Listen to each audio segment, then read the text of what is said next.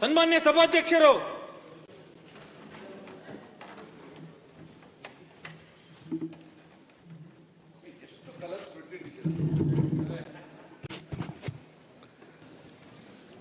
ನಿಮ್ಮಂತ ಹೀರೋಗಳೆಲ್ಲ ಮುಂದೆ ಇರುವಾಗ ನಾನು ಸ್ವಲ್ಪ ಕರಕಬೇಕಲ್ಲ ಇಲ್ಲಿ.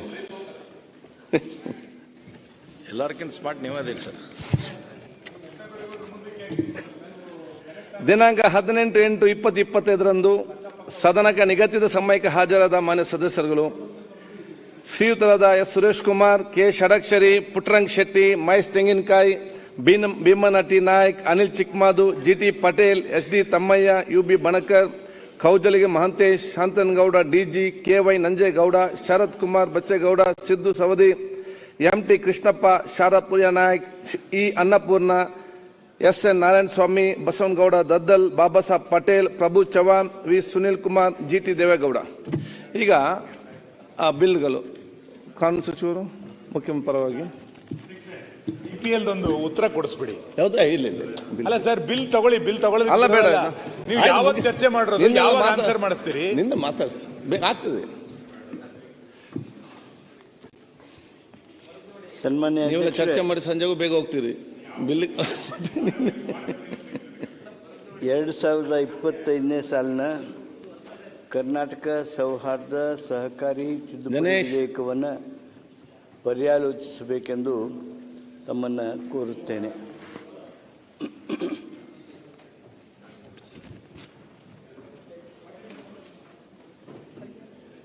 ಅಧ್ಯಕ್ಷರ ಬಿಲ್ ಕಾಪಿಗಳು ಒಂದು ಬಂದಿಲ್ಲ. ಬಿಲ್ ಕಾಪಿಗಳು ಈಗ 20 ಸಾಲಿನ ಕರ್ನಾಟಕ ಸೌಹಾರ್ದ ಸಹಕಾರಿ ತಿದ್ದುಪಡಿ ವಿಧೇಯಕವನ್ನು ಪರಿಶೀಲಿಸುತ್ತದೆ ಎಂಬ ವಿಷಯ ಸಭೆಯ ಮುಂದಿದೆ. ಪ್ರಸ್ತಾವದ ಪರವಾಗಿರೋ ಹೌದೆಂದು ಸೂಚಿಸಬೇಕು, ಪ್ರಸ್ತಾವದ ವಿರೋಧವಾಗಿರೋ ಇಲ್ಲ ಎಂದು ಸೂಚಿಸಬೇಕು. ಪ್ರಸ್ತಾವ ಹೌದನ ಪರವಾಗಿದೆ ಎಂದು ಭಾವಿಸುತ್ತೇನೆ. ಪ್ರಸ್ತಾವ ಹೌದನ ಪರವಾಗಿದೆ. ಪ್ರಸ್ತಾವಕ್ಕೆ ಅನುಮೋದನೆ ದೊರಕಿದೆ. ಚರ್ಚಿಸಿ, ವಿವರಣೆ ಮಂಡಿಸಿ. ನಿನ್ನೆನೂ ಕಳಿಸಿದ್ದೇವೆ. ಬಂದಿಲ್ಲ ಅಂದೆ. ಎಜೆಂಡಾದಲ್ಲಿ ಕೊಟ್ಟಿರಬೇಕು. ಎಜೆಂಡಾ ನೋಡಿದ್ದೀರಾ? ಎಜೆಂಡಾದಲ್ಲಿ ನೋಡಿದ್ದೀರಾ? ಏನ? ಅಲ್ಲ, ನಿನ್ನೆನೂ ಕೊಟ್ಟಿದ್ದೀವಿ. ಅಜೆಂಡಾದಲ್ಲಿ ಐತೆ. ಎಲ್ಲಿ ಕೊಡಿ? ಅಲ್ಲ, ಎಜೆಂಡಾದಲ್ಲಿ ಕೂಡ ಕಾಪಿ ಹಾಕಿರ್ತಾರೆ. ಸನ್ಮಾನ್ಯ ಅಧ್ಯಕ್ಷರೇ, ಕರ್ನಾಟಕ ಸೌಹಾರ್ದ ಸಹಕಾರಿ ತಿದ್ದುಪಡಿ ವಿಧೇಯಕವನ್ನು ಇವತ್ತು ವಿಶೇಷವಾಗಿ ಸಹಕಾರಿ ಸೌಹಾರ್ದ ಸಹಕಾರಿ ಕ್ಷೇತ್ರವನ್ನು ಆರ್ಥಿಕವಾಗಿ ಶಿಸ್ತುಗೊಳಿಸಬೇಕು, ಸಾಮಾಜಿಕ ಹೊಣೆಗಾರಿಕೆ ಬಗ್ಗೆ ಅವ್ರಿಗೆ ವಿಶೇಷವಾಗಿರ್ತಕ್ಕಂಥ ಗಮನ ಇರಬೇಕು, ಹಾಗೂ ತಮ್ಮ CEO ಹಾಗೂ ಡೈರೆಕ್ಟರ್ಗಳಿಗೆ ಹೊಣೆಗಾರಿಕೆ ಇರಬೇಕು.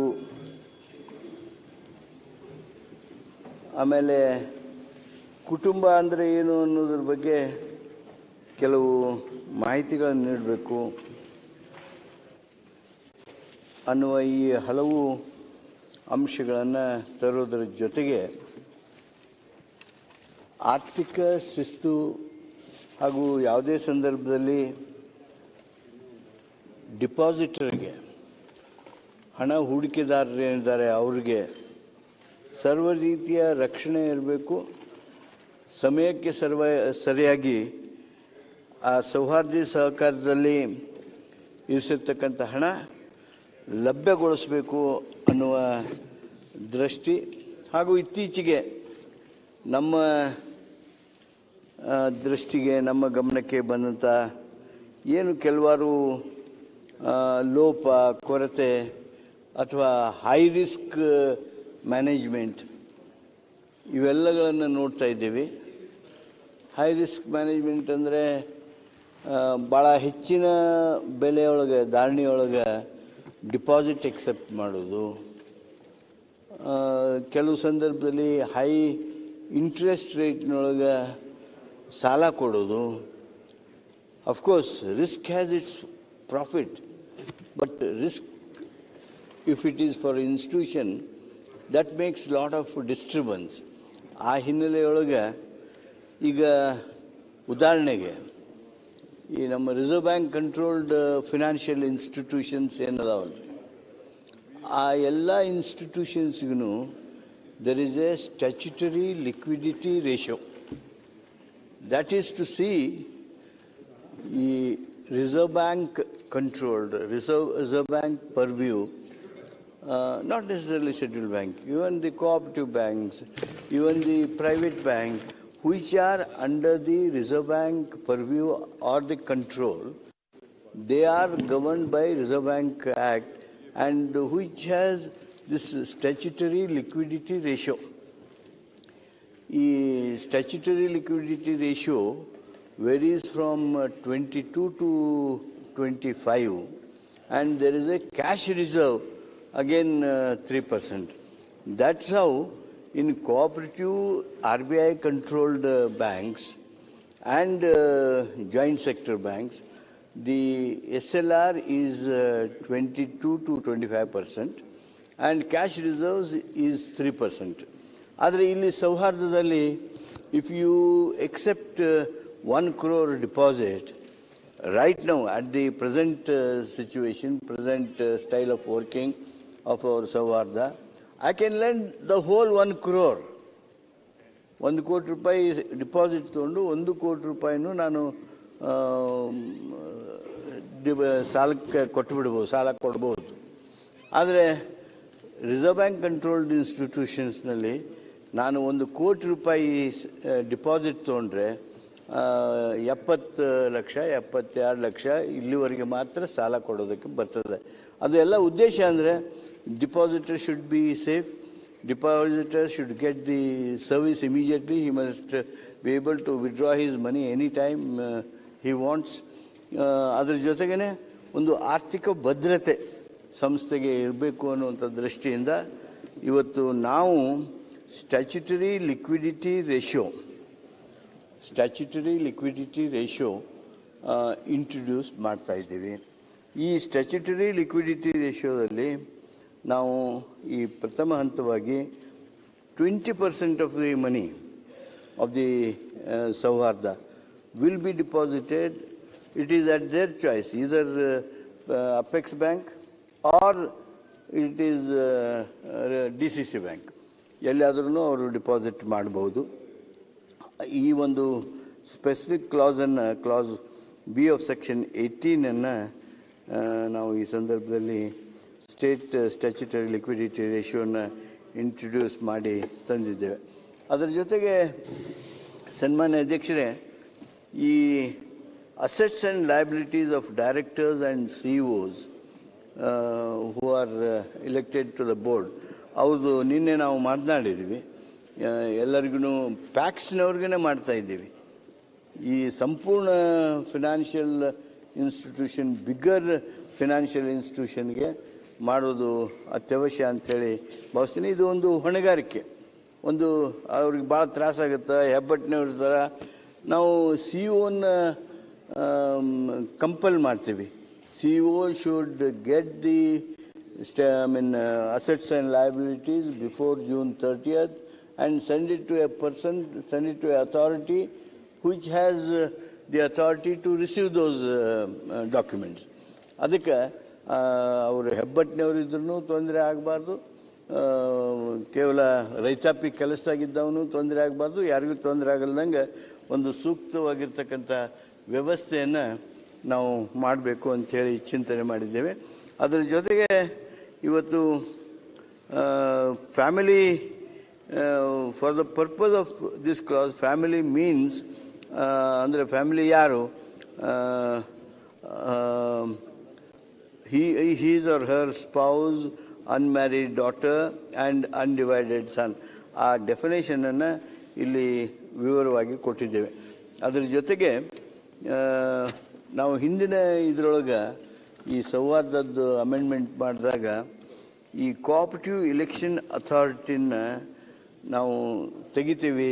Registrar will be empowered are the federation will be empowered for election ಅಂತೇಳಿ ಹೇಳಿದ್ವಿ. ಆದರೆ ತಮಗೂ ಗೊತ್ತಿದೆ, ಮಾನ್ಯ ರಾಜ್ಯಪಾಲರು ಸಹಿತ ಇದಕ್ಕೆ ತಮ್ಮದೇ ಆಗಿರ್ತಕ್ಕಂಥ ಸಲಹೆ ಸೂಚನೆಗಳನ್ನು ನಮಗೆ ನೀಡಿದರು. ಆ ಹಿನ್ನೆಲೆಯೊಳಗೆ ನಾವು cooperative election authority will be retained. In fact, ನಾವು ಸಹಕಾರ ಕ್ಷೇತ್ರದೊಳಗೆ ಕೋಆಪರೇಟಿವ್ ಇಲೆಕ್ಷನ್ ವಿಂಗ್ ಅಂತಲೇ ಮಾಡಬೇಕು ಅಂತ ಇದ್ವಿ. ಅದರ ಬದಲು ಈಗೇನು ಎಕ್ಸಿಸ್ಟಿಂಗ್ ಇದೆ cooperative election authority, that will continue. ಆಮೇಲೆ ನಾವು ಕಳೆದ ಸಭೆಯೊಳಗೆ ಆ್ಯನ್ಯುವಲ್ ಜನರಲ್ ಬಾಡಿಗೆ ಆಮೇಲೆ ಮಿನಿಮಮ್ ಬಿಸ್ನೆಸ್ ಮಾಡೋದನ್ನು ಕೈ ಬಿಟ್ಟಿದ್ವಿ. ಆದರೆ ನಾನು ನಿನ್ನೆ ಹೇಳಿದೆ, 97th ಕಾನ್ಸ್ಟಿಟ್ಯೂಷನಲ್ ಅಮೆಂಡ್ಮೆಂಟ್ ಡಾಕ್ಟರ್ ನಿನ್ನೆ ಕೇಳಿಸಿಕೊಂಡಿದ್ದಿಲ್ಲ ನೀವು, ಅಶ್ವಥ್ ನಾರಾಯಣರ ನಿನ್ನೆ ಕೇಳಿಸಿಕೊಂಡಿದ್ದಿಲ್ಲ ನೀವು, ಯಾಕಂದರೆ ಎಲ್ಲರೂ ಅವಸರದಲ್ಲೇ ಇದ್ವಿ ಹೋಗಬೇಕು ಅಂತೇಳಿ. 97th constitutional amendment gives the fundamental right for any citizen of the country to form a cooperative society. Of course, he is to follow rules and regulations. ಮಾನ್ಯ ಶರದ್ ಪವಾರ್ ಅವರು ಈ ಒಂದು ಕಾನ್ಸ್ಟಿಟ್ಯೂಷನ್ ಅಮೆಂಡ್ಮೆಂಟ್ ತೊಗೊಂಡು ಬಂದು ಪಾರ್ಲಿಮೆಂಟನ್ನು ಒಪ್ಪಿಸಿ ಎಲ್ಲ ಒಂದು ದೊಡ್ಡ ಎಕ್ಸಸೈಸ್ ಮಾಡಿ ಅದರಲ್ಲಿ ಯಶಸ್ವಿಯಾದರು. ಅವ್ರನ್ನ ನಾನು ನೆನಪು ಮಾಡ್ಕೋತೀನಿ. ನಿನ್ನೆ ನಾನು ನೆನಪು ಮಾಡ್ಕೋಬೇಕಾಗಿದ್ದು ಅಂತಂದರೆ ಡಾಕ್ಟರ್ ಸಿಸೋಡೆ ಅವ್ರನ್ನೂ ಸಹಿತ ನೆನಪು ಮಾಡ್ಕೋಬೇಕಾಗಿತ್ತು. He was the one who was also instrumental. Shivajirao Patil ಅಂಥೇಳಿ ಮಹಾರಾಷ್ಟ್ರದವರು, ಅವರು ನಾನು ನೆನಪು ಮಾಡ್ಕೋತೀನಿ. ಕಾರಣ ಇಷ್ಟೇ, ನಾನು ಆ ಸಮಿತಿ ಸದಸ್ಯ ಆದಾಗ we had so much of dreams. ಆ ಡ್ರೀಮ್ಸನ್ನು ಹೇಗೆ ನಾವು ಇಂಪ್ಲಿಮೆಂಟ್ ಮಾಡ್ಬೋದು, ರಿಯಲೈಸ್ ಮಾಡ್ಬೋದು ಅಂಥೇಳಿ ಇವೆಲ್ಲ ಮಿನಿಮಮ್ 3ರಲ್ಲಿ 2 ಜನರಲ್ ಬಾಡಿ ಅಟೆಂಡ್ ಆಗಬೇಕು. ಯಾವುದೇ ಸದಸ್ಯ ಇದ್ದು ಬರೀ ವೋಟ್ ಹಾಕೋದಕ್ಕಲ್ಲ, not to give strength to those who are in the management, ಆದರೆ ಅವನು ಅದರಲ್ಲಿ ವ್ಯವಹಾರ ಮಾಡೋದ್ರೊಳಗೆ ಸೊಸೈಟಿ ಜೊತೆಗೆ ಬ್ಯಾಂಕ್ ಜೊತೆಗೆ ವ್ಯವಹಾರ ಮಾಡೋದಕ್ಕೆ ವಿಶೇಷವಾದ ಆಸಕ್ತಿಯನ್ನು ತೋರಿಸ್ಬೇಕು. ಅವನು ತನ್ನ ಡಿಪಾಸಿಟ್ಗಳನ್ನು ಇಡಬೇಕು, ಸಾಲ ತಗೋಬೇಕು ಅನ್ನುವಂಥ ಎಲ್ಲ ರೀತಿಯ ತಿಳುವಳಿಕೆ ಕೊಡ್ತಕ್ಕಂಥ, ಕಂಪೆಲ್ ಮಾಡ್ತಕ್ಕಂಥ ನಿಯಮಗಳನ್ನು ಮಾಡಿದ್ವಿ. ಅದು ಸುಪ್ರೀಂ ಕೋರ್ಟ್ಗೆ ಹೋಗಿದೆ, ಹೈಕೋರ್ಟ್ಗೆ ಹೋಗಿದೆ, ಕೆಲವಾರು ಕಾನೂನಿನ ಜಿಜ್ಞಾಸೆ ಒಳಗಿದೆ. ಅದನ್ನು ಮತ್ತೊಂದು ಸಂದರ್ಭದಲ್ಲಿ ಮಾತಾಡ್ತೀನಿ. ಆ ಒಂದು ತಿದ್ದುಪಡಿಯ ಹಿನ್ನೆಲೆಯೊಳಗೆ ಇವೆಲ್ಲ ಕೋಆಪ್ಟಿವ್ಸ್ ಅಂದರೆ ಹೆಂಗೆ ಕೆಲಸ ಮಾಡಬೇಕು ಅಂತೇಳೆಲ್ಲ ಬಂದಿದ್ದು. ಇವು ಎರಡನ್ನ ನಾವು ತೆಗೆದಿದ್ವಿ, ಹಲವಾರು ಕಾರಣದಿಂದ ತೆಗೆದಿದ್ವಿ. ಆದರೆ ರಾಜ್ಯಪಾಲರು ಸಹಿತ ಇವುಗಳ ಅಗತ್ಯತೆಯನ್ನು ಹಾಗೂ ಆ ಕಾನ್ಸ್ಟಿಟ್ಯೂಷನಲ್ ಅಮೆಂಡ್ಮೆಂಟಲ್ಲಿ ಬಂದಿರತಕ್ಕಂಥ ಸ್ಪಿರಿಟನ್ನು ಡೈಲ್ಯೂಟ್ ಮಾಡಬೇಡ್ರಿ ಅಂಥೇಳಿ ಅನ್ನುವಂಥ ಅವರ ಒಂದು ಅನಿಸಿಕೆ ಏನಿತ್ತು, ಅದಕ್ಕೆ ನಾವು ಸ್ಪಂದಿಸಿದ್ವಿ ಅನ್ನೋದನ್ನು ಈ ಸಂದರ್ಭದೊಳಗೆ ಹೇಳಿ, ಇವುಗಳನ್ನು ಈ ತಿದ್ದುಪಡಿಗಳನ್ನು ನಾವು ಈಗ ತಂದಿದ್ದೇವೆ. ಇದನ್ನು ದಯಮಾಡಿ ತಾವು ಒಪ್ಪಿಕೊಡ್ಬೇಕು. ಸೌಹಾರ್ದ ಸಹಕಾರಿ ಸಂಘದ ಆರೋಗ್ಯವನ್ನು ಕಾಪಾಡೋದ್ರ ಸಲುವಾಗಿ ಹಾಗೂ ಆರ್ಥಿಕ ಶಿಸ್ತನ್ನು ಮೂಡಿಸೋದ್ರ ಸಲುವಾಗಿ, ಜವಾಬ್ದಾರಿಗಳನ್ನು, ಹೊಣೆಗಾರಿಕೆಯನ್ನು ಹೊತ್ತುಕೊಳ್ಳೋದ್ರ ಸಲುವಾಗಿ ಈ ಕಾನೂನು, ಈ ತಿದ್ದುಪಡಿಯನ್ನು ತಂದಿದ್ದೇವೆ. ದಯಮಾಡಿ ಎಲ್ಲರೂ ಒಪ್ಪಬೇಕು ಅಂತೇಳಿ ನಾನು ನಿಮ್ಮಲ್ಲಿ ವಿನಂತಿ ಮಾಡ್ತೀನಿ. ಮಾನ್ಯ ಸಭಾಧ್ಯಕ್ಷರೇ, ಮಾನ್ಯ ಕಾನೂನು ಸಚಿವರು ಕರ್ನಾಟಕ ಸೌಹಾರ್ದ ಸಹಕಾರಿ ತಿದ್ದುಪಡಿ ವಿಧೇಯಕವನ್ನು ಮಂಡನೆ ಮಾಡಿ ಡೀಟೇಲ್ ಮಾಹಿತಿಯನ್ನು ಒದಗಿಸಿದ್ದಾರೆ. ಅವರಲ್ಲಿ ತಮ್ಮ ಮೂಲಕ ವಂಚನೆಯ ವರದಿಯಲ್ಲಿರುವ ಅಕ್ರಮ ಅಥವಾ ವಂಚನೆ ಅಥವಾ ದುರ್ವಿನಿಯೋಗದಲ್ಲಿ ತೊಡಗಿರುವ ವ್ಯಕ್ತಿಗಳ ವಿರುದ್ಧ ಕ್ರಿಮಿನಲ್ ಪ್ರಕರಣವನ್ನು ದಾಖಲಿಸುವುದು ಅಂತ ತಿದ್ದುಪಡಿನಲ್ಲಿ ತಂದಿದ್ದಾರೆ. ತಮ್ಮ ಮೂಲಕ ಮಾನ್ಯ ಸಚಿವರಲ್ಲಿ ಈ ಹಿಂದಿನ ಕಾಯ್ದೆಯಲ್ಲಿ ಅಕ್ರಮ ಮಾಡಿರೋರ ವಿರುದ್ಧವಾಗಿ ಪ್ರಕರಣಗಳನ್ನು ದಾಖಲು ಮಾಡ್ತಕ್ಕಂಥ ವಿಚಾರ ಇರಲಿಲ್ವಾ ಅನ್ನೋದು ನನ್ನ ಪ್ರಶ್ನೆ. ಈ ಒಂದು ಸೌಹಾರ್ದ ವ್ಯವಸ್ಥೆಯನ್ನು ಸದೃಢಗೊಳಿಸತಕ್ಕಂಥ ನಿಟ್ಟಿನಲ್ಲಿ ಈ ಕಾಯ್ದೆ ತಂದಿರೋದ್ರ ಬಗ್ಗೆ ಸ್ವಾಗತ ಮಾಡ್ತೇನೆ. ಆದರೆ ಈ ಹಿಂದೆ ಕೋಟ್ಯಾನುಕೋಟಿ ಹಣವನ್ನು ಈ ಒಂದು ಸೌಹಾರ್ದ ಸಹಕಾರ ಸಂಘಗಳಲ್ಲಿ ಅಕ್ರಮ ಮಾಡಿರೋರ ಬಗ್ಗೆ ಕ್ರಿಮಿನಲ್ ದಾಖಲೆಗಳು ದಾಖಲಾಗಿಲ್ವಾ? ಏಕೆಂದರೆ ಹಿಂದಿನ ಕಾಯ್ದೆನಲ್ಲಿ ಅದು ಇನ್ಕ್ಲೂಡ್ ಆಗಿರಲಿಲ್ವಾ ಅನ್ನೋದು ನನ್ನ ಒಂದು ಪ್ರಶ್ನೆ. ತಮ್ಮಲ್ಲಿ ವಿನಂತಿಸ್ತೇನೆ ಮಾನ್ಯ ಸಭೆ. ಮಾನ್ಯ ಅಧ್ಯಕ್ಷರೇ, ಮಾನ್ಯ ಮಂತ್ರಿಗಳು ವಿವರವಾಗಿ ಕರ್ನಾಟಕ ಸೌಹಾರ್ದ ಸಹಕಾರಿ ತಿದ್ದುಪಡಿ ವಿಧೇಯಕದ ಬಗ್ಗೆ ಹೇಳಿದರು. ಇದರಲ್ಲಿ 4-5 ವಿಷಯಗಳನ್ನು ಸರ್ಕಾರದ ಮುಂದೆ ಇಡಕ್ಕೆ ಇಚ್ಛೆಪಡ್ತೇನೆ. ಸ್ಟ್ಯಾಟ್ಯುಟರಿ ಲಿಕ್ವಿಡಿಟಿ ರೇಷಿಯೋ ಬಗ್ಗೆ ಏನು ತಾವು ಹೇಳಿದ್ರಿ ಸರ್, ಇದರಲ್ಲಿ ವರ್ಡಿಂಗ್ ಏನು ಬಂದಿತ್ತಂದ್ರೆ ತಮ್ಮದು ರಾಜ್ಯ ಶಾಸನಬದ್ಧ ಮೀಸಲು ದ್ರವ್ಯ ಅಂಥೇಳಿ ಮೆನ್ಷನ್ ಮಾಡಿರಿ. ಇದೇನಾಕೈತಿ, ಇದು ಸರ್ಕಾರದ ಆಸ್ತಿ ಅಂತ ಪರಿಗಣನೆ ಆಕೈತೆ. ಅವಾಗ ಅದನ್ನು ಶಾಸನಬದ್ಧ ದ್ರವ್ಯಾಸ್ತಿ ಅಂಥೇಳಿ ತಾವು ಅದನ್ನು ಮೆನ್ಷನ್ ಮಾಡಿದ್ರೆ ಅವಾಗ ಅದು ಅಮೌಂಟ್ ಏನಿರ್ತೈತಲ್ಲ ಅದು ಕನ್ಸರ್ನ್ ಸೌಹಾರ್ದದ ಉಳಿತೈತಿ. ಅದಕ್ಕೆ ಅದನ್ನು ಒಂದು ಸ್ವಲ್ಪ ಚೇಂಜ್ ಮಾಡಬೇಕು ಅಂಥೇಳಿ ವಿನಂತಿ ಮಾಡ್ತೀವಿ. ಆಮೇಲೆ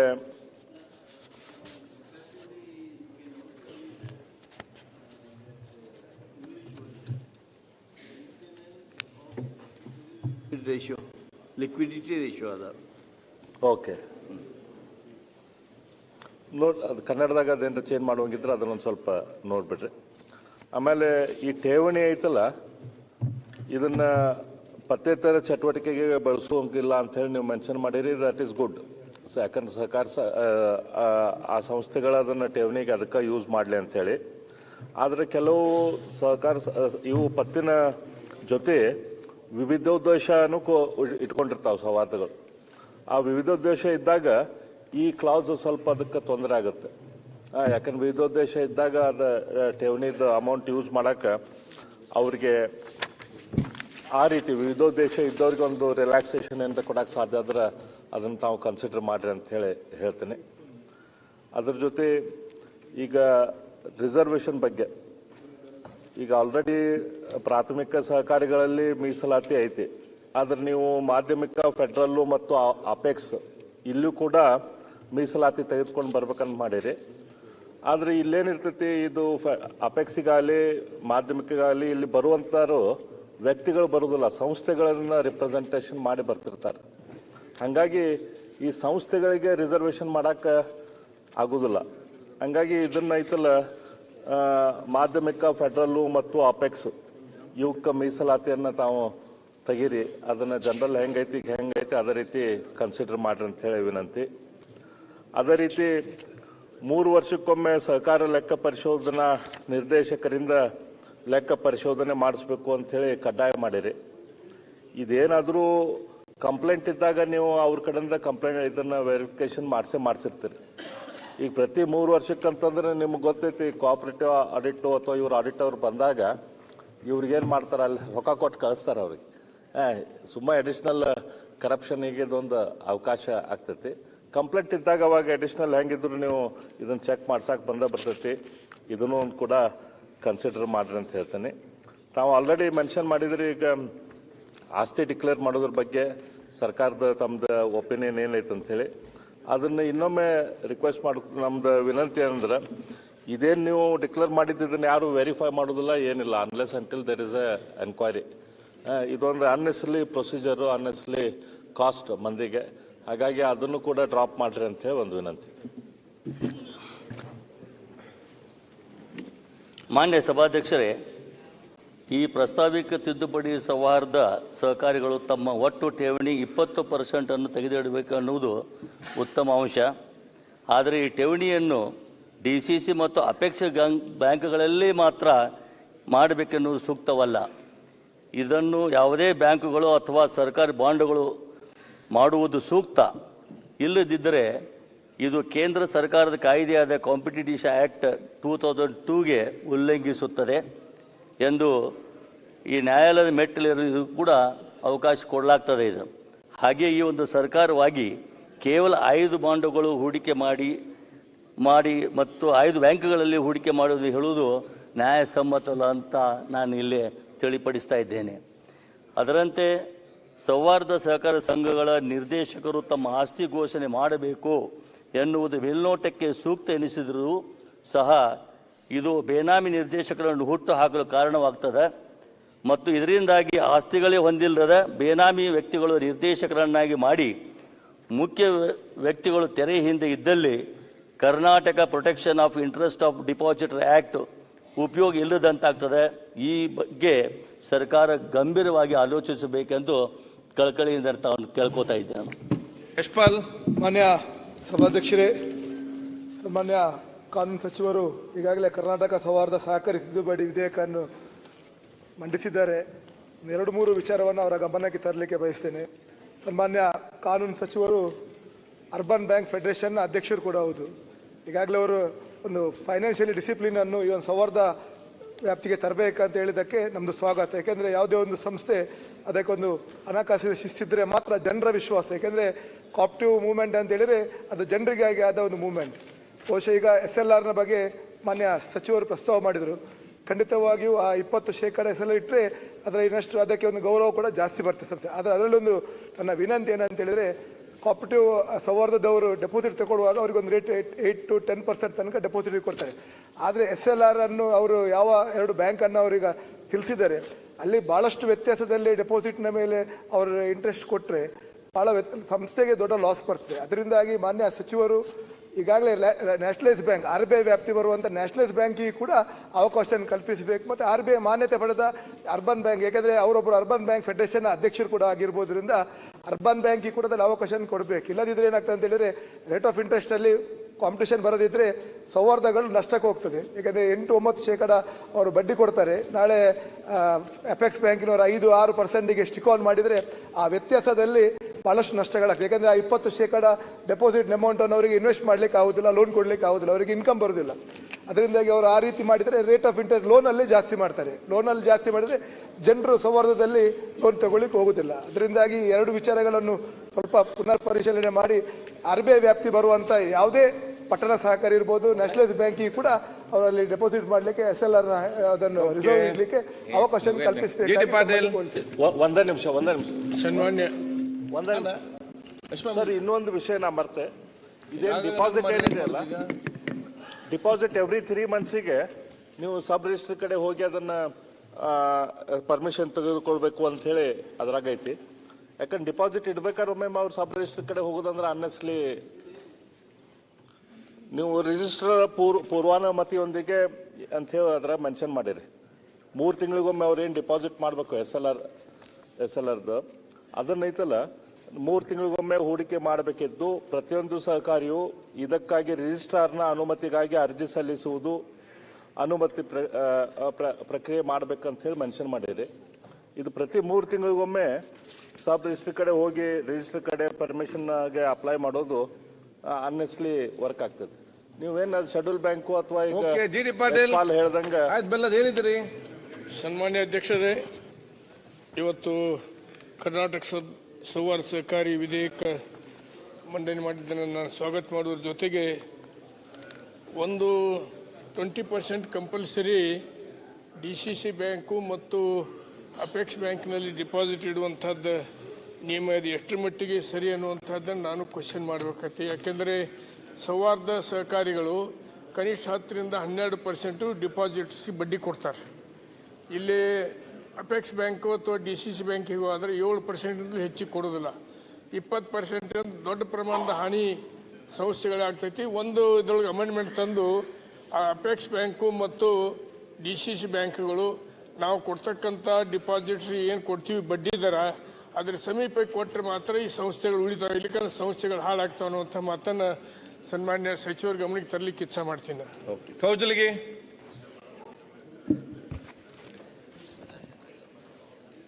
ಸನ್ಮಾನ್ಯ ಸಭಾಧ್ಯಕ್ಷರೇ, ಈ ಬಿಲ್ಲನ್ನು ನಾನು ಸ್ವಾಗತವನ್ನು ಮಾಡ್ತಾ, ಬಹುಶಃ ಈ ಒಂದು ತಿದ್ದುಪಡಿ ಏನು ತಂದಿದ್ದಾರಲ್ಲ, ಇದರಿಂದ ಪರ್ಟಿಕ್ಯುಲರ್ಲಿ ಸೌಹಾರ್ದ ಸಹಕಾರ ಸಂಘದಲ್ಲಿ ಏನು ಹಣವನ್ನು ಇಟ್ಟಿರ್ತಿರೋದಿಲ್ಲ ಅವರಿಗೆ ಬಹಳ ಅನುಕೂಲ ಆಗ್ತಾ ಇದೆ ಅಂಥೇಳಿ, ಅಂದರೆ ಸ್ವಲ್ಪ ಮಟ್ಟಿಗಾದರೂ ಸಹಿತ ಅವರು ನಿರಾಳಾಗ್ತಾರೆ ಅಂಥೇಳಿ ನನ್ನ ಒಂದು ಅನಿಸಿಕೆ.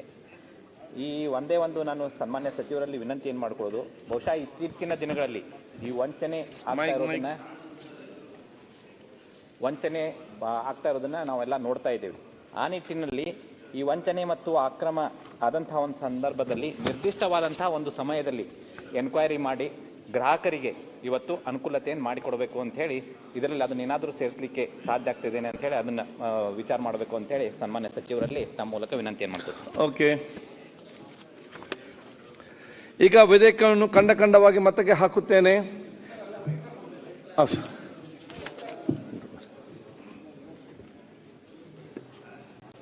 ಸನ್ಮಾನ್ಯ ಅಧ್ಯಕ್ಷರೇ, ನಾನು ಈ ಒಂದು ವಿಧೇಯಕದ ಮೇಲೆ ಬಾಲಕೃಷ್ಣ ಅವರು, ಮಾನ್ಯ ಡೆಪ್ಟಿ ನಾಯಕರಾದ ಬೆಲ್ಲದವರು, ನಮ್ಮ ಜಮಖಂಡಿ MLA ಸ್ವಾಮಿಯವರು ಮಾತನಾಡಿದ್ದಾರೆ, ವಿವರವಾಗಿ ಮಾತನಾಡಿದ್ದಾರೆ. JT ಪಾಟೀಲ್ರು ಮಾತನಾಡಿದ್ದಾರೆ, ಕೌಜಲ್ಗಿ ಅವರು ಮಾತನಾಡಿದ್ದಾರೆ, ನಮ್ಮ ಯಶ್ಪಾಲ್ರವರು ಮಾತನಾಡಿದ್ದಾರೆ. ನನಗೆ 2-3 ಮಾತ್ರ ಕ್ಲಾರಿಫಿಕೇಷನ್ ಹೇಳಬೇಕಾಗುತ್ತೆ. ಇದರಲ್ಲಿ ಯಾವುದೂ ವ್ಯತ್ಯಾಸನೇ ಇಲ್ಲ. ಈ ಆರ್ಥಿಕ ಶಿಸ್ತು ತರೋದಕ್ಕೆ ಹಾಗೂ ಸೌಹಾರ್ದವನ್ನು ಇನ್ನೂ ಹೆಚ್ಚು ಬಲ ತುಂಬುವುದಕ್ಕೆ, ಆಮೇಲೆ ಸ್ಟ್ಯಾಚ್ಯುಟರಿ ರೇಷಿಯೋ ತರೋದ್ರ ಮೂಲಕ ಏನು ಅನುಕೂಲ ಆಗುತ್ತೆ, ರಕ್ಷಣೆ ಆಗುತ್ತೆ ಅನ್ನೋದನ್ನು ಈ ಸದನ ಅರ್ಥೈಸ್ಕೊಂಡಿದೆ. ನಾನು ಯಾಕೆ ಈ ಮಾತುಗಳನ್ನು ಹೇಳ್ತಾ ಇದ್ದೀನಿ ಅಂದರೆ, ನೋಡಿ, ನಮ್ಮ ಸೌಹಾರ್ದ ಕ್ಷೇತ್ರ ಬೆಳಿಬೇಕು ಅಂಥೇಳಿ ನಮ್ಮೆಲ್ಲರದು ಆಶೆ. ಇದು ಜಸ್ಟ್ 25-year-old ಬೇಬಿ. ಇದು ಸೌಹಾರ್ದ ಕ್ಷೇತ್ರದಲ್ಲಿ ನಮ್ಮ ಕರ್ನಾಟಕದೊಳಗೆ 6546 ಸಂಸ್ಥೆಗಳು, ಸಂಘಗಳು ರಿಜಿಸ್ಟರ್ ಆದವು.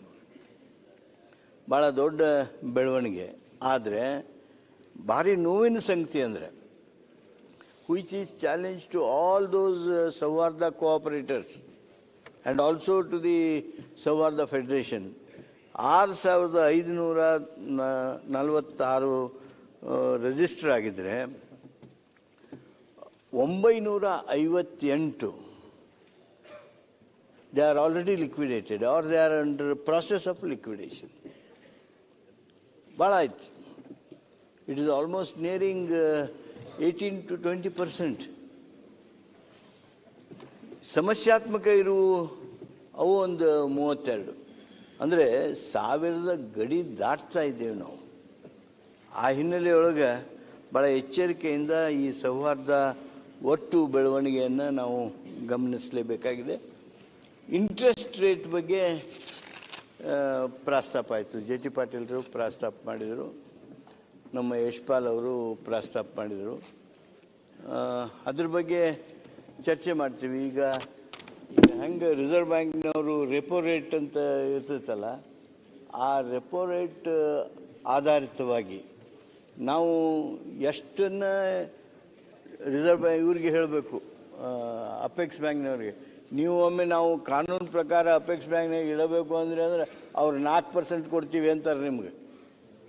ಈಗ ನಮ್ಮ ಸಹಕಾರ ಕ್ಷೇತ್ರದ ರಿಸರ್ವ್ ಫಂಡ್ ಇದೆಯಲ್ಲ, ಆ ರಿಸರ್ವ್ ಫಂಡ್ 4%, 4.25%, 5ರೊಳಗನ that type of monopoly we don't want to give. ಅದಕ್ಕೆ ಇವತ್ತು ನಿಮ್ಗೆ ನಾವು DCC ಬ್ಯಾಂಕ್, ಅಪೆಕ್ಸ್ ಬ್ಯಾಂಕಿಗೆ ನಾವು 2 ಆಲ್ಟರ್ನೇಟಿವ್ ಕೊಟ್ಟಿದ್ದೀವಿ. ಆದರೆ ಯಾವ ಕಾರಣಕ್ಕೂ ಸಹಿತ ನಿಮ್ಮ ಆರ್ಮ್ ಟ್ವಿಸ್ಟ್ ಮಾಡಿ ಕಾನೂನು ಐತಿ ಅದಕ್ಕೆ ತಂದಿಡ್ರಿ ನೀವು ಅಂಥೇಳಿ ಹೇಳೋದು, ಅಥವಾ ರಿಜಿಸ್ಟ್ರಾರ್ ಅದಕ್ಕೆ ಒತ್ತಾಯ ಮಾಡೋದು, ಅಥವಾ ಮಂತ್ರಿಗಳು ಒತ್ತಾಯ ಮಾಡೋದು, ಹಿಂಗೆ ಯಾವುದೂ ಆಗಲ್ದಂಗೆ ನಿಮಗೂ ಫ್ರೀ ಹ್ಯಾಂಡ್ ಇರೋಂಗೆ but reasonable rate of interest. ನೀವು ಮಾರ್ಕೆಟ್ನೊಳಗೆ ಏನೈತೆ ಅನ್ನೋದು ನೋಡಬೇಕು. ನೀವು ಮನಿ ಮಾರ್ಕೆಟ್ ಹೆಂಗೈತಪ್ಪ, ನೀವು 15% ಕೊಟ್ಟರೆ ಡಿಪಾಸಿಟರ್ಗೆ, ನಾವು 15% ಕೊಟ್ಟಿವಿ, 10% ಕೊಟ್ಟಿವಿ, 11% ಕೊಟ್ಟಿವಿ. ಆ ರೆಪೋ ರೇಟನ್ನು ಆಧರಿಸಿ ನಿಮ್ಮ ಫಿನಾನ್ಷಿಯಲ್ ಗ್ರೋತ್ ಆಗಬೇಕು. ಇಲ್ಲದೆ ಹೋದರೆ ಎಲ್ಲೋ ಒಂದು ಕಡೆ ನೀವು ಹೈ ರಿಸ್ಕ್ ತೊಗೋತೀರಿ. High risk is always dangerous. ಯಾಕಂದರೆ ಈ ಪಬ್ಲಿಕ್ ಡಿಪಾಸಿಟ್ ಏನದಲ್ಲ, this is not your money, you are a trustee. ನೀವು ಸಹಕಾರಿ ಚೇರ್ಮನ್ ಇರೋರು, ಸಂಸ್ಥೆ ಚೇರ್ಮನ್ ಇರೋರು, ಡೈರೆಕ್ಟರ್ ಅವರು, you are trustees of that money. ಆದ್ದರಿಂದ ನಾನು ನಿಮ್ಮಲ್ಲಿ ವಿವರಿಸೋದಿಷ್ಟೇ, ದಯಮಾಡಿ ಇದನ್ನು ಶಿಸ್ತುಗೊಳಿಸೋದ್ರ ಸಲುವಾಗಿ ಇದನ್ನು ಮಾಡ್ತಾಯಿದ್ದೀವಿ.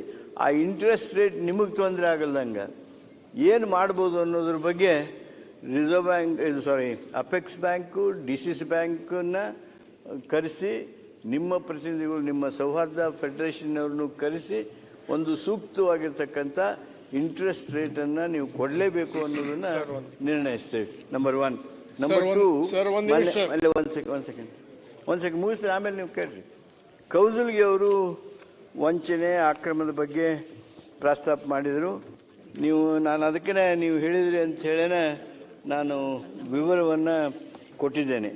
32 ಸಮಸ್ಯಾತ್ಮಕ ಅದಾವು, 12 FIR ಫೈಲ್ ಮಾಡಿದ್ದಾರೆ, 3 PCR ಫೈಲ್ ಮಾಡಿದ್ದಾರೆ, 9 ಬೇರೆ ಬೇರೆ ಪೊಲೀಸ್ ಇನ್ವೆಸ್ಟಿಗೇಷನ್ ವ್ಯವಸ್ಥೆಯಲ್ಲಿದೆ. ಅದರಿಂದ ಕ್ರಮಗಳನ್ನು ತೆಗೆದುಕೊಳ್ಳಲಾಗಿದೆ. ಇನ್ನೂ ಹೆಚ್ಚಿನ ಕ್ರಮಗಳನ್ನು ಅವರು ಫೆಡರೇಷನ್ನವರು ತೆಗೆದುಕೊಂಡಿರಲಿಕ್ಕೆ ಸಾಕು ಅನ್ನೋದನ್ನು ಈ ಸಂದರ್ಭದೊಳಗೆ ಹೇಳ್ತಾ, ಈ ಒಂದು ಮಾತಾಡುವಾಗ ಮಾನ್ಯ ಬೆಲ್ಲದವರು ಈ ಸ್ಟ್ಯಾಚ್ಯುಟರಿ ಲಿಕ್ವಿಡಿಟಿ ರೇಷಿಯೋನ ಕನ್ನಡದಲ್ಲಿ ಇದು ಓದಿ, ಇದರ ಅರ್ಥ ಶಾಸನಬದ್ಧ ಮೀಸಲು ದ್ರವ್ಯ ನಿರ್ವಹಣೆ ಅಂದರೆ, ಶಾಸನಬದ್ಧ ಅಂದರೆ ಸ್ಟ್ಯಾಚ್ಯುಟರಿ ಮೀಸಲು ದ್ರವ್ಯ, ರಿಸರ್ವ್ ಲಿಕ್ವಿಡಿಟಿ ರೇಷಿಯೋ. ಅದರಿಂದ ಅದು ತಪ್ಪು ಏನು ಆಗೋದಿಲ್ಲ ಅಂತ ನನಗೆ ಅನಿಸಿದೆ. ಆದರೂ ನಿಮ್ಮ ಅಪ್ರಿಹೆನ್ಷನನ್ನು ನಮ್ಮ ಸೆಕ್ರೆಟರಿ ಹಾಗೂ ರಿಜಿಸ್ಟ್ರಾರ್ ಜೊತೆಗೆ ಚರ್ಚೆ ಮಾಡ್ತೀನಿ. ಹಾಗೇನಾರ ಬದಲಾವಣೆ ಅಗತ್ಯ ಇದ್ದರೆ ಅದನ್ನು ಮಾಡೋದಕ್ಕೆ ಬಯಸ್ತೀನಿ. ಆಮೇಲೆ ಮೀಸಲಾತಿ ಇದರೊಳಗಿಲ್ಲ, ಅದು ನಿನ್ನಿದು ನೀವು ಇದ್ರಾಗ ಕೂಡಿಸ್ಕೊಂಡ್ರಿ. ಈಗ ಇರಲಿ, ನಿನ್ನೆ ಪಾಸ್ ಮಾಡಿಕೊಟ್ಟಿದ್ದಾರೆ. ಆಮೇಲೆ 3 ವರ್ಷಕ್ಕೊಮ್ಮೆ ಆಡಿಟ್ ಮಾಡೋದು ಸರ್ಕಾರ ಮಾಡಬೇಕು ಅಂತ ನಿರ್ಣಯಿಸಿದೆ. ಯಾಕೆ ಅಂದರೆ ಈ ನೀವು ವ್ಯವಸ್ಥೆಯನ್ನು ನೋಡಿದ್ದೀರಿ, ಚಾರ್ಟೆಡ್ ಅಕೌಂಟೆಂಟ್ಗೆ ನಾವು ಹಚ್ತೇವೆ. ಭಾಳಷ್ಟು ಚಾರ್ಟೆಡ್ ಅಕೌಂಟೆಂಟ್ ಆಡಿಟ್ನಲ್ಲಿ ಸೀರಿಯಸ್ ಫೈಂಡಿಂಗ್ಸ್ ಬಂದಿಲ್ಲ ಅನ್ನುವಂಥ ಟೀಕೆ ಟಿಪ್ಪಣಿ ಇದೆ. ಎಲ್ಲೋ ಒಂದು ಕಡೆ ಬ್ಯಾಲೆನ್ಸ್, ಚೆಕ್ ಆ್ಯಂಡ್ ಬ್ಯಾಲೆನ್ಸ್ ಅಂತೇವಲ್ಲ, 2 ವರ್ಷ ಅವ್ರು ಮಾಡಲಿ, 3ನೇ ವರ್ಷ ಇವ್ರು ಮಾಡಲಿ. ಒಂದು ಪ್ರಸಂಗ ಬಂತು, ನಿಮ್ಮ ಹತ್ರ ಆಡಿಟರೇ ಇಲ್ಲ ರೀ, ಇರೋರ ಒಂದು 250 ಮಂದಿ ಅದಾರ, ನೀವು ಹೆಂಗೆ ಮಾಡ್ತೀರಿ ಅಂತ ಪ್ರಶ್ನೆ ಕೇಳಿದರು. ಅದಕ್ಕೆ ನಾವು ಒಂದು ನಿರ್ಣಯ ಮಾಡುವಂಥದ್ದು ಅನಿವಾರ್ಯ ಬರ್ತದೆ. We may also appoint chartered accountants, deploy them as government representatives. ಆದರೆ ಮೀನ್ ವೈಲ್ ಈಗ 378 ಆಡಿಟರ್ಸನ್ನು ನೇಮಕ ಮಾಡೋದಕ್ಕೆ ಈಗಾಗಲೇ ಕ್ರಮ ತೆಗೆದುಕೊಂಡಿದ್ದೇವೆ ಅನ್ನೋದನ್ನು ಈ ಸಂದರ್ಭದೊಳಗೆ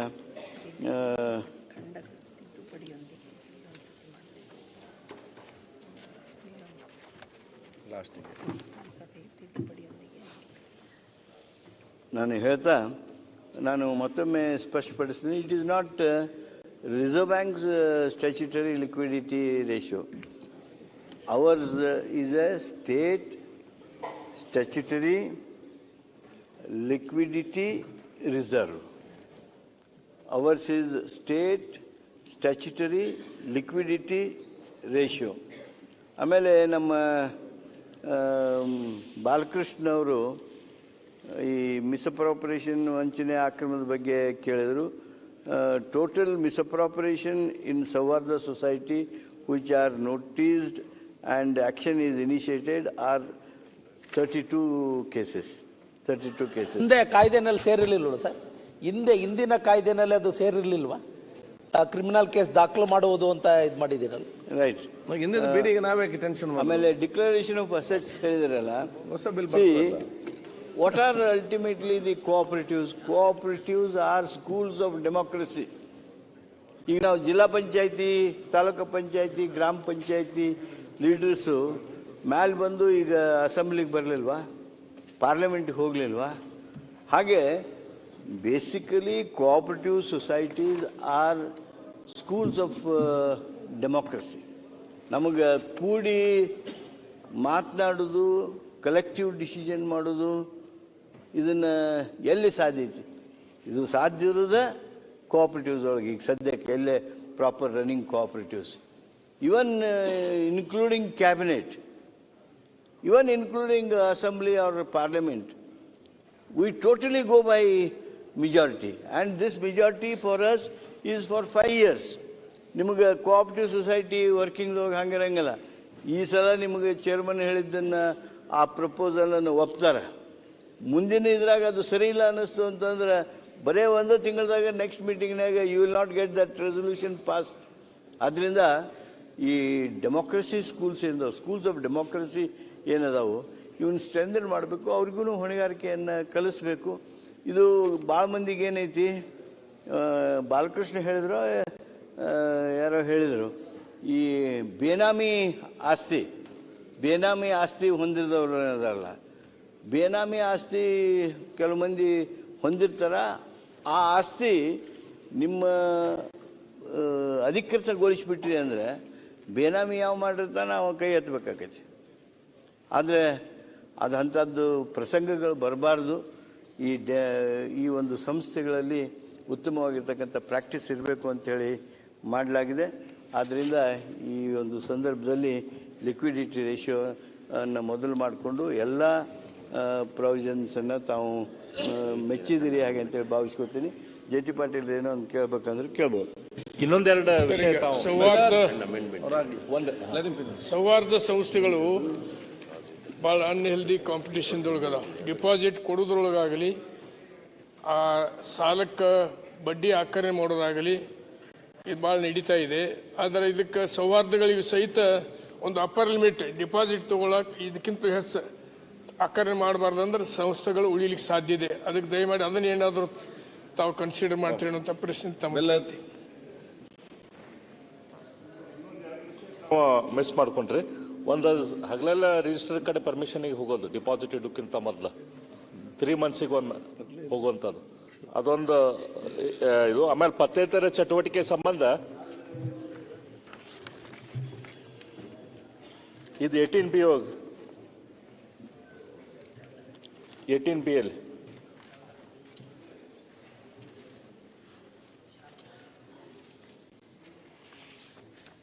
ಡೆಪ್ಟಿ ರಿಜಿಸ್ಟರ್ ಪೂರ್ವಾನುಮತಿಯೊಂದಿಗೆ ಶೆಡ್ಯೂಲ್ ಬ್ಯಾಂಕಿನಲ್ಲಿ ಹೂಡಿಕೆ ಮಾಡಬೇಕಾಗುತ್ತದೆ ಅಂತ. 18B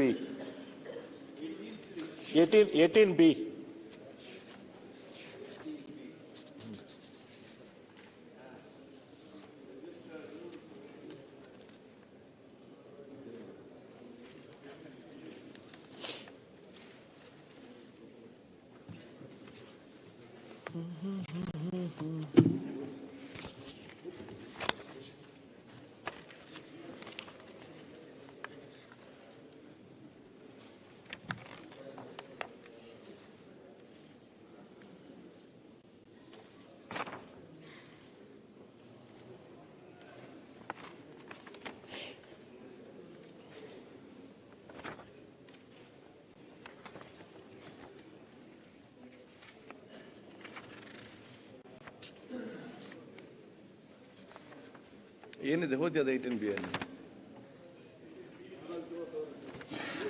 ಇನ್ವೆಸ್ಟ್ಮೆಂಟ್ ಆಫ್ ಫಂಡ್ಸ್ ಅಂತ ಇದೆ ನೋಡಿ ಸರ್. ಅದೇ ಅದರಲ್ಲಿ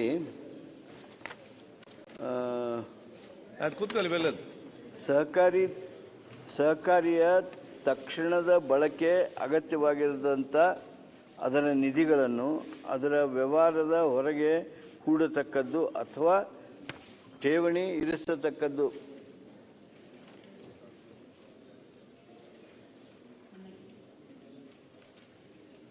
If deposit is in scheduled banks,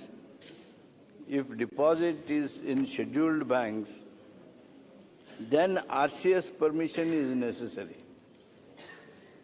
If you want to again extend by 3 months, 6 months, registrar's permission is necessary. ಇದು ಯಾಕೆ ಅಂತಂದರೆ otherwise the cooperative sector money goes to other sectors or governmental sector. ಈಗ nationalise bank ಅಥವಾ commercial banks, private bank ಎಲ್ಲ ಇಟ್ಟರು ಅಂತ ತಿಳ್ಕೊಡ್ರಿ. ನಮ್ಮ ಸಹಕಾರಿ ಕ್ಷೇತ್ರದ ಹಣ ಸಹಕಾರಿ ಕ್ಷೇತ್ರದಿಂದ ಆ ಕಡೆ ಹೋಗ್ತದೆ. ಅಷ್ಟೇ ಯಾಕೆ ಈಗ ನೋಡ್ರಿ ಅರ್ಬನ್ ಬ್ಯಾಂಕ್ಸ್ನೊಳಗೆ ನಾವು 25% ಆಫ್ ಅವರ್ ಸ್ಟ್ಯಾಚ್ಯುಟರಿ ರಿಸರ್ವ್ಸನ್ನು ಸಹಕಾರಿ ಕ್ಷೇತ್ರದೊಳಗನೆ ಇರ್ತಿತ್ತು. ಇದನ್ನು by stroke of A pen order ಮಾಡಿ ರಿಸರ್ವ್ ಬ್ಯಾಂಕ್ನವರು all this statutory liquidity ratio shall be invested in government securities ಅಂತ ಮಾಡಿಬಿಟ್ರು.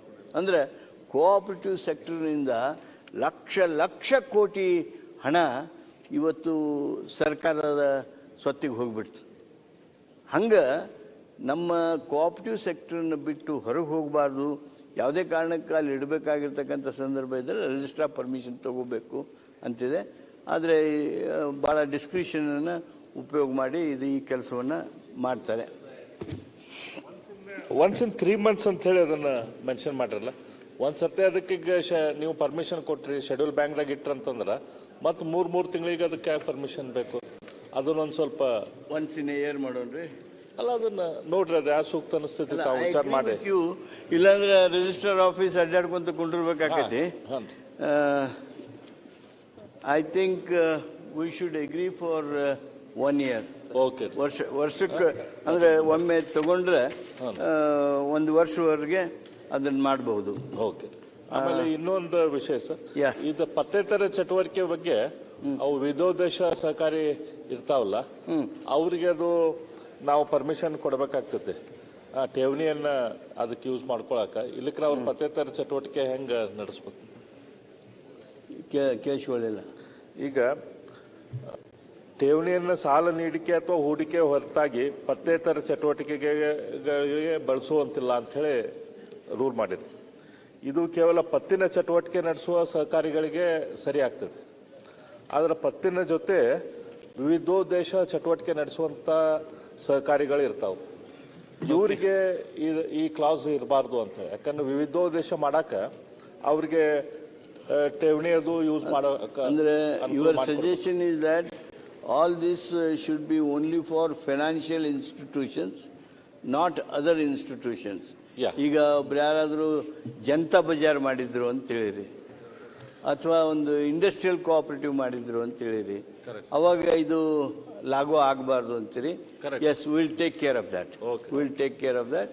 ಇದು 3 ತಿಂಗಳಿದ್ದು ಅದು 1 ವರ್ಷ ಮಾಡೋದಕ್ಕೆ ಸೂಕ್ತವಾಗಿರ್ತಕ್ಕಂಥ ಈ ತಿದ್ದುಪಡಿಯನ್ನು ಇಲ್ಲೇನೆ ನಾನು ಹೇಳ್ತೀನಿ.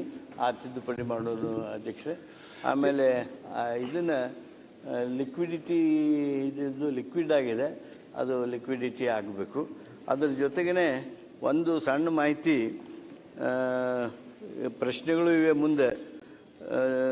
ಈ ಹಿಂದಿನ ಕಾನೂನಿನಲ್ಲಿ there was no provision to file criminal case in the existing act against misappropriation of any Sauharda institution. ಅದಕ್ಕೆ ಬೇರೆ ಬೇರೆ ಏನೋ ಕಾನೂನನ್ನು ನೋಡ್ತಿದ್ರು. ಆದರೆ if Sauharda is now empowered with this act, that particular authority will come. ಆಮೇಲೆ Sauharda in case of multi-purpose societies, that provision is not applicable. It will be applicable to only financing institutions, credit societies. Thank you. ಈಗ ವಿಧೇಯಕವನ್ನು ಖಂಡವಾಗಿ ಮತಕ್ಕೆ ಹಾಕುತ್ತೇನೆ. 2 ರಿಂದ 24 ವರೆಗಿನ ಖಂಡಗಳು ತಿದ್ದುಪಡಿಯೊಂದಿಗೆ ವಿಧೇಯಕದ ಅಂಗವಾಗಿರಬೇಕೆಂದು. ಒಂದು second, ಇನ್ನೊಂದು ಸಣ್ಣದು.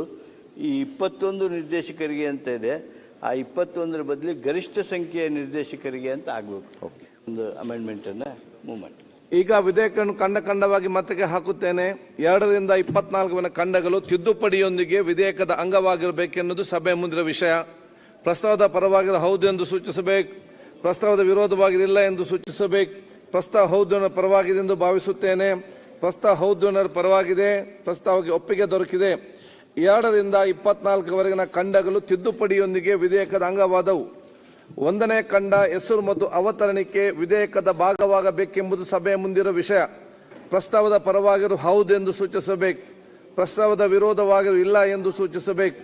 ಪ್ರಸ್ತಾವ ಹೌದು ಪರವಾಗಿದೆ ಎಂದು ಭಾವಿಸುತ್ತೇನೆ, ಪ್ರಸ್ತಾವ ಹೌದು ಪರವಾಗಿದೆ, ಪ್ರಸ್ತಾವ ಅಂಗೀಕರಿಸಲ್ಪಟ್ಟಿದೆ. 1ನೇ ಖಂಡ ಹೆಸರು ಮತ್ತು ಅವತರಣಿಕೆ ವಿಧೇಯಕದ ಅಂಗವಾಗಿದೆ.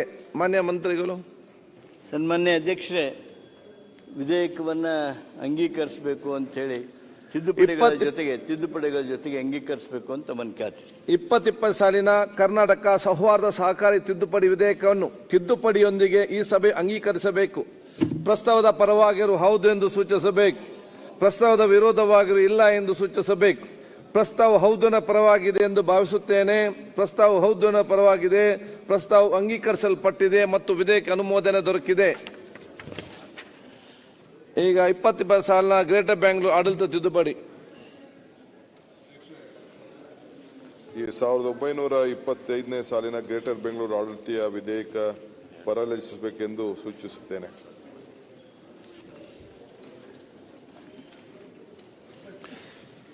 2020 ಸಾಲಿನ ಗ್ರೇಟರ್ ಬೆಂಗಳೂರು ಆಡಳಿತ ತಿದ್ದುಪಡಿ ವಿಧೇಯಕವನ್ನು ಪರಿಶೀಲಿಸುತ್ತದೆ ಎಂಬ ವಿಶ್ವ ಸಭೆಯ ಮುಂದಿದೆ.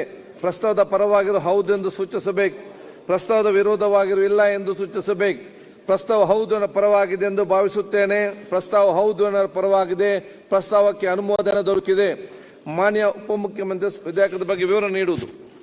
ಅಧ್ಯಕ್ಷೆ, ಏನಿಲ್ಲ, ಒಂದು ಸ್ಮಾಲ್ ಕ್ಲಾರಿಫಿಕೇಶನ್ ಅಷ್ಟೇ.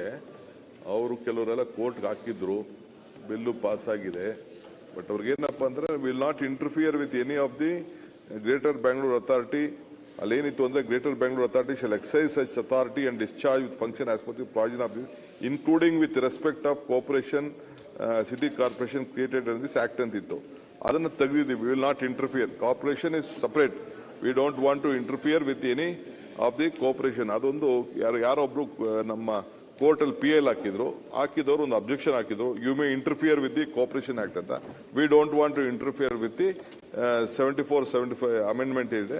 ಅದಕ್ಕೆ we are making very clear that the greater Bengaluru authority shall discharge function as per the provision of this act. ಹೊರತು we will not interfere with the greater Bengaluru will not interfere with the corporations. That is we are making it very clear. ಅಲ್ಲ, ನೀವು explain ಮಾಡಿದ್ದು ಸ್ವಲ್ಪ ಇನ್ನಷ್ಟು explain ಮಾಡಬೇಕು. ಈ ತಿದ್ದುಪಡಿಯ exact ಉದ್ದೇಶ ಏನು, ಈ ತಿದ್ದುಪಡಿಯಿಂದ ಆಗುವ ಪರಿಣಾಮ ಏನು, ಅದನ್ನು ದಯವಿಟ್ಟು ಎಕ್ಸ್ಪ್ಲೇನ್ ಮಾಡಿ. ನಾವು ಈ ಎಕ್ಸಿಸ್ಟಿಂಗ್ ಆಕ್ಟ್ ಅಲ್ಲಿ ಏನ್ ಹೇಳಿದ್ದು ಅಂತಂದ್ರೆ, the greater Bengaluru authority shall exercise power and discharge such function as the provision of this act including with respect of the city corporation created and this act ಅಂತ ಇತ್ತು.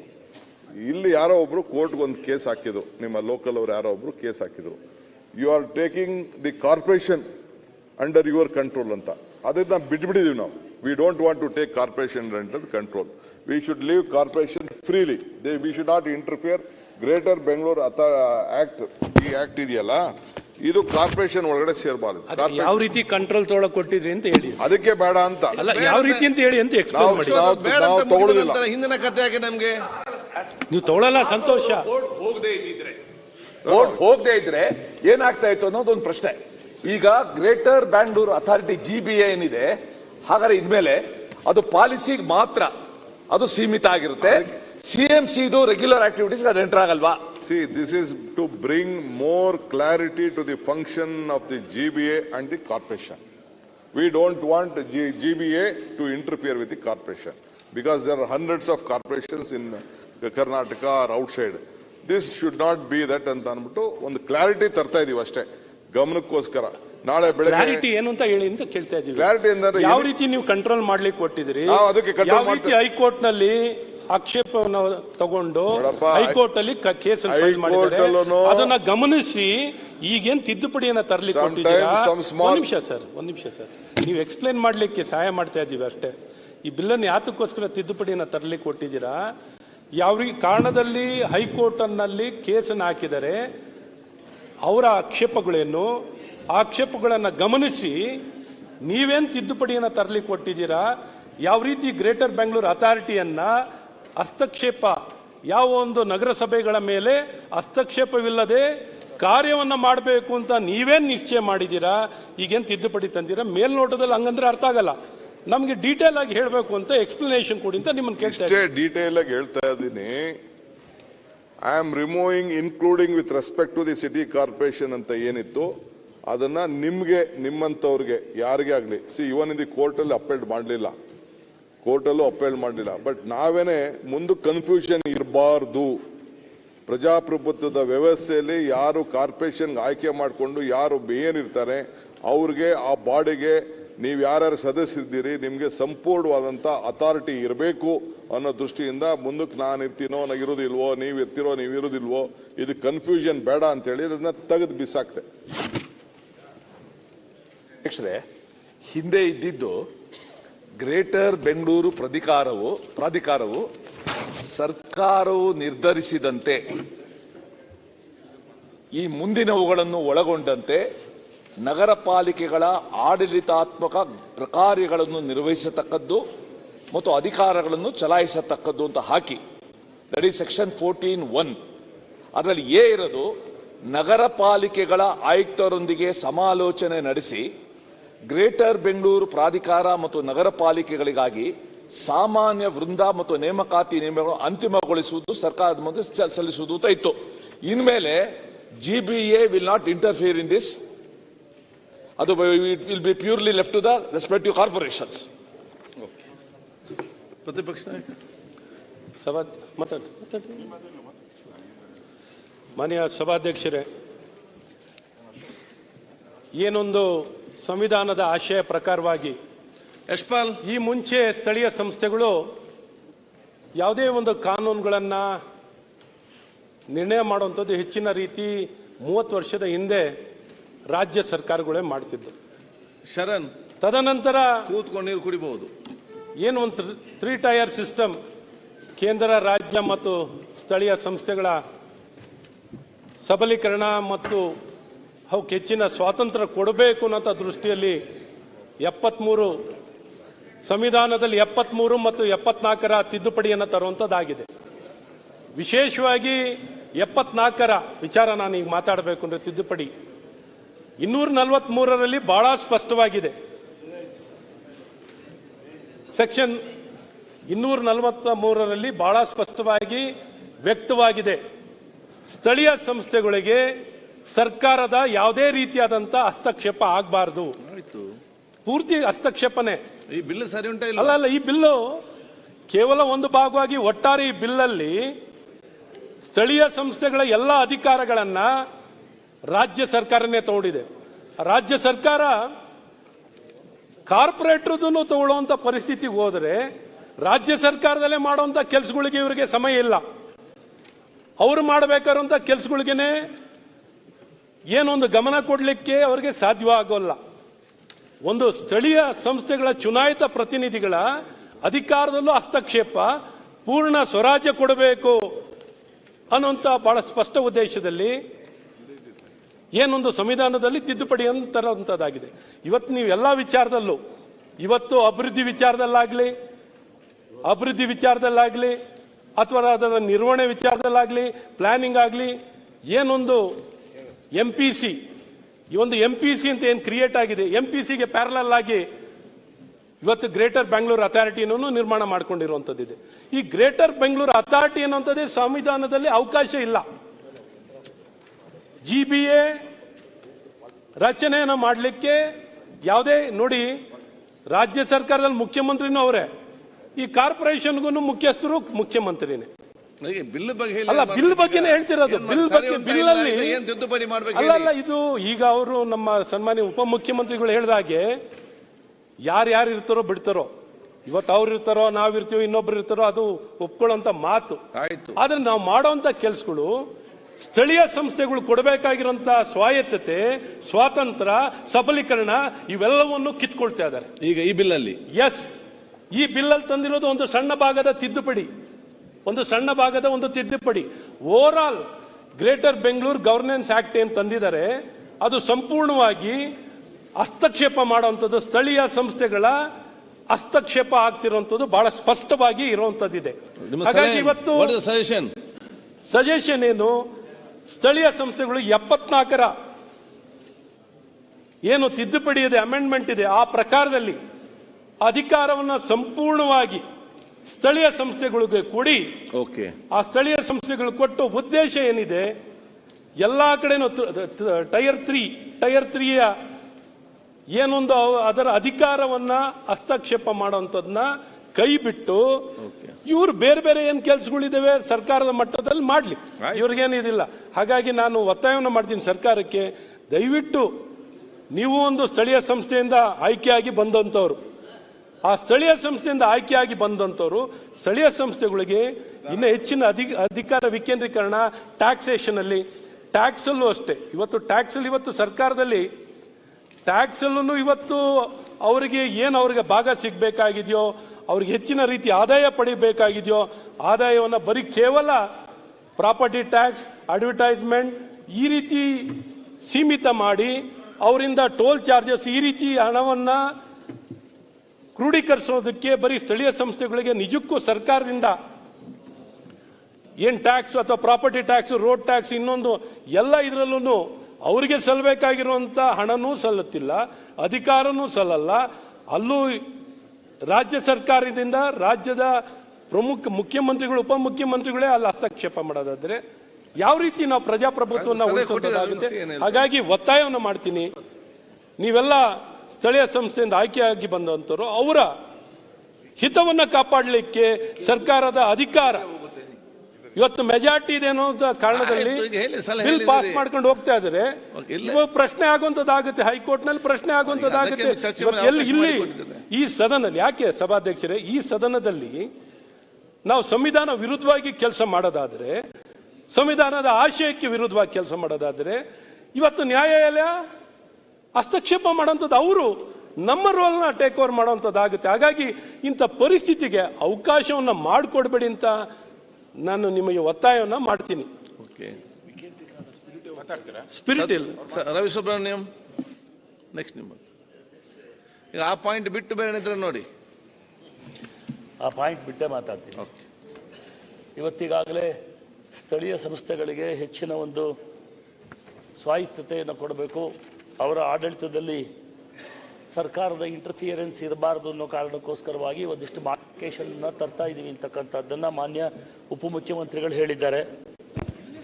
ಇದರೊಳಗಡೆ ಹಿಂದೆ ಹೇಳಿದರು, ಯಾವುದಾದ್ರೂ ಪಾಲಿಕೆಯಲ್ಲಿ ಅವರಿಗೆ ಸಂಪನ್ಮೂಲ ಕ್ರೋಢೀಕರಣ ಮಾಡ್ತಕ್ಕಂಥ ಸಂದರ್ಭದಲ್ಲಿ ತೊಂದರೆಗಳಾದರೆ ಸರ್ಕಾರ ನಾವು ಅದಕ್ಕೆ ಸಹಕಾರವನ್ನು ಕೊಡ್ತೀವಿ. ಒಂದು ಪಾಲಿಕೆಯಲ್ಲಿ ಹೆಚ್ಚಿನ ಆದಾಯ ಇರ್ಬೋದು, ಮತ್ತೊಂದು ಪಾಲಿಕೆಯಲ್ಲಿ ಕಡಿಮೆ ಆದಾಯ ಇದ್ದಂಥ ಸಂದರ್ಭದಲ್ಲಿ ಕಡಿಮೆ ಆದಾಯ ಇರತಕ್ಕಂಥ ಪಾಲಿಕೆಗೆ ನಾವು ಸರ್ಕಾರದ ವತಿಯಿಂದ ಸಹಕಾರವನ್ನು ಕೊಡ್ತೀವಿ, ಅದಕ್ಕೆ ಏನು ಕೊರತೆ ಇದನ್ನು ತುಂಬಿಕೊಡ್ತೀವಿ ಅಂತ. ಈ ಬಿಲ್ನಿಂದ ಅದಕ್ಕೇನಾದರೂ ತೊಂದರೆ ಆಗತ್ತಾ ಅನ್ನೋದು ಒಂದು. ಎರಡನೇದು, ಇವತ್ತು ಬೆಂಗಳೂರಿನಲ್ಲಿರ್ತಕ್ಕಂಥ ಶಾಸಕರು GBAಗೆ ಸದಸ್ಯರಾಗಿರ್ತಾರೆ. ಈ ಹಣವನ್ನು ಬಳಕೆ ಮಾಡುವಂಥ ಸಂದರ್ಭದಲ್ಲಿ ಅವರ ಸಲಹೆಯನ್ನು ಕೂಡ ತಗೊಳ್ತೀವಿ ಅಂತಕ್ಕಂಥ ವಿಚಾರವನ್ನು ಪ್ರಸ್ತಾಪ ಮಾಡಿದರು. ಈ ಒಂದು ಪ್ರಸ್ತಾವನೆಯಲ್ಲಿ ಅದರಲ್ಲಿ ಏನಾದರೂ ವ್ಯತ್ಯಾಸ ಆಗುತ್ತಾ ಅನ್ನೋದನ್ನು ಕ್ಲಾರಿಫೈ ಮಾಡಿ.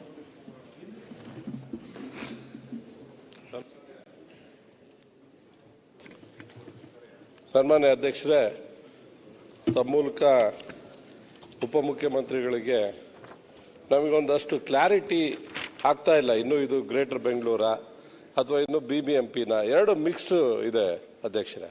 ಯಾಕೆ ಅಂತ ಹೇಳಿದ್ರೆ ಅನೇಕ ವಿಷಯಗಳು, ಮೊನ್ನೆ ಹೈಕೋರ್ಟಲ್ಲೂ ಕೂಡ ಒಬ್ಬ AEE ಹೋಗಿ ಪ್ರಶ್ನೆ ಮಾಡಿದೆ, ಅಲ್ಲಿ ಇನ್ನೂ ಗ್ರೇಟರ್ ಬೆಂಗಳೂರು ಆಗಿದೆಯಾ ಅಥವಾ ಇನ್ನೂ ಹಳೆ ನಗರ ಪಾಲಿಕೆನೇ ಇದೆಯಾ ಅನ್ನೋದು ಕ್ವಶನ್ ಕೂಡ ರೈಸ್ ಆಗಿದೆ.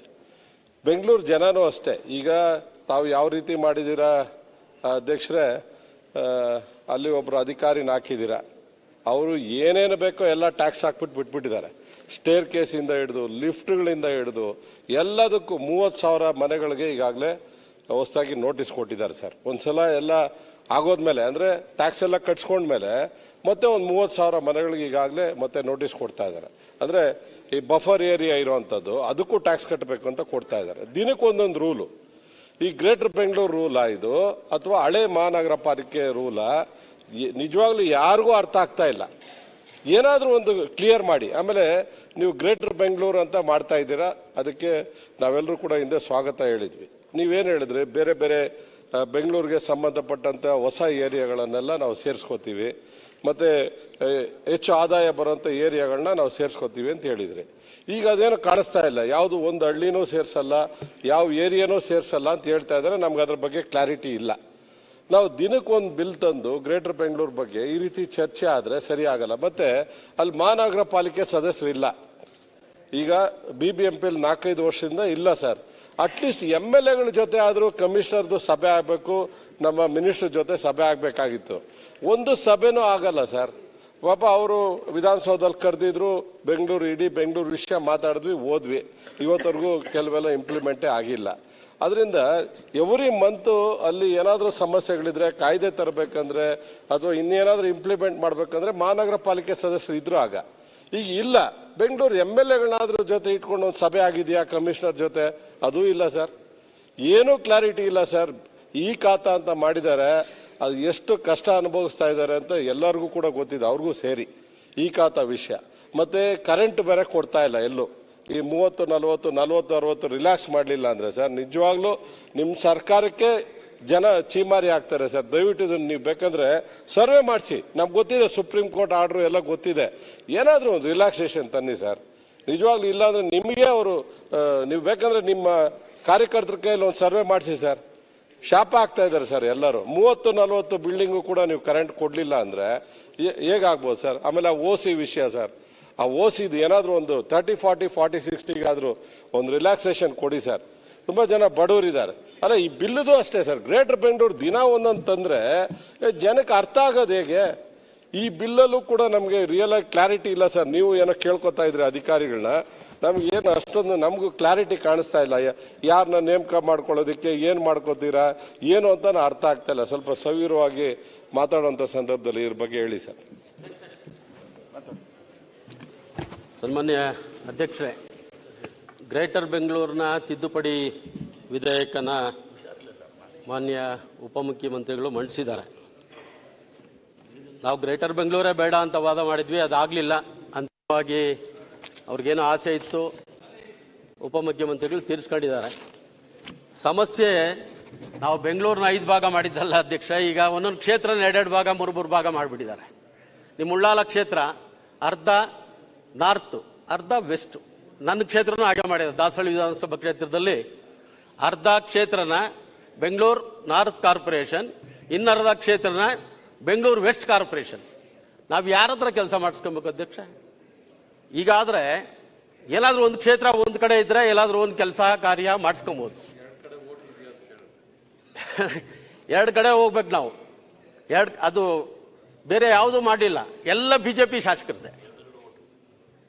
5 ಕ್ಷೇತ್ರನೂ BJP ಶಾಸಕರದೆ.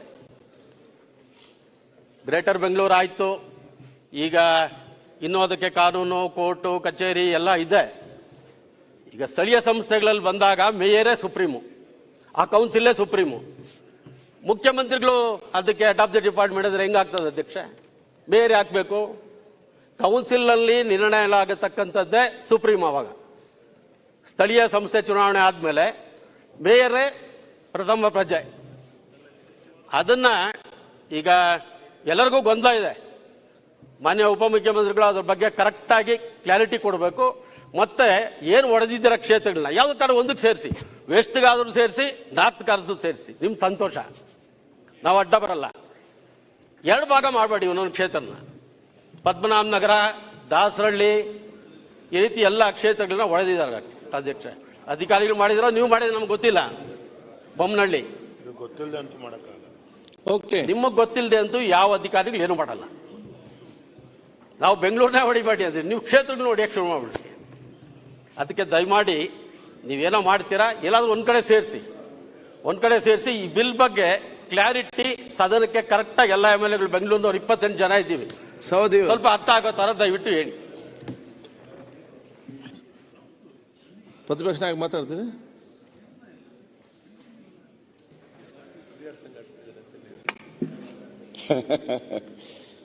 ಸನ್ಮಾನ್ಯ ಅಧ್ಯಕ್ಷರೇ,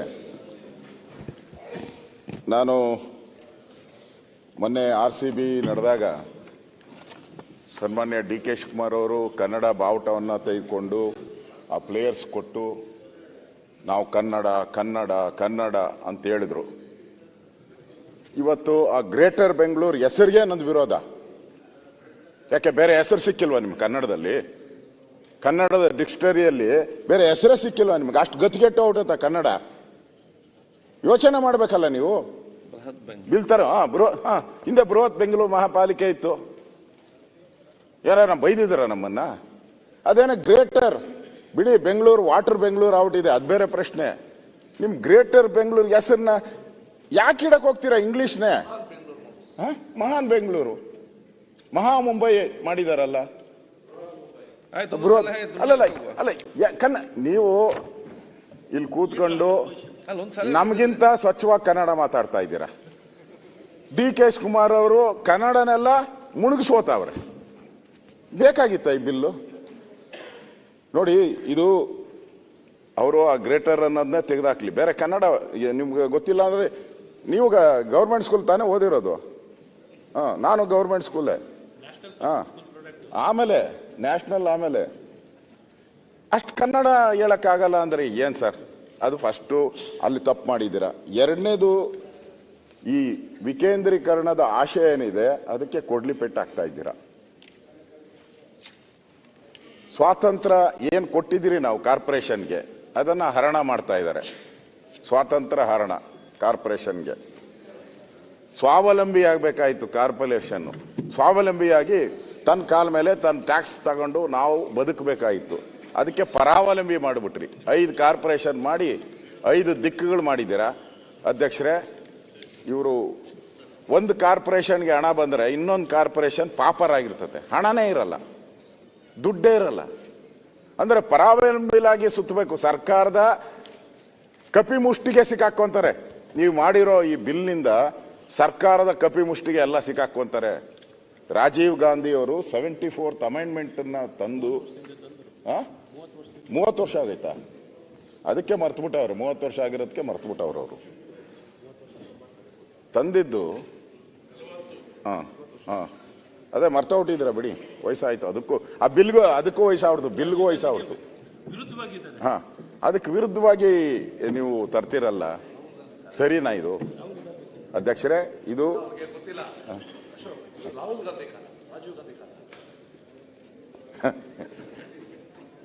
ಯಾವ ಕಾಲನೋ DK ಶಿವಕುಮಾರ್ ಅವ್ರಿಗೆ ಚರ್ಚೆ ಮಾಡಿ ಬಿಲ್ ಬಗ್ಗೆನೇ ನಾನು ಮಾತಾಡೋದು. ಅಧ್ಯಕ್ಷರೇ, ನಾನು ಹೇಳೋದು ಬಿಲ್ ಬಗ್ಗೆನೇ. ಇದು ಅಧಿಕಾರ ವಿಕೇಂದ್ರೀಕರಣದ ಕೊಲೆ ಮಾಡ್ತಾ ಇದ್ದಾರೆ ಇವರು. ಶಿವಕುಮಾರ್ ಅವರೇ, ಅಧಿಕಾರ ಬರುತ್ತೆ ಹೋಗುತ್ತೆ, ನೀವೇ ಗಾದೆಗಳು ಹೇಳ್ತಾ ಇದ್ದೀರಿ. ನೆನ್ನೆನೂ ಹೇಳಿದ್ರಿ ಗಾದೆಗಳನ್ನ ಎಲ್ಲ. ಏನ್ ಆಲೋಚನೆ ಮಾಡೋದು, ಕೂತ್ಕೊಳ್ಳೋದು. ಅಧಿಕಾರ ಹೋದ್ಮೇಲೂ ನಾವೇನು ಮಾಡಿದ್ದೀರಿ ಅನ್ನೋದು ಮಾತ್ರ ಉಳಿಯೋದು. ನೀವು ಅದನ್ನ ಹೇಳ್ತೀರಾ ಸಾಕ್ಷಿ ಗುಡ್ಡೆ. ಆ ಹೆಜ್ಜೆ ಗುರ್ತನನ್ನ ಬಿಟ್ಟು ಹೋಗ್ಬೇಕು ನೀವು. ಈ ಕಾರ್ಪೊರೇಷನ್ನಲ್ಲಿ ಬೆಂಗಳೂರಿನ ನಮ್ಮ ರಾಮಲಿಂಗಾರೆಡ್ಡಿ ಅವರು ಕೊರಗ್ತಾನೆ ಇರ್ತಾರೆ, ನನಗೆ ಸಿಕ್ಕಬೇಕಾಯಿತು. ಆಯಿತು, ನೀವು ಬಂದಿದ್ದೀರಾ, ಓಕೆ. ನಿಮ್ಮ ಒಂದು ಹೆಜ್ಜೆ ಗುರುತು ಬಿಟ್ಟು ಹೋಗ್ಬೇಕಲ್ಲ. ಇಲ್ಲಿ ಬೆಂಗಳೂರಿಗೆ ನೀವು ಈ ಒಳ್ಳೇದು ಮಾಡ್ತೀರಿ ಅನ್ನೋ ಒಂದು ಹೆಜ್ಜೆ ಗುರುತು ಬಿಟ್ಟು ಹೋಗ್ಬೇಕು. ಅಲ್ಟಿಮೇಟಾಗಿ ಅಧ್ಯಕ್ಷರೇ, ನಾನು ಹೇಳೋದು, ನೀವು ತಂದಿದ್ದೀರಲ್ಲ, ಇದರಿಂದ ಬೆಂಗಳೂರು ಜನತೆಗೆ ಏನು ಲಾಭ? ಇಷ್ಟೇ. ಇದರಿಂದ ಬೆಂಗಳೂರು ಜನತೆಗೆ ಏನು ಲಾಭ? ಓಕೆ, ಇದು ವಿಕೇಂದ್ರೀಕರಣ ಅಲ್ಲ, ಇದು ಒಂದು ರೀತಿ ವಿಕೇಂದ್ರೀಕರಣ ಆಗಿಲ್ಲ. ಇದು DK ಶಿವಕುಮಾರ್ ಅವರು ಇಲ್ಲಿ ಬೆಂಗಳೂರು ಇನ್ಚಾರ್ಜ್ ಆಗಿದ್ದಾರೆ ಅನ್ನೋ ಒಂದೇ ಒಂದು ಕಾರಣಕ್ಕೆ ಕೇಂದ್ರೀಕರಣ ಮಾಡ್ತಾ ಇದ್ದಾರೆ ಅಷ್ಟೇ.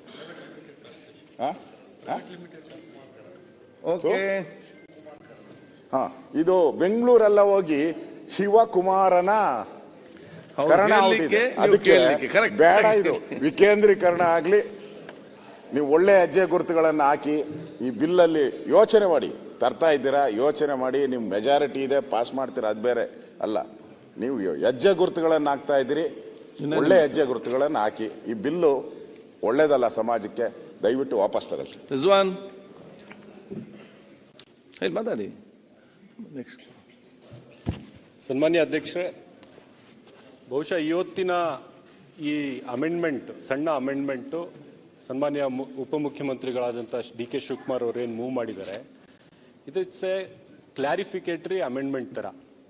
ಯಾವ ಸರ್ಕಾರದ ಉದ್ದೇಶ ಸ್ಥಳೀಯ ಸಂಸ್ಥೆಗಳ, ಸಿಟಿ ಕಾರ್ಪೊರೇಷನ್ಗಳ ಕಾರ್ಯವಿಧಾನದಲ್ಲಿ, ಅಡ್ಮಿನಿಸ್ಟ್ರೇಷನ್ನಲ್ಲಿ ಹಸ್ತಕ್ಷೇಪ ಆಗಬಾರ್ದು ಅಂತ ನಿಮ್ಮ ಎಲ್ಲರ ಉದ್ದೇಶ ಇದ್ದಿದ್ದು. ಕನ್ಫ್ಯೂಷನ್ ಆಗಬಹುದು in the way the statement is written. ಅದಕ್ಕೋಸ್ಕರ ಕ್ಲಾರಿಫಿಕೇಶನ್ಗೋಸ್ಕರ ಸನ್ಮಾನ್ಯ ಉಪಮುಖ್ಯಮಂತ್ರಿಗಳು ಅಮೆಂಡ್ಮೆಂಟ್ ತಂದಿದ್ದಾರೆ.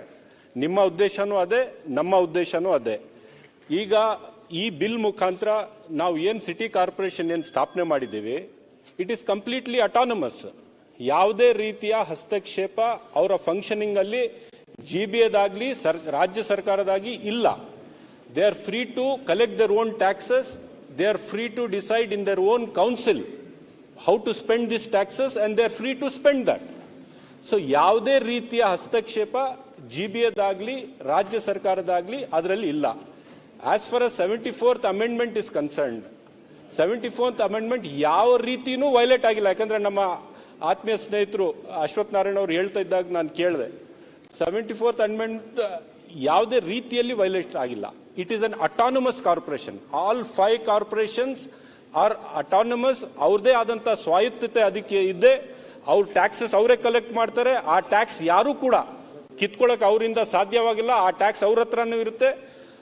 ಆ ಟ್ಯಾಕ್ಸ್ ಹೇಗೆ ಖರ್ಚು ಮಾಡಬೇಕು ಅಂತ ಅವರೇ ತೀರ್ಮಾನ ಮಾಡ್ತಾರೆ. ಸೊ ಯಾವ ರೀತಿನೂ ಸರ್ಕಾರದಾಗ್ಲಿ GBAದಾಗ್ಲಿ ಅವ್ರ ಮೇಲೆ ಹಿಡಿತಾ ಇಲ್ಲ. ಒಂದು. ಎರಡು, GBA ಇರ್ತಕ್ಕಂಥದ್ದು ಫಾರ್ ದಿ ಕೋಆರ್ಡಿನೇಷನ್ ಮಾತ್ರ. 5 ಕಾರ್ಪೊರೇಷನ್ ಇದ್ರೂ ಸಹ ಒಂದೇ ನಗರ, ಇದು ಒಂದು ರೀತಿಯ ಕೋಆರ್ಡಿನೇಷನ್ ಆಗಬೇಕು ಅಂತ ಹೇಳಿನೇ GBA ಆಗಿರ್ತಕ್ಕಂಥದ್ದು. ಸೊ GBA ಹಸ್ತಕ್ಷೇಪ ಮಾಡುತ್ತೆ ಅಥವಾ ಸಿಟಿ ಕಾರ್ಪೊರೇಷನ್ ನಡೆಸುತ್ತೆ, ಅವರ ಅಡ್ಮಿನಿಸ್ಟ್ರೇಷನ್ ಇಲ್ಲಿ ನಾವು ಕೈವಾಡ ಇರುತ್ತೆ ಅಂತ ಯಾವುದೇ ರೀತಿಯ ಒಂದೇ ಒಂದು ಸಂಶಯ ಕೂಡ ಇದ್ರೆ ಈ ಅದನ್ನು ಕ್ಲಾರಿಫೈ ನಮ್ಮ ಉಪಮುಖ್ಯಮಂತ್ರಿಗಳಾದಂಥ DK ಶಿವಕುಮಾರ್ ಅವರು ಮಾಡಿದ್ದಾರೆ. ಅದಕ್ಕೋಸ್ಕರ ಈ ಅಮೆಂಡ್ಮೆಂಟ್ ಮೂವ್ ಮಾಡಿದ್ದಾರೆ. ಸೋಮಶೇಖರ್.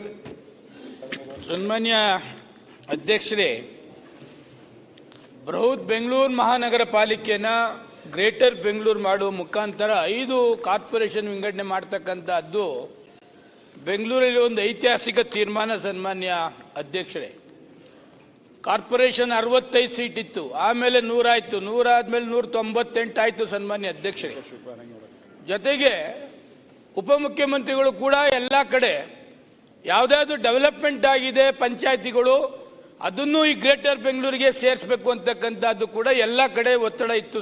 ಸನ್ಮಾನ್ಯ ಅಧ್ಯಕ್ಷರೇ, ಯಾವಾಗ ರಿಜ್ವಾನ್ ಅವರ ಅಧ್ಯಕ್ಷತೆಯಲ್ಲಿ ಎಂಟೈರ್ ಬೆಂಗಳೂರು ಎಲ್ಲ ಕಡೆ ಎಲ್ಲ 8 ಡಿವಿಷನಲ್ಲೂ ಕೂಡ ಸಾರ್ವಜನಿಕರ ಜೊತೆಲಿ ಸಂವಾದ ಮಾಡಿದಂಥ ಸಂದರ್ಭದಲ್ಲಿ ಗ್ರೇಟರ್ ಬೆಂಗಳೂರು ಮಾಡ್ತಕ್ಕಂಥದಕ್ಕೆ 100ಕ್ಕೆ 100 ಒಪಿನಿಯನ್ ಕೊಟ್ಟಿದ್ದಾರೆ. ಜೊತೆಯಲ್ಲಿ ಯಾವುದೆಲ್ಲ ಡೆವಲಪ್ಮೆಂಟ್ ಆಗಿದೆ ಪಂಚಾಯತಿಗಳು ಅದನ್ನು ಸೇರಿಸಬೇಕು ಅಂತಕ್ಕಂಥದ್ದಿದೆ. ಬಟ್ ಇವಾಗ 5 ವಿಂಗಡಣೆ ಮಾಡಿದ್ದಾರೆ, ಅದರಲ್ಲಿ ಯಾವ ಡೆವಲಪ್ಮೆಂಟ್ ಪಂಚಾಯತಿನೂ ಕೂಡ ಸೇರಿಸಿಲ್ಲ. ಸನ್ಮಾನ್ಯ ಅಧ್ಯಕ್ಷರೇ, ಅದರಿಂದ ಉಪಮುಖ್ಯಮಂತ್ರಿಗಳಿಗೆ ನಾನು ನಿಮ್ಮ ಮುಖಾಂತರ ರಿಕ್ವೆಸ್ಟ್ ಮಾಡ್ತೇನೆ, ಯಾವುದಾದ್ರು ಡೆವಲಪ್ಮೆಂಟ್ ಆಗಿದೆ ಅದನ್ನು ಈ ಬೃಹತ್ ಬೆಂಗಳೂರು ಮಹಾನಗರ ಪಾಲಿಕೆಗೆ ಗ್ರೇಟರ್ ಬೆಂಗಳೂರಿಗೆ ಸೇರಿಸ್ತಕ್ಕಂಥದ್ದು ಮಾಡಿ.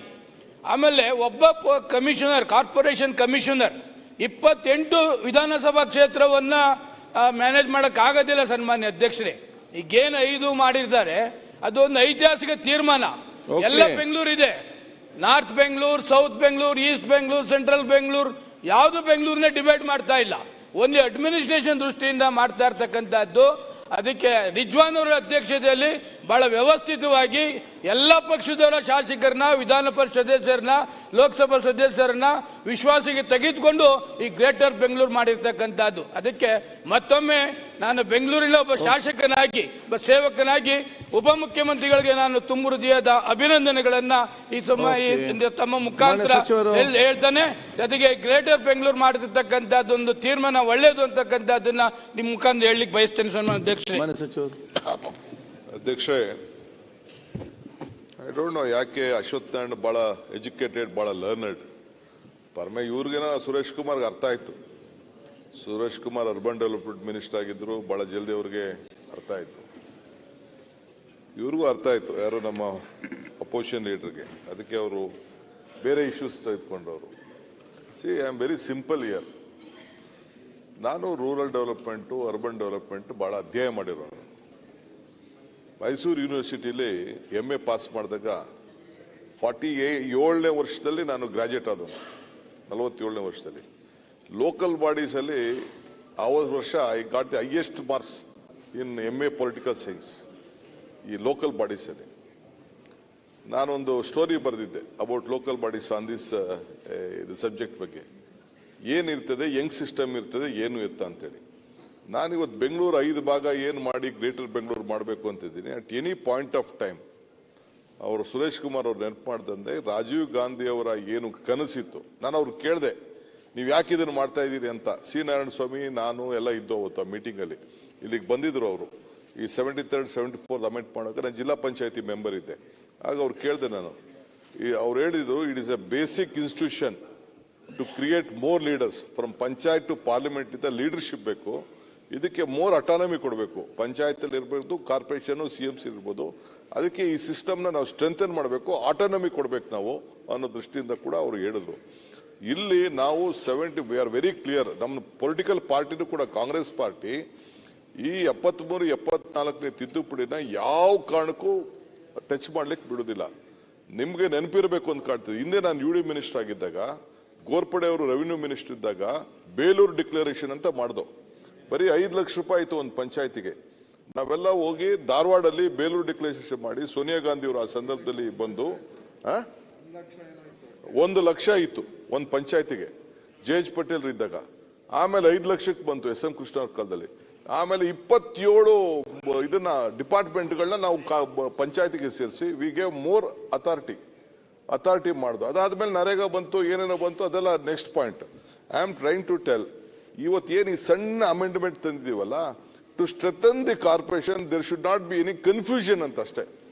ಈಗ ನೀವು ನಮಗೆ ಕ್ಲಿಯಾರಿಟಿ ಬೇಕು ಅಂತ ಹೇಳ್ತಾ ಇದ್ದೀರಿ. ಈಗ ನಮ್ಮ ಸತೀಶ್ ರೆಡ್ಡಿ ಹೇಳಿದ್ರು ನಮ್ಮ ಹಳ್ಳಿಗಳು ಸೇರಿಲ್ಲ, ನಮ್ಮ ಇವ್ರು ಹೇಳಿದ್ರು ನಮ್ಮ ಹಳ್ಳಿಗಳು ಸೇರಿಲ್ಲ ಅಂತ. ಎಸ್, ಹಳ್ಳಿ ಸೇರಿಸಿಲ್ಲ. ಯಾಕಂದ್ರೆ ಈ ಹಳ್ಳಿ ಸೇರ್ಸಕ್ ಹೋದ್ರೆ ತಿರ್ಗಾ ಅಬ್ಜೆಕ್ಷನ್, ಆ ಪಂಚಾಯತಿ ಮೆಂಬರು ಕಾರ್ಪೊರೇಷನ್ ಮೆಂಬರ್ ಆಗೋಯ್ತಾನೆ. ನಾಳೆ ಬೆಳಗ್ಗೆ ಈ ಕಾರ್ಪೊರೇಷನ್ ಏನು ಎಲೆಕ್ಷನ್ ಇದೆ, ಎಲೆಕ್ಷನ್ ಮಾಡ್ಬಿಡೋಣ. ಆಮೇಲೆ ಅವ್ರ ಟರ್ಮ್ ಕ್ಲೋಸ್ ಆಗ್ತದೆ, ಜನವರಿಗೂ ಟರ್ಮ್ ಮಾಡ್ತದೆ. ಆಗ ನಿಮ್ನೆಲ್ಲ ಕುಟ್ಟಿಸ್ಕೊಂಡು ಯಾವ್ಯಾವ ಏರಿಯಾ ಸೇರಿಸಬೇಕು will include it definitely. Bengaluru ನಗರಕ್ಕೆ ಈಗ ನಮಗೂ ಗೊತ್ತಿದೆ, Madevapura will have the highest collection. ಈಗ ಬೆಂಗಳೂರು ಸಿಟಿ ಒಳಗಡೆ ಕಲೆಕ್ಷನ್ ಇಲ್ಲ. ಈ ಕಡೆ ನಮ್ಮ ಸೌತ್ಗೆ ಕಲೆಕ್ಷನ್, ಇದರಲ್ಲಿ ನಿಮ್ಮ ಏರಿಯಾ ಈ ಕಡೆಗೆ ಇದೆಯಲ್ಲ ಕಲೆಕ್ಷನ್ ಇಲ್ಲ ಅಂತ ಗೊತ್ತಿದೆ. Government has to help. ಅಲ್ಲಿಂದ ಇಲ್ಲಿಗೆ ತರಕ್ಕಾಗಲ್ಲ. Because again the 74th amendment will come in to existence. Government have to attend to it. So ಇದನ್ನೆಲ್ಲ ಬಹಳ ದೀರ್ಘವಾಗಿ ಆಲೋಚನೆ ಮಾಡಿದ್ದೀವಿ. ಬೇಕಾದ್ರೆ ನೀವು ಹೇಳಿ ವಾಪಸ್ ತಗೊಳ್ಳಿ ಅಂದ್ರೆ I am ready to take it out. ಇವತ್ತು ಏನಾದ್ರು ತೆಗೆದುಕೊಂಡು ಬಂದಿದ್ದೀನಿ ಅಂದ್ರೆ ಕಾರ್ಪೊರೇಷನ್ ಒಳ್ಳೇದಕ್ಕೋಸ್ಕರ. If you are not interested I am ready to take it out. There is nothing. ನಾಳೆ ಕ್ಲಾರಿಟಿ ಇರಬಾರ್ದು. ನಾಳೆ ಬೆಳಗ್ಗೆ ನಾವು ಇಲ್ಲದೆ ಹೋದಾಗ ಇದನ್ನ ಮಿಸ್ಯೂಸ್ ಮಾಡಬಾರ್ದು ಅಂತೇಳಿ ಯಾವುದೇ ಸರ್ಕಾರ ಅಧಿಕಾರ. ಯಾಕೆಂದ್ರೆ ಕಾರ್ಪೊರೇಷನ್ ಒಂದು ಅಧಿಕಾರದಲ್ಲಿ ಇರ್ತದೆ, ಸರ್ಕಾರ ಒಂದು ಅಧಿಕಾರದಲ್ಲಿ ಇರ್ತದೆ. ಅದಕ್ಕೆ ಸರ್ಕಾರದವರು ಆ ಕಾರ್ಪೊರೇಷನ್ ಮೇಲೆ ಇಟ್ಕೊಳ್ಬಾರ್ದು ಅನ್ನೋದು ನಮ್ಮ ಉದ್ದೇಶ. C, this is A system. ತಮಗೆ ಗೊತ್ತಿರಲಿ, ನೀವು ಒಬ್ಬ ಕಾರ್ಪೊರೇಟರ್ ಆಗಿ ಬಂದಿರೋರು, ಮಿಸ್ಟರ್ ಸುರೇಶ್ ಕುಮಾರ್, ಕಾರ್ಪೊರೇಷನ್ ಆಗಿ ನೀವು ಬಂದಿದ್ದೀರಿ. ನೀವು ಬಹಳ ಜನ ಇಲ್ಲೆಲ್ಲ ಬಂದಿದ್ದೀರಿ ಕಾರ್ಪೊರೇಷನ್ ಆಗಿ. ರಾಮಲಿಂಗಾರೆಡ್ಡಿ ಅವರೆಲ್ಲ ಬಂದವ್ರೆ. Jawaharlal Nehru was a first president of Allahabad. Rajagopalachari, Sardar Patel, Netaji ಸುಂದರಬಾಸ್ commissioner of Calcutta, Rajagopalachari, Kengal Hanumanthaiah was a president year. ಇದು ಮುನ್ಸಿಪಲ್ ಕಾರ್ಪೊರೇಷನ್ ಅಧ್ಯಕ್ಷರಿದ್ರು ಕೆಂಗಲ್ ಹನುಮಂತಯ್ಯನವರು. ಹಿಂಗೆ there is a big history. Stalin ಅವರು ಈಗ ಚೀಫ್ ಮಿನಿಸ್ಟರ್ ಇದಾರಲ್ಲ, ಈ was the mayor of corporation, ನಮ್ಮ ಚೆನ್ನೈ ಕಾರ್ಪೊರೇಷನ್. ಸೊ ಬಹಳ ನಾಯಕರುಗಳು ಈ ದೇಶದಲ್ಲಿ ಬೆಳೆದಿದ್ದಾರೆ. ನಮ್ಮ ಬಿ.ಡಿ. ಜತ್ತಿಯವರು ಪಂಚಾಯತಿ ಚೇರ್ಮನ್ ಆಗಿದ್ರು. ವಿಲಾಸರಾವ್ ದೇಶಮುಖ್ ಪಂಚಾಯತಿ ಚೇರ್ಮನ್ ಆಗಿದ್ರು. ಈಗ anyone in the system can become anything. ನಾವು ಆ ಸಿಸ್ಟಮ್ ಬಂದಿದೆ. ಸೊ ಅದಕ್ಕೆ ರಾಮಮೂರ್ತಿ ಯಾಕೆ ಲೇಟ್ ಆಯ್ತು? ಒಂದ್ ನಿಮಿಷ ಐ ವಿಲ್ ನಾಟ್ ಇಲ್ಲ. ಆಮೇಲೆ ಒಂದ್ ನಿಮಿಷ ಅಧ್ಯಕ್ಷರೇ, ಟು ಗಿವ್ ಮೋರ್ ಕ್ಲಾರಿಟಿ ಬೇಕಾದ್ರೆ ಒಂದಿನ ಡಿಸ್ಕಷನ್ ತಗೊಳ್ಳಿ. ಬಿಕಾಸ್ ಬೆಂಗಳೂರಿನ ಸರಿಯಾಗಿ ಶೇಪ್ ಮಾಡಬೇಕು. ನಮ್ಕಿನ್ನ ಅವ್ರಿಗೆ ಅನುಭವ ಜಾಸ್ತಿ ಇದೆ, ನಾನಿಲ್ಲ ಅಂತ ಹೇಳುದಿಲ್ಲ.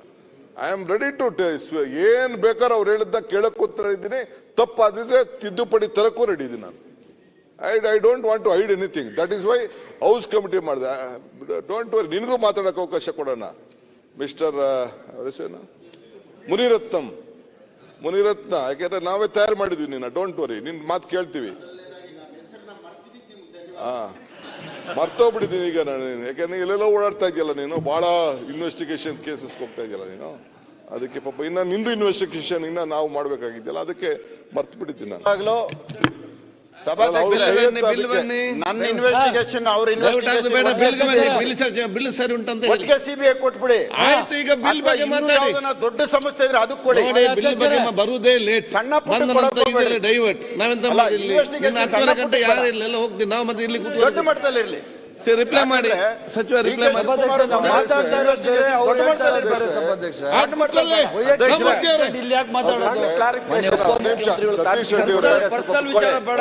ಸತೀಶ್ ರೆಡ್ಡಿ ಅವರೇ, ನೀವು ರಾಮಮೂರ್ತಿ ಕೂತ್ಕೊಳ್ಳಪ್ಪ ಒಂದ್ ನಿಮಿಷ ಪ್ಲೀಸ್. ಒಂದ್ ನಿಮಿಷ ಕೂತ್ಕೋ ಆಯ್ತು.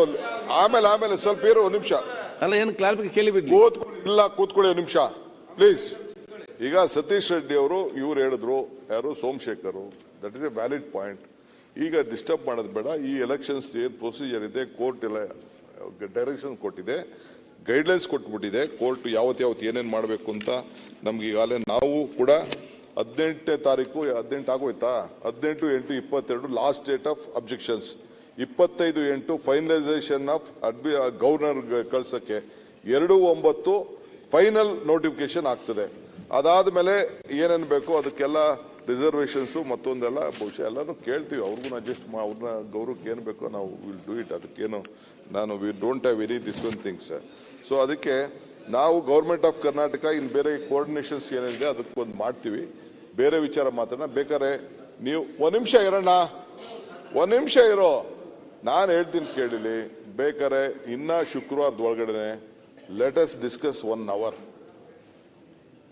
V want more clarity to Bangalore. I agree with you. ಜನಕ್ಕೆ ಏನೋ ಒಂದು ಕನ್ಫ್ಯೂಷನ್ ಇರ್ಬೋದು. ಪ್ಲೀಸ್ ಬಿಲ್ ಪಾಸ್ ಮಾಡೋದು ಬೇಡವಾ? ಈಗ ಒಂದೇ ಒಂದು ಡೌಟ್ ಅಣ್ಣ, ಮಾನ್ಯ ಅಧ್ಯಕ್ಷರೇ, ಇದ್ರ ಬಗ್ಗೆ ಒಂದೆರಡು ಮಾತು ನಾನು ಕೇಳಬೇಕು ಅಂತ ಇದ್ದೀನಿ. ಅದು ಬೇಗ ಬರಬೇಕು. ಬಂದು ಈಗ ಮಾತಂತ ಇಲ್ಲ, ಇವಾಗ 5 ನಗರ ಪಾಲಿಕೆಯನ್ನ ಏನು ವ್ಯಾಪ್ತಿಯಲ್ಲಿ ಮಾಡಿದ್ದಾರೆ, ಈ ಪಾಲಿಕೆಯ ವಿಭಜನೆ ಏನು ಮಾಡಿದ್ದಾರೆ, ಜನಸಂಖ್ಯೆಯ ಅಸಮತೋಲನ ಮಾಡಿದ್ದಾರೆ. ಅದು ಮಾತಾಡಿದ್ರು. ಬೆಂಗಳೂರು ನೋಡಿ, ಉದಾಹರಣೆ ಹೇಳ್ತೀನಿ. ಬೆಂಗಳೂರು ಉತ್ತರ ಜನಸಂಖ್ಯೆ 19,000 ಬಿಲ್ ಬಗ್ಗೆ 48,046 ಮಾಡಿದ್ದಾರೆ. ಬೆಂಗಳೂರು ಅಲ್ಲ, ಬರೀ 10 ಲಕ್ಷ, ಬರೀ 10 ಲಕ್ಷ. ಬೆಂಗಳೂರು ಕೇಂದ್ರ 13 ಲಕ್ಷ ಚಿಲ್ಲರೆ ಆಗಿದೆ. ಪಶ್ಚಿಮ 26 ಲಕ್ಷ. ಬೆಂಗಳೂರು ದಕ್ಷಿಣ 17 ಲಕ್ಷ. ಇದರಿಂದ ಏನಾಗಿದೆ ಅಂತಂದ್ರೆ, ಏನು ನಮಗೆ ಆದಾಯ ಬರ್ತಾ ಇದೆ, ಬೆಂಗಳೂರು ಉತ್ತರಕ್ಕೆ 600 ಕೋಟಿ ರೂಪಾಯಿ ಕಲೆಕ್ಷನ್, ಟ್ಯಾಕ್ಸ್ ಕಲೆಕ್ಷನ್ ಆಗಿದೆ. ಮಾತಾಡಿದ್ರು. ಬೆಂಗಳೂರು ಪೂರ್ವಕ್ಕೆ 1,500 ಕೋಟಿ. ಅದೆಲ್ಲ ಮಾತಾಡಿದ್ರೆ ಈ ತರ ಆಗಿ ನಿಮ್ಮ ಸಲಹೆ ಕೊಡಿ. ಒಂದ್ ನಿಮಿಷ. ಒಂದು ಶಾಸಕರು 2 ಭಾಗ ಆಗಿದ್ದಾರೆ, ವಾರ್ಡ್ಗಳು 2 ಭಾಗ ಆಗಿದೆ. ಈಗ ಒಂದು ರೋಡು ಇಡೀ ಕಾನ್ಸ್ಟಿಟ್ಯೂನ್ಸಿ ಅರ್ಧ ಪೀಸ್ ಮಾಡಿ, ಆ ಕಡೆಗೆ ಅರ್ಧ ಮಾಡಿ, ಈ ಕಡೆಗೆ ಅರ್ಧ ಮಾಡಿ, ಡೆವಲಪ್ಮೆಂಟ್ ಯಾವ ಥರ ಆಗುತ್ತೆ ನೋಡಿ. ಬೆಂಗಳೂರು ಉತ್ತರಕ್ಕೆ 7 ಶಾಸಕರಿದ್ದಾರೆ. ಬೆಂಗಳೂರು ಉತ್ತರ 7 ಶಾಸಕರು, ಪೂರ್ವಕ್ಕೆ 2 ಶಾಸಕರು, ಮಹದೇವಪುರ ಮತ್ತೆ 2 ಶಾಸಕರಿದ್ದಾರೆ. ಈಗ ರಾಮಮೂರ್ತಿ ಕೇಂದ್ರಕ್ಕೆ 6 ಶಾಸಕರು. ಒಂದು ಅರ್ಧ ಗಂಟೆ ಆದ್ಮೇಲೆ ಬೇಕಾದ್ರೆ ದೃಷ್ಟಿಯಿಂದ ಇದು ಆರ್ಥಿಕ ಅಸಮತೋಲನ ಆಗಿದೆ. ಟ್ಯಾಕ್ಸ್ ಕಲೆಕ್ಷನ್ ಬಗ್ಗೆ ಡೆವಲಪ್ಮೆಂಟ್ ಗಲಾಟೆಗಳಾಗುತ್ತೆ. ಈಗ ಡೆಲ್ಲಿನಲ್ಲಿ ಏನಾಯ್ತು, ಗ್ರೇಟರ್ ಡೆಲ್ಲಿ ಮಾಡಿ ಫೇಲ್ಯೂರ್ ಆಗಿದ್ದೀವಿ. ಬಾಂಬೆದಲ್ಲಿ ಗ್ರೇಟರ್ ಬಾಂಬೆ ಮಾಡಿ ಫೇಲ್ಯೂರ್ ಆಗಿದೆ. ಬಿಲ್ ಬಗ್ಗೆ ಮಾತಾಡಿ ರಾಮಮೂರ್ತಿ. ಡೆವಲಪ್ಮೆಂಟ್ ಬಹಳ ಸಮಸ್ಯೆ ಆಗುತ್ತೆ. ಓಕೆ, ಮಾನ್ಯ ಮಂತ್ರಿಗಳು. ಸರ್,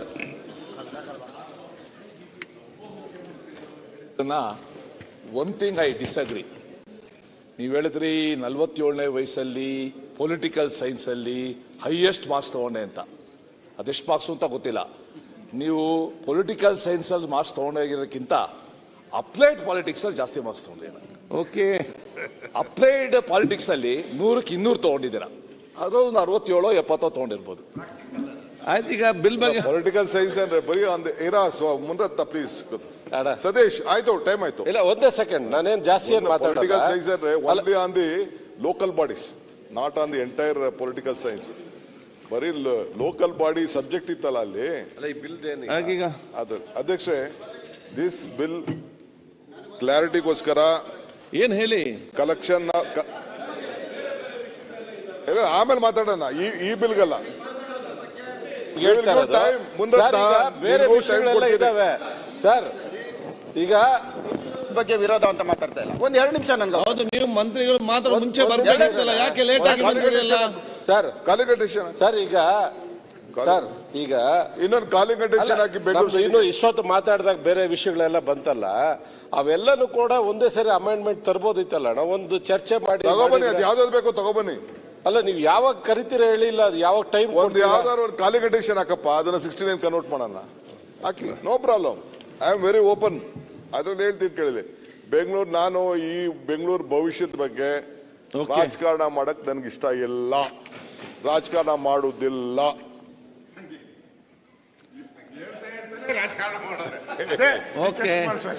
ಅಧ್ಯಕ್ಷೆ, ನಾನು ಇನ್ನೊಂದು, we have given powers, collection of taxes, financial autonomy, elections, reservation, ಎಲ್ಲ we will not interfere. 74ನೇ ತಿದ್ದುಪಡಿ ಸಂಪೂರ್ಣವಾಗಿ ರಕ್ಷಣೆ ಮಾಡಿದೀವಿ. ಇದನ್ನ ಕ್ಲಾರಿಟಿಗೋಸ್ಕರ ಮಾತ್ರ ತಂದಿದ್ದೀನಿ. ಇದನ್ನ ಪಾಸ್ ಮಾಡ್ತೀವಿ. ಈಗ ವಿಧೇಯಕವನ್ನು ಖಂಡವಾಗಿ ಮತ್ತೆ ಹಾಕುತ್ತೇನೆ. ಎರಡನೇ ಮತ್ತು ಮೂರನೇ ಖಂಡಗಳು ವಿಧೇಯಕದ ಅಂಗವಾಗಿರಬೇಕೆನ್ನುವುದು ಸಭೆಯ ಮುಂದಿರುವ ವಿಷಯ. ಪ್ರಸ್ತಾವದ ಪರವಾಗಿರು ಹೌದು ಎಂದು ಸೂಚಿಸಬೇಕು. ಪ್ರಸ್ತಾವದ ವಿರೋಧವಾಗಿರು ಇಲ್ಲ ಎಂದು ಸೂಚಿಸಬೇಕು. ಪ್ರಸ್ತಾವ ಹೌದನ ಪರವಾಗಿದೆ ಎಂದು ಭಾವಿಸುತ್ತೇನೆ. ಪ್ರಸ್ತಾವ ಹೌದನ ಪರವಾಗಿದೆ. ಪ್ರಸ್ತಾವಕ್ಕೆ ಒಪ್ಪಿಗೆ ದೊರಕಿದೆ. ಎರಡನೇ ಮತ್ತು ಮೂರನೇ ಖಂಡಗಳು ವಿಧೇಯಕದ ಅಂಗವಾದವು. ಒಂದನೇ ಖಂಡ ಹೆಸರು ಮತ್ತು ಅವತರಣಿಕೆ ವಿಧೇಯಕದ ಭಾಗವಾಗಬೇಕೆಂಬುದು ಸಭೆಯ ಮುಂದಿರುವ ವಿಷಯ. ಪ್ರಸ್ತಾವದ ಪರವಾಗಿರು ಹೌದು ಎಂದು ಸೂಚಿಸಬೇಕು. ಪ್ರಸ್ತಾವದ ವಿರೋಧವಾಗಿರು ಇಲ್ಲ ಎಂದು ಸೂಚಿಸಬೇಕು. ಪ್ರಸ್ತಾವ ಹೌದನ ಪರವಾಗಿದೆ ಎಂದು ಭಾವಿಸುತ್ತೇನೆ. ಪ್ರಸ್ತಾವ ಹೌದನ ಪರವಾಗಿದೆ. ಪ್ರಸ್ತಾವ ಅಂಗೀಕರಿಸಲ್ಪಟ್ಟಿದೆ. ಒಂದನೇ ಖಂಡ ಹೆಸರು ಮತ್ತು ಅವತರಣಿಕೆ ವಿಧೇಯಕದ ಅಂಗವಾಗಿದೆ. ಮಾನ್ಯ ಮಂತ್ರಿಗಳು. ಅಧ್ಯಕ್ಷರೇ, 2025 ಸಾಲಿನ ಗ್ರೇಟರ್ ಬೆಂಗಳೂರು ಆಡಳಿತ ತಿದ್ದುಪಡಿ ವಿಧೇಯಕವನ್ನ ಅಂಗೀಕರಿಸಬೇಕೆಂದು ಕೋರುತ್ತೇನೆ. ಪ್ರಸ್ತಾವವನ್ನು ಮಂಡಿಸಲಾಗಿದೆ. ಅದನ್ನೀಗ ಸಭೆ ಮತಕ್ಕೆ ಹಾಕುತ್ತೇನೆ. 2020 ಸಾಲಿನ ಗ್ರೇಟರ್ ಬೆಂಗಳೂರು ಆಡಳಿತ ತಿದ್ದುಪಡಿ ವಿಧೇಯಕವನ್ನು ಈ ಸಭೆ ಅಂಗೀಕರಿಸಬೇಕು. ಪ್ರಸ್ತಾವದ ಪರವಾಗಿರು ಹೌದು ಎಂದು ಸೂಚಿಸಬೇಕು. ಪ್ರಸ್ತಾವದ ವಿರೋಧವಾಗಿರು ಇಲ್ಲ ಎಂದು ಸೂಚಿಸಬೇಕು. ಪ್ರಸ್ತಾವ ಹೌದನ ಪರವಾಗಿದೆ ಎಂದು ಭಾವಿಸುತ್ತೇನೆ. ಪ್ರಸ್ತಾವ ಹೌದನ ಪರವಾಗಿದೆ. ಪ್ರಸ್ತಾವ ಅಂಗೀಕರಿಸಲ್ಪಟ್ಟಿದೆ ಮತ್ತು ವಿಧೇಯಕಕ್ಕೆ ಅನುಮೋದನೆ ದೊರಕಿದೆ. ಈಗ 25 ಸಾಲಿನ ಕರ್ನಾಟಕ ಅತ್ಯವಶ್ಯಕ ಸೇವೆಗಳ ನಿರ್ವಹಣೆ ತಿದ್ದುಪಡಿ. ಸಭಾಧ್ಯಕ್ಷರೇ, 20-25ನೇ ಸಾಲಿನ ಕರ್ನಾಟಕ ಅತ್ಯವಶ್ಯಕ ಸೇವೆಗಳ ನಿರ್ವಹಣಾ ತಿದ್ದುಪಡಿ ವಿಧೇಯಕವನ್ನು ಪರಿಹಾರವೆಂದು ಸೂಚಿಸುತ್ತೇನೆ. ಸಭಾಧ್ಯಕ್ಷರೇ, 20 ಸಾಲಿನ ಕರ್ನಾಟಕ ಅತ್ಯವಶ್ಯಕ ಸೇವೆಗಳ ನಿರ್ವಹಣಾ ತಿದ್ದುಪಡಿ ವಿಧೇಯಕವನ್ನು ಪರಿಹಾಲಿಸುವುದೆಂಬ ವಿಷಯವು ಸಭೆಯ ಮುಂದೆ ಇದೆ. ಪ್ರಸ್ತಾವದ ಪರವಾಗಿರು ಹೌದು ಎಂದು ಸೂಚಿಸಬೇಕು. ಪ್ರಸ್ತಾವದ ವಿರೋಧವಾಗಿರುವ ಇಲ್ಲ ಎಂದು ಸೂಚಿಸಬೇಕು. ಪ್ರಸ್ತಾವ ಹೌದನ ಪರವಾಗಿದೆ ಎಂದು ಭಾವಿಸುತ್ತೇನೆ. ಪ್ರಸ್ತಾವ ಹೌದನ ಪರವಾಗಿದೆ. ಪ್ರಸ್ತಾವಕ್ಕೆ ಅನುಮೋದನೆ ದೊರಕಿದೆ. ಮಾನ್ಯ ಸಚಿವರು. ಸಭಾಧ್ಯಕ್ಷರೇ, ಇದು 2015ರಲ್ಲಿ ನಾನೇ ತಂದಿದ್ದೆ ಸಭಾಧ್ಯಕ್ಷರೇ. ಆಮೇಲೆ 2015ರಲ್ಲಿ ಇಲ್ಲಿ 10 ವರ್ಷ ಆಯಿತು. ಅಧಿನಿಯಮ 13ರ 2015 ಕರ್ನಾಟಕ ಅಧಿನಿಯಮ ಇಲ್ಲಿ ಬರ್ತದೆ. ಆಮೇಲೆ 10 ವರ್ಷ ಇದು ಮುಗಿತಾ ಇದೆ. ಈಗ ಅದನ್ನು 10 ವರ್ಷದ ಬದಲು 20 ವರ್ಷ ಅಂತ ಮಾಡಬೇಕು. 20 ವರ್ಷ ಅಂತ ಮಾಡಿ ಇದು ರೆಟ್ರಾಸ್ಪೆಕ್ಟಿವ್. ರಾಮಮೂರ್ತಿ ಪಕ್ಕದಲ್ಲಿ ಕೂತ್ಕೊಳ್ಳಿ. ಮುತ್ತಿಮೋಡ್ ಮೇ 27, 25 ರೆಟ್ರಾಸ್ಪೆಕ್ಟಿವ್ ಮಾಡಬೇಕು ಅಂತ ಇದು ಹಿಂದೆ. ಇದು ಎಸ್ಮಾ ನಮ್ಮ KSRTಗೆ ಸಂಬಂಧಪಟ್ಟಿದ್ದು ಮಾತ್ರ. ಸ್ಟ್ರೈಕ್ 2015ರಲ್ಲಿ ಅಂತಂದಿದ್ದೆ. ಆದರೆ ಆವಾಗ ನಾವು ಉಪಯೋಗಿಸಲಿಲ್ಲ. ಆದರೆ ಇದು ಉಪಯೋಗಕ್ಕೆ ಬಂದಿದ್ದು 2021ರಲ್ಲಿ. ಅವಾಗ ಒಂದು 15 ದಿನ ಸ್ಟ್ರೈಕ್ ಮಾಡಿದ್ರಲ್ಲ. ಮಾಡಿ ಏನು ಅವರು ಸ್ಟ್ರೈಕ್ ಮಾಡಬಾರ್ದು ಅಂತ ನೀವು ಎಸ್ಮಾ ತರ್ತೀರಾ. ಆದರೆ ಗ್ರೀವೆನ್ಸಸ್ನ ಅಡ್ರೆಸ್ ಮಾಡೋಕ್ಕೆ ಯಾವ್ದಾದ್ರು ಒಂದು ವೇದಿಕೆ ಬೇಕು. ನಾವು ಗ್ರೀವೆನ್ಸೇ ಮಾಡೋದಿಲ್ಲ, ಸ್ಟ್ರೈಕ್ ನಾವು ಬ್ಯಾನ್ ಮಾಡ್ತೀವಿ ಅಂತ ಪಾಪ ನೌಕರರ ಕತೆ ಏನು? ಅವ್ರದ್ದು ಗ್ರೀವೆನ್ಸ್ ಎಲ್ಲಿ ಹೇಳ್ಕೋಬೇಕು? ಎಲ್ಲಿ ಹೂ ವಿಲ್ ಅಡ್ರೆಸ್ ದೊಡ್ಡ ಗ್ರೀವೆನ್ಸಸ್? ಅವ್ರ ಬೇಡಿಕೆ ಅಷ್ಟೇ ಇದೆ ಸಾಕು. ಅವ್ರ ಮಂತ್ರಿ ಮಾಡ್ಬೇಕು. ಸರ್ಕಾರ ಬಂದ್ಮೇಲೆ 4 ಬಾರಿ ಮುಖ್ಯಮಂತ್ರಿಗಳ ಜೊತೆ ಚರ್ಚೆ ಮಾಡಿದ್ದೀವಿ. ಆಮೇಲೆ ನಿಮ್ಮ ಸರ್ಕಾರ ಇದ್ದಾಗಲೂ ಅಷ್ಟೇ.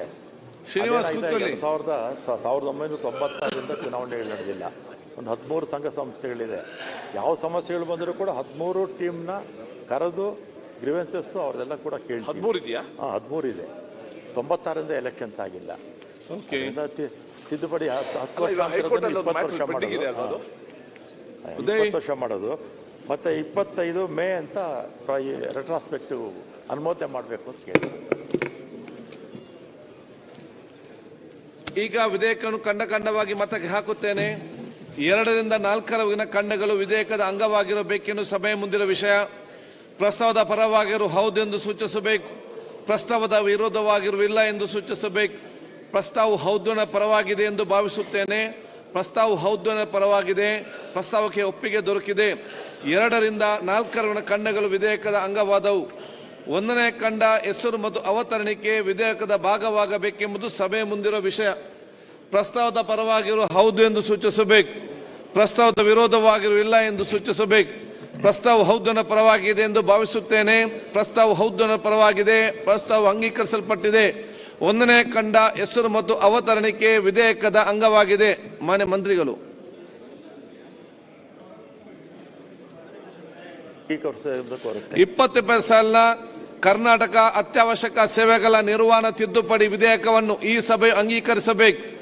ಪ್ರಸ್ತಾವದ ಪರವಾಗಿರುವ ಹೌದು ಎಂದು ಸೂಚಿಸಬೇಕು. ಪ್ರಸ್ತಾವದ ವಿರೋಧವಾಗಿರುವ ಇಲ್ಲ ಎಂದು ಸೂಚಿಸಬೇಕು. ಪ್ರಸ್ತಾವ ಹೌದುನ ಪರವಾಗಿದೆ ಎಂದು ಭಾವಿಸುತ್ತೇನೆ. ಪ್ರಸ್ತಾವ ಹೌದುನ ಪರವಾಗಿದೆ. ಪ್ರಸ್ತಾವ ಅಂಗೀಕರಿಸಲ್ಪಟ್ಟಿದೆ ಮತ್ತು ವಿಧೇಯಕಕ್ಕೆ ಅನುಮೋದನೆ ದೊರಕಿದೆ. 20 ಸಾಲಿನ ಕರ್ನಾಟಕ ನಗರ ಪಾಲಿಕೆಯಲ್ಲಿ ತಿದ್ದುಪಡಿ ವಿಧೇಯಕವನ್ನು ಮಾನ್ಯ ಸಚಿವರು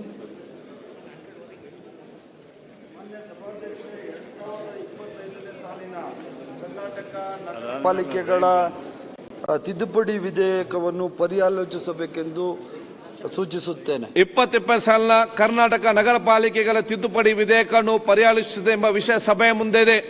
ಪ್ರಸ್ತಾವದ ಪರವಾಗಿರು ಹೌದು ಎಂದು ಸೂಚಿಸಬೇಕು. ಹೌದು. ಪ್ರಸ್ತಾವದ ವಿರೋಧವಾಗಿರುವಿಲ್ಲ ಎಂದು ಸೂಚಿಸಬೇಕು. ಪ್ರಸ್ತಾವ ಹೌದುನ ಪರವಾಗಿದೆ ಎಂದು ಭಾವಿಸುತ್ತೇನೆ. ಪ್ರಸ್ತಾವ ಹೌದುನ ಪರವಾಗಿದೆ. ಪ್ರಸ್ತಾವಕ್ಕೆ ಅನುಮೋದನೆ ದೊರಕಿದೆ. ಮಾನ್ಯ ಸಚಿವರು. ಮಾನ್ಯ ಸಭಾಧ್ಯಕ್ಷರೇ, ಕರ್ನಾಟಕ ಮಹಾನಗರ ಪಾಲಿಕೆಗಳ ಕಾಯ್ದೆ 1976ಕ್ಕೆ ತಿದ್ದುಪಡಿ ತರಲಿಕ್ಕೆ ಒಟ್ಟಿದ್ದೇವೆ ಸಭಾಧ್ಯಕ್ಷರೇ. ಮುಖ್ಯವಾಗಿ ಇಲ್ಲಿ ಡಿರೆಗ್ಯುಲೇಷನ್ ಆ್ಯಂಡ್ ಕಾಂಪ್ಲೈನ್ಸಸ್ ರಿಡಕ್ಷನ್ ಕುರಿತು ಈ ಸೆಂಟ್ರಲ್ ಟ್ಯಾಕ್ಸ್ ಫೋರ್ಸಸ್ ಅವರು ನಮಗೆ ಶಿಫಾರಸು ಮಾಡಿದರು ಸಭಾಧ್ಯಕ್ಷರೇ. ಈ ಕಟ್ಟಡ ಅನುಮೋದನೆಗಳಿಗೆ ಸಂಬಂಧಿಸಿದಂತೆ ಈ ಎನ್ಪ್ಯಾನಲ್ ಪ್ರೊಫೆಷನಲ್ ಸಭಾಧ್ಯಕ್ಷರೇ ಅವರಿಗೆ ಅಧಿಕಾರ ಕೊಡಬೇಕು. ಅವರೇ ಹೋಗಿ ಈ ಸೈಟ್ ಹತ್ರ ಹೋಗಿ ಪ್ಲ್ಯಾನ್ ಸ್ಯಾಂಕ್ಷನ್ಸ್ ಎಲ್ಲ ಅವ್ರು ನಮಗೆ ರೆಫರ್ ಮಾಡ್ತಾರೆ ಸಭಾಧ್ಯಕ್ಷರೇ. ಅದನ್ನು ನಾವು ಇಟ್ಕೊಂಡು ಅವರಿಗೆ ಲೈಸೆನ್ಸ್ ಕೊಡುವಂಥದ್ದು ನಾವು ಇಲ್ಲಿ ಈ ಕಾಯ್ದೆಯಲ್ಲಿ ತಗೊಂಬರ್ತಾ ಇದ್ದೀವಿ ಸಭಾಧ್ಯಕ್ಷರೇ. ಹಾಗೂ ಮಹಾನಗರ ಪಾಲಿಕೆಗಳಲ್ಲಿ ಈ ಕಟ್ಟಡ ಅಭಿವೃದ್ಧಿಗಳಿಗೆ ಸಂಬಂಧಿಸಿದಂತೆ ಶುಲ್ಕಗಳ ಕುರಿತು ಸಹ ಈ ಕಾಯ್ದೆಯಲ್ಲಿ ಅಳವಡಿಸ್ಕೊಳ್ಳಿಕ್ಕೆ ಒಂದು ಅವಕಾಶ ಮಾಡಿಕೊಡ್ತಾ ಇದ್ವಿ ಸಭಾಧ್ಯಕ್ಷ. ಮುಂಚೆಯಿಂದ ನಾವು ದುಡ್ಡು ಕಲೆಕ್ಟ್ ಮಾಡ್ತಾ ಇದ್ವಿ ಸಭಾಧ್ಯಕ್ಷ, ಆದರೆ ಅದಕ್ಕೆ ಯಾವುದೇ ಒಂದು ರೂಲ್ಸ್ ಇರಲಿಲ್ಲ ಸಭಾಧ್ಯಕ್ಷ. ಆದ್ದರಿಂದ ಈ ಕಾಯ್ದೆಯಲ್ಲಿ ನಾವು ಆ ರೂಲ್ಸನ್ನು ಸಹ ನಾವು ತಗೋಬರ್ತಾ ಇದ್ವಿ ಸಭಾಧ್ಯಕ್ಷ. ಮತ್ತು ಈ ಲೈಸೆನ್ಸ್ಡ್ ಪ್ರೊಫೆಷ್ನಲ್ಸು ಇವ್ರು ಯಾರಿದ್ದಾರೆ ಈ ಸೆಲ್ಫ್ ಸರ್ಟಿಫಿಕೇಷನ್ ಮೂಲಕ ಕಟ್ಟಡಗಳಿಗೆ ಅನುಮೋದನೆ ಕೊಡಲಿಕ್ಕೆ ಅವರಿಗೆ ಅವಕಾಶ ಕೊಡಲಿಕ್ಕೆ ನಾವು ಇಲ್ಲಿ ಪ್ರಸ್ತಾಪ ಮಾಡಿದ್ದೀವಿ ಸಭಾಧ್ಯಕ್ಷ. ಆದ್ದರಿಂದ ಅವ್ರಿಗೆ ಅಲ್ಲಿ ಹೋಗಿ ಕಟ್ಟಡಗಳಿಗೆ ಈ ಥರ ಪ್ಲಾನ್ ಸ್ಯಾಂಕ್ಷನ್ ಕೊಡ್ಬೋದು ಅಂತ ಹೇಳಿ ಅವ್ರಿಗೆ ಹೇಳುವಂಥದ್ದು ಅವ್ರಿಗಿದೆ ಸಭಾಧ್ಯಕ್ಷ. ಅವರೇನಾದರೂ ತಪ್ಪು ಮಾಡಿದ್ರೆ ಅವರಿಗೆ ದಂಡ ವಿಧಿಸಲಿಕ್ಕೆ ಅವ್ರಿಗೆ ಶಿಕ್ಷೆ ಕೊಡಲಿಕ್ಕೂ ಸಹ ನಮ್ಮ ಈ ಕಾನೂನಲ್ಲಿ ನಾವು ಅವಕಾಶ ಮಾಡಿಕೊಟ್ಟಿದ್ದೀವಿ ಸಭಾಧ್ಯಕ್ಷ. ಇದಾದ ನಂತರ ಸಭಾಧ್ಯಕ್ಷ ಕೆಲವು ಈ CCOCಗೆ ಸಂಬಂಧಪಟ್ಟಂತೆ ಸಭಾಧ್ಯಕ್ಷ ಕೆಲವು ಈ ಲೋ ರಿಸ್ಕ್ ಅಂದರೆ ಈ ಕಮ್ಮಿ ಮೆಜರ್ಮೆಂಟ್ಸ್ ಇರುವಂಥ ಸೈಟ್ಗಳಿಗೆ ಇದರ ಅವಶ್ಯಕತೆ ಇಲ್ಲ ಅಂತ ಹೇಳ್ಬಿಟ್ಟು ರೂಲ್ಸ್ ಬಡವರಿಗೆ ಅನುಕೂಲ ಮಾಡಲಿಕ್ಕೆ ಈ ರೂಲ್ಸ್ ಮಾಡ್ತಾ ಇದ್ದೀವಿ ಸಭಾಧ್ಯಕ್ಷ. ಸುಪ್ರೀಂ ಕೋರ್ಟ್ ಆರ್ಡರ್ ಇದ್ದಾಗಿಯೂ ಸಹ ಬೇರೆ ರಾಜ್ಯಗಳಲ್ಲಿ ತಮಿಳುನಾಡಲ್ಲಿ ಮಹಾರಾಷ್ಟ್ರದಲ್ಲೆಲ್ಲ ಇದೆ ಸಭಾಧ್ಯಕ್ಷ. ಅದರಿಂದ ಸಣ್ಣ ಸಣ್ಣ ಕಟ್ಟಡಗಳಿಗೆ ನಾವು ಈ CCOC ಅದು ರೂಲ್ಸಲ್ಲಿ ಹಾಕ್ತಾ ಇದ್ದೀವಿ ಸರ್. ಅದೇ ಮೆಜರ್ಮೆಂಟ್ ರೂಲ್ಸಲ್ಲಿ ಹಾಕ್ತೀವಿ ಸರ್. ಈಗ ಈ ರೂಲ್ಸ್ ಇಲ್ಲಿ ಕೊಡ್ತಾ ಇದ್ದೀವಿ, ಎಷ್ಟು ಅಂತ ಇನ್ನೂ ಡಿಸೈಡ್ ಮಾಡಿಲ್ಲ ಸರ್. ಆದ್ದರಿಂದ ಬಡವರಿಗೆ ಅನುಕೂಲ ಆಗಲಿ ಅಂತ ಹೇಳಿ ಅವ್ರಿಗೆ ಎಕ್ಸಂಪ್ಷನ್ಸ್ ಕೊಡುವಂಥದ್ದು ನಾವು ಮಾಡ್ತಾ ಇದ್ದೀವಿ ಸಭಾಧ್ಯಕ್ಷ. ಆಮೇಲೆ ಈ ಮುಂಚೆ ಸಭಾಧ್ಯಕ್ಷರೇ ಈ ಕಾರ್ಪೊರೇಷನಲ್ಲಿ ಇರುವಂತಹ ಜಾಗಗಳಿಗೆ ಬರೀ 5 ವರ್ಷಕ್ಕೆ ಮಾತ್ರ ನಾವು ಅವ್ರಿಗೆ ಲೀಸ್ ಕೊಡ್ತಾ ಇದ್ದೀವಿ ಸಭಾಧ್ಯಕ್ಷ. ಈಗ ಅದನ್ನು ಜಾಸ್ತಿ ಮಾಡಿದ್ದೀವಿ ಸಭಾಧ್ಯಕ್ಷ. ಸುಮಾರು ಒಂದು 30 ವರ್ಷಗಳವರೆಗೆ ಅವ್ರಿಗೆ ಅಟ್ಲೀಸ್ಟ್ ಲೀಸ್ ಕೊಟ್ಟರೆ ಏನಾದರೂ ಒಂದು ಪರ್ಮನೆಂಟ್ ಸ್ಟ್ರಕ್ಚರ್ ಆಗ್ಬೋದು, ಸರ್ಕಾರಕ್ಕೂ ಅದರಿಂದ ಫೀಸ್ ಬರ್ತದೆ ಮತ್ತು ಅವರಿಗೂ ಸಹ ಅನುಕೂಲ ಆಗ್ತದೆ ಅಂಥೇಳಿ ಈ ಕಾಯ್ದೆಯನ್ನು ನಾವು ತಗೊಬರ್ತಾ ಇದ್ದೀವಿ ಸಭಾಧ್ಯಕ್ಷರೇ. ಮತ್ತು ಟ್ರೇಡ್ ಲೈಸೆನ್ಸ್ ಸಭಾಧ್ಯಕ್ಷರೇ ಇಡೀ ರಾಜ್ಯದಲ್ಲಿ ಬೇರೆ ಬೇರೆ ನಗರ ಪಾಲಿಕೆಗಳಲ್ಲಿ ಸ್ಥಳೀಯ ಸಂಸ್ಥೆಗಳಲ್ಲಿ ಬೇರೆ ಬೇರೆ ಥರ ಲೈಸೆನ್ಸ್ ಫೀಸ್ ಇದೆ ಸಭಾಧ್ಯಕ್ಷರೇ. ಆದ್ದರಿಂದ ಏಕಮುಖವಾದ ಒಂದು ಫೀಸ್ ಸ್ಟ್ರಕ್ಚರ್ ಮಾಡಬೇಕು ಅಂತ ಹೊರಟಿದ್ದೀವಿ ಸಭಾಧ್ಯಕ್ಷರೇ. ಮಿನಿಮಮ್ ಆ್ಯಂಡ್ ಮ್ಯಾಕ್ಸಿಮಮ್ ಅತಿ ಕಡಿಮೆ ಮತ್ತು ಒಳ್ಳೊಳ್ಳೆ ನಗರ ಪಾಲಿಕೆಗಳು ಯಾವ್ಯಾವ ಇದ್ದಾವೆ ಅವರಿಗೆ ಸ್ವಲ್ಪ ಹೆಚ್ಚಿನ ದರದಲ್ಲಿ ಫೀಸ್ ನಿಗದಿ ಮಾಡುವಂಥದ್ದು, ಮತ್ತು ಯಾವುದೇ ಸಣ್ಣ ಸಣ್ಣ ನಗರ ಪಟ್ಟಣಗಳಿರ್ತವೆ ಅವ್ರಿಗೆ ಕಮ್ಮಿ ಅವ್ರಿಗೆ ಟ್ಯಾಕ್ಸ್ ಕಲೆಕ್ಟ್ ಮಾಡುವಂಥದ್ದು ಸಹ ಈ ಕಾಯ್ದೆಯಲ್ಲಿ ನಾವು ಪ್ರಸ್ತಾವ ಮಾಡಿದ್ದೀವಿ ಸಭಾಧ್ಯಕ್ಷೆ. ಈ ಮುಂಚಿನ ದಿವಸಗಳಲ್ಲಿ ಒಂದೊಂದು ಕಾರ್ಪೊರೇಷನ್ನು ಒಂದೊಂದು ನಗರಸಭೆ ಅವ್ರಿಗೆ ಇಷ್ಟ ಬರೋ ಥರ ಅವರು ಟ್ಯಾಕ್ಸಸ್ ಹಾಕ್ತಾಯಿದ್ರು ಸಭಾಧ್ಯಕ್ಷೆ. ಆದ್ದರಿಂದ ಅದಕ್ಕೆ ಕಡಿವಾಣ ಹಾಕಬೇಕು ಅಂತ ಹೇಳಿ ಏಕರೂಪವಾದ ಟ್ಯಾಕ್ಸಸ್ಸು ಅಂದರೆ ಮಿನಿಮಮ್ ಆ್ಯಂಡ್ ಮ್ಯಾಕ್ಸಿಮಮ್ ಅದನ್ನು ಇಡೀ ರಾಜ್ಯದಲ್ಲಿ ತರಲಿಕ್ಕೆ ಹೊರಟಿದ್ದೀವಿ ಸಭಾಧ್ಯಕ್ಷೆ. ಮತ್ತು ನಾನು ಕ್ವಶನ್ ರೈಸ್ ಆಗೋದು ನಾನು ಆನ್ಸರ್ ಬರ್ಕೊಂಬಿಟ್ಟಿದ್ದೀನಿ ಸಭಾಧ್ಯಕ್ಷೆ. ಸುಪ್ರೀಂ ಕೋರ್ಟಲ್ಲಿ ಆರ್ಡ್ರ್ ಇದೆ ಅಕ್ರಮ ಸಕ್ರಮ ಏನಾದರೂ ಇದಕ್ಕೆ ಅಟ್ರಾಕ್ಟ್ ಆಗ್ತದ ಅಂತ ಹೇಳಿ, ಆದರೆ ನಾವು ಅಕ್ರಮ ಸಕ್ರಮ ಮಾಡಲಿಕ್ಕೆ ನಾವಿಲ್ಲಿ ಹೊರಟಿಲ್ಲ ಸಭಾಧ್ಯಕ್ಷೆ. ಇಲ್ಲಿ CC ಮತ್ತು OCಗೆ ಯಾವುದೇ ವಿನಾಯಿತಿ ಇಲ್ಲ ಸಭಾಧ್ಯಕ್ಷೆ. ಲೈಸೆನ್ಸ್ ಇಲ್ದಿರೋ ಅಂಥ ಕಟ್ಟಡಕ್ಕೆ ನಾವು ಅವ್ರಿಗೇನು ಇದು ಎಕ್ಸಂಪ್ಷನ್ ಕೊಡ್ತಾ ಇಲ್ಲ, ಅಕ್ರಮ ಸಕ್ರಮ ಸಹ ನಾವು ಮಾಡ್ತಾ ಇಲ್ಲ ಸಭಾಧ್ಯಕ್ಷೆ. ಮತ್ತು ಈ ಕಟ್ಟಡ ಪರವಾನಗಿ ಪಡೆದು ನಿರ್ಮಾಣ ಮಾಡಿದ ಕಟ್ಟಡಗಳಿಗೆ ಮಾತ್ರ OC ಪಡೆಯುವುದರಿಂದ ವಿನಾಯಿತಿ ಮಾಡಲಿಕ್ಕೆ ನಾವು ಪ್ರಸ್ತಾಪ ಮಾಡಿದ್ದೀವಿ. ಇಲ್ಲಿ ಯಾವುದೇ ಸಕ್ರಮಾತಿ ಕುರಿತು ನಾವು ಈ ಕಾಯ್ದೆಯಲ್ಲಿ ನಾವು ಅಳವಡಿಕೆ ಮಾಡಿಲ್ಲ ಸಭಾಧ್ಯಕ್ಷರೇ. ಅದರಿಂದ ಮಾನ್ಯ ಸರ್ವೋಚ್ಚ ನ್ಯಾಯಾಲಯದ ಇತ್ತೀಚಿನ ತೀರ್ಪಿನಂತೆ OC ಪಡೆಯದ ಕಟ್ಟಡಗಳಿಗೆ ಮೂಲಭೂತ ಸೌಕರ್ಯಗಳನ್ನು ಕೊಡಲಿಕ್ಕೆ ಅವಕಾಶ ಇರೋದಿಲ್ಲ ಸಭಾಧ್ಯಕ್ಷ. ಮಾನ್ಯ ಸದಸ್ಯರು ಕೇಳ್ಬೋದು ಸಭಾಧ್ಯಕ್ಷ, ಅದಕ್ಕೆ ಮುಂಚೆನೇ ನಾನೇ ಉತ್ತರ ಸರ್. ಎಸ್ ಸರ್, ಸರ್ ಈಗ ಸುಪ್ರೀಂ ಕೋರ್ಟ್ ಅಕ್ರಮ ಸಕ್ರಮ ಅನ್ನೋದು ಸುಪ್ರೀಂ ಕೋರ್ಟಲ್ಲಿ ಕೇಸ್ ಇದೆ ಸರ್. ನಮ್ಮದು ಅವ್ರ ಕೇಸು ಡಿಸೈಡ್ ಆಗೋ ತನಕ ನಾವು ರೂಲ್ಸ್ ಮಾಡೋಕ್ಕೆ ಬರೋಲ್ಲ ಸರ್. ಬರೀ ಸಣ್ಣ ಸಣ್ಣ ಸೈಟ್ಗಳಿಗೆ ಇನ್ನು ಮುಂದೆ ಮಾಡ್ಬೋದಂತಹ ಒಂದು ಬಡವರಿಗೆ ಸರ್ ಇದು ಮೆಜರ್ಮೆಂಟ್ ಇನ್ನೂ ನಾವು ಹಾಕಿಲ್ಲ ಸರ್. ಮೋಸ್ಟ್ಲಿ 2030 ಆರ್ 3040 ಅಷ್ಟು ಸೈಟ್ಗಳಿಗೆ CC ಮತ್ತು OC ಬೇಡ ಅಂತ ಹೇಳ್ಬಿಟ್ಟು ನಾವು ಈ ರೂಲ್ಸ್ ಮಾಡೋಕ್ಕೆ ಕೊಟ್ಟಿದ್ವಿ ಸಭಾಧ್ಯಕ್ಷರೇ.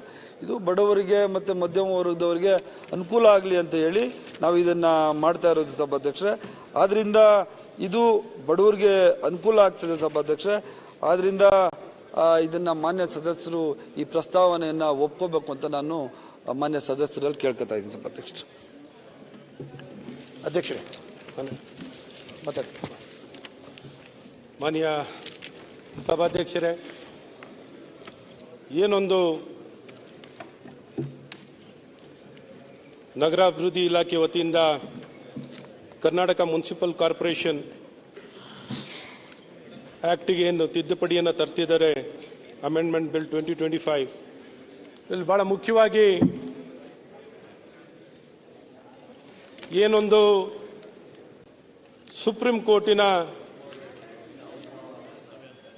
ಒಂದು ತೀರ್ಪಿನ ಹಿನ್ನೆಲೆಯಲ್ಲಿ OCCC ಇಲ್ಲಂತ ಕಟ್ಟಡಗಳಿಗೆ ಎಲೆಕ್ಟ್ರಿಕ್ ಕನೆಕ್ಷನು ಮತ್ತು ವಾಟರ್ ಕನೆಕ್ಷನ್ ಕೊಡಬಾರ್ದು ಅನ್ನುವಂಥ ಮತ್ತು OCCC ಕಡ್ಡಾಯವಾಗಿ ಪಡ್ಕೋಬೇಕು ಅನ್ನುವಂಥದ್ದನ್ನ ತೀರ್ಪಲ್ಲಿ ಕೊಟ್ಟಿರುವಂಥದ್ದಿದೆ. ಅದು ಒಂದು ಉತ್ತರ ಪ್ರದೇಶದ ಒಂದು ಕೇಸಿನ ಹಿನ್ನೆಲೆಯಲ್ಲಿ 2014ರ ಒಂದು ಕೇಸ್ ಇತ್ತೀಚೆಗೆ 24ರಲ್ಲಿ ಒಂದು ಜಡ್ಜ್ಮೆಂಟ್ ಕೊಟ್ಟಿರುವಂಥದ್ದಿದೆ. ಅದರ ಆಧಾರಿತವಾಗಿ ಇವತ್ತು ಇಲ್ಲಿ ಸಾಕಷ್ಟು ಬದಲಾವಣೆಗಳನ್ನು ಇವತ್ತು ಕಂಟ್ರಿ ಮತ್ತು ಟೌನ್ ಪ್ಲಾನ್ನಲ್ಲಿ ಕರ್ನಾಟಕ ಟೌನ್ ಅಂಡ್ ಕಂಟ್ರಿ ಪ್ಲಾನಿಂಗ್ನಲ್ಲಿ ಹಲವಾರು ರೆಗ್ಯುಲೇಷನ್ಗೆ ತಿದ್ದುಪಡಿಗಳನ್ನು ತಂದಿರುವಂಥದ್ದು ಮತ್ತು ಈ ಕಾಯ್ದೆಗೆ ತಿದ್ದುಪಡಿಯನ್ನು ತರ್ತಿರುವಂಥದ್ದಿದೆ. ಭಾಳ ಮುಖ್ಯವಾಗಿ ನಾವು ನೋಡಿದಾಗ ನಾನು ಈ ಮುಂಚೆನೂ 2017ರಲ್ಲೂ ಅಂದಿನ ಕಾಂಗ್ರೆಸ್ ಸರ್ಕಾರ ಅಧಿಕಾರ ಇದ್ದಾಗಲೂ ಸಹ OCCCಯನ್ನು ಕಡ್ಡಾಯ ಮಾಡಿದ್ರು. OCCCನೂ ಸಹ ಆಗ ಯಾವ ಉದ್ದೇಶದಿಂದ ಕಡ್ಡಾಯ ಮಾಡಿದ್ರು ಗೊತ್ತಿಲ್ಲ. ಯಾವುದೋ ಒಂದು ಕಟ್ಟಡಕ್ಕೆ ನನಗನ್ಸುತ್ತೆ ಯಾವುದೋ ಒಂದು ಕಟ್ಟಡದ ಒಂದು ತೀರ್ಪನ್ನು ತಗೊಂಡು ಇಡೀ ರಾಜ್ಯದಲ್ಲಿ ಎಲ್ಲರಿಗೂ OCCC ಇರಬೇಕು, ಅವ್ರಿಗೆ ಮಾತ್ರ ಎಲೆಕ್ಟ್ರಿಕ್ ಕನೆಕ್ಷನ್ ಕೊಡಬೇಕು ಅಂತ KARCನಲ್ಲಿ ತಿದ್ದುಪಡಿಯನ್ನು ತರ್ತಾರೆ 2017ರಲ್ಲಿ. ಸ್ವಲ್ಪ ಹಿನ್ನೆಲೆಗೆ ಹೋಗ್ತೀನಿ ಅಷ್ಟೇ, ಅದಕ್ಕೋಸ್ಕರ ಒಂದು ಅವಕಾಶ. ಅದನ್ನ ತಂದ ನಂತರ ಇಡೀ ರಾಜ್ಯದಲ್ಲಿ ದೊಡ್ಡ ಸಮಸ್ಯೆ ನಿರ್ಮಾಣ ಆಗುತ್ತೆ. ಎಲ್ಲರೂ ಕಟ್ಟಡಗಳನ್ನ ಕಟ್ತಾ ಹೆಚ್ಚು ಕಡಿಮೆ ವೈಲೇಷನ್ ಅಥವಾ ಲೇಔಟ್ ಅಪ್ರೂವಲ್ ಇರಲ್ಲ, ಇನ್ನೊಂದು ಮತ್ತೊಂದು ಸಮಸ್ಯೆಗಳಲ್ಲಿ ಯಾರಿಗೂ OCCC ಇರಲ್ಲ. ಲಕ್ಷಾಂತರ ಕಟ್ಟಡ, ಒಂದಲ್ಲ ಎರಡಲ್ಲ, ಲಕ್ಷಾಂತರ ಕಟ್ಟಡಗಳಿಗೆ ಕರೆಂಟು ಪರ್ಮನೆಂಟ್ ಟೆಂಪರರಿ ಕನೆಕ್ಷನ್ ಅಲ್ಲೇ ನಡೀತಾ ಹೋಗ್ತಾ ಇರ್ತದೆ. ಈ ಸಮಸ್ಯೆಯನ್ನು ನೋಡಿ ನಮ್ಮ ಸರ್ಕಾರ ಅಧಿಕಾರದಲ್ಲಿದ್ದಾಗ 2022ರಲ್ಲಿ ಇದಕ್ಕೆ ಪರಿಹಾರವನ್ನು ಕೊಡಲಿಕ್ಕೆ ತಿದ್ದುಪಡಿಯನ್ನು KERCನಲ್ಲಿ ಈ OCCCಯನ್ನು ನೋಡ್ಕೊಳ್ಳುವಂಥ ಕೆಲಸ ಸ್ಥಳೀಯ ಸಂಸ್ಥೆಗಳದ್ದಾಗಿರಬೇಕು. ಇದು KERC ಕೆಲಸ ಅಲ್ಲ. KERC ಕೆಲಸ ಕರ್ತವ್ಯ ಪ್ರತಿಯೊಬ್ಬರಿಗೂ ಕರೆಂಟ್, ಯಾರೇ ಅರ್ಜಿ ಹಾಕಿದವ್ರಿಗೆ ಕರೆಂಟ್ ಕೊಡೋದು ನಮ್ಮ ಕೆಲಸ ಅನ್ನುವಂಥ ಒಂದು ನಿಲುವಿನ ಆಧಾರಿತವಾಗಿ 10ನೇ ತಿದ್ದುಪಡಿ 6ನೇ ತಿದ್ದುಪಡಿಯಲ್ಲಿ OCCC ಆಧಾರಿತವಾಗಿ ಯಾರಿಗೂ ಕರೆಂಟ್ ಕೊಡಬಾರ್ದು ಅಂತ KERCನಲ್ಲಿ ನಿಶ್ಚಯ ಆಗುತ್ತೆ 2017ರಲ್ಲಿ. 2022ರಲ್ಲಿ 10ನೇ ತಿದ್ದುಪಡಿಯನ್ನು ತಂದು OC ಇರಲಿ CC ಇಲ್ಲದೆ ಇದ್ರೂ ಕನೆಕ್ಷನ್ ಕೊಡಬೇಕು ಅಂತ ನಿಶ್ಚಯ ಆಗಿದೆ. ಇವತ್ತು ಆ ಕಾನೂನು ಅನ್ವಯ ಆಗುತ್ತೆ, ಇವತ್ತಿಗೂ ಆ ಕಾನೂನು ಅನ್ವಯ ಆಗುತ್ತೆ. ಹಾಗಾಗಿ ಇವತ್ತು ಸರ್ಕಾರ ಈ ಒಂದು ಮನೆಗಳಿಗಾಗಲೇ ಕಟ್ಟಡವನ್ನು ಕಟ್ಟಿರೋವಂಥವ್ರು, OC CC ಇಲ್ಲದೆ ಕಟ್ಟಿರೋವಂಥ CC ಮತ್ತು OC ಇಲ್ಲದಂಥ ಕಟ್ಟಡಗಳಿಗೆ ಯಾವುದೇ ಕಾರಣದಲ್ಲೂ ಇವತ್ತು ಕರೆಂಟನ್ನು ಕೊಡಲಿಕ್ಕೆ ನಿಲ್ಲಿಸಲಿಕ್ಕೆ ಇವತ್ತು ಬೆಸ್ಕಾಮು ಬೇರೆ ಬೇರೆ ಸಂಸ್ಥೆಗಳು, BBMPಗಳು, ಬೇರೆ ಬೇರೆ ಸ್ಥಳೀಯ ಸಂಸ್ಥೆಗಳು ಒಂದು ಸರ್ಕ್ಯುಲರನ್ನು ಹೊರಡಿಸಿದ್ದಾರೆ, ಅಧಿಸೂಚನೆಯನ್ನು ಹೊರಡಿಸಿದ್ದಾರೆ, ಕರೆಂಟ್ ಮತ್ತು ವಾಟರನ್ನು ಕೊಡಬಾರ್ದು ಅಂತ. ಆದರೆ KERCನಲ್ಲಿ ಯಾವುದು ತಿದ್ದುಪಡಿಯನ್ನು ಇನ್ನೂ ತಂದಿಲ್ಲ. ಇವತ್ತು ಈ ಜಡ್ಜ್ಮೆಂಟನ್ನು, ಸುಪ್ರೀಂ ಕೋರ್ಟ್ ಜಡ್ಜ್ಮೆಂಟನ್ನು ಉತ್ತರ ಪ್ರದೇಶದ ರಾಜ್ಯಕ್ಕೆ ಅಥವಾ ಯಾವುದೋ ಒಂದು ರಾಜ್ಯಕ್ಕೆ ಕೊಟ್ಟಿದ್ದಾರೆ. ಅಲ್ಲೇ ಕಡ್ಡಾಯ ಇನ್ನೂ ಆಗಿಲ್ಲ, ಅಲ್ಲೇ ಕಡ್ಡಾಯ ಆಗಿಲ್ಲ. ಇಲ್ಲೇ ಇದ್ದಕ್ಕಿದ್ದ ಹಾಗೆ ಕಡ್ಡಾಯವನ್ನು ಮಾಡಿದ್ರು. ಈ ಸರ್ಕಾರದ ಉದ್ದೇಶ ಏನು? ಜನರನ್ನ ಕಷ್ಟಕ್ಕೆ ಸಿಲುಕಿಸ್ಬೇಕಾ, ಸಮಸ್ಯೆಗೆ ಸಿಲುಕಿಸಿ ಏನೊಂದು ಅವರ ಉದ್ದೇಶಗಳೇನು ಅಂತ ಮುಂದೆ ಹೇಳ್ತೀನಿ. ಬಹಳ ಮುಖ್ಯವಾಗಿ ಇವತ್ತೇನು ಕಡ್ಡಾಯವನ್ನು ಮಾಡಿರೋದಕ್ಕೆ ಸುಪ್ರೀಂ ಕೋರ್ಟ್ಗೆ ಯಾಕೆ ಅಪೀಲ್ ಹಾಕ್ಲಿಲ್ಲ ಇವರು? ಅಶ್ವತ್ಥನಾರಾಯಣ ಅವರೇ ಒಂದು ನಿಮಿಷ ನಾ ಮಾತಾಡ್ತೀನಿ. ಮಾತು ನಿಮಗೆ ಸಹಾಯ ಮಾಡ್ಲಿಕ್ಕೆ ಹೇಳ್ತಾ ಇದ್ದೀನಿ. ಸಭಾಧ್ಯಕ್ಷರೇ, ತಾವು ಹೇಳಿದ್ರು KERCಯಿಂದ ನಮಗೆ ಮೊದಲು ಏನು ಹೇಳಿದ್ರು ಅಂದರೆ OC ಇಲ್ಲದ್ರು ನೀವು ಕೊಡಬೇಕು ಅಂತ ಹೇಳ್ಬಿಟ್ಟು ಆದೇಶ ಬಂದಿತ್ತು. ಅದರ ಪ್ರಕಾರ ಮೊನ್ನೆ ತನಕ ಅದೇ ಮಾಡ್ತಾ ಇದ್ವಿ. ಈಗ ಸುಪ್ರೀಂ ಕೋರ್ಟಿಂದ ಒಂದು ಆದೇಶ ಬಂದಿದೆ, OC ಇಲ್ಲದಿದ್ದರೆ ಅದು ಕೊಡಬಾರ್ದು. ಅದಕ್ಕೆ ಏನಾಗಿದೆ, ನಮ್ಮ ಈ ಲೋಕಲ್ ಬಾಡೀಸು ಮತ್ತು ಕಾರ್ಪೊರೇಷನಿಂದ ಮತ್ತು ಚೀಫ್ ಸೆಕ್ರೆಟರಿಯಿಂದ ಆರ್ಡ್ರ್ ಬಂದಿದೆ. ಆ ಸುಪ್ರೀಂ ಕೋರ್ಟ್ ಆರ್ಡ್ರ್ ಪ್ರಕಾರ OC ಇಲ್ಲದೆ ಯಾವುದು ಕೊಡಬೇಡಿ ಅಂತ ಹೇಳ್ತಾ ಇದ್ದಾರೆ. ಈಗಾಗಲೇ ಅದ್ರ ವಿಚಾರ ಡಿಸ್ಕಷನ್ ಆಗಿದೆ. ಅವ್ರು ಹೇಳ್ತಾರೆ ನಮ್ಮ ಇಲಾಖೆಯಲ್ಲಿ ಯಾವ ತೊಂದರೆ ಇಲ್ಲ, KERC ಅವ್ರಿಗೆ ತೊಂದರೆ ಇಲ್ಲ, ನಮ್ಮ ರಾಜ್ಯ ಸರ್ಕಾರದಿಂದ ಅದನ್ನು ಅಮೆಂಡ್ ಮಾಡಿಬಿಟ್ಟು ಕೊಟ್ಟರೆ ನಾವು ಕೊಡಲಿಕ್ಕೆ ತಯಾರಾಗಿದ್ದೀವಿ. ಸರ್, ಈಗ ನಮ್ಮ ಇಂಧನ ಸಚಿವರು ಒಂದು ಸ್ಪಷ್ಟನೆ ಕೊಟ್ಟರು. ಏನೊಂದು KERC ಇವರಿಗೆ ನಿಮಗೆ ಯುವರ್ ಅಬೈಡ್ ಬೈ KERCನ ಯಾವ್ದ್ರ ಬಗ್ಗೆ ಸರ್? KERCನಲ್ಲಿ ಕನೆಕ್ಷನ್ ಅನ್ನು ಕೊಡಬಾರ್ದು ಅಂತ ನಿರ್ಬಂಧನೆ ಏನೂ ಇಲ್ಲ. KERC ಸುಪ್ರೀಂ ಕೋರ್ಟ್ ನಿರ್ದೇಶ ಏನು ಜಡ್ಜ್ಮೆಂಟ್ ಆಗಿದೆ, ಎಂಟೈರ್ ಕಂಟ್ರಿ ತಿದ್ದುಪಡಿ ಮಾಡಬೇಕಿತ್ತು. ಅದನ್ನ ಮಾತಾಡಿ, ಅದನ್ನ ಈಗ ಅವ್ರು ಹೇಳ್ತಾರೆ. ಅಲ್ಲ ಸರ್, ಆ ಪ್ರಕಾರದಲ್ಲಿ ಈಗ ನೋಡಿ ಸುಪ್ರೀಂ ಕೋರ್ಟ್ ಆದೇಶ ಏನಿದೆ ಮಾಡಲೇಬೇಕಾಗ್ತದೆ. ಸಭಾಧ್ಯಕ್ಷರೇ, ಮಾನ್ಯ ಸಭಾಧ್ಯಕ್ಷರೇ, ನಾನು ಮಾನ್ಯ ಅಶ್ವತ್ಥನಾರಾಯಣ ಅವ್ರು ಕೇಳಕ್ ಬಯಸ್ತೇನೆ. 20 ಫ್ಲೋರು 30 ಫ್ಲೋರ್ ಕಟ್ಬಿಟ್ಟು ಅವರು CCನೂ ಬೇಕಾಗಿಲ್ಲ, OCನೂ ಬೇಕಾಗಿಲ್ಲ ಅಂದ್ರೆ ಹಂಗಾರೆ ಕಾನೂನು ಯಾಕೆ ಸಭಾಧ್ಯಕ್ಷರೇ? ಬಡವ್ರಿಗೇನೋ ಓಕೆ ಸಭಾಧ್ಯಕ್ಷರೇ, 30-40ರಲ್ಲಿ ಯಾರೋ ಬಡವ ಮನೆ ಕಟ್ಕೊಂಡಿರ್ತಾನೆ ಅಥವಾ 20-30ರಲ್ಲಿ ಕಟ್ಕೊಂಡಿರ್ತಾನೆ, ಓಕೆ. ಅಪಾರ್ಟ್ಮೆಂಟ್ಗಳಿಗೂ OC ಬೇಡ, ಕಮರ್ಷಿಯಲ್ ಜಾಗಗಳಿಗೂ OC CC ಬೇಡ ಅಂದ್ರೆ ರೂಲ್ಸ್ ಯಾಕೆ? ಸರ್ಕಾರ ಯಾಕೆ? ಸರ್, ನಾನು ಕಟ್ಟಕ್ ಬಿಟ್ಟವ್ರು ಯಾರು ಸರ್? ಬಿಟ್ಟವ್ರು ಯಾರು ಸರ್? 20-30 ಫ್ಲೋರ್ ಕಟ್ಟೋರ್ಗು ಬಿಟ್ಟವ್ರು ಯಾರು? ಒಂದು ಪ್ರಶ್ನೆ ಸರ್, ಇದು ನಿನ್ನೆ ಮೊನ್ನೆ ಆಗಿದ್ದಲ್ಲ ಸರ್. ಇದು ನಿನ್ನೆ ಮೊನ್ನೆ ಆಗಿರೋದಲ್ಲ. ಈಗ ನಾವು ಸರಿ ಮಾಡಕ್ ಕೊಟ್ಟಿದ್ರೆ ಅದಕ್ಕೂ ಅಬ್ಜೆಕ್ಷನ್ ಆಗ್ತದೆ ಹೆಂಗೆ? ಈಗ Ashwathnarayan, you are a very learned man. Bill ಬಗ್ಗೆ ಡಿಸ್ಕಸ್ ಮಾಡಿ. ಇದೆಯಲ್ಲ, what is this supreme court judgement ಮೇಲೆ ಇದನ್ನ OC CC ಬಗ್ಗೆ ಇದೆಲ್ಲ ಇದೆಯಲ್ಲ, you have brought a calling attention. ಒಂದು ನಿಮಿಷ, ಕಾಲಿಂಗ್ ಅಟೆನ್ಷನ್ ತಂದಿದ್ದೀರಾ ನೀವು. ಅದರ ಬಗ್ಗೆ ಡೀಟೇಲ್ ಆಗಿ ಡಿಸ್ಕಸ್ ಮಾಡೋಣ. ಬಿಕಾಸ್ ನಮ್ಗೂ ರಾಜ್ಯದ ಜನತೆಗೆ ಕ್ಲಾರಿಟಿ ಹೋಗ್ಬೇಕು. ಏನೋ ಕಾಂಗ್ರೆಸ್ ಪಾರ್ಟಿಯವರು ನಿಲ್ಸ್ಬಿಟ್ಟಿದೀವಿ ಅನ್ನೋದು, ಕಾಂಗ್ರೆಸ್ ಗೌರ್ಮೆಂಟ್ ಅವ್ರು ನಿಲ್ಸ್ಬಿಟ್ಟಿದೀವಿ ಅನ್ನೋದು ಬೇಡ. We are very clear in it. ನಿಮ್ಮ ಕಾಲಿಂಗ್ ಅಟೆನ್ಷನ್ಗೆ ಸಾಯಂಕಾಲ ನಾನು ರಿಪ್ಲೈ ಮಾಡ್ತೀನಿ ಅದ್ರ ಬಗ್ಗೆ. ಸರ್, ಪರಿಹಾರಕ್ಕೂ will come out clarity and ಪರಿಹಾರ. I am already on the job. I have done lot of meetings on that. ನಮಗೂ ಗೊತ್ತಿದೆ, 4 ಲಕ್ಷ ಜನ ಜಾರ್ಜ್ ಅವ್ರಿಗೆ ಅರ್ಜಿ ಹಾಕೊಂಡು ಕೂತವ್ರೆ ಕನೆಕ್ಷನ್. ನೀವು ಬಿಲ್ ಬಗ್ಗೆ ಮಾತಾಡಿ, ಅದ್ರ ಬಗ್ಗೆ ಬೇರೆ ಬರೋಣ. You come on this bill. ಮಾತಾಡೋಣ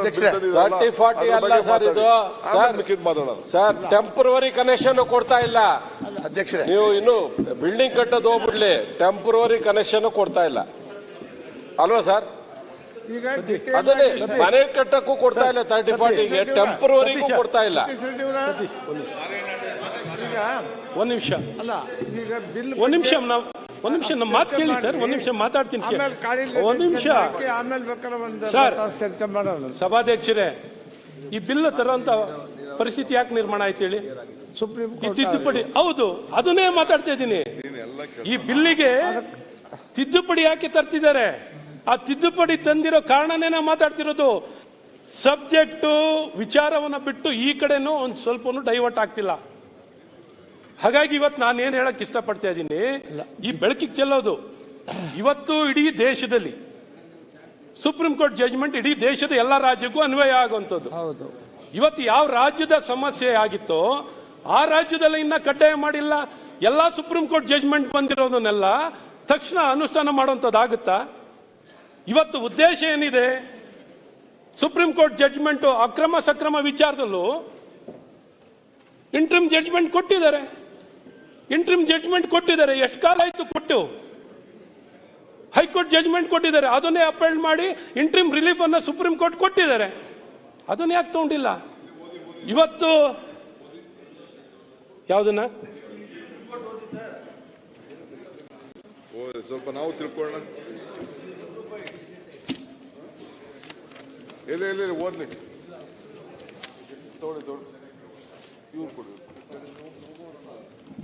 ಓದಿ ಪ್ಲೀಸ್. ಯಾಕೆಂದ್ರೆ ಅದು ಪಬ್ಲಿಕ್ಕಿಗೆ ನಾವು ಏನೋ ರಿಲೀಫ್ ಕೊಟ್ಟರು ನಾವು ಮಾಡ್ತಾ ಇಲ್ಲ ಅನ್ನೋದು ಬೇಡ. ಪ್ಲೀಸ್ ಓದಿ, ಸ್ವಲ್ಪ ನಾವು ತಿಳ್ಕೊತೀವಿ. You educate us please.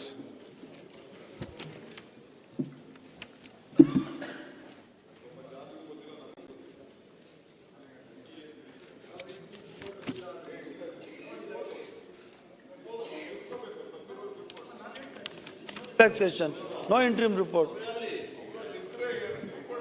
Okay.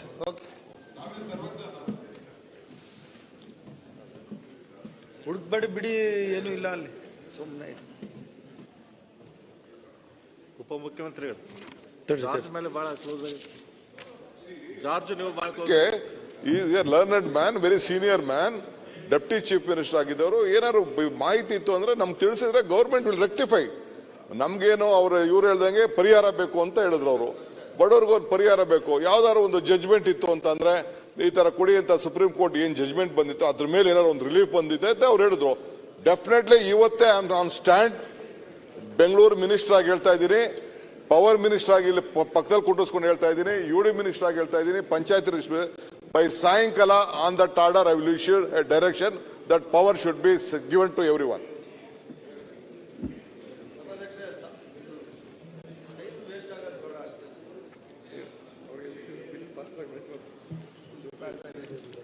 ಈಗ ಸರ್, ಈಗ ಅವ್ರು ಹುಡುಕ್ಲಿ, ಅದು ಹುಡುಕ್ಬಿಟ್ಟು ತಮ್ಮ ಗಮನಕ್ಕೂ ತರ್ತಾರೆ. ಏನೋ ಒಂದು ರಿಲೀಫ್ ತರೋಂಥದ್ದು ಒಂದು ಆಲೋಚನೆ ಮಾಡಿ. ಹಿಂಗೆ ಸಿಕ್ಕಾಕ್ಸ್ಬಿಟ್ಟು ನೀವು ಅವರು ಅದನ್ನ ಅದು ಎಲ್ಲೋ ಇಟ್ಟಿರ್ತಾರೆ, ಈಗ ಸಿಕ್ಕಲ್ಲ ಅರ್ಜೆಂಟ್ಗೆ.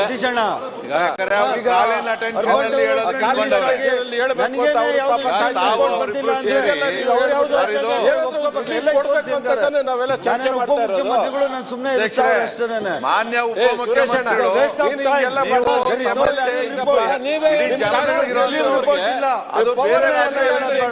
ಆಗಿಲ್ಲ. ಬೇರೆ ಏನಿಲ್ಲ, ನಿಮ್ಗೆ ಸಾಮರ್ಥ್ಯ ಇದೆ, ಹುಡುಕ್ರಿ ಅದ್ರ ಏನಾದ್ರು ಹುಡುಕಿ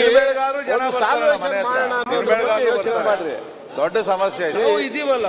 ಅಲ್ಲಪ್ಪ, ಸರ್ಕಾರ ಆಗಿ ನೀವು ನಿಮ್ಗೂ ಬರ್ತಾರೆ, ಬರ್ತಾರೆ. ಆಯ್ತು ಹುಡುಕ್ಲಿ. ಸತೀಶ್, ನಿಮ್ಮ ಮಾಜಿ DCM ಬಹಳ ಎಲ್ಲ ಸಿಕ್ಕಾಪಟ್ಟೆ ಅವ್ರ ನಾಲೆಡ್ಜ್ ಇದೆ. ಸ್ವಲ್ಪ ನಮ್ ಜೊತೆ ಶೇರ್ ಮಾಡ್ಲಿ, ಎಲ್ಲ ನಾಲೆಡ್ಜ್ ನಮಗೂ ಗೊತ್ತಾಗ್ಲಿ. ನೀವು ಮಾಜಿ ಸ್ವಲ್ಪ ಮಾರ್ಗದರ್ಶನ ಕೊಡ್ಲಿ. ಅವ್ರ ಉದ್ದೇಶ ತಾನೆ, ಎಲ್ಲರ ಉದ್ದೇಶ ಇಲ್ಲಿ. ಈಗ ನಿಮ್ಮ ಕಾನ್ಸ್ಟಿಟ್ಯೂನ್ಸಿಯಲ್ಲೂ ಪ್ರಾಬ್ಲಮ್, ಎಲ್ಲ ಕಡೆನೂ ಪ್ರಾಬ್ಲಮ್. ಒಂದ್ ನಿಮಿಷ, ಈಗ ಅಟ್ಲೀಸ್ಟ್ ನೀವು ಹುಡುಕಿ ಆಮೇಲೆ ಹೇಳಿ ಪರವಾಗಿಲ್ಲ. ಈಗ ಈ ಬಿಲ್ ಪಾಸ್ ಮಾಡೋಣ, ಸಿಗಲ್ಲ ಅದಾಗಲ್ಲ. ಆಯ್ತಪ್ಪ, ಕೂತ್ಕೋ. ಒಂದ್ ನಿಮಿಷ. ವಿನಯ್, ಸುಪ್ರೀಂ ಕೋರ್ಟ್ ವೇದ್ ವ್ಯಾಸ್, ನಿಂದೇನಾಯ್ತಾ? ಕುತ್ಕೊಳ್ಳಪ್ಪ, ಅಲ್ಲಿ ಮಾತಾಡ್ತಾ ಇದ್ದೀವಿ. ಅವನ್ದೇನಿಲ್ಲ, ಸುಮ್ಮನೆ ಈಗ ಪವರ್ ಕೊಡಲ್ಲ ಅಂತ ಹೇಳ್ತಾ ಇದ್ದಾರೆ. ಸರ್ ಒಂದು ನಿಮಿಷ ಒಂದು ನಿಮಿಷ ನಾನು ಮುಗಿಸ್ಬಿಡ್ತೀನಿ. ಸಭಾಧ್ಯಕ್ಷರೇ, ಹೇಳ್ರಿ. ಏನೊಂದು Akrama Sakrama rule Karnataka town and country planning act 2014 ಇದು ವಿಚಾರದಲ್ಲಿ ರೆಗ್ಯುಲರೈಸೇಷನ್ ಅಕ್ರಮ ಸಕ್ರಮದ್ದು ರೂಲ್ ಏನ್ ಮಾಡಿದ್ರು ಆ ರೂಲ್ ಅನ್ನ ಹೈಕೋರ್ಟ್ ಅಲ್ಲಿ ಎತ್ತಿಡಿಯುವಂಥದ್ದಾಗಿತ್ತು. ವಿತ್ ಪರ್ಟಿಕ್ಯುಲರ್ ಪೆನಾಲ್ಟಿ ಹಾಕಿ ಮಾಡುವಂಥದ್ದಾಗಿತ್ತು. ಅದನ್ನ ಇಂಟ್ರಿಮ್ ಆಗಿ ಸುಪ್ರೀಂ ಕೋರ್ಟ್ನಲ್ಲೂ ಇಂಟ್ರಿಮ್ ಆಗಿ ಅದನ್ನ ಇಂಟ್ರಿಮ್ ಆರ್ಡರ್ನಲ್ಲೂ ಅದನ್ನ ನೀವು ಅನುಷ್ಠಾನ ಮಾಡಬಹುದು. ಆ ರೂಲ್ ಪ್ರಕಾರವಾಗಿ ನೀವೇನು ಇಲ್ಲಿ ನನ್ನ ಕಾಪಿಲಿ ತಂದಿಲ್ಲ, ಕಾಪಿಲಿ ಮಿಸ್ ಆಗಿದೆ. ಇವತ್ತು ಒಂದು ಸರ್ಕಾರವಾಗಿ ಈಗ ಒಂದು ವಿಚಾರಕ್ಕೆ ಸಡನ್ ಆಗಿ ಉಪಮುಖ್ಯಮಂತ್ರಿಗಳು ಬಹಳ ಆಕ್ಟಿವ್ ಆದರು. 2017ರಲ್ಲಿ ಏನೊಂದು OCCC ಅವತ್ತೇನು ಕಡ್ಡಾಯ ಮಾಡುವಂಥದ್ದು ಇರಲಿಲ್ಲ. ಅವತ್ತು ಅವರು ಇಂಧನ ಸಚಿವರಾಗಿದ್ದಾಗ ಒಂದು ನಿಮಿಷ ಬಿಲ್ ಬಂದಿರೋದೇ ಅದಕ್ಕೆ ಸಭಾಧ್ಯಕ್ಷ ಬಿಲ್ ಸರಿ ಉಂಟಾ ಇಲ್ವಾ? ನೀವು ಈಗ ಅಲ್ಲ ಅದು ಏನ್ ಸಂಬಂಧ ಇರೋದಕ್ಕೆ ಮಾತಾಡ್ತಾ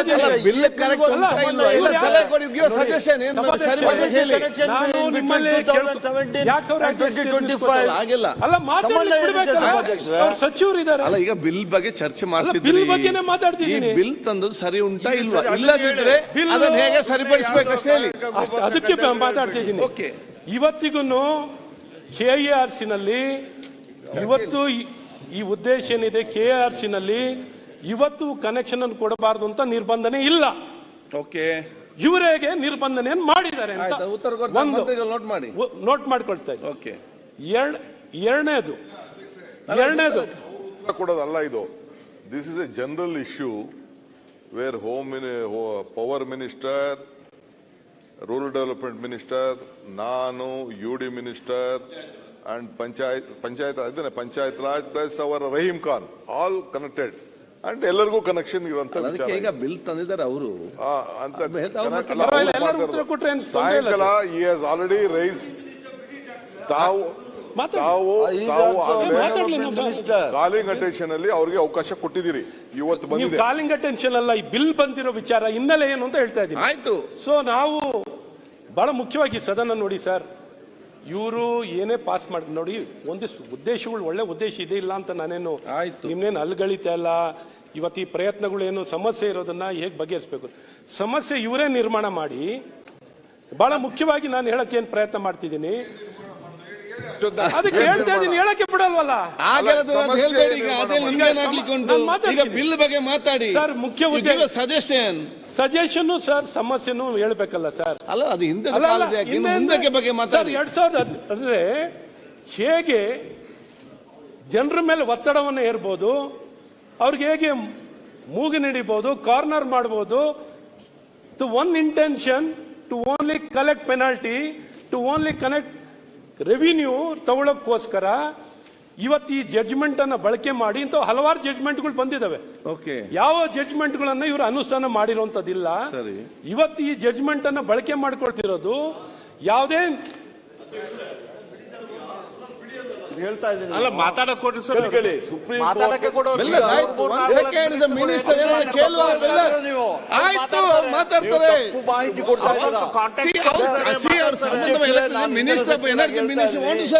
KERC ಅವರು ಆದೇಶ ಕೊಟ್ಟಿದ್ದಾರೆ ಅಂತ ಹೇಳ್ತಾರೆ. ಸುಪ್ರೀಂ ಕೋರ್ಟ್ ಆರ್ಡರ್ ಬಂದ ಮೇಲೆ KERC ಅವರು ಕೊಟ್ಟಿದ್ದಾರೆ. OC ಇಲ್ಲದೆ ಯಾವುದೇ ಕನೆಕ್ಷನ್ ಕೊಡಬೇಡಿ ಅಂತ ಕೊಟ್ಟಿದ್ದಾರೆ. ನೀವು ಕಳಿಸ್ಕೊಡ್ಬೇಕಾ? ಯಾರು? KERC ಅವರು. KERC ಅವರು ಯಾವ ಕೊಟ್ಟಿರೋದು? ಈಗ 13/3/25ರಲ್ಲಿ ಸುಪ್ರೀಂ ಕೋರ್ಟ್ ಆರ್ಡರ್ 25ರಲ್ಲಿ 13/3/25. ನೀವ್ ಯಾಕೆ ತಿದ್ದುಪಡಿ ಮಾಡಿಲ್ಲ? ನೋಡ್ರಿ, ಅದು ಅಂದ್ರೆ ನೋಡ್ರಿ, ನೋಡಿ ರೆಗ್ಯುಲೇಷನ್ ಓಲ್ಡ್ಸ್ ಗುಡ್ ಆರ್ ಬಿಲ್ ಬಗ್ಗೆ ಮಾತಾಡಿ. ಅದ್ಯಾಕೆ ಹಾಗೆ ಮಾಡಲಿಲ್ಲ, ಇದ್ಯಾಕೆ ಹೀಗೆ ಇದನ್ನು ಕೇಳಿಕೊಂಡು ಹೋದ್ರೆ ನಾವು ಎಲ್ಲಿ ಹೋಗಿ ಮುಟ್ತೇವೆ? ಈಗ ಏನಾಗಬೇಕು ಸರ್? ಅದಕ್ಕೆ ಸಲಹೆ ಇದ್ರೆ ಕೊಡಿ. ಹೇಳಕ್ಕೆ ಬಿಡಲ್ವಲ್ಲ ಸಲಹೆ ಕೊಡಿ. ಸಮಸ್ಯೆ ಇದೆ. ಹೌದು, ಅದಕ್ಕೇನಾದ್ರೂ ಒಂದು ಪರಿಹಾರ ಆಗ್ಲಿ ಅಂತ ಕೇಳ್ತಾ ಇರೋದು. ಪರಿಹಾರ ಮಾಡಲಿಕ್ಕೆ ನಾವು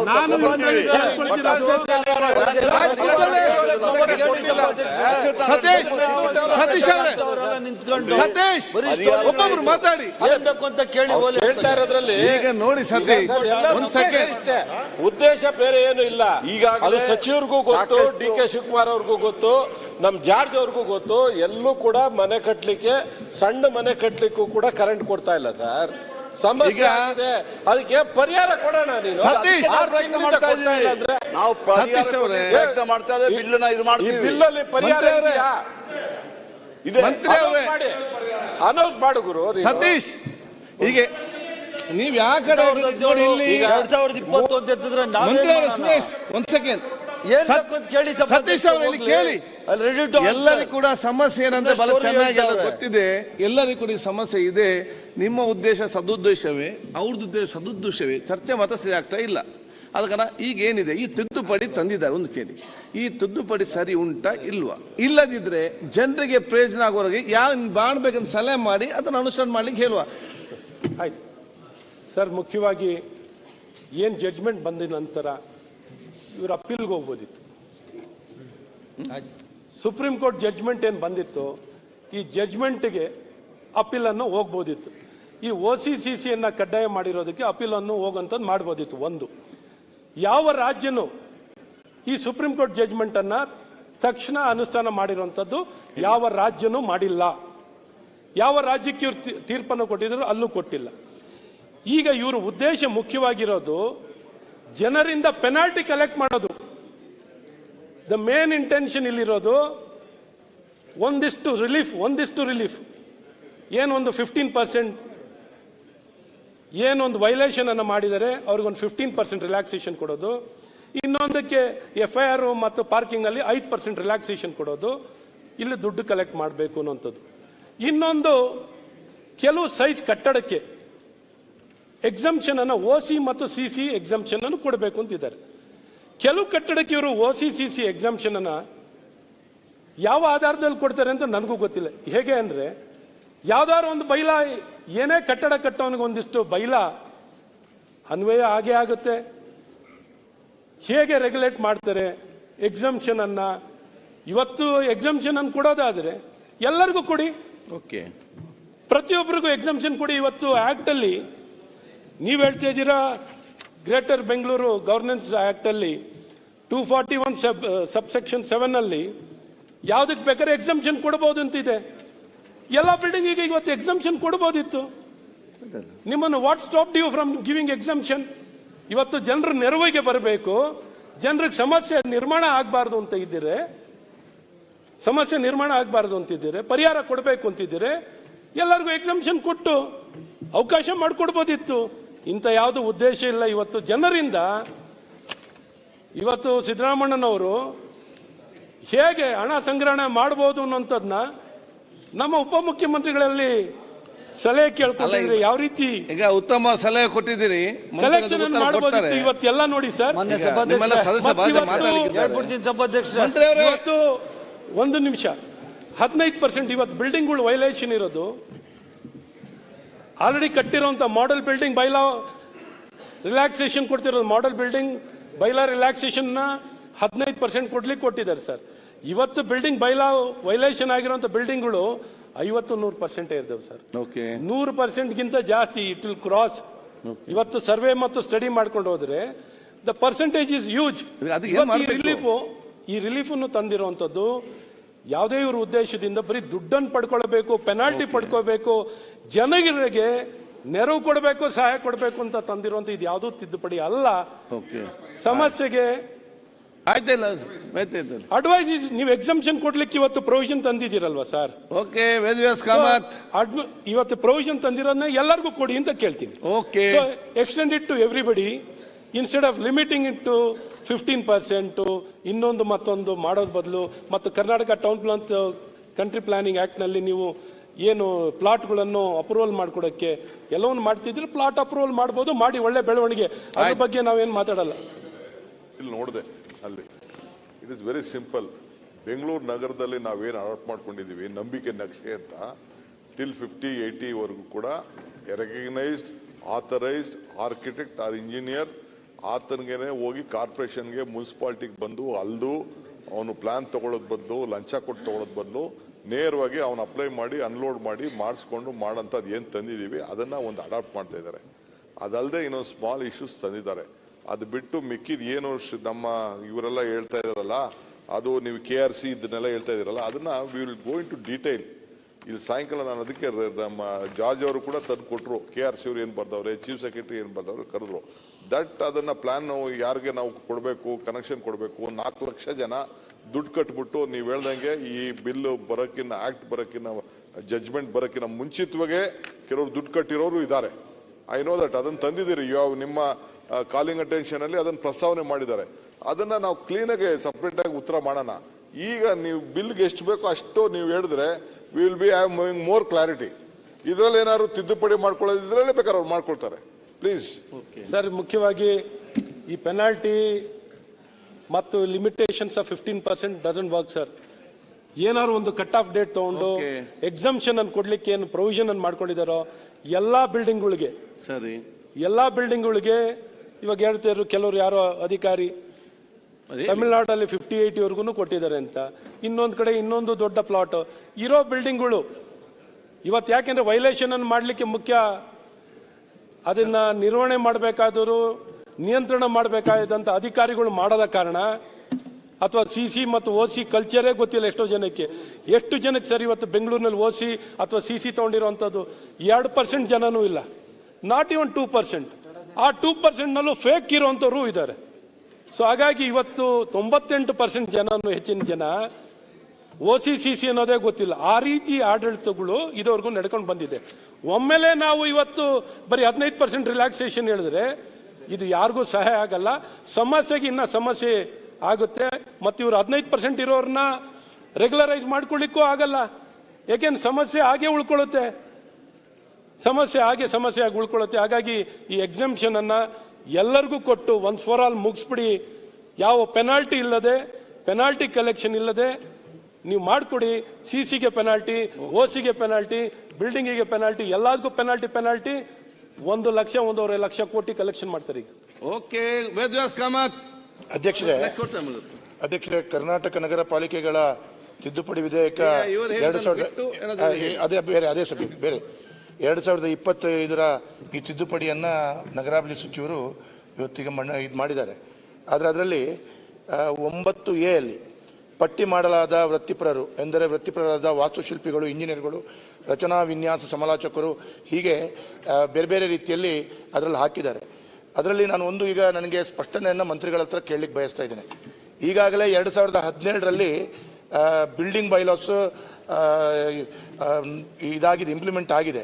ಅದರಲ್ಲಿ ನೋಟಿಫಿಕೇಶನ್ ಅಲ್ಲಿ ಅದಕ್ಕೆ ಏನಿದೆ ಅಂತ ಕೇಳಿದ್ರೆ ಡಿಪ್ಲೊಮಾ ಇಂಜಿನಿಯರ್ಸ್ಗಳಿಗೆ ಅದರಲ್ಲಿ ಆ 2017ರ ಬೈಲಾದಲ್ಲಿ ಡಿಪ್ಲೊಮಾ ಇಂಜಿನಿಯರ್ಸ್ ಆರ್ ಸೂಪರ್ವೈಸರ್ಸ್ ಅಂತ ತೋರಿಸಿದ್ದಾರೆ.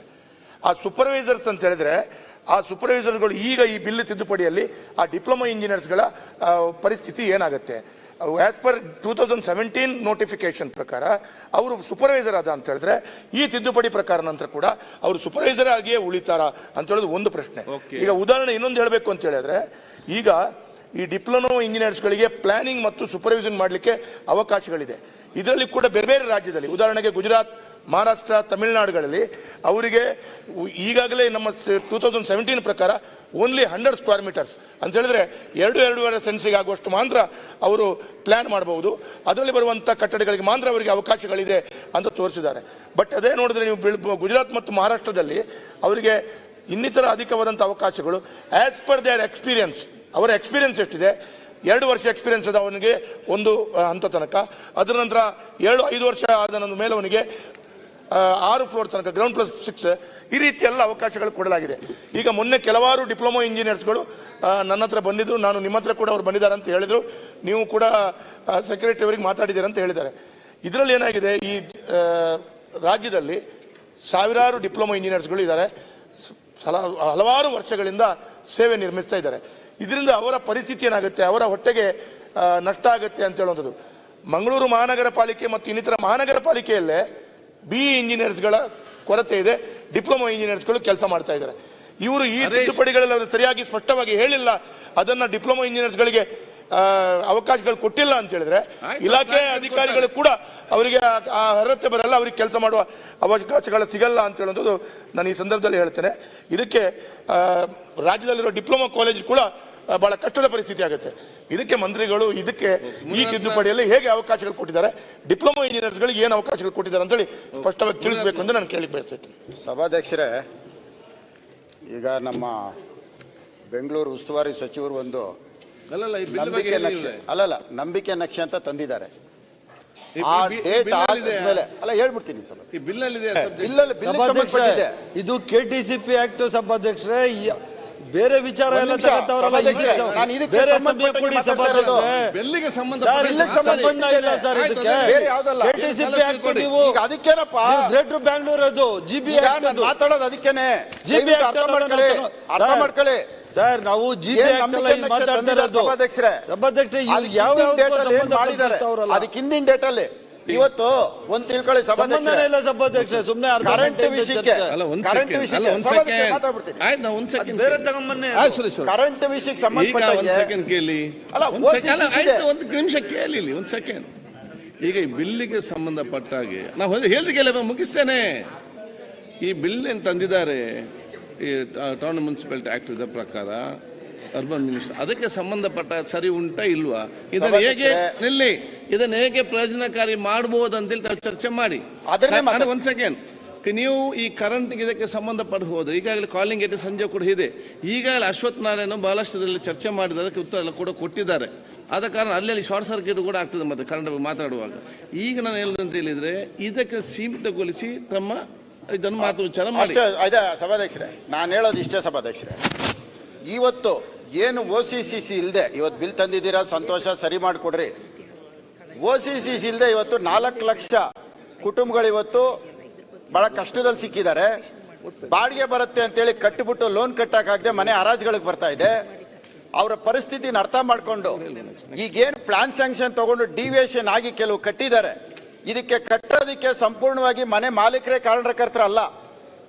ಅಧಿಕಾರಿಗಳು ಆವತ್ತೇ ಹೋಗಿ ನಿನ್ನ ಪ್ಲಾನ್ ಸ್ಯಾಂಕ್ಷನ್ ಪ್ರಕಾರ ಕಟ್ಟಪ್ಪ, ನಿನಗೆ ಪವರ್ ಸಿಗಲ್ಲ ಅಂತ ಒಂದು ಸಲಹೆ ಕೊಟ್ಟಿದ್ರೆ ಈ ಪ್ರಾಬ್ಲಮ್ ಆಗ್ತಾ ಇರಲಿಲ್ಲ. ಇವತ್ತು ಆಗಿದ್ದಾಗೋಗಿದೆ. ಈಗ ಒಂದು ನಂಬಿಕೆ ನಕ್ಷೆ ಅಂತ ಬಂದಿದೆ. ಆ ಡೇಟ್ ಆದ್ಮೇಲೆ ಯಾರೇ ತಪ್ಪು ಮಾಡಿದ್ರು ಅಂತವ್ರಿಗೆ ಕ್ಷಮೆ ಇಲ್ಲ. ಅದಕ್ಕೆ ಹಿಂದೆ ಯಾರನ್ನ ಮಾಡಿರ್ತಾರಲ್ಲ ಅಂತವ್ರು ಯಾರೇ ಇರಲಿ, ಈಗ 58 ನಂಬಿಕೆ ನಕ್ಷೆ ಇದೆ. ಈ 58 ವರೆಗೂ ಅದ್ರ ಹಿಂದಕ್ಕೆ 58 ಒಳಗಡೆ ಒಂದು ಇಷ್ಟು ಪರ್ಸೆಂಟೇಜ್ ಏನೋ ಒಂದು ಮಾಡಿ, ಒಂದು ಪೆನಾಲ್ಟಿನೋ ಏನೋ ಒಂದು ಮಾಡಿ, ಆ ಮನೆಗೆ ಒಂದು ದೀಪ ಆರಿಸಂತ ಕೆಲಸ ಆಗೋದು ಬೇಡ, ಆ ಮನೆ ದೀಪ ಉರಿಯೋಂತ ಕೆಲಸ ಆಗ್ಲಿ. ಅವ್ರು ಮಾಡ್ತಾರೆ ಅನ್ನೋ ಒಂದು ನಂಬಿಕೆ ನನಗಿದೆ. ಯಾಕಂದ್ರೆ ಮಿನಿಸ್ಟ್ರು ಬಹಳ ಬಡವ್ರ ಜೊತೆ ಬೆಳೆದಿರೋಂಥವ್ರು, ಅವ್ರ ಮೇಲೆ ನಂಬಿಕೆ ಇದೆ, ಮಾಡ್ತಾರೆ. ಇದ್ರನ್ನ ಕರೆಂಟು ಮತ್ತೆ ಬಡವರಿಗೆ ದೀಪ ಆರಿಸ್ಬೇಡ್ರಿ, ದೀಪ ಉರಿಸಿ. ಜ್ಯೋತಿ ಗಣೇಶ್. ಮಾನ್ಯ ಸಭಾಧ್ಯಕ್ಷ, ಈ ಅಮೆಂಡ್ಮೆಂಟ್ ಏನ್ ತರ್ತಿದ್ದಾರೆ ಅದರಲ್ಲಿ clause number 9 penalty for regularisation up to the extent of violation or deviation in the construction with respect to sanction plan or zonal regulation limit as specified in the bylaws ಅಂತ ಹೇಳಿದ್ದಾರೆ ಸಭಾಧ್ಯಕ್ಷರೇ. ಅದು ಮೊನ್ನೆ ಒಂದು draft notification ಕೂಡ ಮಾಡಿದ್ದಾರೆ 23/7/25ರಲ್ಲಿ. ಅದರಲ್ಲಿ ನಮ್ಮ ಅಶ್ವಥ್ ನಾರಾಯಣ್ ಸಾಹೇಬ್ರು ಹೇಳ್ದಂಗೆ 15% ಸೆಟ್ ಬ್ಯಾಕ್ ಕವರೇಜ್ಗೆ ಅದನ್ನ ಪ್ರಾವಿಷನ್ ಮಾಡ್ತಿದ್ದಾರೆ ಪೆನಾಲ್ಟಿ ಹಾಕೋದಕ್ಕೆ, 5% FAR ಮತ್ತು ಕಾರ್ ಪಾರ್ಕಿಂಗ್ಗೆ. ಅದರಲ್ಲಿ 5% ಜನನು ಯಾರು ಎಲಿಜಿಬಲ್ ಬರಲ್ಲ ಸಭಾಧ್ಯಕ್ಷರೇ. ಆದ್ರಿಂದ ಇವರು ಮ್ಯಾಕ್ಸಿಮಮ್ ಆಗಿ ಜನರು ಏನು ಕಾಮನ್ ಸಿಟಿಸನ್ಸ್ ಕಟ್ಟೋ ಅಂತ ಮನೆ 15 ಮೀಟರ್ ಹೈಟ್ವರೆಗೂ ಬರ್ತದೆ. ನಾನು ಮೊನ್ನೆ ಕಾಲಿಂಗ್ ಅಟೆನ್ಷನ್ ತಾವು ಸಮಯ ಕೊಟ್ಟಿರೋ ಅದು ಮಿನಿಸ್ಟರ್ ಇರಲಿಲ್ಲ, ಅದರಿಂದ ಉತ್ತರ ಸಿಗಲಿಲ್ಲ. ಇವತ್ತು ಇದ್ದಾರೆ 15 ಮೀಟರ್ವರೆಗೂ ಹೈಟ್ ಇರೋ ಅಂತ ಮನೆನೇ ಮ್ಯಾಕ್ಸಿಮಮ್ ಎಲ್ಲ ಸಿಟಿಸನ್ಸ್ ಕಟ್ಟೋದು. 30-40 ಇರಲಿ, 58 ಇರಲಿ, ಅಪ್ ಟು 40,000 ಅಡಿ 4,000 ಸ್ಕ್ವೇರ್ ಮೀಟರ್ವರೆಗೂ ಇವರು ಡ್ರಾಫ್ಟ್ ನೋಟಿಫಿಕೇಶನ್ ಮಾಡಿದ್ದಾರೆ. 15 ಮೀಟರ್ ಹೈಟ್ವರೆಗೂ ಇವರು ಮ್ಯಾಕ್ಸಿಮಮ್ ಆಗಿ ಪ್ರಾಕ್ಟಿಕಲ್ ಆಗಿ ಜನ ಅವರು ಇಂಪ್ಲಿಮೆಂಟ್ ಮಾಡುವಂತ ರೀತಿಯಲ್ಲಿ ದಯವಿಟ್ಟು ಬಿಲ್ಡಿಂಗ್ ಬೈಲಾಸ್ನ ಸೆಟ್ ಬ್ಯಾಕ್ಸ್ನ they should amend, otherwise it will be of no use sir. ಆದ್ರಿಂದ building setbacks and bylaw practical ಆಗಿ ಇಂಪ್ಲಿಮೆಂಟಬಲ್ ರೀತಿಯಲ್ಲಿ ಅವರು ಇದ್ರ ಜೊತೆಗೆ ಏನು ರೂಲ್ಸ್ ಮಾಡ್ತೀವಿ ಅಂತ ಹೇಳಿದ್ದಾರೆ ಅದನ್ನ ಮಾಡಬೇಕು ಅಂತ ನಾನು ಅವ್ರನ್ನ ವಿನಂತಿ ಮಾಡ್ತೀನಿ. ಮಾನ್ಯ ಸಭಾಧ್ಯಕ್ಷರೇ, ಮೊದಲನೇದಾಗಿ ಡಾಕ್ಟರ್ ಅಶ್ವಥ್ ನಾರಾಯಣ್ ಅವರು ಹೇಳ್ತಾ ಇದ್ರು ಸಭಾಧ್ಯಕ್ಷರೇ, ಸುಪ್ರೀಂ ಕೋರ್ಟ್ ಆರ್ಡರ್ನೇ ಅವರು ಇಂಪ್ಲಿಮೆಂಟ್ ಮಾಡಬೇಡ ಅಂದರೆ ಹಂಗಾದ್ರೆ ಏನು ನ್ಯಾಯಾಂಗ ನಿಂದೆ ಮಾಡಿಸ್ಕೋಬೇಕು. ಅದರಿಂದ ಅಲ್ಲ ಸಭಾಧ್ಯಕ್ಷ, ಅದು ಸಾಧ್ಯ ಇಲ್ಲ ಅಂತ ಹೇಳಕ್ ಹೊರಟೆ ಸಭಾಧ್ಯಕ್ಷರ. ಈಗ ನಮ್ಮ KMC ಆಕ್ಟ್ ಪ್ರಕಾರ ಸಭಾಧ್ಯಕ್ಷರೇ CC ಮತ್ತು OC ನಾಗರಿಕರು ಕಡ್ಡಾಯವಾಗಿ ಪಡೀಲೇಬೇಕು ಸಭಾಧ್ಯಕ್ಷರೇ. It's A compulsory. ಅದಕ್ಕೂ ನಾವು ಅಮೆಂಡ್ಮೆಂಟ್ ತರಲೇಬೇಕು ಅಂತ ಹೇಳಿ ನಾವು ಅಮೆಂಡ್ಮೆಂಟ್ ತರ್ತಾ ಇದ್ದೀವಿ ಸಭಾಧ್ಯಕ್ಷರೇ. ಅದಾದ ನಂತರ ಈಗ ಎನ್ಪ್ಯಾನೆಲ್ಡ್ ನಮ್ಮ ಮಂಗಳೂರು ಶಾಸಕರು ಹೇಳ್ತಾ ಇದ್ರು, ವೇದವ್ಯಾಸ್ ಅವರು, ಎನ್ಪ್ಯಾನೆಲ್ಡ್ ಡಿಪ್ಲೊಮಾ ಹೋಲ್ಡರ್ಸ್ ಅವ್ರಿಗೂ ಸಹ ಇದರಲ್ಲಿ ಹಾಕಿದ್ದೀವಿ ಸಭಾಧ್ಯಕ್ಷ. They are also eligible. Empanelled diploma engineers ಈ ಎನ್ಪ್ಯಾನೆಲ್ಡ್ ಅಲ್ಲಿ ಇದ್ದಾರೆ, ಅವರು ಇದಕ್ಕೆ ಎಲಿಜಿಬಲ್ ಆಗ್ತಾರೆ ಸಭಾಧ್ಯಕ್ಷ. ಫರ್ದರ್ ಮಾಡ್ರಿ. ಎಂಪ್ಯಾನೆಲ್ಮೆಂಟ್ ಅವರು ಎಷ್ಟು ತನಕ ಸ್ಕ್ವೇರ್ ಫೀಟ್ ತನಕ ಕೊಡಬಹುದು ಡಿಪ್ಲೊಮಾ ಇಂಜಿನಿಯರ್ಸ್? ಎಂಪ್ಯಾನೆಲ್ಡ್ ಅದು ರೂಲ್ಸ್ ಮಾಡ್ತೀವಿ, ಬಹಳ ದೊಡ್ಡದಕ್ಕೂ ಕೊಡಕ್ ಬರಲ್ಲ ಸಭಾಧ್ಯಕ್ಷ. ಅಲ್ಲ ಅವ್ರದ್ದು ಅಪ್ರೆನ್ಷನ್ ಏನೈತಿ, ಬರೀ ಇಷ್ಟು ಮೆಜರ್ಮೆಂಟ್ ಅಂತ ಹೇಳ್ಬಿಟ್ಟು ಇನ್ನೂ ರೂಲ್ಸ್ ಮಾಡಿಲ್ಲ ಸಭಾಧ್ಯಕ್ಷ. ಅವ್ರಿಗೆ ಸೀಮಿತ ಸ್ಕ್ವೇರ್ ಮೀಟರ್ ಅಂದ್ರೆ 1000 ಸ್ಕ್ವೇರ್ ಫೀಟ್ ಆಗುತ್ತೆ. ನಿಮ್ಮ ಪ್ರಕಾರ ಎಷ್ಟು ಕೊಡ್ಬೇಕು ಹೇಳಿ? ಪ್ರಕಾರ ಕನಿಷ್ಠ ಒಂದು 3000 ರಿಂದ 4000 ಸ್ಕ್ವೇರ್ ಫೀಟ್ ಮಾಡೋಣ ಸಭಾಧ್ಯಕ್ಷ. ಅಷ್ಟು ಮಾಡೋಣ ಸಭಾಧ್ಯಕ್ಷ. ಅಧ್ಯಕ್ಷರೇ, ಮಾಡ್ಬೋದು. ಈಗ OCCCದು ಎಲ್ಲ ಇಲಾಖೆಗೂ ಸಂಬಂಧಪಡ್ತಾ ಐತೆ. ಅದು ಬೆಂಗಳೂರು, ಪೌರಾಡಳಿತ, RDPR, ನಗರಾಭಿವೃದ್ಧಿ ಎಲ್ಲ ಬರ್ತದೆ. ಈಗ ಹೆಂಗೋ ಸಂಜೆ ನಮ್ಮ ಉಪಮುಖ್ಯಮಂತ್ರಿಗಳು ಅದ್ರ ಬಗ್ಗೆ ದೀರ್ಘವಾಗಿ ಚರ್ಚೆ ಮಾಡೋಣ ಅಂತ ಹೇಳವ್ರೆ. ಅಲ್ಲಿ ಏನು ಡಿಸಿಷನ್ ಆಗ್ತದೆ ಅದನ್ನ ಎಲ್ಲ ಇಲಾಖೆಗೂ ಅನ್ವಯ ಆಗೋ ರೀತಿಯಲ್ಲಿ ಆಮೇಲೆ ಬೇಕಾದ್ರೆ ರೂಲಲ್ಲಿ ತರೋ ಥರ ಒಂದು ಮಾಡ್ಬೋದು. ಆದ್ರಿಂದ ಸಭಾಧ್ಯಕ್ಷರೇ, ಈಗ ಅವರು ಸಲಹೆ ಕೊಟ್ಟಿದ್ದ ಪ್ರಕಾರ ಸಭಾಧ್ಯಕ್ಷರೇ, ಆ ಎಂಪ್ಯಾನೆಲ್ಡ್ ಇಂಜಿನಿಯರ್ಸ್ಗೆ ಸುಮಾರು 4000 ಅಡಿ ತನಕ ಅವರೇನೆ ಅದಕ್ಕೆ ಪ್ಲಾನ್ ಸ್ಯಾಂಕ್ಷನ್ ಕೊಡುವಂತ ವ್ಯವಸ್ಥೆ ಮಾಡ್ತೀವಿ ಸಭಾಧ್ಯಕ್ಷ. ಎಲ್ಲ square meter square feet sir. Square meter ಅಂದ್ರೆ 1 ಎಕರೆ ಆಗ್ತದೆ sir. It's not 400 square meter. 4000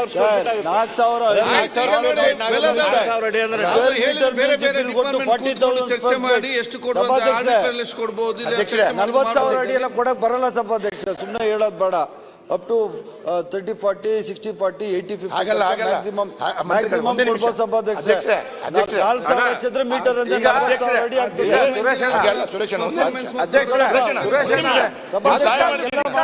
ಸಭಾಧ್ಯಕ್ಷರೇ. ಈಗ ಅದಕ್ಕಾದ್ರೂ ಸ್ಟಿಕ್ಕನ್ ಆಗಪ್ಪ, ನೀನು ಒಳ್ಳೇದಾಗ್ತದೆ.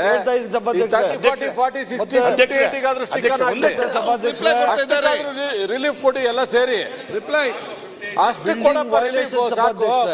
ಬಿಲ್ಡಿಂಗ್ ವೈಲೇಷನ್ಸ್ ನಮ್ ರೂಲ್ಸ್ ಅಲ್ಲಿ ಈಗ 5% ಇದೆ ಸಭಾಧ್ಯಕ್ಷ. ಅದನ್ನ 15% ಹೆಚ್ಚಿಸ್ತಾ ಇದ್ದೀವಿ ಸಭಾಧ್ಯಕ್ಷ. ಸಾರ್ವಜನಿಕರಿಗೆ ಪಾಪ ಇವರಂತೂ ಮಾಡಕ್ಕಾಗಿಲ್ಲ, ನಾವು ಮಾಡ್ತಾ ಇದ್ದೀವಿ ಸಭಾಧ್ಯಕ್ಷ. ಅದಕ್ಕೆ ನಮ್ಗೆ ಥ್ಯಾಂಕ್ಸ್. ಏನು ಪ್ರಾಬ್ಲಮ್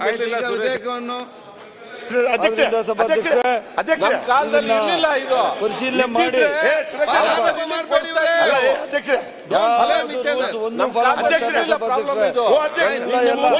ಸುಮ್ನೆ ಹೇಳ್ತಾ ಇದ್ದೀನಿ ಸಭಾಧ್ಯಕ್ಷ.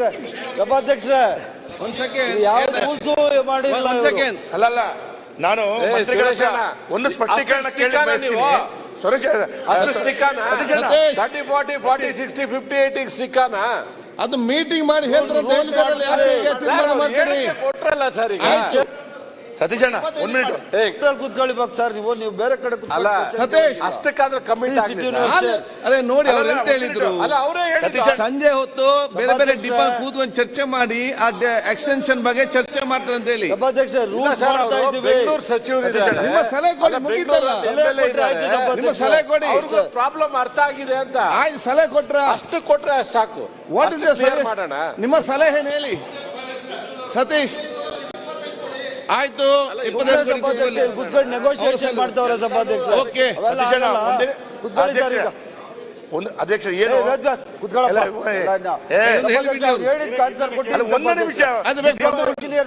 ನಿಮಿಷ ಅಣ್ಣ, ಏನೇನೋ ಮಾತಾಡ್ತೀರಿ. 1 ಮಿನಿಟ್ ಕೇಳಿ ಅಧ್ಯಕ್ಷ. ನಾನು ಏನ್ ಹೇಳ್ತಾ ಇದ್ದೀನಿ, 2017ರ ನೋಟಿಫಿಕೇಶನ್ ನಲ್ಲಿ ಸೂಪರ್ವೈಸರ್ ಅಂತ ಇದ್ದದ್ದನ್ನ ಅವರು ಸರಿಪಡಿಸಿಕೊಡ್ತಾರೆ ಹೇಗೆ ಅಂತ ಹೇಳೋದನ್ನು ಅದರಲ್ಲಿ ಬಂದಿದೆ ಅಂತ ಹೇಳ್ತಾರೆ. ಹೇಗೆ ಬಂದಿದೆ ಅಂತ ಹೇಳಲ್ಲ. ಎರಡನೇದು, ಈ ಹಿಂದೆ ಅವರ ಅನುಭವದ ಎಕ್ಸ್ಪೀರಿಯನ್ಸ್ ನ ಮೇರೆಗೆ ಅವರಿಗೆ ಹೈ ರೈಸ್ ಬಿಲ್ಡಿಂಗ್ ಇತ್ತು. ಒಂದು ಡಿಪ್ಲೊಮಾ ಇಂಜಿನಿಯರ್ ಒಂದು 20 ವರ್ಷ ಅನುಭವ ಇದೆ ಅಂತ ಹೇಳಿದ್ರೆ ಅವನಿಗೆ ಹೈ ರೈಸ್ ಬಿಲ್ಡಿಂಗ್ ಅವಕಾಶಗಳಿತ್ತು. ಇವರು ಈಗ ಆ ಡಿಪ್ಲೊಮಾ ಇಂಜಿನಿಯರ್ಸ್ಗೆ 25 ವರ್ಷ ಆದ ನಂತರ ಅನುಭವ ಇದ್ದ ನಂತರ ಅವನಿಗೆ 60-40 ಏನೋ ಸಹ ಕೊಡ್ತಾರೆ ಅಂತ ಹೇಳಿದ್ರೆ ಅವರಿಗೆ ಅದಕ್ಕಾಗಿ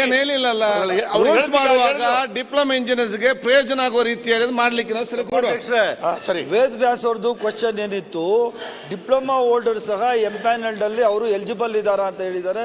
ಸ್ಪಷ್ಟವಾಗಿ ಹೇಳಿದ್ದೀನಿ, ಅವರು ಎಲಿಜಿಬಲ್ ಇದ್ದಾರೆ. ಎಷ್ಟು ಮೆಜರ್ಮೆಂಟ್ ತನಕ ಅವ್ರಿಗೆ ಅಧಿಕಾರ ಇದೆ ಅನ್ನೋದು ರೂಲ್ಸ್ ಅಲ್ಲಿ ಹೇಳ್ತೀವಿ. ಈಗಲೇ ಇಲ್ಲಿ ಹೇಳ್ಬೇಕಾದ ಅವಶ್ಯಕತೆ ಇಲ್ಲ ಸಭಾಧ್ಯಕ್ಷ. ಅವ್ರಿಗೆ ಪೂರಕವಾಗಿ ಒಂದದ್ರಲ್ಲಿ ಪ್ರೊವಿಷನ್ ಮಾಡಿ, ಡೀಮ್ಡ್ ಪರ್ಮಿಷನ್ ಪ್ರೊವಿಷನ್ ಮಾಡಿ, ಡೀಮ್ಡ್ ಮಾಡ್ತಾ ಇದೀವಿ. ಡೀಮ್ಡ್ ಅವರು ಎನ್ಪ್ಯಾನಲ್ಡ್ ಅವ್ರು ಬಂದು ನೋಡ್ತಾರೆ, ಅವರೆಲ್ಲ ಓಕೆ ಅಂದ್ರೆ ಅದನ್ನ ಪರ್ಮಿಷನ್ ಇಷ್ಟು ದಿನದಲ್ಲಿ ಆಲಿಕ್ರ ಆಟೋಮೆಟಿಕ್ಲಿ ಡೀಮ್ಡ್ ಅಂತ ಹೇಳಿ ಈಗ ಕೆಲಸ ಆಗುತ್ತಲ್ಲ. ಈಗ ಲೈಸೆನ್ಸ್ಗೆ ಒಂದು ಅಪ್ಲಿಕೇಶನ್ ಕೊಡ್ತಾರೆ, ಇಷ್ಟು ದಿವಸ ಅಂತ ಫಿಕ್ಸ್ ಮಾಡಿ ಕೊಡದಿದ್ದಲ್ಲಿ ಈಗ ರೂಲ್ಸ್ ಅಲ್ಲಿ ನಾವು ಪ್ರಾವಿಷನ್ ಮಾಡ್ಕೊಡ್ತೀವಿ ಸಭಾಧ್ಯಕ್ಷ. ಎಲ್ಲಾನು ಈಗ ಬಡವರಿಗೆ ಅನುಕೂಲ ಆಗ್ಲಿ ಅಂತ ಮಾಡ್ತಾರೆ ಸಭಾಧ್ಯಕ್ಷ. OCCC ಮತ್ತೆ 30-40 ತನಕ ಎಕ್ಸಂಪ್ಷನ್ ಕೊಡ್ಬೇಕು.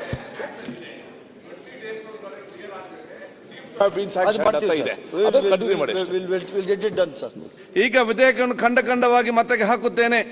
2ರಿಂದ 7ರವರೆಗಿನ ಖಂಡಗಳು ವಿಧೇಯಕದ ಅಂಗವಾಗಿರಬೇಕೆಂದು ಸಭೆಯ ಮುಂದಿರುವ ವಿಷಯ. ಪ್ರಸ್ತಾವದ ಪರವಾಗಿರು ಹೌದು ಎಂದು ಸೂಚಿಸಬೇಕು. ಪ್ರಸ್ತಾವದ ವಿರೋಧವಾಗಿರು ಇಲ್ಲ ಎಂದು ಸೂಚಿಸಬೇಕು. ಪ್ರಸ್ತಾವ ಹೌದು ಪರವಾಗಿದೆ ಎಂದು ಭಾವಿಸುತ್ತೇನೆ. ಪ್ರಸ್ತಾವ ಹೌದು ಪರವಾಗಿದೆ. ಪ್ರಸ್ತಾವಕ್ಕೆ ಒಪ್ಪಿಗೆ ದೊರಕಿದೆ. 2ರಿಂದ 7ರವರೆಗಿನ ಖಂಡಗಳು ವಿಧೇಯಕದ ಅಂಗವಾದವು. 1ನೇ ಖಂಡ ಹೆಸರು ಮತ್ತು ಅವತರಣಿಕೆ ವಿಧೇಯಕದ ಭಾಗವಾಗಬೇಕೆಂಬುದು ಸಭೆಯ ಮುಂದಿರುವ ವಿಷಯ.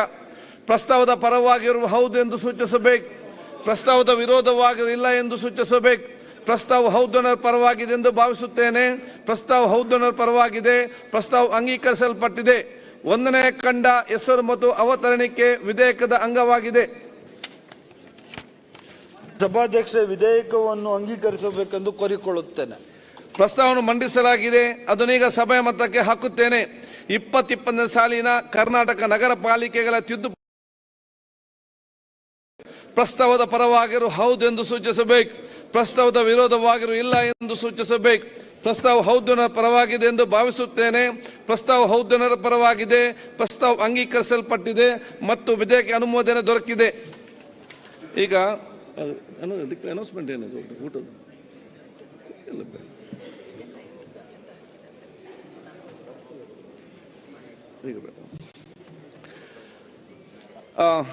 20ನೇ ಸಾಲಿನ ಕರ್ನಾಟಕ ಮುನ್ಸಿಪಾಲಿಟಿ ಮತ್ತು ಕೆಲವು ಕಾನೂನು ತಿದ್ದುಪಡಿ. ನೋಡಿ, ಮಿನಿಸ್ಟರ್ ಕೌನ್ಸಿಲ್ ಅಲ್ಲಿ ಕ್ವಶನ್ ಅವರ್ ಇದೆ. Speaker has permitted him. ಅಲ್ಲ ಅವರು ಸ್ಟಾರ್ಟ್ ಕ್ವಶನ್. ಇನ್ನೊಂದು ಅರ್ಧ ಗಂಟೆ ಇನ್ನು ಬೇರೆ ಬೇರೆ ಬಿಲ್ ತಗೊಳ್ಳಿ, ಆಮೇಲೆ ಸಚಿವರು ಮಾಡಿ. ಬೇರೆ ಬೇರೆ ಬಿಲ್ ತಗೊಳ್ಳಿ, ಆಮೇಲೆ ಮಾಡಿ. ಅಲ್ಲ, ಅವರ್ಸ್ ಆಫ್ ಕ್ವಶನ್ ಸರ್. ಈಗಾಗಲೇ 12:15.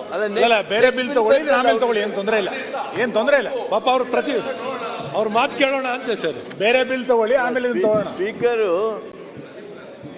ಪರ್ಮಿಷನ್ ಕೊಟ್ಟಿದ್ರು ಅವ್ರಿಗೆ ಅಲ್ಲಿ ಕೌನ್ಸಿಲ್. ಸರಿ, ಹೆಚ್ಚಿಗೆ ಪಟ್ಟಿಲ್ಲ, ತೊಂದರೆ ಇಲ್ಲ, ಆಮೇಲೆ ತಗೊಳ್ಳಿ. ಇದನ್ನ ಉಳಿದು ಇನ್ನೂ 5 ಬಿಲ್ ಇದೆ, ಅದನ್ನ ತಗೊಳ್ಳಿ, ಏನ್ ತೊಂದರೆ ಇಲ್ಲ. ಸ್ವಲ್ಪ ಡಿಸ್ಕಷನ್ ಇದೆ ಅದಕ್ಕೆ. ಈಗ ನನ್ನ ಸಲಹೆ ಏನಂತ ಹೇಳಿದ್ರೆ, ಅಲ್ಲಿ ಅವರು ಬಿಸಿ ಓದ್ತಿದ್ದ ಕಾರಣ ನಾವಿಲ್ಲಿ ತಕ್ಕ ಬೇಗ ಮುಗಿಸು. ನೀವು ಅವ್ರ ಪರವಾಗಿದ್ದೀರಿ, ನಮ್ಗೆ ಗೊತ್ತಿದೆ. ಅವ್ರ ಪರವಾಗಿದ್ದೀರಿ, ನಮ್ಗೆ ಖಚಿತ ಇದೆ. ನಾನು ನಿಮ್ಮ ಪರವಾಗಿ ಕೂಡ ಇದ್ದೇನೆ. ಸರಿ ಇದೆ. ಸನ್ಮಾನ್ಯ ಅಧ್ಯಕ್ಷರೇ, ನೀವು ಈ ಬಿಲ್ ತಗೊಳ್ಳೋಣ. ಇನ್ನೂ 4 ಬಿಲ್ ಅರ್ಜೆಂಟ್ ತಗೊಳ್ಳಿ. ಸನ್ಮಾನ್ಯ ಅಧ್ಯಕ್ಷರೇ, ಇಲ್ಲ ಸನ್ಮಾನ್ಯ ಅಧ್ಯಕ್ಷರೇ, ಆ ಮಂತ್ರಿಗಳ ಮುಖವನ್ನು ನಾವು ಬಹಳ ನೋಡಿಲ್ಲ. ಅದಕ್ಕೆ ಸಭಾಧ್ಯಕ್ಷರೇ, ಈಗ ಕರ್ನಾಟಕ ಬಂದರುಗಳ ಸರಕು. ಅಧ್ಯಕ್ಷರೇ, ನಾವೊಂದು ಒಂದು ಸೆಕೆಂಡ್. ಇವತ್ತು ಮಧ್ಯಾಹ್ನ 2:30 ಗಂಟೆಗೆ ಏನು ಹಿರೇಬೆಣಕಲ್ ಈ ಮೆಗಾಲಿಥಿಕ್ ಸೈಟ್ ಹಿರೇಬೆಣಕಲ್ ಅಂತ ಹೇಳಿ ಪ್ರಾಗೈತಿಕ ಐತಿಹಾಸಿಕ ಸ್ಥಳ, ಅದರದ್ದು ಫೋಟೋಗ್ರಾಫ್ಸನ್ನು ಎಕ್ಸಿಬಿಟ್ ಮಾಡ್ತಾ ಇದ್ದೀವಿ. ಆ ಎಕ್ಸಿಬಿಷನನ್ನು ಮಾನ್ಯ ಮುಖ್ಯಮಂತ್ರಿಗಳು ಉದ್ಘಾಟಿಸ್ತಾ ಇದ್ದಾರೆ.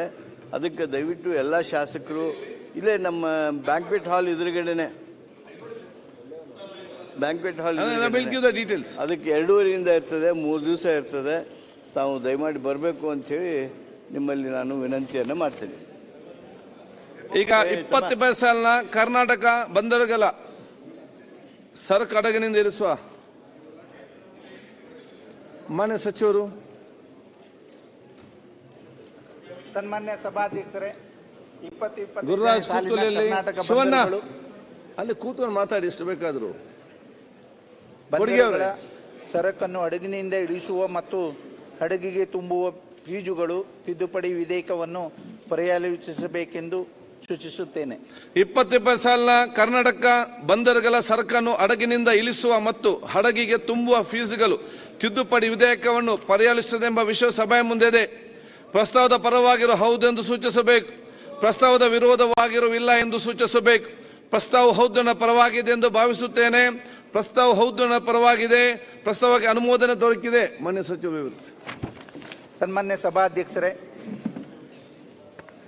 ಕರ್ನಾಟಕ ಕಾಯ್ದೆ 1961 ಪ್ರಕರಣ 3ರಲ್ಲಿ 1 ಅದನ್ನು ಯಾವಾಗ ಜಾಸ್ತಿ ಮಾಡಬೇಕು ಅಥವಾ ಅನಿವಾರ್ಯ ಬಂದಾಗ ಏನು ಜಾಸ್ತಿ ಮಾಡದಿದ್ದರೆ ಏನು ತೊಂದರೆ ಆಗ್ತದೆ ಅನ್ನುವಂಥದ್ದನ್ನು ಪರಿಗಣಿಸಿ ಅದನ್ನು ಯಾವ ರೀತಿ ಮಾಡಿದ್ದೇವೆ ಅಂತ ಹೇಳಿದ್ರೆ ಈಗೂ ಇದೇ ಕಾಯ್ದೆ, ಆದರೆ ಯಾವ ಮಾಡಬೇಕು ಅಂತೇಳಿ ಇಲ್ಲ. ನಾವು ಏನು ಮಾಡಿದ್ದೇವೆ 3 ವರ್ಷಕ್ಕೊಮ್ಮೆ ಅದನ್ನು ಏರಿಸುವಂಥದ್ದು ಅಥವಾ ತಗ್ಗಿಸುವಂಥದ್ದು ಅಂದರೆ ಕಡಿಮೆ ಮಾಡುವಂಥದ್ದು ಅದನ್ನು ನಾವು ಈಗ ತಿದ್ದುಪಡಿ ಮಾಡಿ ಒಂದೊಮ್ಮೆ ನಾವು ಮಾಡಲಿಲ್ಲ ಅಂದೇಳಾದರೆ ಅಂದರೆ ಅಧಿಕಾರಿಗಳು ಮಾಡಲಿಲ್ಲ ಅಂದೇಳಾದರೆ ಸರ್ಕಾರನೇ ಅಧಿಸೂಚನೆ ಮುಖಾಂತರ ಹಣದುಬ್ಬರ ಆದಾಗ ಅಥವಾ ಏನಾದರೂ ವ್ಯತ್ಯಾಸ ಆದಾಗ ಮತ್ತೆ ಪುನಃ ಅದಕ್ಕೆ ರೇಟನ್ನು ಫಿಕ್ಸ್ ಮಾಡಬೇಕು. ಮತ್ತು ಒಂದೊಂದು ಬಂದರಲ್ಲಿ ಒಂದೊಂದು ರೀತಿ ರೇಟ್ ಇದೆ.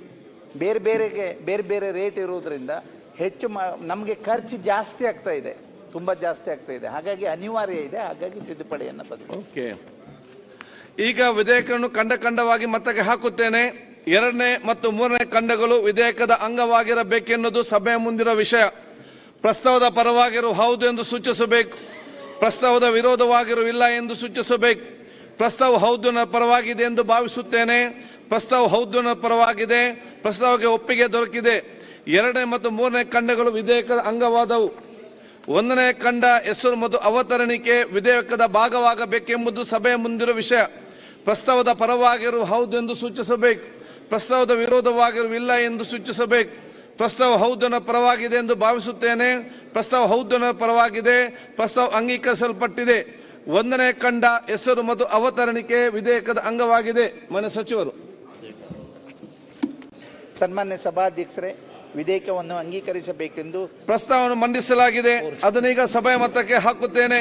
2020ನೇ ಸಾಲಿನ ಕರ್ನಾಟಕ ಬಂದರುಗಳ ಸರಕನ್ನು ಹಡಗಿನಿಂದ ಇಳಿಸುವ ಮತ್ತು ಹಡಗಿಗೆ ತುಂಬುವ ಫೀಸ್ಗಳು ತಿದ್ದುಪಡಿ ವಿಧೇಯಕವನ್ನು ಈ ಸಭೆಯು ಅಂಗೀಕರಿಸಬೇಕು. ಪ್ರಸ್ತಾವದ ಪರವಾಗಿರುವವರು ಹೌದು ಎಂದು ಸೂಚಿಸಬೇಕು. ಪ್ರಸ್ತಾವದ ವಿರೋಧವಾಗಿರುವ ಇಲ್ಲ ಎಂದು ಸೂಚಿಸಬೇಕು. ಪ್ರಸ್ತಾವ ಹೌದನ ಪರವಾಗಿದೆ ಎಂದು ಭಾವಿಸುತ್ತೇನೆ. ಪ್ರಸ್ತಾವ ಹೌದನರ ಪರವಾಗಿದೆ. ಪ್ರಸ್ತಾವ ಅಂಗೀಕರಿಸಲ್ಪಟ್ಟಿದೆ ಮತ್ತು ವಿಧೇಯಕ ಅನುಮೋದನೆ ದೊರಕಿದೆ. 20ನೇ ಸಾಲಿನ ಕರ್ನಾಟಕ ವೇದಿಕೆ ಆಧಾರಿತ ಗಿಗ್ ಕಾರ್ಮಿಕ ಸಚಿವರು. ಸಭಾಧ್ಯಕ್ಷರೇ, ಕರ್ನಾಟಕ ವೇದಿಕೆ ಆಧಾರಿತ ಗಿಗ್ ಕಾರ್ಮಿಕ ಸಾಮಾಜಿಕ ಭದ್ರತೆ ಮತ್ತು ಕ್ಷೇಮಾಭಿವೃದ್ಧಿ ವಿಧೇಯಕನ 2025ನೇ ಸಾಲಿನ ಪರಿಲಕ್ಷಿಗೆ ತೆಗೆದುಕೊಳ್ಳಬೇಕಂತ ನಾನು ವಿನಂತಿಸಿಕೊಳ್ತೇನೆ.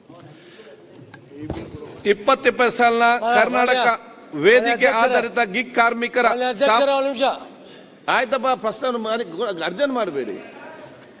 2020 ಸಾಲಿನ ಕರ್ನಾಟಕ ವೇದಿಕೆ ಆಧಾರಿತ ಗಿಗ್ ಕಾರ್ಮಿಕರ ಸಾಮಾಜಿಕ ಭದ್ರತೆ ಮತ್ತು ಕ್ಷೇಮ ಅಭಿವೃದ್ಧಿ ವಿಧೇಯಕವನ್ನು ಪರಿಶೀಲಿಸುತ್ತದೆ ಎಂಬ ವಿಷಯವು ಸಭೆಯ ಮುಂದೆ ಇದೆ. ಪ್ರಸ್ತಾವದ ಪರವಾಗಿರುವ ಹೌದು ಎಂದು ಸೂಚಿಸಬೇಕು. ಪ್ರಸ್ತಾವದ ವಿರೋಧವಾಗಿರುವ ಇಲ್ಲ ಎಂದು ಸೂಚಿಸಬೇಕು. ಪ್ರಸ್ತಾವ ಹೌದನರ ಪರವಾಗಿದೆ ಎಂದು ಭಾವಿಸುತ್ತೇನೆ. ಪ್ರಸ್ತಾವ ಹೌದನರ ಪರವಾಗಿದೆ. ಪ್ರಸ್ತಾವಕ್ಕೆ ಅನುಮೋದನೆ ದೊರಕಿದೆ. ಸಚಿವರು ಎಕ್ಸ್ಪ್ಲೇನ್ ಮಾಡಲಿ. ಮತ್ತೆ ಏನು ಅರ್ಜೆಂಟ್? ಇದ್ರ ಬಗ್ಗೆ ಅವ್ರು ಎಕ್ಸ್ಪ್ಲೇನ್ ಮಾಡ್ತಾರೆ, ಮತ್ತೆ ಚರ್ಚೆ ಮಾಡಿ. ಏನು ಗೊತ್ತಿದೆ ಏನಾದರೂ? ಸನ್ಮಾನ್ಯ ಸಭಾಧ್ಯಕ್ಷರೇ, ಇದು ಪ್ರಪ್ರಥಮವಾಗಿ ಕರ್ನಾಟಕ ರಾಜ್ಯದಲ್ಲಿ ಈ ಗಿಗ್ ಪ್ಲಾಟ್ಫಾರ್ಮ್ ಬಿಲ್ಲನ್ನು ನಾವಿಲ್ಲಿ ಪ್ರೆಸೆಂಟ್ ಮಾಡ್ತಾ ಇದ್ದೀವಿ. ಅದ್ರ ಬಗ್ಗೆ ನಾನು ಸ್ವಲ್ಪ ಈ ಸಂಪೂರ್ಣ ಬಿಲ್ ಬಗ್ಗೆ ಮಾಹಿತಿಯನ್ನು ಚೆಲ್ಲಕ್ಕೆ ಬಯಸ್ತೇನೆ. ಗಿಗ್ ಅಂತಕ್ಕಂಥದ್ದು ಕಾನ್ಸೆಪ್ಟ್ ಏನಿದೆ, ಈಗ ತಾನೇ ನಮ್ಮ ಶಾಸಕರು ಕೇಳ್ತಾ ಇದ್ರು, ಗಿಗ್ನಲ್ಲಿ ಯಾರು ಕೆಲಸ ಮಾಡ್ತಾರೆ, ಯಾರು ಪ್ಲಾಟ್ಫಾರ್ಮ್ ಬೇಸ್ನಲ್ಲಿ ಗಿಗ್ ಅಂದರೆ ಯಾರು ಆಪರ್ಚುನಿಟಿ ಏನು ಕ್ರಿಯೇಟ್ ಆಗಿದೆ ಡಿಜಿಟಲ್ ಪ್ಲಾಟ್ಫಾರ್ಮ್ನಲ್ಲಿ ಯಾರು ಕೆಲಸ ಮಾಡ್ತಾ ಇರ್ತಾರೆ, ಯಾರು ಸರ್ವಿಸಸ್ಗಳನ್ನ ಗೂಡ್ಸ್ಗಳನ್ನ ಅದರಲ್ಲಿ ಭಾಳ ರೀತಿಯಾದಂಥ ಗೂಡ್ಸ್ಗಳಿದಾವೆ. ರೈಡ್ ಶೇರ್ ಎಕಾನಮಿ ಸರ್ವಿಸ್ ಅಂತ ಹೇಳ್ತೀವಿ. Food and grocery delivery ಸರ್ವಿಸಸ್ಗಳಿದ್ದಾವೆ.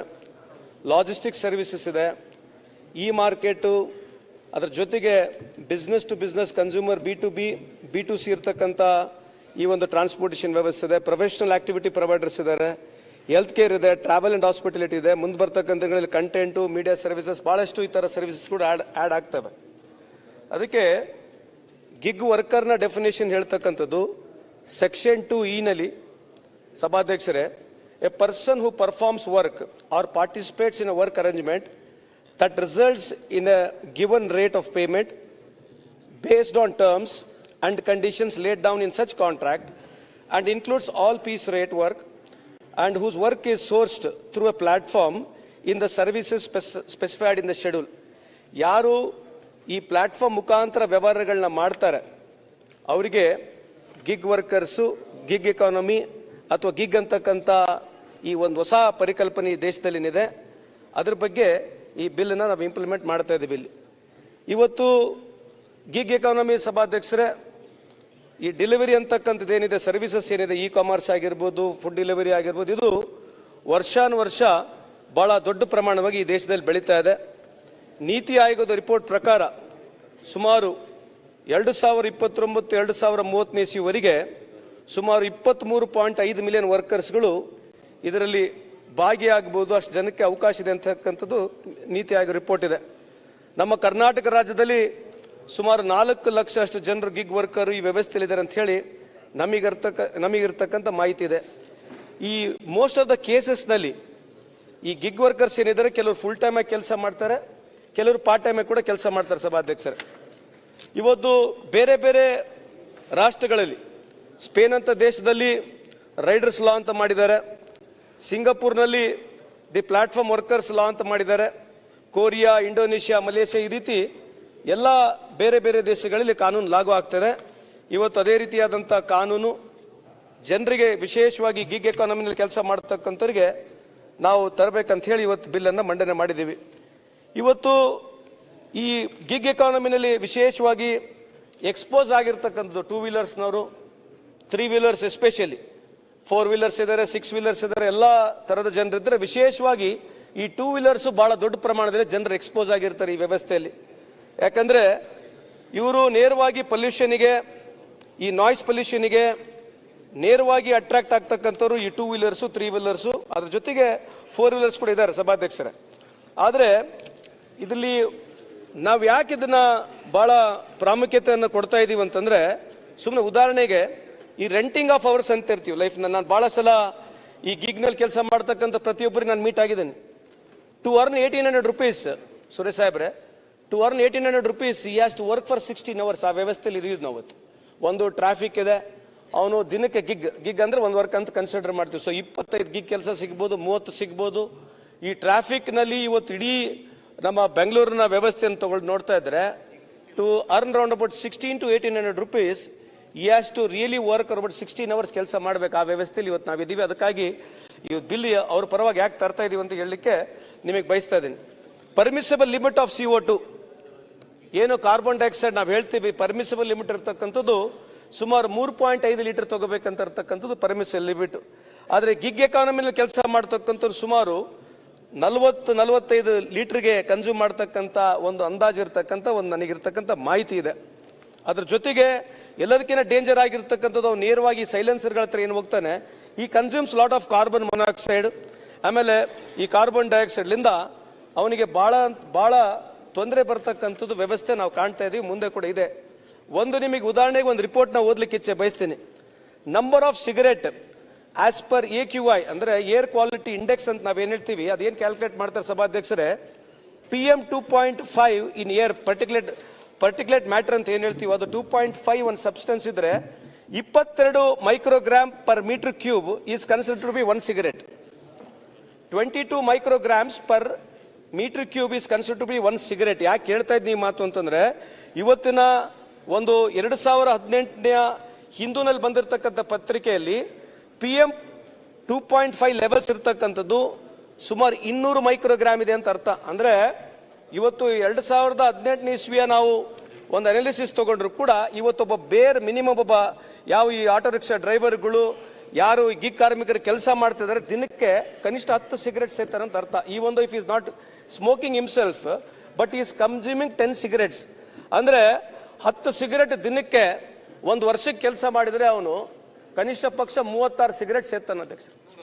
20 ವರ್ಷಕ್ಕೆ ಮಾಡಿದ್ರೆ ಸುಮಾರು 75,000 ಸಿಗರೆಟ್ ಸೇರ್ತಕ್ಕಂಥವ್ರು. ಅಂದ್ರೆ ಯಾಕೆ ಇದು ಹೇಳ್ತಾ ಇದೆ ಅಂತಂದ್ರೆ if a person who is working for 20 years in this industry, ಅವನು ಫ್ಯೂಚರಿಸ್ಟಿಕ್ ಅವ್ನ ಲೈಫ್ 10-20 ವರ್ಷ ಅವನು ಅಡಿವಾಗಿಡ್ತಾನೆ, ಮುಂದೆ ಬಹಳ ತೊಂದರೆಗೆ ಅನಾನುಕೂಲಕ್ಕೆ ಬರ್ತಾನೆ ನಮ್ಮ ಉದ್ದೇಶಕ್ಕೆ ಈ ಬಿಲ್ ತರ್ತಕ್ಕಂಥ ವ್ಯವಸ್ಥೆಯನ್ನು ಮಾಡ್ತಾ ಇದೀವಿ. And to justify this there is a study, CSTP study ಅಂತ ಹೇಳ್ತೀವಿ ಸಭಾಧ್ಯಕ್ಷರೇ, centre for study of science and technology. ಈ ಪಾಲಿಸಿ ಆ rubber dust, rubber burning tyre ಇವೆಲ್ಲ ನೋಡ್ತಾ ಹೋದ್ರೆ ಅವನಿಗೆ ಬಹಳ ಹಾನಿ ಆಗುತ್ತೆ ಎಂಬ ಉದ್ದೇಶದಿಂದ ಅವರಿಗೆ ಇವರಿಗೆಲ್ಲರಿಗೆ ಸೋಷಿಯಲ್ ಸೆಕ್ಯೂರಿಟಿ ಕೊಡಬೇಕನ್ನೋದಕ್ಕೆ ಈ ಬಿಲ್ ಅಂತ ತಂದಿರತಕ್ಕಂಥದ್ದು. ವಿಶೇಷವಾಗಿ ಸನ್ಮಾನ್ಯ ಮುಖ್ಯಮಂತ್ರಿ ಅವರಿಗೆ ನಮ್ಮ ಸರ್ಕಾರಕ್ಕೆ ನಾನು ಅಭಿನಂದನೆ ಸಲ್ಲಿಸ್ತೀನಿ.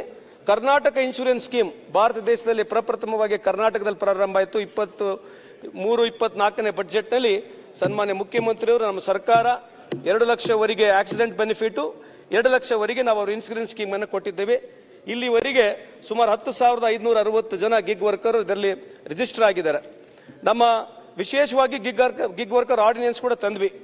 ಬಿಫೋರ್ ಪಾಸಿಂಗ್ ಅನ್ ಆರ್ಡಿನೆನ್ಸ್ ನಾವು ಇದು 32 ಬೇರೆ ಬೇರೆ ಸಂದರ್ಭದಲ್ಲಿ ಮೀಟಿಂಗ್ಗಳನ್ನ ಮಾಡಿ ಯಾರು ಸ್ಟೇಕ್ ಹೋಲ್ಡರ್ಸ್ ಇದ್ದಾರೆ ಅವ್ರ ಜೊತೆಗೆ ಸಂಪೂರ್ಣವಾಗಿ ಅವ್ರ ಜೊತೆ ಮೀಟಿಂಗ್ ಅನ್ನ ಮಾಡಿ, ಅದ್ರ ಜೊತೆಗೆ 2 ಇಲಾಖೆಗಳು IT-BT ಇಲಾಖೆ ಇರ್ಬೋದು, ಇಂಡಸ್ಟ್ರಿಯ ಇಲಾಖೆಗಳು, ಅವ್ರ ಸೆಕ್ರೆಟರಿ, ವಿಶೇಷವಾಗಿ 2 ಮಂತ್ರಿಗಳ ಜೊತೆ ನಾವು ಚರ್ಚೆಯನ್ನು ಮಾಡಿ ಈ ಬಿಲ್ ಅನ್ನ ಇಲ್ಲಿ ಮಟ್ಟಿಗೆ ತಂದಿದ್ದೀವಿ ಸಭಾಧ್ಯಕ್ಷರೇ.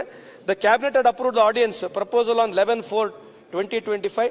Subsequently, I would like to thank His Excellency Governor of Karnataka. ಅವರು ನಮಗೆ ಆರ್ಡಿನೆನ್ಸ್ ಮುಖಾಂತರ 27/5/2025ಗೆ ನಮಗೆ ಒಪ್ಪಿಗೆಯನ್ನು ಕೊಟ್ಟಿದ್ದಾರೆ. ಅದ್ರ ಜೊತೆಗೆ ಇವತ್ತು Karnataka platform gig workers bill ಏನಿದೆ, ಈ ವೆಲ್ಫೇರ್ ರೂಲ್ಸ್ನ ಈಗ ನಾವು ಮಾಡ್ತಾ ಇದ್ದೀವಿ. ಇಟ್ಸ್ ಆಲ್ರೆಡಿ ಆನ್ ಪ್ರಾಸೆಸ್ನಲ್ಲಿದೆ. ಹೈಲೈಟ್ಸ್ ಇದ್ರದ್ದು ಏನು ಉದ್ದೇಶ, ಈ ಬಿಲ್ಲಿನ ಹೈಲೈಟ್ಸ್ ಅಂತಂದ್ರೆ ಸಭಾಧ್ಯಕ್ಷರೇ, ಇದು to provide dispute resolution mechanism, ಅಂದ್ರೆ ಏನೇ ಡಿಸ್ಪ್ಯೂಟ್ ಬಂದರೆ ಒಂದು ರೆಸೊಲ್ಯೂಷನ್ ಮೆಕ್ಯಾನಿಸಮ್ ಆಗಬೇಕನ್ನತಕ್ಕಂಥದ್ದು ಗಿಗ್ ವರ್ಕರ್ಸ್ ಪರವಾಗಿ. ಒಂದು ಗಿಗ್ ವರ್ಕರ್ಸ್ ವೆಲ್ಫೇರ್ ಬೋರ್ಡ್ ಪ್ರಾರಂಭ ಮಾಡಬೇಕು. ಕ್ರಿಯೇಟ್ ಎ ವೆಲ್ಫೇರ್ ಫಂಡ್, ಅಂದ್ರೆ ಅವರಿಗಾಗಿ ಒಂದು ವೆಲ್ಫೇರ್ ಫಂಡ್ ಪ್ರಾರಂಭ ಮಾಡಬೇಕು. ಪ್ಲಾಟ್ಫಾರ್ಮ್ ಬೇಸ್ಡ್ ಗಿಗ್ ವರ್ಕರ್ಸ್ ಯಾರಿದ್ದಾರೆ, ಅಗ್ರಿಗೇಟರ್ಸ್ ನಲ್ಲಿ ಯಾರು ಕೆಲಸ ಮಾಡ್ತಿದ್ದಾರೆ ಅವರಿಗಾಗಿ ಈ ಒಂದು ಬಿಲ್ ತರಬೇಕು. ಆಮೇಲೆ ಪ್ಲಾಟ್ಫಾರ್ಮ್ ಬೇಸ್ಡ್ ಗಿಗ್ ವರ್ಕರ್ಸ್ಗೆ ರಿಜಿಸ್ಟರ್ ಆಗಬೇಕು ಬೋರ್ಡ್ನಲ್ಲಿ. ಅದ್ರ ಜೊತೆಗೆ ರಿಜಿಸ್ಟ್ರೇಷನ್ ಆಫ್ ಅಗ್ರಿಗೇಟರ್ಸ್ ಕೂಡ ಈ ಪ್ಲಾಟ್ಫಾರ್ಮ್ ನಲ್ಲಿ ನಮ್ಮ ಬೋರ್ಡ್ ನಲ್ಲಿ ರಿಜಿಸ್ಟರ್ ಆಗಬೇಕು. ಆಮೇಲೆ ಇನ್ಕಮ್ ಸೆಕ್ಯೂರಿಟಿ, ಆಮೇಲೆ ರೀಸನಬಲ್ ವರ್ಕಿಂಗ್ ಕಂಡೀಷನ್ಸ್ ನ ಪ್ರೊವೈಡ್ ಮಾಡಲಿಕ್ಕೆ ಈ ಮೂಲಭೂತವಾದಂತ ಈ ಒಂದು ಅಂಶಗಳನ್ನ ನಾವು ಈ ಬಿಲ್ ತಂದಿದ್ದೇವೆ. ಆಮೇಲೆ ಬಹಳಷ್ಟು ಜನರಿಗೆ ಒಂದಿತ್ತು, ಇಲ್ಲ ಇಂಡಸ್ಟ್ರಿಯರ್ಸ್ಗೆ ಅನಾನುಕೂಲ ಆಗುತ್ತೆ ಅಂತ ಹೇಳಿ ಬಹಳ ಚರ್ಚೆನೂ ಆಯಿತು. ಆದರೆ ಸಭಾಧ್ಯಕ್ಷರು, ಈ ಬಿಲ್ಗಳಲ್ಲಿ ವಿಶೇಷವಾಗಿ ಏನು ಈ ಬಿಲ್ ಇದೆ, ಇದ್ರ about it provides establishment for gig workers welfare board compromising of 15 members ಇದೆ. ಅದ್ರ ಜೊತೆಗೆ 4 representative from the gig workers of there unions ತಗೊಳ್ತಾ ಇದ್ದೀವಿ. Representative from the aggregators platform, Suresh Kumar ಸಾಹೇಬ್ರೆ ಅವರು representation of aggregators from platform ಕೂಡ ಅವರು ಕೂಡ ಇರ್ತಾರೆ. 2 ರೆಪ್ರೆಸೆಂಟೇಟಿವ್ ಫ್ರಮ್ ಸಿವಿಲ್ ಸೊಸೈಟಿ ತರ್ತಾ ಇದ್ದೀವಿ. And will have A technical expert committee also. ಆಮೇಲೆ ಎಕ್ಸ್ ಆಫೀಸರ್ ಮೆಂಬರ್ಸ್ ಕೂಡ ಕಾಂಪ್ರಮೈಸಿಂಗ್ ಆಫೀಸರ್ಸ್ ಇರ್ತಾರೆ. ಆಮೇಲೆ ಫಂಕ್ಷನಿಂಗ್ ಆಫ್ ದ ಬೋರ್ಡ್ ಬಗ್ಗೆ ಸಂಪೂರ್ಣ ಮಾಹಿತಿ ಇದೆ. The board will implement monitoring general and specific social security ಇರ್ಬೋದು, ಎನ್ಶೂರಿಂಗ್ ರಿಜಿಸ್ಟ್ರೇಷನ್ಸ್ ಇರ್ಬೋದು, ರಿಜಿಸ್ಟ್ರೇಷನ್ ಆಫ್ ಅಗ್ರಿಗೇಟರ್ಸ್ ಇರ್ಬೋದು. ಬಿಲ್ಲು 2 ಲೆವೆಲ್ ಅಲ್ಲಿ ಗ್ರಿವೆನ್ಸಸ್ ರಿಹರ್ಸಲ್ ಅಡ್ರೆಸಲ್ ಮೆಕ್ಯಾನಿಸಮ್ ಇದೆ. ಅಗೇನೆಸ್ಟ್ ಪ್ಲಾಟ್ಫಾರ್ಮ್ ಕೂಡ ಇದೆ ಸಭಾಧ್ಯಕ್ಷರು. ಅಗೇನೆಸ್ಟ್ ಕೂಡ ಬೋರ್ಡ್ ಕೂಡ ಅವರಿಗೆ ಒಂದು ರಿಅಡ್ರೆಸಲ್ ಮೆಕ್ಯಾನಿಸಮ್ ನ ಮಾಡಿಕೊಟ್ಟಿದ್ದೀವಿ. ಅದ್ರ ಮೀರಿ ಕೂಡ ಅಪೆಲೇಟ್ ಅಥಾರಿಟಿಗೆ ಮೆಕ್ಯಾನಿಸಮ್ ಕೂಡ ಕೊಟ್ಟಿದ್ದೀವಿ. The bill provides overall obligation to enter in any fair contracts between aggregators and gig workers. ಮೊದಲು ಏನಿರ್ತಿತ್ತು ಡಾಕ್ಟ್ರೆ, ಈ ಗಿಗ್ ವರ್ಕರ್ಸ್ಗಳಿಗೆ ಯಾವುದೇ ರೀತಿಯಾದಂಥ ಬೈ ಚಾನ್ಸ್ ಸ್ವಲ್ಪ ಏನಾದ್ರು ವ್ಯತ್ಯಾಸ ಬಂದರೆ ಈ ಪ್ಲಾಟ್ಫಾರ್ಮ್ನವರು ಓವರ್ ನೈಟ್ ದೇಶ್ to throw him out. So there was no security for him. So ಅದಕ್ಕೆ ಸ್ವಲ್ಪ ಅವ್ರ ಜೊತೆ ಚರ್ಚೆ ಮಾಡಿಬಿಟ್ಟು ಅವನಿಗೆ ನೀವು ಕೆಲಸದಿಂದ ತೆಗಿಬೇಕಂದ್ರೆ ಒಂದು ಮೆಕ್ಯಾನಿಸಮ್ ತರಬೇಕನ್ನೋದಕ್ಕೆ ಒಂದು ಅವ್ರ ಜೊತೆ ಒಪ್ಪಂದಗಳನ್ನ ಮಾಡಿ. It was not only one sided because we had more than 32 such meetings. ಅವ್ರ ಜೊತೆಗೆ ಕೂತ್ಕೊಂಡು, ಯಾಕಂದ್ರೆ ಇದು ಮೆಕ್ಯಾನಿಸಮ್ ಆಫ್ ದಿಸ್ ಬಿಲ್ ಬಂದಿರತಕ್ಕಂಥ ಹೊಸದಾಗಿರೋದ್ರಿಂದ ಅವ್ರ ಜೊತೆ ಕೂತ್ಕೊಂಡು ಚರ್ಚೆ ಮಾಡಿ ಈ ಬಿಲ್ ಅನ್ನು ತಂದಾಗ ಅವ್ರು ಒಪ್ಕೊಂಡಿದ್ದಾರೆ. The bill also provides the transparency for automated monitoring and decision making. ಈಗೇನು ಎವ್ರಿ ಗಿಗ್ ವರ್ಕ್ ಆಗುತ್ತೆ ಡಾಕ್ಟ್ರೆ, ಅವನು ಎಷ್ಟು ದುಡ್ಡು ಅವನಿಗೆ ಕಲೆಕ್ಟ್ ಆಗ್ತಕ್ಕಂಥದ್ದು ಆ ವ್ಯವಸ್ಥೆ ನಮ್ಮ ಬೋರ್ಡಿಗೆ ಬರಬೇಕು. This is still ongoing process ಇದೆ. ಯಾಕಂದರೆ ಈ ನಾವೇನು ಮೆಕ್ಯಾನಿಸಮ್ ಆಫ್ ಈ ಮಾನಿಟರಿಂಗ್ ಆಫ್ ದಿಸ್ ಪೇಮೆಂಟ್ ಇದೆ, ನಾವು ಒಂದು ಸಾಫ್ಟ್ವೇರ್ ಕ್ರಿಯೇಟ್ ಮಾಡಬೇಕಾಗತ್ತೆ ನಮ್ಮ ಇಲಾಖೆ. ಸೊ ಅದಕ್ಕೆ ಸ್ವಲ್ಪ ಕಾಲಾವಕಾಶ ಬೇಕು. ಅದನ್ನು ಅವ್ರ ಎಕ್ಸ್ಪರ್ಟಿಸ್ನೇ ತಗೊಂಡು ನಾವು ಮುಂದೆ ಬರ್ತಾ ದಿನಗಳಲ್ಲಿ ಮಾಡ್ತಾ ಇದ್ದೀವಿ. ಸೊ ಈ ಥರದ್ದೆಲ್ಲ ಈ ಪ್ರಾವಿಷನ್ಸು ಈ ಬಿಲ್ಲಲ್ಲಿದೆ. ಆಮೇಲೆ ಈ ವೆಲ್ಫೇರ್ ಫೀ ಏನಿದೆ ಸಭಾಧ್ಯಕ್ಷರೇ, ಈ 1 to 5% ವರೆಗೆ ನಾವು ವೆಲ್ಫೇರ್ ಫೀಯನ್ನು ಕಲೆಕ್ಟ್ ಮಾಡ್ತೀವಿ. ಇದು ಎಲ್ಲರಿಗೆ ಸಮವಾಗಿ ಲಾಗು ಮಾಡಕ್ಕೆ ಬರೋದಿಲ್ಲ. ಯಾಕಂದರೆ ಸ್ವಿಗ್ಗಿ ಝೊಮ್ಯಾಟೊ ಅವ್ರ ಬಿಸ್ನೆಸ್ ಬೇರೆ ಇದ್ದರೆ, ಇ ಕಾಮರ್ಸ್ನವ್ರು ಬೇರೆ ಇದೆ, ಅದ್ರ ಜೊತೆಗೆ ಅರ್ಬನ್ ಕ್ಲಾಪ್ನವ್ರು ಬೇರೆ ಇದೆ, because they provide service also. So ridership ಬೇರೆ ಇದೆ, ಇ ಕಾಮರ್ಸ್ನವ್ರು ಬೇರೆ ಇದೆ, ಅರ್ಬನ್ ಕ್ಲಾಪ್ನವ್ರು ಬೇರೆ ಇದೆ, ಬೇರೆ ಬೇರೆ ರೀತಿಯಾದಂಥ ಬಿಸ್ನೆಸ್ಸಿಂದ ಮುಂದೆ ಬರ್ತಕ್ಕ ದಿನಗಳು ಬಡೋದ್ರಿಂದ ಸೊ ಈ ಕ್ಯಾಪ್ ಅಂತಕ್ಕಂಥದ್ದು 1 to 5% ಇರ್ತಕ್ಕಂಥದ್ದು ಎಲ್ಲರಿಗೆ ಸಮವಾಗಿ ಹಾಕಲ್ಲ. ನಾವು ಮುಂದೆ ಬರ್ತಕ್ಕಂಥ ಏನು ರೂಲ್ಸ್ ಮಾಡ್ತಾ ಇದ್ದೀವಿ, ಈ ಬೋರ್ಡ್ನಲ್ಲಿ definitely will have lot of technical people. ಆ ಟೆಕ್ನಿಕಲ್ ಪೀಪಲ್ನ ಕುತ್ಕೊಂಡು ಬೋರ್ಡ್ನಲ್ಲಿ ಮುಂದೆ ಯಾರಿಗೆ ಯಾವ ರೀತಿಯಾಗಿ ಸಮರ್ಪಕವಾಗಿ ಅವರಿಗೆ ಬಿಲ್ಗಳನ್ನ ಯಾವ ರೀತಿಯಾಗಿ ಈ ಕಲೆಕ್ಟ್ನ ಮಾಡಬೇಕು, ದುಡ್ಡನ್ನು ಕಲೆಕ್ಟ್ ಮಾಡಬೇಕು ಅನ್ನತಕ್ಕಂಥದ್ದನ್ನ ನಾವು ಮುಂದೆ ಮಾಡ್ತಾ ಇದ್ದೀವಿ. ಆದರೆ ಸುರೇಶ್ ಕುಮಾರ್ ಸಾಹೇಬ್ರು ಇದರಲ್ಲಿ ನಾವು we are not getting it any industrial dispute act ಇಲ್ಲ. We are kept away all from this.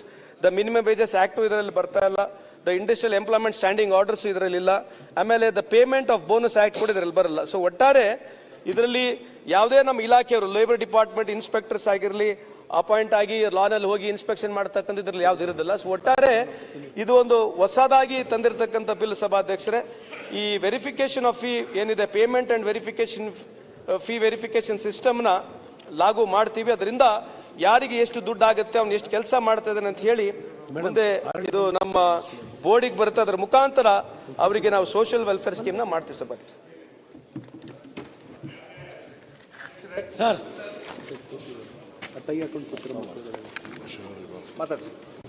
ಸನ್ಮಾನ್ಯ ಸಭಾಧ್ಯಕ್ಷರೇ, ಇವತ್ತು ನನಗೆ ಬಹಳ ಸಂತೋಷ ಆಗ್ತಾ ಇದೆ. ಯಾಕಂದರೆ 2019ರಲ್ಲಿ ನಾನು ಸ್ವಲ್ಪ ಕಾಲ ಲೇಬರ್ ಮಿನಿಸ್ಟರ್ ಆಗಿದೆ, ಕಾರ್ಮಿಕ ಸಚಿವವಾಗಿದೆ. ಆಗ ಮೊದಲು ಈ ಗಿಗ್ ವರ್ಕರ್ಸ್ದು ಪರಿಸ್ಥಿತಿನ ಅರಿತು ಅವತ್ತು ಆ ಆರ್ಗನೈಸೇಷನ್ಸ್ನ ಮತ್ತು ಗಿಗ್ ವರ್ಕರ್ಸ್ ರೆಪ್ರೆಸೆಂಟೇಟಿವ್ಸ್ನ ಕರೆದು, ಆಗ ಮಣಿವಣ್ಣನ್ನು ನಮ್ಮ ಲೇಬರ್ ಸೆಕ್ರೆಟರಿ ಆಗಿದ್ದರು, ನಾವು ಬೀಜ ಹಾಕೋದು ಇವರ ಹಿತನ ನಾವು ಕಾಪಾಡಬೇಕು. ಯಾಕಂದರೆ ಯಾವುದೇ ಆಡಳಿತಕ್ಕೆ ಒಂದು ಅಂತಃಕರಣ ಅನ್ನೋದೊಂದಿರಬೇಕು. ಇಂಥ ವರ್ಕರ್ಸ್ದು ಸೋಷಿಯಲ್ ಸೆಕ್ಯೂರಿಟಿ ನಾವು ನೋಡಬೇಕು ಅಂತ ನಾವು ಯೋಚನೆ ಮಾಡಿದ್ವಿ. ಇವತ್ತು ಸರ್ಕಾರ ತಂದಿರೋದು ಭಾಳ ಒಂದು ಒಳ್ಳೆಯ ಯೋಜನೆ ಇದು. ಅವ್ರದ್ದು ಸುಮಾರು 4 ಲಕ್ಷ ಆ್ಯಂಡ್ ಪ್ಲ್ಯಾಟ್ಫಾರ್ಮ್ ಬೇಸ್ಡ್ ಇವತ್ತು ಸರ್ವಿಸಸ್ ಏನಿದೆ, it is the new normal. ಇವತ್ತು ಎಲ್ಲರೂ ಕೂಡ ಸ್ವಿಗ್ಗಿನೋ ಝೊಮ್ಯಾಟೊನೋ ಬ್ಲಿಂಕಿಟ್ಟೋ ಬೇರೆ ಬೇರೆ ಇದೆ, ಅದರದ್ದು ಸಹಾಯ ತಗೊಂಡು ಇವತ್ತು ಮನೆಯಿಂದ ಆಚೆ ಹೋಗದೇನೆ ಮನೆ ಬಾಗಿಲಿಗೆನೆ ಇವತ್ತು ಸರ್ವಿಸ್ ಕೊಡೋದು ಇವತ್ತು it has become the practice. So ತಾವು ಹೇಳ್ದಂಗೆ 2029-30ಕ್ಕೆ ಸೊ 35 ಲಕ್ಷ ಜನ ಇದರಲ್ಲಿ ಕೆಲಸ ಮಾಡ್ತಾರೆ. ನಮ್ಮ ರಾಜ್ಯದಲ್ಲಿ ಈಗಾಗಲೇ ಸುಮಾರು 4 ಲಕ್ಷ ಜನ ಇದರಲ್ಲಿ directly indirectly part time or full time ಕೆಲಸ ಮಾಡ್ತಾ ಇದ್ದಾರೆ ಅಂತ ಏನು ಹೇಳಿದರೆ ನಾನು ಒಪ್ಕೊಳ್ತೀನಿ. ಇದು ಭಾಳ ಒಂದು ಲೇಸ್ಟೇಷನ್. ನನಗೆ ಒಂದು ಅಂತಂದರೆ, ನಿಮ್ಮ ಸೋಷಿಯಲ್ ಸೆಕ್ಯೂರಿಟಿ ಡೆಫಿನೇಷನ್ ಅಲ್ಲಿ means the measures of protection afforded to gig workers and platform workers to ensure access to health care. ಅವರ ಹೆಲ್ತ್ ಕೇರು, ಅವ್ರ ಓಲ್ಡ್ ಏಜಲ್ಲಿ ಏನು ಮಾಡಬೇಕು ಇದನ್ನೆಲ್ಲನೂ ಕೂಡ ಮಾಡಿದ್ದೀರ. ನನಗೊಂದು ಅನಿಸಿದ್ದು, ಸನ್ಮಾನ್ಯ ಸಭಾಧ್ಯಕ್ಷರೇ, ಸಚಿವರನ್ನ ಕೇಳ್ತೀನಿ, ಸೆಕ್ಷನ್ 5 ಅಂತ ಒಂದಿದೆ ನಿಮ್ಮದು, ಮೀಟಿಂಗ್ಸ್ ಆಫ್ ದಿ ಬೋರ್ಡ್. ಆ ಮೀಟಿಂಗ್ಸ್ ಆಫ್ ದಿ ಬೋರ್ಡಲ್ಲಿ 5(1) ಏನಂತ ಹೇಳ್ತೆ, the board shall meet at such time and place and observe such rules of procedure for transaction of business at its meetings as may be prescribed ಅಂತ ಒಂದು ಹಾಕಿದ್ದೀರಾ. ಅದರಲ್ಲಿ ಒಂದು ಪ್ರೊವೈಸೋ ಇದೆ, provided that the board shall meet at least once quarterly. It is mandatory. Provided that the board shall meet at least once quarterly. Next ಏನ್ ಹೇಳ್ತೀರಾ ಅಂದ್ರೆ, provided further that the chairperson may convene a meeting of the board once in a quarterly upon return request from 1/4 members of the board. ಈಗ quarterly ಭೇಟಿ ಮಾಡಲೇಬೇಕು ಅಂತ ಇರುವಾಗ is it not redundant? ಮತ್ತೆ ನೀವು ಹೇಳ್ತೀರಾ May convene A meeting of the board once in a quarterly. ಅಂದ್ರೆ before quarterly ಒಂದು ಮೀಟಿಂಗ್ ಮಾಡೋದಕ್ಕೆ ಕಾರಣ ಅದನ್ನ ಕ್ಲಾರಿಫಿಕೇಶನ್ ಕೊಡಬೇಕು. ಆಮೇಲೆ ಮೂರನೇದು, ನನಗೆ ಸಭಾಧ್ಯಕ್ಷರೇ ಈ ಸಮಯದಲ್ಲಿ ಈ ತರ ಒಂದು ಏನು ಗಿಗ್ ವರ್ಕರ್ಸ್ದು ಹಿತನ ಕಾಪಾಡಕ್ಕೆ ತಂದಿದ್ದಾರೆ, ಇದ್ರ ಜೊತೆನೆ ಉಪಮುಖ್ಯಮಂತ್ರಿಗಳು ಇಲ್ಲಿದ್ದಾರೆ. ಸರ್ ಸ್ವಲ್ಪ ಗಮನ ಕೊಡಿ. ಇವತ್ತು ಇವರೆಲ್ಲರೂ ಕೂಡ ಅಸಂಘಟಿತ ಕಾರ್ಮಿಕರು, ಅನ್ಆರ್ಗನೈಸ್ಡ್ ವರ್ಕರ್ಸ್. ನಮ್ಮ ದೇಶದಲ್ಲಿ ಆರ್ಗನೈಸ್ಡ್ ವರ್ಕರ್ಸ್ ಇರೋದು not even 5%. Major is unorganised ಇರೋದು. ಇದೇ ತರ ನಮ್ಮ ಕರ್ನಾಟಕ ಸರ್ಕಾರದಲ್ಲಿ ಸುಮಾರು 4 ಲಕ್ಷ ಜನ 3.80 ಲ್ಯಾಕ್ಸ್ ಹೊರಗುತ್ತಿಗೆ ಕಾರ್ಮಿಕರು ಕೆಲಸ ಮಾಡ್ತಾ ಇದ್ದಾರೆ. ಇವರು ವಿಶೇಷವಾಗಿ ಇಂಧನ ಇಲಾಖೆಯಲ್ಲಿ ಸ್ಟೇಷನ್ ಆಪರೇಟರ್, ಸ್ಟೇಷನ್ ಸಹಾಯಕರು, ಗ್ಯಾಂಗ್ಮನ್, ಇವರೆಲ್ಲರೂ ಕೂಡ ಅಪಾಯಕಾರಿ ಕೆಲಸನೇ ಮಾಡ್ತಾ ಇದ್ದಾರೆ. ಅವರ ಹಿತನೂ ಕೂಡ ಇವತ್ತು ನಾವು ಕಾಣಬೇಕು. It's a big number, 3.80 lakhs ಅಂತ ಅಂದರೆ. ಅವ್ರಿಗೆ ಸೋಷಿಯಲ್ ಸೆಕ್ಯೂರಿಟಿ ಇಲ್ಲ, ಸಾಮಾಜಿಕ ಭದ್ರತೆ ಇದ್ದಿಲ್ಲ, ಏನೂ ಇಲ್ಲ. ಅದಕ್ಕೆ ಈ ಸಮಯದಲ್ಲಿ ನಾನು ಒಂದು ತಿದ್ದುಪಡಿನ ತಮಗೆ ಸೂಚಿಸ್ತಾ ಇದ್ದೀನಿ. You consider it. ಇವಾಗ ನೀವೇನು Karnataka platform based gig worker social security and welfare bill ಅಂತ ತಂದಿದ್ದೀರಾ, ಅದನ್ನ ಅಮೆಂಡ್ಮೆಂಟ್ ಮಾಡಿ ಕರ್ನಾಟಕ ವೇದಿಕೆ ಆಧಾರಿತ ಗಿಗ್ ಕಾರ್ಮಿಕರ ಸಾಮಾಜಿಕ ಭದ್ರತೆ ಮತ್ತು ಕ್ಷೇಮಾಭಿವೃದ್ಧಿ ಹಾಗೂ ಹೊರಗುತ್ತಿಗೆ ನೌಕರರ ಕಲ್ಯಾಣ ಅಧಿನಿಯಮ 2025 ಎಂದು ಕರೆಯತಕ್ಕದ್ದು. Small amendment. ಆಮೇಲೆ ಸೆಕ್ಷನ್ 2 ನಲ್ಲಿ ಒಂದು ಸೇರಿಸಬೇಕು. ಹೊರಗುತ್ತಿಗೆ ಕಾರ್ಮಿಕ ಎಂದರೆ ಕರ್ನಾಟಕ ಸರ್ಕಾರದ ಇಲಾಖೆಯಲ್ಲಿ ಅಥವಾ ಇಲಾಖೆ ಯಾವುದಾದರೂ ಅಧೀನ ಸಂಸ್ಥೆಯಲ್ಲಿ, ಸರ್ಕಾರದ ಕಂಪನಿಗಳಲ್ಲಿ, ವಿಶ್ವವಿದ್ಯಾನಿಲಯಗಳು, ಶಾಸನಬದ್ಧ ಪ್ರಾಧಿಕಾರಗಳು, ನಿಗಮ ಮಂಡಳಿಗಳು, ಇತರ ವೈದ್ಯಕೀಯ ಕಾಲೇಜುಗಳು, ಸರ್ಕಾರಿ ನರ್ಸಿಂಗ್ ಕಾಲೇಜುಗಳು ಮುಂತಾದ ಸಂಸ್ಥೆಗಳ ನೌಕರ ಸಿಬ್ಬಂದಿ. ಒಂದು ಹೊಸ ಕಾಲಮನ್ನು ಸೇರಿಸಿ ಹೊರಗುತ್ತಿಗೆ ಆಧಾರದ ಮೇಲೆ ಸೇವೆ ಸಲ್ಲಿಸುತ್ತಿರುವ ಕಾರ್ಮಿಕರನ್ನು, ನೌಕರರನ್ನು, ಸಿಬ್ಬಂದಿಯನ್ನು ಗಂಭೀರ ಸ್ವರೂಪದ ಆರೋಪಗಳ ವಿಚಾರಣೆಯ ನಂತರವೇ ಸೇವೆಯಿಂದ ವಜಾಗೊಳಿಸತಕ್ಕದ್ದು. ಇದ್ದಕ್ಕಿದ್ದಾಗೆ ಕಳಿಸ್ಬಿಡೋದಲ್ಲ. One fine day he will be lift off ಮಾನ ಕಳ್ಸೋದು. ನೀವೇನು ಹೇಳಿದ್ರಿ ಇವತ್ತು ಅವ್ರದ್ದು ಇದ್ದಕ್ಕಿದ್ದಾಗೆ ಕಳ್ಸೋದನ್ನ ನಾವು ತಡಿತಾ ಇದ್ದೀವಿ ಅಂತ. ಈ ನೌಕರರಿಗೆ ಸೇವಾ ಭದ್ರತೆ ನೀಡಲು ವಿಮಾ ಪರಿಹಾರ, ಆರೋಗ್ಯ ಚಿಕಿತ್ಸಾ ವ್ಯವಸ್ಥೆ, ಕ್ಷೇಮ ನಿಧಿ ಆಧಾರಿತ ಪಿಂಚಣಿ ವ್ಯವಸ್ಥೆಗಳನ್ನು ಕಡ್ಡಾಯವಾಗಿ ಒದಗಿಸಬೇಕು. ಅಪಾಯಕಾರಿ ಸೇವೆ ಸಲ್ಲಿಸುವ ನೌಕರರನ್ನು ಒಳಗುತ್ತಿಗೆಗೆ ಒಳಪಡಿಸಬೇಕು. ಅಪಾಯಕಾರಿ ಸೇವೆ ಸಲ್ಲಿಸುವ ನೌಕರನ್ನು ಇನ್ನು ಮುಂದೆ ಯಾವುದೇ ಕಾರಣಕ್ಕೆ ಹೊರಗುತ್ತಿಗೆ ಮೇಲೆ ನೇಮಕಾತಿ ಮಾಡಿಕೊಳ್ಳಬಾರದು ಎಂದು ಕೋರುತ್ತೇನೆ ಅಂತ ಒಂದು ತಿದ್ದುಪಡಿನ ತಮ್ಮ ಮೂಲಕ ಸರ್ಕಾರಕ್ಕೆ ನಾನು ಕೊಡ್ತೀನಿ, ತೋಳ್ಬೇಕು. ಸೊ ಈ ದೃಷ್ಟಿಯಿಂದ it's A very very progressive legislation. ತಾವೇನು ರೂಲ್ಸ್ ಮಾಡುವಾಗ ಇನ್ನಷ್ಟು ಕನ್ಸಲ್ಟೇಷನ್ ಮಾಡಿಬಿಟ್ಟು ಮಾಡಿದ್ರೆ ಬಹಳ ಅನುಕೂಲ ಆಗುತ್ತೆ. I welcome it. ಮಾನ್ಯ ಅಧ್ಯಕ್ಷರೇ, ಸರ್ಕಾರ ಗಿಗ್ ವರ್ಕರ್ಸ್ ಅನುಕೂಲಕ್ಕಾಗಿ ಈಗೇನು ಕಾನೂನನ್ನು ತೆಗೆದುಕೊಂಡು ಬರ್ತಿದ್ದೀರಿ ಅದನ್ನು ನಾನು ಸ್ವಾಗತ ಪಡಿಸ್ತೇನೆ. 2020ರಲ್ಲಿ ಕೇಂದ್ರ ಸರ್ಕಾರ ಇದನ್ನು ಪಾರ್ಲಿಮೆಂಟ್ದಲ್ಲಿ social security code on social security act ಅಂತ ಅದನ್ನು 2020ರಲ್ಲಿ ತೆಗೆದುಕೊಂಡು ಬಂದಿತ್ತು. ಈಗಾಗಲೇ ಮಂತ್ರಿಗಳು ಹೇಳಿದಂಗೆ ನೀತಿ ಆಯೋಗದ ಒಂದು ಸಂಖ್ಯೆ ಪ್ರಕಾರ 2029-30 ತನಕ ದೇಶದ ಸುಮಾರು 4.1% ವರ್ಕರ್ಸ್, ಅಂದ್ರೆ I think 2.5 crores workers gig workers ಆಗಿರ್ತಾರೆ. ಇದು ಭಾಳ ಅಂದ್ರೆ ಭಾಳ ದೊಡ್ಡ ಸಂಖ್ಯೆ. ಅವರ ಕಾಳಜಿಗಾಗಿ ಈಗ ಆಲ್ರೆಡಿ ಬಿಹಾರ್ ಮತ್ತು ರಾಜಸ್ಥಾನ ರಾಜ್ಯಗಳು ಇದು ಕಾನೂನನ್ನು ತೆಗೆದುಕೊಂಡು ಬಂದಿದ್ದಾರೆ. ಅದ ಮೇಲ್ಪಂಕ್ತಿಯನ್ನು ಇವತ್ತು ನಮ್ಮ ರಾಜ್ಯ ಸರ್ಕಾರ ಕೂಡ ಹಾಕ್ತಿರೋದು ಭಾಳ ಒಳ್ಳೆಯ ವಿಚಾರ. ಇದರಲ್ಲಿ ಒಂದೆರಡು ವಿಷಯಗಳನ್ನು ನಾನು ಮಂತ್ರಿಗಳ ಗಮನಕ್ಕೆ ತೆಗೆದುಕೊಂಡು ಬರಕ್ಕೆ ಇಚ್ಛಪಡ್ತೇನೆ. ಇದು ನೀವೇನು ಕಾಂಟ್ರಿಬ್ಯೂಷನ್ ತೆಗೆದುಕೊಂಡು ಬರ್ತೀರಿ, ಈ ಕಾಂಟ್ರಿಬ್ಯೂಷನ್ ಐತಲ್ಲ,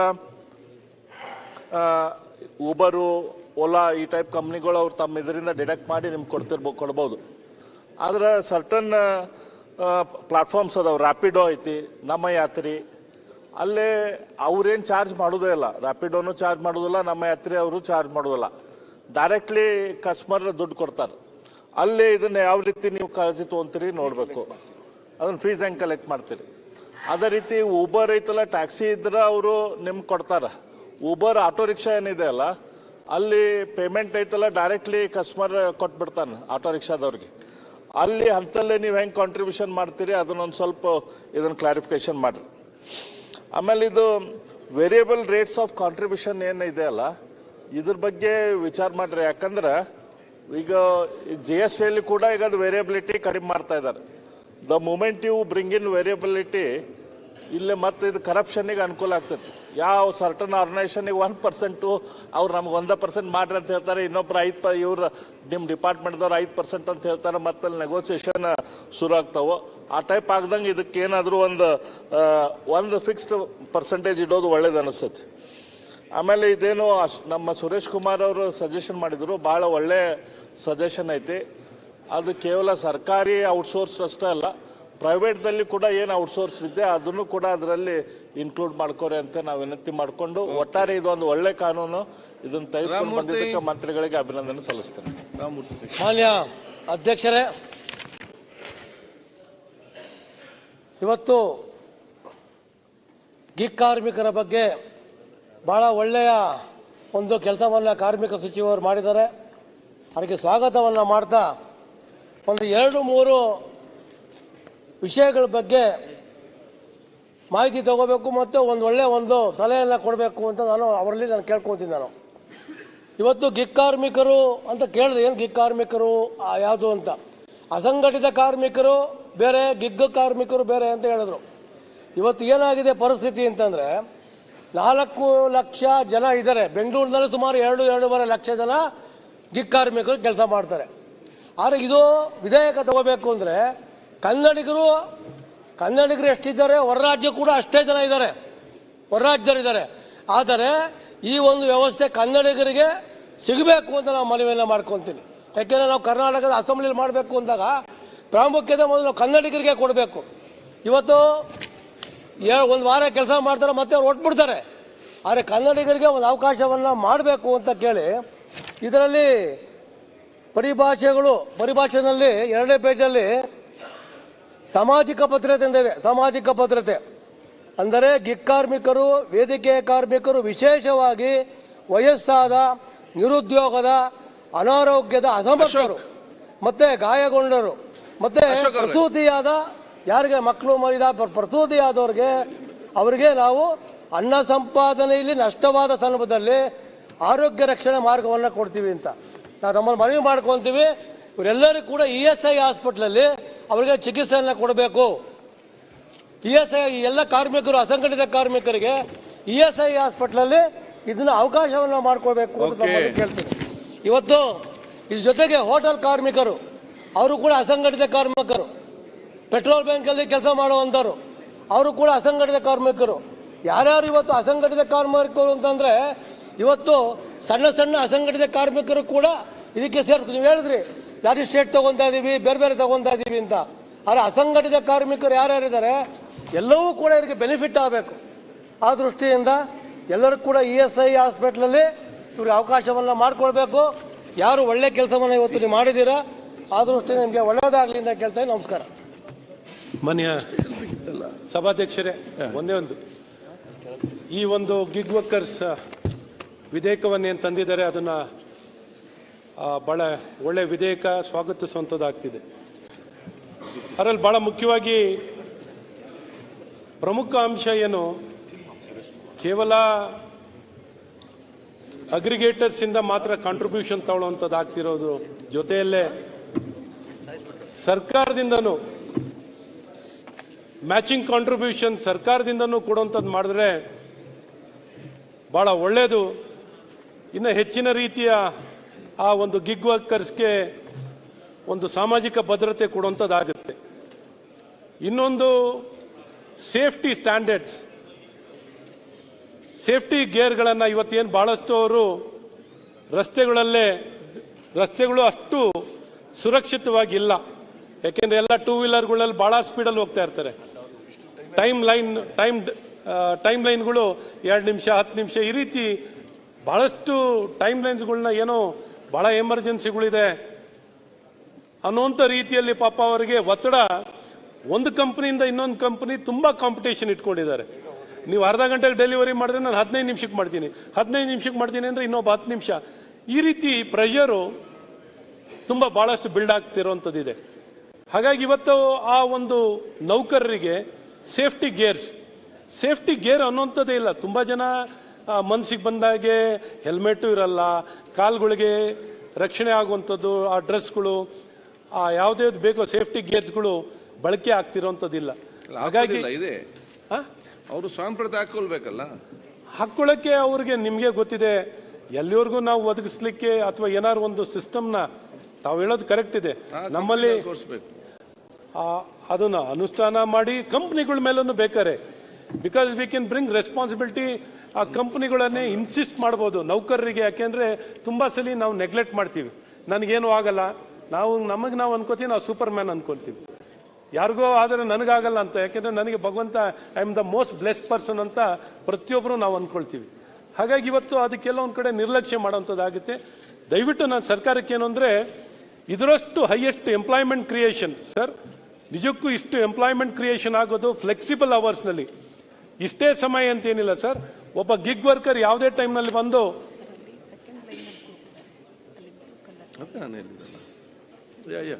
ಯಾವುದೇ ಟೈಮ್ನಲ್ಲಿ ಬೇಕಾದ್ರೆ ಬಂದು ಕೆಲಸ ಮಾಡ್ಲಿಕ್ಕೆ ಸಾಧ್ಯ ಇರ್ತದೆ. ಹಾಗಾಗಿ ನಾನು ನಮ್ಮ ಸಂತೋಷ್ ಲಾಡ್ರಲ್ಲಿ ಕೇಳ್ಕೊಳ್ಳೋದು, ಇದು ಗ್ರೇಟ್ ಆಪರ್ಚುನಿಟಿ.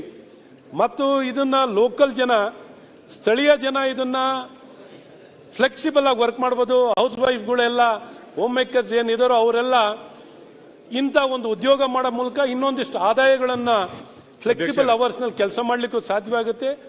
ಇದಕ್ಕೆ ಪೂರಕವಾಗಿ ಒತ್ತನ್ನು ಕೊಡಲಿಕ್ಕೆ ಬೇಕಾಗಿರುವಂಥ ಇಂಡಕ್ಷನ್, ಅವ್ರಿಗೆ ಬೇಕಾಗಿರೋ ತರಬೇತಿ ಮತ್ತು ನಮ್ಮ ವಿವಿಧ ಏನು ಕಾರ್ಪೊರೇಷನ್ಸ್ಗಳಿದ್ದಾವೆ, ನಿಗಮಗಳಿದ್ದಾವೆ, ಈ ಮಹಿಳಾ ನಿಗಮ ಇದೆ ಅಥವಾ ಬ್ಯಾಕ್ವರ್ಡ್ ಕ್ಲಾಸ್ ಬೇರೆ ಇದೆ, ಅವೆಲ್ಲವೂ ಕನ್ವರ್ಜ್ ಆಗಿ ನೀವು ಬೇರೆಯವ್ರನ್ನ ಬೋರ್ಡಲ್ಲಿ ತಗೊಳ್ಳೋಂಥದ್ದು ಮಾಡಿದ್ದೀರಾ ಸರ್.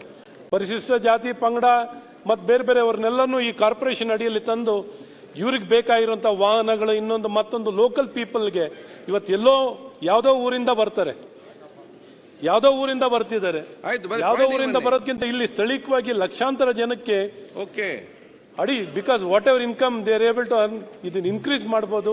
ಸರ್ಕಾರನು ಅಲ್ಲಿ ಹಳ್ಳಿ ಕಡೆಯಿಂದಲೂ ಬರ್ಲಿ, ಸುಮ್ಮನೆ ಆಯ್ತು, ಹಳ್ಳಿ ಕಡೆಯಿಂದಲೂ ಬರ್ಲಿ ಜನ, ಅಲ್ಲಿ ಪಾಪ ಉದ್ಯೋಗ ಇಲ್ಲ, ಬೆಂಗಳೂರು ಬದುಕ್ಲಿ. ಈಗ ಬಿಲ್ ಸಂತೋಷ್ ಪ್ರೆಸೆಂಟ್ ಮಾಡಿದ್ದು, ಅವರು ಪ್ರೆಸೆಂಟ್ ಮಾಡ್ಲಿಲ್ಲ. ಶಿವಲಿಂಗೇಗೌಡ್ರೆ ಆಯ್ತು, ನೀವು ಅಲ್ಲಿ ಉತ್ತರ ಕೊಡಿ. ಈಗ ನೋಡಿ ಬೇರೆ ಮಾತಾಡಿ. ಅಲ್ಲ, ನಾನು ಹೇಳೋದು ಬೇರೆ ರಾಜ್ಯದಿಂದಾನೇ ಬರ್ತಾರೆ ಸರ್. ಆಯ್ತು, ನಮಗೇನು ಅಂದ್ರೆ ಸರ್, ಕೋನರೆಡ್ಡಿ ಅವರೇ ಬಹಳ ಮುಖ್ಯವಾಗಿ ಲೋಕಲ್ ಇರೋಂಥ ಜನಕ್ಕೆ ಪ್ರೊಡಕ್ಟಿವ್ ಮಾಡ್ಬೇಕು ಸರ್. ನಾವು what is the suggestion is give the more chances ಅಂದ್ರೆ ಎನೇಬಲ್ ಮಾಡಿ ಅದನ್ನ ಫೆಸಿಲಿಟೇಟ್ ಮಾಡಲಿಕ್ಕೆ ಅನುಕೂಲಕರವಾಗಿ. ಏನಂದ್ರೆ ವೆರಿ ಗುಡ್, ಇದಕ್ಕೆ ಪ್ರಯತ್ನಗಳು ಕಾನೂನಾತ್ಮಕವಾಗಿ ಅವರನ್ನ ಮೊಬಿಲೈಸ್ ಮಾಡಿ ಇಂಡಕ್ಟ್ ಮಾಡಲಿಕ್ಕೆ ರೀಚ್ ಔಟ್ ಮಾಡಿ ಕೆಲ್ಸಗಳು ಮಾಡ್ಲಿ ಅಂತಾನು ಕೇಳ್ಕೊಂಡು ಸರ್ಕಾರನು ಕಾಂಟ್ರಿಬ್ಯೂಟ್ ಮಾಡಲಿ. ಸರ್ಕಾರ cannot be just only A facilitator, even government should participate and contribute. ಮಾನ್ಯ ಕಾರ್ಮಿಕ ಸಚಿವರು ತಂದಂತಹ ಕರ್ನಾಟಕ ವೇದಿಕೆ ಆಧಾರಿತ ಗಿಗ್ ಕಾರ್ಮಿಕರ ಸಾಮಾಜಿಕ ಭದ್ರತೆ ಮತ್ತು ಕ್ಷೇಮಾಭಿವೃದ್ಧಿ ವಿಧೇಯಕ 2025ಕ್ಕೆ ನಾನು ಸ್ವಾಗತವನ್ನು ಮಾಡ್ತಾ ಇದ್ದೇನೆ. ಈಗಾಗಲೇ ನನ್ನ ಮತಕ್ಷೇತ್ರದಲ್ಲಿ ದೊಡ್ಡ ದೊಡ್ಡ ಇಂಡಸ್ಟ್ರಿಗಳು, MECZ ಇರ್ಬೋದು, MRPL ಇರ್ಬೋದು, ಹಾಗೆಯೇ ಬೇರೆ ಬೇರೆ ದೊಡ್ಡ ದೊಡ್ಡ ಕಂಪನಿಗಳಿವೆ. ಈ ಕಂಪನಿಗಳಲ್ಲಿ ಉದಾಹರಣೆಗೆ ಫಿಶ್ ಮಿಲ್ಗಳಲ್ಲಿ, ತುಂಬ ಫಿಶ್ ಮಿಲ್ಗಳಲ್ಲಿ ಇವೆ. ಮಹಿಳೆಯರನ್ನಲ್ಲಿ ಬೇರೆ ಬೇರೆ ಕೂಲಿ ಕಾರ್ಮಿಕರಾಗಿ ಬಳಸ್ಕೊಳ್ತಾರೆ. ಅದೇ ಯಾವುದೇ ರೀತಿಯ ಆ ಕಾರ್ಮಿಕರಿಗೆ ಒಂದು ESI ಆಗಲಿ ಇದು PF ಆಗಲಿ ಯಾವುದೇ ಅವರಿಗೆ ಅವರನ್ನು ನೋಂದಣಿ ಮಾಡಿಕೊಳ್ಳಿಲ್ಲ. ಈಗಾಗಲೇ ನನಗೆ ತುಂಬ ದೂರುಗಳು ಬಂದ ಹಿನ್ನೆಲೆಯಲ್ಲಿ ನಾನು ನಮ್ಮ ಲೇಬರ್ ಆಫೀಸರಿಗೆ ಕರೆದು ಮಾತಾಡಿದಾಗ ಅದು ನಮಗೆ ಬರೋದಿಲ್ಲ, MECZ ಒಳಗೆ ಅದು ಹಾಸನಕ್ಕೆ ಬರ್ತದೆ, ಹಾಸನದಲ್ಲಿ ಒಬ್ಬ AC ಇದ್ದಾರೆ ಅಂತ ಮಾಹಿತಿ ಬಂತು. ಅವರನ್ನು ಕರೆದು ಕೇಳುವಾಗ ಸಹ ಅವರು ಒಂದು ದಾರಿ ತಪ್ಪಿಸುವಂತ, ಈಗ ನನಗೊಂದು ಮಾಹಿತಿಯನ್ನು ತಂದು ಕೊಟ್ಟಿದ್ದಾರೆ.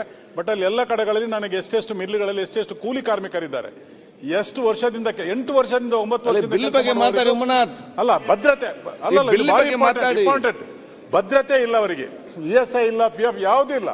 ಅಂತ ಭದ್ರತೆ ಇಲ್ಲದಂತ ಕಾರ್ಮಿಕರಿಗೆ ಕೂಡಲೇ ಮಾಡಬೇಕು ಅಂತ ಹೇಳಿದಾಗ ಅವರಲ್ಲಿ ಹೋಗಿ ನೋಡಿದ್ರೆ ಕೆಲವು ಕಂಪನಿಗಳು ಮಾಡಿದ್ದಾರೆ, ನೂರಾರು ಹೆಣ್ಮಕ್ಕಳಲ್ಲಿ ಕೆಲಸ ಮಾಡ್ತಾರೆ, ಗಂಡು ಮಕ್ಕಳು ಕೆಲಸ ಮಾಡ್ತಾರೆ ಕೂಲಿ ಕಾರ್ಮಿಕರಾಗಿ. 7-8 ವರ್ಷದಿಂದಲೇ ಅವರಿಗೆ ಜೀವನದ ಭದ್ರತೆ ಇಲ್ಲ ಅಂತ ಹೇಳಿದ್ರೆ ಹೇಗೆ ಮಾಡೋದು? ಆದ್ದರಿಂದ ಮಾನ್ಯ ಮಂತ್ರಿಗಳು ಇದನ್ನು ತಾವು ಗಮನದಲ್ಲಿಟ್ಟುಕೊಂಡು ಯಾರು ಕೆಲಸ ಜೀವನೋಪಾಯಕ್ಕಾಗಿ ಕೂಲಿ ಕಾರ್ಮಿಕರಾಗಿ ಬೇರೆ ಬೇರೆ ಕಂಪನಿಗಳಲ್ಲಿ ಕೆಲಸ ದಿನವಾಹಿ ಸಂಬಳಕ್ಕೆ ಅಥವಾ ಒಂದಿಷ್ಟು ಅಂತ ಹೇಳಿಕೊಂಡು ಕೆಲಸ ಮಾಡ್ತಾರೋ ಅವರಿಗೆ ಜೀವನದ ಭದ್ರತೆ ಮತ್ತು ಇದನ್ನು ಒದಗಿಸಿಕೊಡಬೇಕು ತಮ್ಮ ಇದರಲ್ಲಿ ಅಂತ ನಾನು ತಮ್ಮಲ್ಲಿ ಕಳಕಳಿಯ ವಿನಂತಿಯನ್ನು ಮಾಡ್ತೇನೆ. ಮುನ್ರಾಜ್ ನೆಕ್ಸ್ಟ್.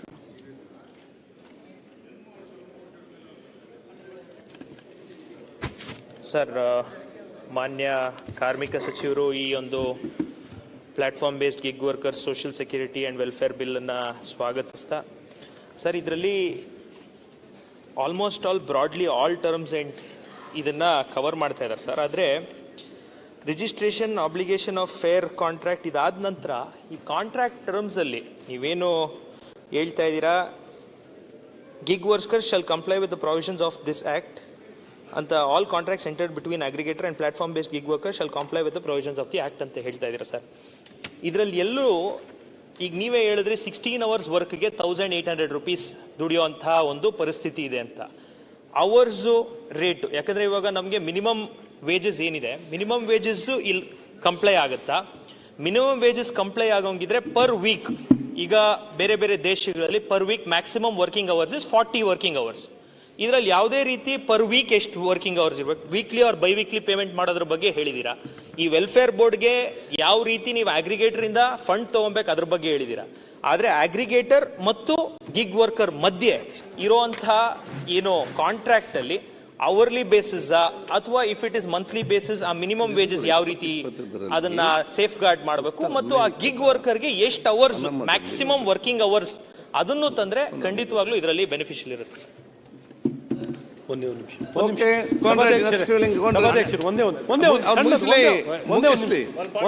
ಸಜೆಷನ್ ಕೊಡ್ತೇನೆ, ಅವರು ಮಾತಾಡ್ಬೇಕಲ್ಲ. ಕಾಂಟ್ರಾಕ್ಟ್ ಇದ್ದಾರೆ, ಶಿವಲಿಂಗ ರೆಡ್ಡಿ ನೀವು ಮತ್ತೆ ಮುಗಿ. ಒಂದು ಕಾರ್ಮಿಕ ಸಚಿವರಾದಂತ ನಾನು ಸಚಿವರಲ್ಲಿ ಕೇಳ್ಕೊಂಡು ಹೇಳಿ ಒಂದ್ ಸೆಕೆಂಡ್. ಸಂತೋಷ್ ಕಾಂಟ್ರಾಕ್ಟ್ ಒಂದು ನಿಮಿಷ. ಗಿಗ್ ವರ್ಕರ್ಸ್ ಅಲ್ಲಿ ತುಂಬಾ ಒಂದ್ ಸೆಕೆಂಡ್ ಓವರ್ ರೆಗ್ಯುಲೇಟ್ ಮಾಡಕ್ ಹೋಗ್ಬೇಡಿ ಅಂತ ನಾನು. ಆಯ್ತು, ಓವರ್ ರೆಗ್ಯುಲೇಟ್ ಮಾಡಕ್ ಹೋದ್ರೆ ಬೆಳಿತಿರೋದನ್ನು ಆಯ್ತು ಹೇಳಿದ್ರಲ್ಲ, ಓವರ್ ರೆಗ್ಯುಲೇಟ್ ಆಗೋದು ಬೇಡ, ಕೆಲಸ ಆಗ್ಲಿ ಅಂತ ಕೇಳ್ತೀನಿ. ಮಾನ್ಯ ಅಧ್ಯಕ್ಷರೇ, ಗಿಗ್ ಕಾರ್ಮಿಕರ ಬಗ್ಗೆ ಮಾನ್ಯ ಕಾರ್ಮಿಕ ಸಚಿವರಂತ ಸಂತೋಷ್ ಲಾಡ್ ಸಾಹೇಬರು ಒಳ್ಳೆ ಬಿಲ್ಲನ್ನು ತೊಗೊಂಬಂದಾರೆ. ಆಯ್ತು, ಈಗ ಚರ್ಚೆ ನಡೀತು, ನೀತಿ ಆಯೋಗದ ಸಭೆಯಲ್ಲಿ ಚರ್ಚೆ ಆಯಿತು, ಮತ್ತು ಕೇಂದ್ರ ಸರ್ಕಾರ 2020ರಲ್ಲಿ ಇದಾಯಿತು ಅನ್ನುವಂಥ ಮಾತನ್ನು ನಾನು ಸಂತೋಷ್ ಲಾಡ್ ಸಾಹೇಬರ ಗಮನಕ್ಕೆ ತರಲಿಕ್ಕೆ ಬಯಸ್ತೀನಿ. ನಾವು ಭಾರತ್ ಜೋಡೋ ಯಾತ್ರೆಯನ್ನು ಹೊಂಟಿದ್ವಿ. ಅಂಥ ಸಂದರ್ಭದಲ್ಲಿ ಗಿಗ್ ವರ್ಕರ್ಸ್ ಎಲ್ಲ ಬಂದು ಮೊನ್ನೆ ನಮ್ಮ ರಾಹುಲ್ ಗಾಂಧಿ ಅವರಿಗೆ ಭೇಟಿಯಾದರು. ಅಂಥ ಸಂದರ್ಭದಲ್ಲಿ ಗಿಗ್ ವರ್ಕರ್ಸ್ಗೆ ಸ್ಪಂದನೆ ಮಾಡಿ ಇವತ್ತಿನ ಬಿಲ್ ತಂದಂಥ ನಮ್ಮ ಸಚಿವರಿಗೆ ಅಭಿನಂದನೆ ಹೇಳ್ತೀನಿ. ಇದಕ್ಕೆ ಕೇವಲ ಕಾರ್ಮಿಕರು ಇಷ್ಟಕ್ಕೆ ರಿಸ್ಟ್ರಿಕ್ಟ್ ಮಾಡಬೇಡಿ.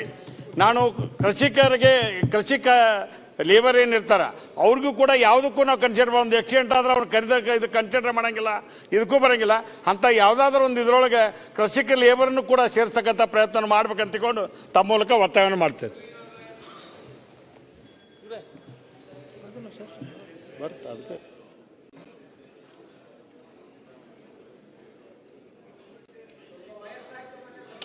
ಆಯ್ತು, ಈಗ ನಿಮ್ಗೆ ಆಗ್ಲಿಲ್ಲ, ಅವ್ರಿಗೆ ಮಾತ್ರ ಅದಲ್ಲ, ನೀವೇ ಕನ್ಫ್ಯೂಸ್ ಆಗ್ತೀರಿ. 75, 75, 80 65 ವಯಸ್ಸಾಯ್ತು ಅಂತ ತಡೆಯ ಸ್ವಲ್ಪ ಯಾಕೆ. ಈಗ ಸನ್ಮಾನ್ಯ ಅಧ್ಯಕ್ಷರೇ, ಈ ಕಾರ್ಮಿಕರ ಗಿಗ್ ವರ್ಕರ್ಸ್ ಬಗ್ಗೆ ಏನೊಂದು ಬಿಲ್ ತಂದಿದ್ದಾರೆ ಅದನ್ನು ಸ್ವಾಗತ ಮಾಡ್ತಾ, ನಮ್ಮ ಕಾರ್ಮಿಕ ಸಚಿವರು ಒಳ್ಳೊಳ್ಳೆ ಕೆಲಸ ಮಾಡ್ತಾರೆ. 2-3-4 ಬಿಲ್ಲನ್ನು ಈ ಕಾರ್ಮಿಕರ ಬಗ್ಗೆ ತಂದು ನಿಜವಾಗ್ಲೂ ಮಾಡಿದ್ದಾರೆ. ಅದ್ರ ಜೊತೆಗೆ ಕಾರ್ಮಿಕರ ಮಕ್ಕಳಿಗೆ ವಸತಿ ಶಾಲೆಗಳನ್ನು ಕೊಡ್ತಕ್ಕಂಥ ನಿರ್ಧಾರವನ್ನು ಈ ರಾಜ್ಯದಲ್ಲಿ ಪ್ರಥಮ ಬಾರಿ ತಗೊಂಡಿದ್ದೀರಿ. ಅದಕ್ಕೂ ನಾವು ಸ್ವಾಗತ ಮಾಡ್ತೀವಿ, ಅಭಿನಂದನೆ ಸಲ್ಲಿಸ್ತೀವಿ ನಿಮಗೆ.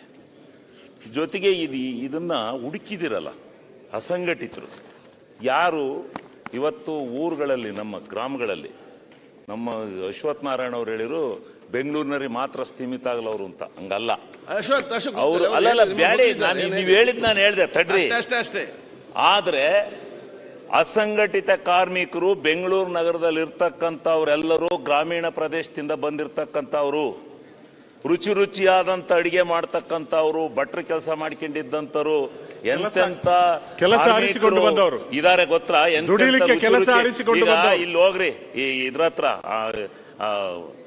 ಎಂತದ್ದು ಎಂಪ್ಲಾಯ್ಸ್ ಇದ್ರ ಪಕ್ಕದಲ್ಲಿ ಅಡಿಗೆ ಮಾಡ್ತಾರೆ MLAಗಳು ಅತ್ಲ ತಗೊಂಡೋಗ್ಬಿಟ್ಟು ಕಾರ್ ಒಳಗೆ ಇಟ್ಕೊಂಡು ತಿಂತಾರೆ ಎಲ್ಲರೂ ತಿಂತಾರೆ ಯಾಕೆ ಅಂದ್ರೆ ರುಚಿ ಹೆಂಗೈತೆ ಆ ರುಚಿಯನ್ನು ಕೊಡ್ತಕ್ಕಂಥ ಕಾರ್ಮಿಕರು ಎಲ್ಲಾ ಕಂಪ್ನಿಗಳಲ್ಲಿ ಅವ್ರ ರುಚಿಯನ್ನು ನೋಡಿ ಅವ್ರು ಮಾಡ್ತಕ್ಕಂಥ ಅಡಿಗೆ ಊಟಗಳನ್ನು ನೋಡಿ ಅವ್ರಿಗೆ ಪ್ರೋತ್ಸಾಹಿಸಿ ಅವರಿಗೆ ಅದನ್ನ ವ್ಯವಸ್ಥೆ ಮಾಡ್ಕೊಂಡಿದ್ದಾರೆ ಅವರು ನಮ್ಮ ಊರುಗಳಿಗೆ ಬರಬೇಕಾದ್ರೆ ಇಲ್ಲಿ ನಾವು ಈ ರೀತಿ ಬೀದಿ ವ್ಯಾಪಾರ ಮಾಡ್ಕೊಂಡು ಇಲ್ಲ ಇದು ಕಂಪ್ನಿಗೆ ಊಟ ಸಪ್ಲೈ ಮಾಡ್ಕೊಂಡಿದ್ದೀವಿ ನಂಗೆ ಬರಲ್ಲ ಅವರು ಕಾರಲ್ಲೇ ಬರ್ತಾವ್ರೆ ಅವರು ಕಾರ್ ತಗೊಂಡೇ ಬರ್ತಾರೆ ಬಂದು ಎಲ್ಲಿದ್ದೀರಾ ಅಂದ್ರೆ ಅವರು ಯಾವುದೋ ಕಂಪ್ನಿಲಿ ಇದ್ದೀವಿ ಅಂತೆಲ್ಲ ಹೇಳ್ಕೊಂಡು ಅವರು ಸ್ವಲ್ಪ ಗೌರವನ್ನೇ ಕಾಪಾಡ್ಕೊಂಡಿದ್ದಾರೆ ಆದರೆ ಅವ್ರನ್ನ ಹುಡುಕಿ ಅವ್ರಿಗೆ ಗ್ಯಾರಂಟಿ ಇಲ್ಲ ಆ ಗ್ಯಾರಂಟಿ ಕೊಡುವಂಥ ದೃಷ್ಟಿನಲ್ಲಿ ಅವ್ರ ಬಗ್ಗೆ ಈ ಸದನದಲ್ಲಿ ಪ್ರಶಂಸನೀಯವಾದಂಥ ಯಾಕೆ ನಿರುದ್ಯೋಗ ಸಮಸ್ಯೆ ಹಂಗೆ ಹಾಡ್ತಾ ಇದೆ ಬಡತನ ಅಂತಕ್ಕಂಥದ್ದು ಕುಕ್ಕಿದಾಗ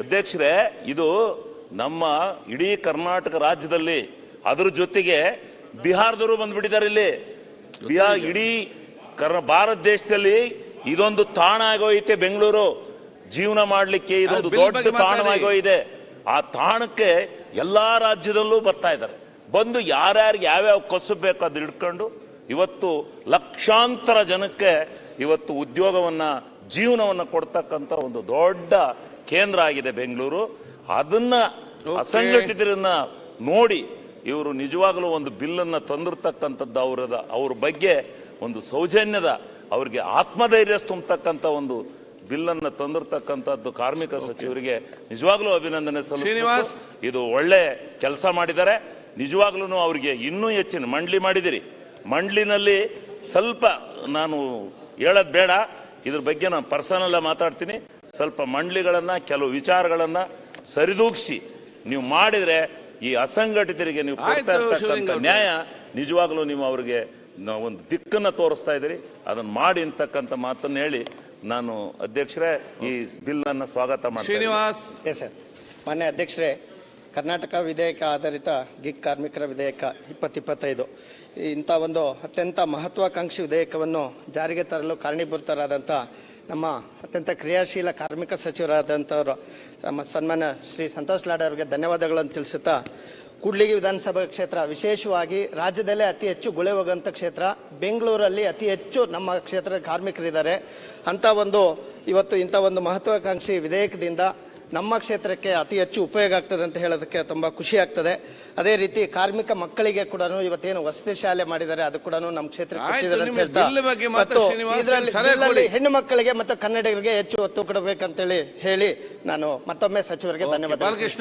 ಥ್ಯಾಂಕ್ ಯು ಮಾನ್ಯ ಸಭಾಧ್ಯಕ್ಷರೇ ಮಾನ್ಯ ಕಾರ್ಮಿಕ ಸಚಿವರು ಗಿಗ್ ಕಾರ್ಮಿಕರ ಹಿತರಕ್ಷಣಾ ದೃಷ್ಟಿಯಿಂದ ಒಂದು ಬಿಲ್ಲನ್ನು ತಂದಿರತಕ್ಕಂಥದ್ರ ಬಗ್ಗೆ ನಾನು ಹೃದಯಪೂರ್ವಕವಾದಂಥ ಸ್ವಾಗತವನ್ನು ಬಯಸ್ತಾ ಇದ್ದೇನೆ ಈಗಾಗಲೇ ಎಲ್ಲ ಹಿರಿಯ ನಾಯಕರೆಲ್ಲರೂ ಕೂಡ ಮಾತನಾಡಿದ್ದಾರೆ ಇಲ್ಲಿ ಒಂದು ಕ್ಷೇಮಾಭಿವೃದ್ಧಿ ಮಂಡಳಿ ರಚಿಸ್ತಕ್ಕಂಥದ್ದು ಅನ್ನೋದ್ರ ಬಗ್ಗೆ ಇಲ್ಲಿ ಕಾಯ್ದೆನಲ್ಲಿ ತಂದಿದ್ದಾರೆ ಅದು ಸರ್ಕಾರದ ಉನ್ನತ ಮಟ್ಟದ ಅಧಿಕಾರಿಗಳನ್ನು ಒಳಗೊಂಡಂತೆ ಸರ್ಕಾರದ 4 ಜನ ನಾಮನಿರ್ದೇಶನ ಸದಸ್ಯರನ್ನು ಕೂಡ ಒಳಗೊಂಡಂತೆ ಆ ಸಮಿತಿಯನ್ನು ರಚನೆ ಮಾಡ್ತಕ್ಕಂಥದ್ದು ಅನ್ನೋದಿದೆ ಅದರ ಜವಾಬ್ದಾರಿ ಮತ್ತು ಕರ್ತವ್ಯಗಳು ಏನು ಅಂತದ್ರ ಬಗ್ಗೆ ತಾವು ಪ್ರಸ್ತಾಪವನ್ನು ನಮಗೆ ಕ್ಲಾರಿಫಿಕೇಶನ್ ಕೊಡಬೇಕು ಅಂತ ನಾನು ಮನವಿ ಮಾಡ್ತೇನೆ ಈ ಗಿಗ್ ಕಾರ್ಮಿಕರಾಗಿ ಸಾಮಾನ್ಯವಾಗಿ ಈ ಸ್ವಿಗ್ಗಿ ಜೊಮ್ಯಾಟೊ ಬ್ಲಿಂಕೆಟ್ ಜೆಪ್ಟೋ ಅದೇ ರೀತಿ ಲಾಜಿಸ್ಟಿಕ್ ಇದರಲ್ಲಿ ಕೆಲಸ ಮಾಡ್ತಕ್ಕಂಥವ್ರು ಏಕೆಂದರೆ ಗ್ರಾಮೀಣ ಪ್ರದೇಶದಿಂದ ನಿರುದ್ಯೋಗಿಗಳು ಉದ್ಯೋಗವನ್ನು ಬಯಸಿ ಬಂದಂಥವ್ರಿಗೆ ಒಂದು ವಿಶೇಷವಾದಂಥ ಒಂದು ಕಾಯ್ದೆನ ತಾವು ತಂದಿರತಕ್ಕಂಥದ್ದು ಸ್ವಾಗತಾರ್ಹವಾದಂಥ ವಿಚಾರ ಅದ್ರ ಜೊತೆಯಲ್ಲಿ ಯಾವ್ಯಾವ ಈ ಪ್ರೈವೇಟ್ ಸಂಸ್ಥೆಗಳಲ್ಲಿ ಅಡಿನಲ್ಲಿ ಗುತ್ತಿಗೆ ಆಧಾರಿತವಾಗಿ ಕಮಿಷನ್ ಬೇಸ್ ಮೇಲೆ ಅವರೇನು ಕೆಲಸವನ್ನು ಮಾಡ್ತಾ ಇದ್ದಾರೆ ಆ ಓನರ್ಗಳ ರೆಸ್ಪಾನ್ಸಿಬಿಲಿಟಿ ಏನು ಅನ್ನೋದ್ರ ಬಗ್ಗೆನೂ ಕೂಡ ತಾವು ಇದಕ್ಕೆ ಆದ್ಯತೆಯನ್ನು ಕೊಡಬೇಕು ಅವ್ರ ಕಾರ್ಮಿಕರ ಹಿತದೃಷ್ಟಿಯಿಂದ. ಜೊತೆಗೆ 2029 29-30 ಲಕ್ಷ ಕಾರ್ಮಿಕರಾಗ್ತಾರೆ ಅಂತಕ್ಕಂಥ ಮಾಹಿತಿನೂ ಕೂಡ ತಂದಿದ್ದೀರಿ. ಅದ್ರ ಜೊತೆಗೆ ESI ಹಾಸ್ಪಿಟ್ಲ್ ಅಂದರೆ ಸಾಮಾನ್ಯವಾಗಿ ಇದಕ್ಕೆ ಸಂಬಂಧಿಸಿದಂಗೆ ಬೆಂಗಳೂರಿಗೆ ಬರಬೇಕು, ಇಲ್ದ್ರೆ ಗುಲ್ಬರ್ಗಕ್ಕೆ ಹೋಗ್ಬೇಕು ನನಗೆ ತಿಳಿದಿರೋಂಗೆ, ಅಲ್ಲ ಹುಬ್ಳಿನಲ್ಲಿ. ಆದರೆ ಈ ಕಡೆ ನಮ್ಮ ಹಾಸನ, ಚಿಕ್ಕಮಂಗ್ಳೂರು ಈ ಭಾಗದಲ್ಲಿ ಅದು ಅವಕಾಶಗಳಿಲ್ಲ. ಆ ಭಾಗದಲ್ಲೂ ಕೂಡ ಒಂದು ESI ಹಾಸ್ಪಿಟ್ಲನ್ನು ಈ ಮೂಲಕ ತೆರೆದ್ರೆ ಆ ಭಾಗದಲ್ಲೂ ಕೂಡ ಅದು ಹೆಚ್ಚಿನ ಅನುಕೂಲ ಆಗುತ್ತೆ ಅನ್ನೋದು ನನ್ನ ಅಭಿಪ್ರಾಯಕ್ಕೆ ಸಹಕಾರವನ್ನು ಮಾಡಬೇಕು. ಅದರ ಜೊತೆಯಲ್ಲಿ ಈ ಅಡಿನಲ್ಲಿ ಕೆಲಸ ಮಾಡ್ತಕ್ಕಂಥ ಗಿಗ್ ಕಾರ್ಮಿಕರಿಗೆ ಅವರ ಓನರ್ಸ್ಗಳಿಂದ ಒಂದು ಭದ್ರತೆ ಸಿಗುವಂಥ ದೃಷ್ಟಿನಲ್ಲಿ ತತ್ಕ್ಷಣ ಒಂದು 15 ದಿವಸಕ್ಕೆ ಅವ್ರನ್ನ ತೆಗೆಯುವಂಥದ್ದು ಮತ್ತೊಂದು ಆಗಬಾರ್ದು. ಸಕಾರಣಗಳಿದ್ದರೆ ಮಾತ್ರ ಅವ್ರನ್ನ ತೆಗೆಯುವಂಥದ್ದಕ್ಕೆ ಅವಕಾಶ ಆಗಬೇಕು. ಸಣ್ಣ ಪುಟ್ಟ ಯಾವುದೇ ಅವಕಾಶಗಳು ತೊಂದರೆ ಆಗದ ರೀತಿ ಅವ್ರಿಗೆ ರಕ್ಷಣೆಗೆ ಸಹಕಾರವನ್ನು ನೀಡಬೇಕು ಅಂತ ಹೇಳಲಿಕ್ಕೆ ಬಯಸ್ತೇನೆ. ನಿಜವಾಗ್ಲೂ ಇದು ವಿಶೇಷವಾದಂಥ ಒಂದು ಕಾಯ್ದೆಯನ್ನು ತಾವು ತಂದಿರತಕ್ಕಂಥದ್ದಕ್ಕೆ ತಮ್ಮ ಮೂಲಕ ಧನ್ಯವಾದಗಳನ್ನ ಹೇಳ್ತೇನೆ. ಮಂತ್ರಿ ಅವರು ಹೇಳಿ ಒಂದ್ಸಾಗ ಅವರೊಂದು ಎರಡು ಮಾತಾಡ್ತಾರೆ. ಚರಣ ಮೊನ್ನೆ ಅಧ್ಯಕ್ಷರೇ, ಶಿವಮೊಗ್ಗ ನಗರಕ್ಕೆ ಮೊನ್ನೆ ಸಚಿವರು ಬಂದಂಥ ಸಂದರ್ಭದಲ್ಲಿ ಅನೇಕ ಸಂಗತಿಗಳನ್ನು ಚರ್ಚೆ ಮಾಡಿದರು. ಗಿಗ್ ವರ್ಕರ್ಸ್ ಬಗ್ಗೆ ವಿಶೇಷವಾದಂಥ ರೀತಿಯಲ್ಲಿ ಚರ್ಚೆ ಮಾಡಿ ಇದ್ರ ಬಗ್ಗೆ ನಿಮ್ಮ ಸಲಹೆ ಸಹಕಾರಗಳು ಬೇಕು ಅನ್ನೋಂಥ ಮಾತನ್ನು ಕೂಡ ಅವ್ರು ಪ್ರಸ್ತಾಪ ಮಾಡಿದರು. ಒಳ್ಳೆ ವಿಚಾರವನ್ನು ಇವತ್ತು ತಂದಿರುವಂಥದ್ದು ನಿಜವಾಗ್ಲೂ ಅಭಿನಂದನೀಯ ಸಂಗತಿ ಅನ್ನೋಂಥ ಮಾತನ್ನು ಈ ಸಂದರ್ಭದಲ್ಲಿ ಹೇಳ್ತಾ, ರಾಜ್ಯದೊಳಗೆ ತುಂಬ ಲಕ್ಷಾಂತರ ಜನ ಇದ್ದಾರೆ. ಯಾಕಂದರೆ ವಿಶೇಷವಾಗಿ ಯುವಕರೇ ಇದರೊಳಗಡೆ ಹೆಚ್ಚು ಕೆಲಸ ಮಾಡ್ತಾ ಇರುವಂಥದ್ದು. ಶಿವಮೊಗ್ಗದೊಳಗೆ ಹತ್ತತ್ರ 1,500ಕ್ಕೂ ಹೆಚ್ಚು ಜನ ಇದರಲ್ಲಿ ಈ ಒಂದು ಕಾರ್ಯದಲ್ಲಿ ತೊಡ್ಕೊಂಡಿರುವಂಥದ್ದು ಗಿಗ್ ಕಾರ್ಮಿಕರ ಇದರೊಳಗಡೆ. ಸೊ ಅದಕ್ಕೆ ಪೂರಕವಾಗಿ ಏನು ಆಗಬೇಕು ಅನ್ನೋದ್ರ ಬಗ್ಗೆ ಏನು ಯೋಚನೆ ಮಾಡಿದ್ದೀರಿ? ನನ್ನ ಮನಸ್ಸಲ್ಲಿ ಇದ್ದಿದ್ದೇನೆ ಬಾಲಕೃಷ್ಣ ಅವರು ಹೇಳಿದ್ದಾರೆ.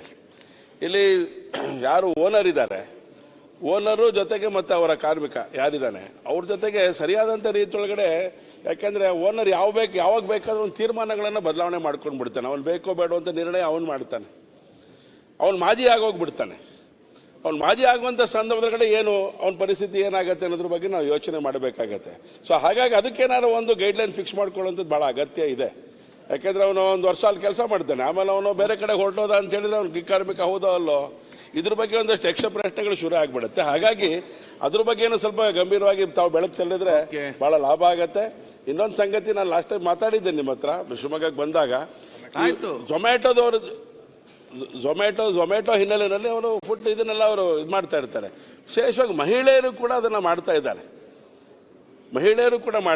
ಸೊ ಮಹಿಳೆಯರಿಗೋಸ್ಕರ ಯಾವ ರೀತಿ ಯೋಚನೆಗಳನ್ನು ಮಾಡಬೇಕು, ಯೋಜನೆ ಹೇಗೆ ಜೋಡಿಸ್ಕೋಬೇಕು ಅನ್ನೋದನ್ನು ಸ್ವಲ್ಪ ಗಂಭೀರ ಯೋಚನೆ ಮಾಡಿದ್ರೆ ಭಾಳ ಒಳ್ಳೆ ಒಂದು ಮಂಡಳಿಯಾಗಿ ಹೊರಗಡೆ ಬರ್ಲಿಕ್ಕೆ ಸಾಧ್ಯ ಆಗುತ್ತೆ. ಈ ಮಂಡಳಿ ಒಳಗಡೆ ಯಾರ್ಯಾರು ಸದಸ್ಯರು ಇರಬೇಕು ಅನ್ನೋದ್ರ ಬಗ್ಗೆ ಯೋಚನೆ ಮಾಡಿದ್ದೀರಿ. ಸರಿಯಾದಂಥ ದಿಕ್ಕೊಳಗೆ ಹೆಜ್ಜೆ ಇಟ್ಟರೆ ಒಳ್ಳೇದಾಗತ್ತೆ. ಅಭಿನಂದನೆಗಳು. ನಂಜೇಗೌಡ ಲಾಸ್ಟ್. ಅಧ್ಯಕ್ಷರೇ, ಮತ್ತು ನಮ್ಮ ಸಂತೋಷ್ ಲಾಡ್ ಸಾಹೇಬರು ಕಾರ್ಮಿಕ ಮಂತ್ರಿಗಳು ಒಳ್ಳೆ ಬಿಲ್ ಅನ್ನು ತಂದಿದ್ದಾರೆ. ಜೊತೆಗೆ ಅಧ್ಯಕ್ಷರೇ, ಸ್ಮಾಲ್ ವಿಶೇಷವಾಗಿ ನಾನು ಒಂದು ಮಾತನ್ನ ಕಾರ್ಮಿಕ ಮಂತ್ರಿಗಳಿಗೆ ಹೇಳಕ್ ಬಯಸ್ತೇನೆ. ಅಧ್ಯಕ್ಷರೇ, ಇವತ್ತು ಕಾರ್ಮಿಕರು ಅಂದ್ರೆ ದೊಡ್ಡ ದೊಡ್ಡ ಇಂಡಸ್ಟ್ರೀಸ್ ಅಲ್ಲಿ ಫ್ಯಾಕ್ಟರಿಗಳಲ್ಲಿ ಕೆಲಸ ಮಾಡೋರು ಅಂತಲ್ಲ. ನಮ್ಮ ಹಳ್ಳಿಗಳಲ್ಲಿ ತೋಟಗಳಲ್ಲಿ ಕೆಲಸ ಮಾಡೋಂಥವ್ರು ಅವರು ಕೂಡ ಕಾರ್ಮಿಕರೇ. ದಯವಿಟ್ಟು ಮಂತ್ರಿಗಳಿಗೆ ನೀವು ಎಲ್ಲ ಕಂಪನಿಗಳಲ್ಲಿ ದೊಡ್ಡ ದೊಡ್ಡ ಫ್ಯಾಕ್ಟರಿಗಳಲ್ಲಿ ಮಾಡುವಂಥ ಕಾರ್ಮಿಕರ ಜೊತೆಗೆ ಹಳ್ಳಿಗಳಲ್ಲಿ ಪ್ರತಿ ದಿವಸ ವ್ಯವಸಾಯದಲ್ಲಿ ಭಾಗವಹಿಸುವಂಥ ಕಾರ್ಮಿಕರನ್ನು ಗುರುತಿಸಿ ಅವ್ರನ್ನೂ ಕೂಡ ಇದರಲ್ಲಿ ಸೇರಿಸ್ಕೊಂಡು ಒಳ್ಳೆ ಅವಕಾಶ ಮಾಡಿಕೊಟ್ಟಿದೆ. ಎಲ್ಲ ಅವಕಾಶಗಳಲ್ಲೂ ಕೂಡ ನಮ್ಮ ಗ್ರಾಮಾಂತರ ಪ್ರದೇಶಗಳಲ್ಲಿ, ತೋಟಗಳಲ್ಲಿ, ಹೊಲಗಳಲ್ಲಿ ಕೆಲಸ ಮಾಡುವಂಥ ಕಾರ್ಮಿಕರು ಕೂಡ, ಅದು ಹೆಣ್ಮಕ್ಳಾಗಿರ್ಬೋದು ಗಂಡು ಮಕ್ಕಳಾಗಿರ್ಬೋದು, ಅವ್ರಿಗೆಲ್ಲರಿಗೂ ಕೂಡ ಇದರಲ್ಲಿ ಅವಕಾಶ ಮಾಡಿಕೊಡ್ಬೇಕು ಅಂತೇಳಿ ನಾನು ರಿಕ್ವೆಸ್ಟ್ ಮಾಡ್ಕೊಳ್ತಾ ಇದ್ದೀನಿ. ಅಧ್ಯಕ್ಷರೇ, ಕಾರ್ಮಿಕ ಮಂತ್ರಿಗಳು ಆದ ಮೇಲೆ ತುಂಬಾ ವಿಶೇಷವಾದ ಕಾರ್ಯಕ್ರಮಗಳ ಕಾರ್ಮಿಕರಿಗೆ ಸಂಬಂಧಪಟ್ಟಂತ ಕೊಡ್ತಾ ಇದ್ದಾರೆ. ಅದ್ರಲ್ಲಿ ಇದು ಕೂಡ ಅವಕಾಶ ಮಾಡಿಕೊಳ್ಳಿ ಗ್ರಾಮಾಂತರ ಪ್ರದೇಶದ ಕಾರ್ಮಿಕರಿಗೆ ಅಂತೇಳಿ ನಿಮ್ಮ ಮುಖಾಂತರ ಮಂತ್ರಿಗಳಿಗೆ ರಿಕ್ವೆಸ್ಟ್ ಮಾಡ್ತಾ ಇದ್ದೀನಿ. ಅಧ್ಯಕ್ಷರೇ, ಸನ್ಮಾನ್ಯ ಸಭಾಧ್ಯಕ್ಷರೇ, ಹಿರಿಯರು ಆಗಿರ್ತಕ್ಕಂಥ ಸುರೇಶ್ ಕುಮಾರ್ ಸಾಹೇಬರು ಒಂದು ವಿಚಾರನ ಇಲ್ಲಿ ಮಂಡನೆ ಮಾಡಿದ್ದಾರೆ. ಈ ಬಿಲ್ಲನ್ನ ನೀವು ಗಿಗ್ ವರ್ಕರ್ಸ್ ಜೊತೆಗೆ ಈ ಅನ್ಆರ್ಗನೈಸ್ ಸೆಕ್ಟರ್ ಕೂಡ ನೀವು ತಗೊಳ್ಳಿ, ಔಟ್ಸೋರ್ಸ್ ಏಜೆನ್ಸಿಯವರು ಏನು ಕೆಲಸ ಮಾಡ್ತಾರೆ ಅವ್ರು ತಗೊಳ್ಳಿ ಅಂತ ಹೇಳ್ತಾರೆ. ಇದ್ರ ಬರೋದಿಲ್ಲ. ಯಾಕಂದರೆ ಗಿಗ್ ಎಕಾನಮಿನಲ್ಲಿ ಯಾರು ನಮಗೆ ಸೆಸ್ಸನ್ನು ಕಲೆಕ್ಟ್ ಮಾಡಿ ಕೊಡ್ತಾ ಇದ್ದಾರೆ ಅವ್ರಿಗೆ ಮಾತ್ರ ಗಿಗ್ ವರ್ಕರ್ಸಲ್ಲಿ ನಾವು ಇದನ್ನ ಪ್ರಾವಿಷನ್ ಇದೆ. ಆದರೆ ನಮ್ಮ ಸುರೇಶ್ ಕುಮಾರ್ ಸಾಹೇಬ್ರು ಹೇಳಿರ್ತಕ್ಕಂಥದ್ದು ನಾನು ನಿಮಗೆ ಸದನಕ್ಕೆ ಕಳೆದ ಬಾರಿ ಕೂಡ ಇಲ್ಲೇ ಉತ್ತರವನ್ನು ಕೊಟ್ಟಿದ್ದೆ. ಯಾರು ಔಟ್ಸೋರ್ಸ್ ಏಜೆನ್ಸಿಯಲ್ಲಿ ಕೆಲಸ ಮಾಡ್ತಿದ್ದಾರೆ through out Karnataka, what ever numbers V have got, ನಮ್ಮ ಹೊರಗುತ್ತಿಗೆ ನೌಕರು ನಮ್ಮ ಸರ್ಕಾರದ ಇಲಾಖೆಯಲ್ಲಿ ಯಾರು ಕೆಲಸ ಮಾಡ್ತಿದ್ದಾರೆ ಅವರಿಗೆ ಸೊಸೈಟಿ ಮುಖಾಂತರ ಮುಂದೆ ಬರ್ತಕ್ಕಂಥ ದಿನಗಳಲ್ಲಿ ಸನ್ಮಾನ್ಯ ಸಭಾಧ್ಯಕ್ಷರೇ ಸೊಸೈಟಿ ಮುಖಾಂತರ ನಾವು ಅಲ್ಲೇ ಆ ಜಿಲ್ಲೆಯಲ್ಲಿ DC ಹೆಡ್ ಮಾಡ್ತಾರೆ ಸೊಸೈಟಿನಲ್ಲಿ, ಆ ಸೊಸೈಟಿನಲ್ಲಿ ಅವ್ರು ಕೆಲಸ ಮಾಡ್ತಾರೆ. ಇದೇನು ದುಡ್ಡು ಹೋಗುತ್ತೆ ನೇರವಾಗಿ ಸೊಸೈಟಿಗೆ ಹೋಗುತ್ತೆ. So that all those provisions ESI, PF, bonus ಸಿಗ್ತಕ್ಕಂಥದ್ದು ಒಂದು ವ್ಯವಸ್ಥೆ ಮಾಡಲಿಕ್ಕೆ ಆಲ್ರೆಡಿ ಪ್ರಾರಂಭ ಆಗಿದೆ. ಅಲ್ಲ, social security we have got money, because obviously ಅದು ಏನು ದುಡ್ಡು ಹೊರಗುತ್ತಿಗೆ ನೌಕರಿಗೆ ಕೂಡ ನಾವು ಏನು ಔಟ್ಸೋರ್ಸ್ ಏಜೆನ್ಸಿ ಏನು ಕೊಡ್ತಾನೆ ಅದರಲ್ಲಿ ಏನು ಸಿಗುತ್ತೋ ಆ ದುಡ್ಡು ನೇರವಾಗಿ ಸಿಗ್ತಕ್ಕಂಥದ್ದಾಗುತ್ತೆ. ಬಟ್ ಮುಂದ್ಗಡೆ I will not promise you today, but ನಾವು ಅನ್ಆರ್ಗನೈಸ್ ಸೆಕ್ಟರ್ಗಾಗಿ ಮೊನ್ನೆ ನಾವು ಸುಮಾರು 91 ಸಣ್ಣ ಸಣ್ಣ ಕಸಬುಗಳ ಜನ ಏನು ಕೆಲಸ ಮಾಡ್ತಿದ್ದಾರೆ ಅನ್ಆರ್ಗನೈಸ್ ಸೆಕ್ಟರ್ ಇರ್ತಕ್ಕಂಥ ಒಂದು 30-35 ಲಕ್ಷ ಜನಕ್ಕೆ ಅವರಿಗೆ ನಾವು ಗುರುತಿಸ್ಬಿಟ್ಟು ಅವರಿಗೆ ಮೊನ್ನೆ ತಾನೇ ರೀಸೆಂಟಾಗಿ ನಾವೆಲ್ಲ 14 ಜಿಲ್ಲೆಗೆ ಹೋಗ್ಬಿಟ್ಟು ಪ್ರವಾಸ ಮಾಡಿ ಅವರಿಗೆ ಸ್ಮಾಲ್ ಬೆನಿಫಿಟ್ ಅಂದರೆ ಏನನ್ನ ಆದರೆ ಹೆಚ್ಚು ಕಮ್ಮಿ ಆದರೆ 1 ಲಕ್ಷ ರೂಪಾಯಿ ಕೊಡ್ತಕ್ಕಂಥದ್ದು, ಮೆಡಿಕಲ್ ರಿಯಂಬರ್ಸ್ಮೆಂಟ್ ಮಾಡ್ತಕ್ಕಂಥದ್ದು, ಸಣ್ಣ ಸಣ್ಣ ಸಮಾಜದವರು, ಸುಣಗಾರ್ ಸಮಾಜ ಇರ್ಬೋದು ಅಥವಾ ನಮ್ಮ ನೇಕಾರ್ ಸಮಾಜದವ್ರು ಇರ್ಬೋದು ಅಥವಾ ಸವಿತಾ ಸಮಾಜದವ್ರು ಇರ್ಬೋದು, ಸುಡುಗಾಡು ಸಿದ್ಧರು ಇರ್ಬೋದು, ಕಿಳ್ಳೆ ಕ್ಯಾತರ್ ಇರ್ಬೋದು, ಈ ಅಲೆಮಾರಿ ಜನಾಂಗ ಇರ್ಬೋದು, ಇಂಥ ಸಣ್ಣ ಸಣ್ಣ ಸಮಾಜಗಳನ್ನ ಗುರುತಿಸಿ ಈ ಅನ್ಆರ್ಗನೈಸ್ ಸೆಕ್ಟರ್ಗೆ ನಾವು ಇವತ್ತು ಹೆಲ್ಪ್ ಮಾಡ್ತಾ ಇದ್ದೀವಿ. As you rightly said, because unorganise in this country is more than 90%, sir. As you rightly started with the remark, ಅವರಿಗೆ ಸೋರ್ಸ್ ಆಫ್ ಇನ್ಕಮ್ ಇಲ್ಲ.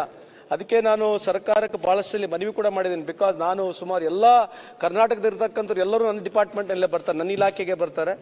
ಅವರಿಗೆ ವಿಶೇಷವಾದಂಥ ಮುಂದೆ ಬರ್ತಕ್ಕಂಥ ದಿನಗಳಲ್ಲಿ ಸೋಷಿಯಲ್ ಸೆಕ್ಯೂರಿಟಿ ಆಗಬೇಕನ್ನೋದಕ್ಕೆ ಮುಖ್ಯಮಂತ್ರಿ ಅವರಿಗೆ ಭಾಳಷ್ಟು ಸಲ ನಾನು ಡೀಸೆಲ್ ಮೇಲೆ ಪೆಟ್ರೋಲ್ ಮೇಲೆ ಸಪ್ರೇಟ್ ಆದಂಥ ಸೆಸ್ಸು ನನಗೆ ಕೊಟ್ಟರೆ ಮುಂದೆ ಯಾವುದೇ ಸರ್ಕಾರಗಳು ಬರಲಿ ಆ ದುಡ್ಡನ್ನ ಇಡೀ ಅನ್ಆರ್ಗನೈಸ್ ಸೆಕ್ಟರ್ ಇರ್ತಕ್ಕಂಥ ಎಲ್ಲ ಜನರಿಗೆ ಅನುಕೂಲ ಆಗ್ತಕ್ಕಂಥದ್ದು ಒತ್ತಡ ಭಾಳ ಸಲ ತಂದಿದ್ದೀನಿ. ನಾನು ಬಹಿರಂಗವಾಗೂ ಕೂಡ ಮಾತನಾಡಿದ್ದೀನಿ, ತಮ್ಮದೆಲ್ಲ ಸಹಕಾರ ಇರಲಿ. But as far as what your demand sir, this cannot get into that, ಈ ಬಿಲ್ಲಲ್ಲಿ ಯಾರು ಅನ್ಆರ್ಗನೈಸ್ ಸೆಕ್ಟರ್ ತೊಗೊಳಕ್ ಬರಲ್ಲ ಅಂತ ತಮಗೆ ಹಾಸ್ಪಿಟಲ್ ಬಗ್ಗೆ ಮಾತಾಡ್ತಡೆ ಅಣ್ಣ ಇಲ್ಲೇ ISI ಹಾಸ್ಪಿಟಲ್ ಬಗ್ಗೆ.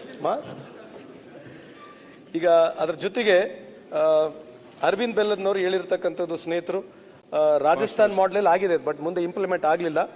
ತಾವು ಕೇಳಿರ್ತಕ್ಕಂಥದ್ದು ಕರೆಕ್ಟ್ ಇದೆ, ಯಾಕಂದ್ರೆ ಬೇರೆ ಬೇರೆ ರೀತಿಯವರು ಬೇರೆ ಬೇರೆ ರೀತಿಯಾದಂಥ ಬಿಸ್ನೆಸ್ಗಳನ್ನ ಮಾಡ್ತಾರೆ. ರ್ಯಾಪಿಡೋ ಇರ್ಬೋದು ಅಥವಾ ನಮ್ಮ ಯಾತ್ರೆ ಇರ್ಬೋದು. ಅದಕ್ಕಾಗಿ we have decided, the board will discuss at length and discuss with all this people, ಯಾರು ಬೇರೆ ಬೇರೆ ರೀತಿಯ ಯಾರು ಬಿಸ್ನೆಸ್ ಮಾಡ್ತಿದ್ದಾರೆ ಅವ್ರ ಜೊತೆ ಕುತ್ಕೊಂಡ್ಬಿಟ್ಟು ಅರವಿಂದ್ ಬೆಲ್ಲದವ್ರು ಹೇಳಿರ್ತಕ್ಕಂಥ ಸಲಹೆ ಖಂಡಿತವಾಗ್ಲೂ ಆ ಬೋರ್ಡ್ನಲ್ಲಿ ಕನ್ಸಿಡರ್ ಮಾಡ್ತೀವಿ. Before when we framing the rules, ಯಾರು ಯಾವ ರೀತಿ ಪಾವತಿ ಮಾಡಬೇಕು. ಈಗ ನಮ್ಮ ಯಾತ್ರೆಯವರು ಡೈರೆಕ್ಟಾಗಿ ದುಡ್ಡು ಅವರಿಗೆ ಕೊಡ್ತಾರೆ, ಸೊ ಯೂಸರ್ ಫೀಲಲ್ಲಿ ನಾವು ತಗೋಬೇಕಾ, ಏನು ಸರ್ವಿಸ್, ಈಗ ಅರ್ಬನ್ ಕ್ಲಾಪ್ ಇರ್ತಕ್ಕಂಥ company with service with transportation ದುಡ್ಡು ಕೊಡ್ತಾರೆ, ಅವ್ರ ಹತ್ರ ಯಾವ ರೀತಿ ಕಲೆಕ್ಟ್ ಮಾಡ್ಬೇಕಂತಕ್ಕಂಥದ್ದು ಚರ್ಚೆ ಇದೇ ಎಕ್ಸ್ಪರ್ಟ್ಸ್ನ ತಗೊಂಡಿದ್ದೇವೆ. The people who are in the all this walks of life word in this business, we are also employed with them only, ಅವ್ರ ಜೊತೆ ಕೆಲಸ ಮಾಡ್ತಾ ಇದ್ದೀವಿ. ಆಮೇಲೆ ರಾಮಮೂರ್ತಿ ಅಣ್ಣವರು ತಾವು ವಿಶೇಷವಾಗಿ ಕನ್ನಡಿಗದವರಿಗೆ ಅಂತ ಹೇಳಿದ್ರೆ ಈ ಆ್ಯಪ್ನಲ್ಲಿ ಯಾರನ್ನ ಬರ್ಬೋದು, ಯಾರನ್ನ ಕೆಲಸ ಮಾಡ್ಬೋದು. ಆ್ಯಪ್ನಲ್ಲಿ ನಾವು ಇಂಥವರೇ ಹೋಗಿ ಅಂತ ಏನಿಲ್ಲ, ಯಾಕಂದ್ರೆ ಆ್ಯಪ್ ಬಿಸ್ನೆಸ್ ನೀವು ನಾಳೆ ನೀವು ಆ್ಯಪ್ ತೊಗೋಬೋದು, ಆ್ಯಪ್ನ ಡೌನ್ಲೋಡ್ ಮಾಡ್ಕೋಬೋದು. ಈ ವ್ಯವಸ್ಥೆಯಲ್ಲಿ ಯಾರ ಹತ್ರ ಮೋಟರ್ ಸೈಕಲ್ ಇದೆ, ಯಾರ ಹತ್ರ 2 ವೀಲರ್ ಇದೆ, 3 ವೀಲರ್ ಇದೆ, 4 ವೀಲರ್ ಇದೆ, ಈ ಸ್ವಿಗ್ಗಿ, ಝೊಮ್ಯಾಟೊ, ಊಬರು, ಇವ ಬ್ಲಿಂಕೆಟ್ ಇರ್ತಕ್ಕಂಥ ಏನು ಆ್ಯಪ್ಗಳಿದ್ದಾವೆ ಅವ್ರು ಡೌನ್ಲೋಡ್ ಮಾಡ್ಬೋದು. ಅವರು ಕೆಲಸ ಮಾಡ್ತಕ್ಕಂಥ ವ್ಯವಸ್ಥೆ ಇದರಲ್ಲಿ ಪರ್ಟಿಕ್ಯುಲರ್ಗೆ ಇಂಥವ್ರನ್ನೇ ತಗೋ ಅಂತ ನಮಗೆ ಹೇಳೋಕ್ಕೆ ಅವಕಾಶ ಇಲ್ಲ. ಆದರೆ ವಿಶೇಷವಾಗಿ ಕನ್ನಡಿಗರಿದ್ದಾರೆ, ಅದ್ರ ಜೊತೆಗೆ ಬೇರೆ ರಾಜ್ಯದಿಂದ ಬಂದಿರತಕ್ಕಂಥ ಜನರು ಕೂಡ ಕೆಲಸ ಮಾಡ್ತಿದ್ದಾರೆ. ತಾವು ಹೇಳಿರ್ತಕ್ಕಂಥದ್ದು ESI ಆಸ್ಪತ್ರೆಗೆ ನೀವು ಅವ್ರನ್ನ ಕಳಿಸ್ಬೇಕಂತ ಹೇಳಿದ್ರಿ. ಬೋರ್ಡ್ನಲ್ಲಿ ಮುಂದೆ ನಾವೇ ಇವರಿಗೆ ಹೆಲ್ತ್ ಕಾರ್ಡ್ ಮಾಡ್ತೀವಿ, ಯಾಕಂದ್ರೆ ದುಡ್ಡು ಕಲೆಕ್ಟ್ ಆದಮೇಲೆ ಇವರಿಗೆ ವಿಶೇಷವಾಗಿ ಗಿಗ್ ಎಕಾನಮಿನಲ್ಲಿ ಕೆಲಸ ಮಾಡ್ತಕ್ಕಂಥವರಿಗೆ ನಾವು ವಿಶೇಷವಾದಂಥ ಹೆಲ್ತ್ ಕಾರ್ಡ್ಗಳನ್ನ ಮಾಡ್ತೀವಿ. ಖಂಡಿತವಾಗ್ಲೂ ಅವರು ಇಂಟರ್ನ್ಯಾಷನಲ್ ಸ್ಟ್ಯಾಂಡರ್ಡ್ ಹೋಗ್ತಕ್ಕಂಥ ಆಸ್ಪತ್ರೆ ಕೂಡ ನಾವು ಅವರಿಗೆ ಬೇಕಿದ್ರೆ ರೆಫರ್ ಮಾಡಲಿಕ್ಕೆ ಅವಕಾಶ ಇದೆ. ಅಲ್ಲಿ ಅಶ್ವಥ್ ನಾರಾಯಣರವರು ಒಂದು ಒಳ್ಳೆ ಪಾಯಿಂಟ್ ಹೇಳಿದ್ದಾರೆ. Because he said that state also should do some contribution ಅಂತ ಹೇಳಿದ್ದಾರೆ. ಸರ್ಕಾರಕ್ಕೆ ಒತ್ತಡವನ್ನು ತರ್ತೀವಿ, ಅದ್ರ ಜೊತೆಗೆ ಬೇರೆ ಬೇರೆ ಪ್ಲಾಟ್ಫಾರ್ಮ್ಗಳೇನಿದೆ ಅವರ ಹತ್ರ ಕೂಡ ದುಡ್ಡು ಕಲೆಕ್ಟ್ ಮಾಡ್ತಾ ಇದ್ದೀವಿ. ಸ್ಟೇಟ್ ಕಾಂಟ್ರಿಬ್ಯೂಷನ್, ಸೆಂಟ್ರಲ್ ಕಾಂಟ್ರಿಬ್ಯೂಷನ್ ಬಂದರೂ ಕೂಡ ಸ್ವಾಗತ ಮಾಡ್ತೀವಿ ಅಂತ ಈ ಸಂದರ್ಭಕ್ಕೆ ಹೇಳಲಿಕ್ಕೆ ಇಚ್ಛೆ ಬಯಸ್ತೀನಿ. ಎರಡನೇದಾಗಿ ಸೇಫ್ಟಿ ಸ್ಟ್ಯಾಂಡರ್ಡ್ ಬಗ್ಗೆ ಅವ್ರು ಹೇಳಿದ್ದಾರೆ. ಆಬ್ವಿಯಸ್ಲಿ ಟ್ರಾನ್ಸ್ಪೋರ್ಟ್ ಡಿಪಾರ್ಟ್ಮೆಂಟ್ ಇದೆ, ಆದರೂ ಕೂಡ ನಮ್ದು ಈ ಮಂಡಳಿ ಆದಮೇಲೆ ಸೇಫ್ಟಿ ಸ್ಟ್ಯಾಂಡರ್ಡ್ಸ್ ಬಗ್ಗೆ ಜಾಸ್ತಿ ಒತ್ತಡವನ್ನು ಕೊಡಲಿಕ್ಕೆ ಕೂಡ ಒಂದು ಪ್ರಯತ್ನವನ್ನು ಮಾಡ್ತೀವಿ ಅಂತ ಈ ಸಂದರ್ಭಕ್ಕೆ ಹೇಳಲಿಕ್ಕೆ ಇಚ್ಛೆ ಬಯಸ್ತೀನಿ. ಅಲ್ಲೇ ನಮ್ಮ ಸಾಹೇಬರು ಶಾಸಕರು ಮುನಿರಾಜ್ರವರು ವಿಶೇಷವಾಗಿ ಮಿನಿಮಮ್ ವೇಜಸ್ ಬಗ್ಗೆ ಇದೆಯಾ ಅಂತ ಕೇಳಿದ್ರು. ಆಮೇಲೆ ಇದು ಯಾವ ರೀತಿಯಾದಂಥ ನಿಮಗೆ ಎಂಪ್ಲಾಯರ್ ರಿಲೇಷನ್ ಏನಂತ ಕೇಳ್ತಾ ಇದ್ರು ಅವರು. ಇಲ್ಲಿ ಏನಾಗುತ್ತೆ ಅಂತಂದ್ರೆ ಮುನಿರಾಜ್ ಅವರು, these are all flexi hours, so there is no direct connection between employer and employee ಇಲ್ಲಿದ್ರು ಕೂಡ they're all working on flexi hours ಆದ್ದರಿಂದ ಸಾರಿ ಕೇಳಿಸಿಲ್ಲ ಇಲ್ಲ ಹಂಗೇನಿಲ್ಲ since there is a flexi hours you can work as much as you want you can start from morning 6 to night 12 o'clock it's left to you it's basically app ಇದೆ ಆಮೇಲೆ ನೀವು reject ಮಾಡಲಿಕ್ಕೂ right ಇದೆ if there is any demand of work which is there you can reject also ಹಂಗಾಗಿ ತಿರ್ಗಾ cone Reddy ಸಾಹೇಬರು ಮಾತನಾಡಿದ್ದಾರೆ ಧನ್ಯವಾದಗಳು ಆಮೇಲೆ ವಿಶೇಷವಾಗಿ ರಾಹುಲ್ ಗಾಂಧಿ ಅವರ ಬಗ್ಗೆ ಅವ್ರು ಹೇಳಿದ್ರು ನಾವು ಪಾದಯಾತ್ರದಲ್ಲಿ ಪ್ರಾರಂಭ ಮಾಡತಕ್ಕಂಥ ಸಂದರ್ಭದಲ್ಲಿ ರಾಹುಲ್ ಗಾಂಧಿ ಸಾಹೇಬರು ಇದ್ರ ಬಗ್ಗೆ ವಿಚಾರವನ್ನು ನಾವು ಅಲ್ಲಿದ್ದಾಗ ಮಂಡನೆ ಆಗಿತ್ತು ಇವತ್ತು ನನ್ನ ಅದೃಷ್ಟ ಈ ಒಂದು ನನ್ನ ಅವಧಿಯಲ್ಲಿ ನಾನು ಇವತ್ತು ಅವರು ಮಾತನಾಡಿರ್ತಕ್ಕಂಥ ಚರ್ಚೆ ಮಾಡಿರ್ತಕ್ಕಂಥ ಬಿಲ್ಲು ಇಲ್ಲಿ ಮಂಡನೆಗೆ ಬಂದಿದೆ ಅವ್ರಿಗೆ ಕೂಡ ಈ ಸಂದರ್ಭದಲ್ಲಿ ನೆನಪಿಸ್ಕೊಳ್ಳಿಕ್ಕೆ ಅವರಿಗೆ ಧನ್ಯವಾದವನ್ನು ಕೂಡ ಹೇಳಲಿಕ್ಕೆ ಇಚ್ಛೆ ಬಯಸ್ತೀನಿ ಆಮೇಲೆ ಶಿವಲಿಂಗೇಗೌಡರು ಸಾಹೇಬರು ಹೇಳಿದ್ದಾರೆ ಅದರ ಜೊತೆಗೆ ಡಾಕ್ಟರ್ ಶ್ರೀನಿವಾಸ್ ಅವರು ಬಾಲಕೃಷ್ಣ ಅವರು ಹೇಳಿರ್ತಕ್ಕಂಥ ಸಂದರ್ಭದಲ್ಲಿ ತಾವೇನು ಹೇಳ್ತಾ ಇದ್ದೀರಿ ಈ ರೂಲ್ ವಿಲ್ ಬಿ ಫಾರ್ಮ್ಡ್ ಆ ರೂಲ್ನಲ್ಲಿ ಪವರ್ 2ನಲ್ಲಿ ಇದೆ ಪವರ್ 2ನಲ್ಲಿ ಡ್ಯೂಟೀಸ್ ಆಫ್ ದ ಬೋರ್ಡ್ನಲ್ಲಿ ನಾವು ಖಂಡಿತವಾಗ್ಲೂ ಅದನ್ನ ಗಣನೆಗೆ ತಗೊಳ್ತೀವಿ ಚನ್ನಿಯಣ್ಣವರು ಹೇಳಿದ್ದಾರೆ ನಂಜೇಗೌಡರು ಕೂಡ ಮಾತನಾಡಿದ್ದಾರೆ ಸೊ ಒಟ್ಟಾರೆ ಈ ಬಿಲ್ಲನ್ನು ಸಮರ್ಪಕವಾಗಿ ಎಲ್ಲರೂ ನಮಗೆ ಸಹಕರಿಸ್ತಾರೆ ಕೊನೆಯದಾಗಿ ಸಭಾಪತಿಗಳೇ ಇಲ್ಲಿ ವಿಶೇಷವಾಗಿ ಈ ಒಂದು ಬಿಲ್ ಆಗಬೇಕಾಗಿದ್ರೆ ನಮ್ಮ ಇಂಟರ್ ಡಿಪಾರ್ಟ್ಮೆಂಟ್ ಎರಡೂ ಮಿನಿಸ್ಟ್ರುಗಳು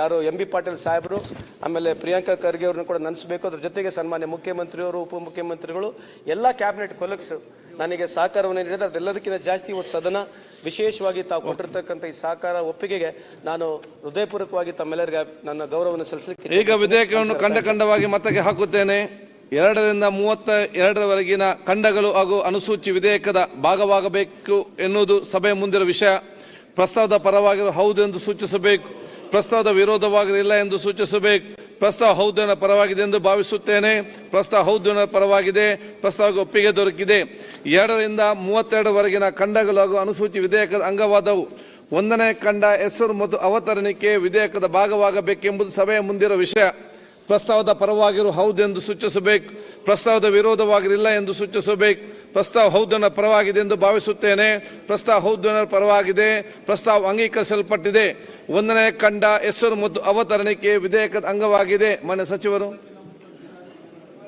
2025 ಅಂಗೀಕರಿಸಬೇಕೆಂದು ತಮ್ಮನ್ನು ವಿನಂತಿಸಿಕೊಳ್ಳುತ್ತೇನೆ ಪ್ರಸ್ತಾವವನ್ನು ಮಂಡಿಸಲಾಗಿದೆ ಅದನ್ನೀಗ ಸಭೆ ಮತಕ್ಕೆ ಹಾಕುತ್ತೇನೆ 2025 ಸಾಲಿನ ಕರ್ನಾಟಕ ವೇದಿಕೆ ಆಧಾರಿತ ಗಿಗ್ ಕಾರ್ಮಿಕರ ಸಾಮಾಜಿಕ ಭದ್ರತೆ ಮತ್ತು ಕ್ಷೇಮ ಅಭಿವೃದ್ಧಿ ವಿಧೇಯಕವನ್ನು ಈ ಸಭೆಯು ಅಂಗೀಕರಿಸಬೇಕು ಪ್ರಸ್ತಾವದ ಪರವಾಗಿರುವ ಹೌದು ಎಂದು ಸೂಚಿಸಬೇಕು ಪ್ರಸ್ತಾವದ ವಿರೋಧವಾಗಿರುವ ಇಲ್ಲ ಎಂದು ಸೂಚಿಸಬೇಕು ಪ್ರಸ್ತಾವ ಹೌದನ ಪರವಾಗಿದೆ ಎಂದು ಭಾವಿಸುತ್ತೇನೆ ಪ್ರಸ್ತಾವ ಹೌದನ ಪರವಾಗಿದೆ ಪ್ರಸ್ತಾವ ಅಂಗೀಕರಿಸಲ್ಪಟ್ಟಿದೆ ಮತ್ತು ವಿಧೇಯಕ ಅನುಮೋದನೆ ದೊರಕಿದೆ ಈಗ 20 ಸಾಲಿನ ಕರ್ನಾಟಕ ಮುನ್ಸಿಪಾಲಿಟಿ ಮತ್ತು ಇತರ ಕಾನೂನು ಅಲ್ಲ ಅದಕ್ಕೆ ಎಲ್ಲಿ ಅದರಿಂದ ಬೇಡ ಈ ಬಿಲ್ ಅದೀಗ ಬಿಲ್ ಲಾಸ್ಟ್ ತಗೊಳ್ಳೋ ಇಲ್ಲ ಒಂದಲ್ಲಿ ಬಿಲ್ ತಗೊಳ್ವಾ ಒಂದು ಬಿಲ್ ಒಂದು ಬಿಲ್ ಅದೇ ಇಲ್ಲಿ ಅಲ್ಲ ಸರ್ ಇಲ್ಲ ಕನ್ನಡದಲ್ಲಿ ಒಂದು ಸೆಕೆಂಡ್ ರೈಮ್ ಸಭಾಧ್ಯಕ್ಷರೇ ಆಯ್ತು ಆಯ್ತು ಒಂದು ಸೆಕೆಂಡ್ ಈಗ ಸುಧಾಕರ್ ಬಿಲ್ ಅವರು ಈಗ ಸುಧಾಕರ್ ಅವರೇ ಈಗ ವಿಶ್ವವಿದ್ಯಾಲಯದ ಬಿಲ್ ಈಗ ಊಟ ಆದ ನಂತರ ತಗೊಳ್ವಾ ಆಮೇಲೆ ತಗೋಣ ಬಿಡು ಸುಧಾಕರ್ ವಿಶ್ವವಿದ್ಯಾಲಯದ ಚರ್ಚೆ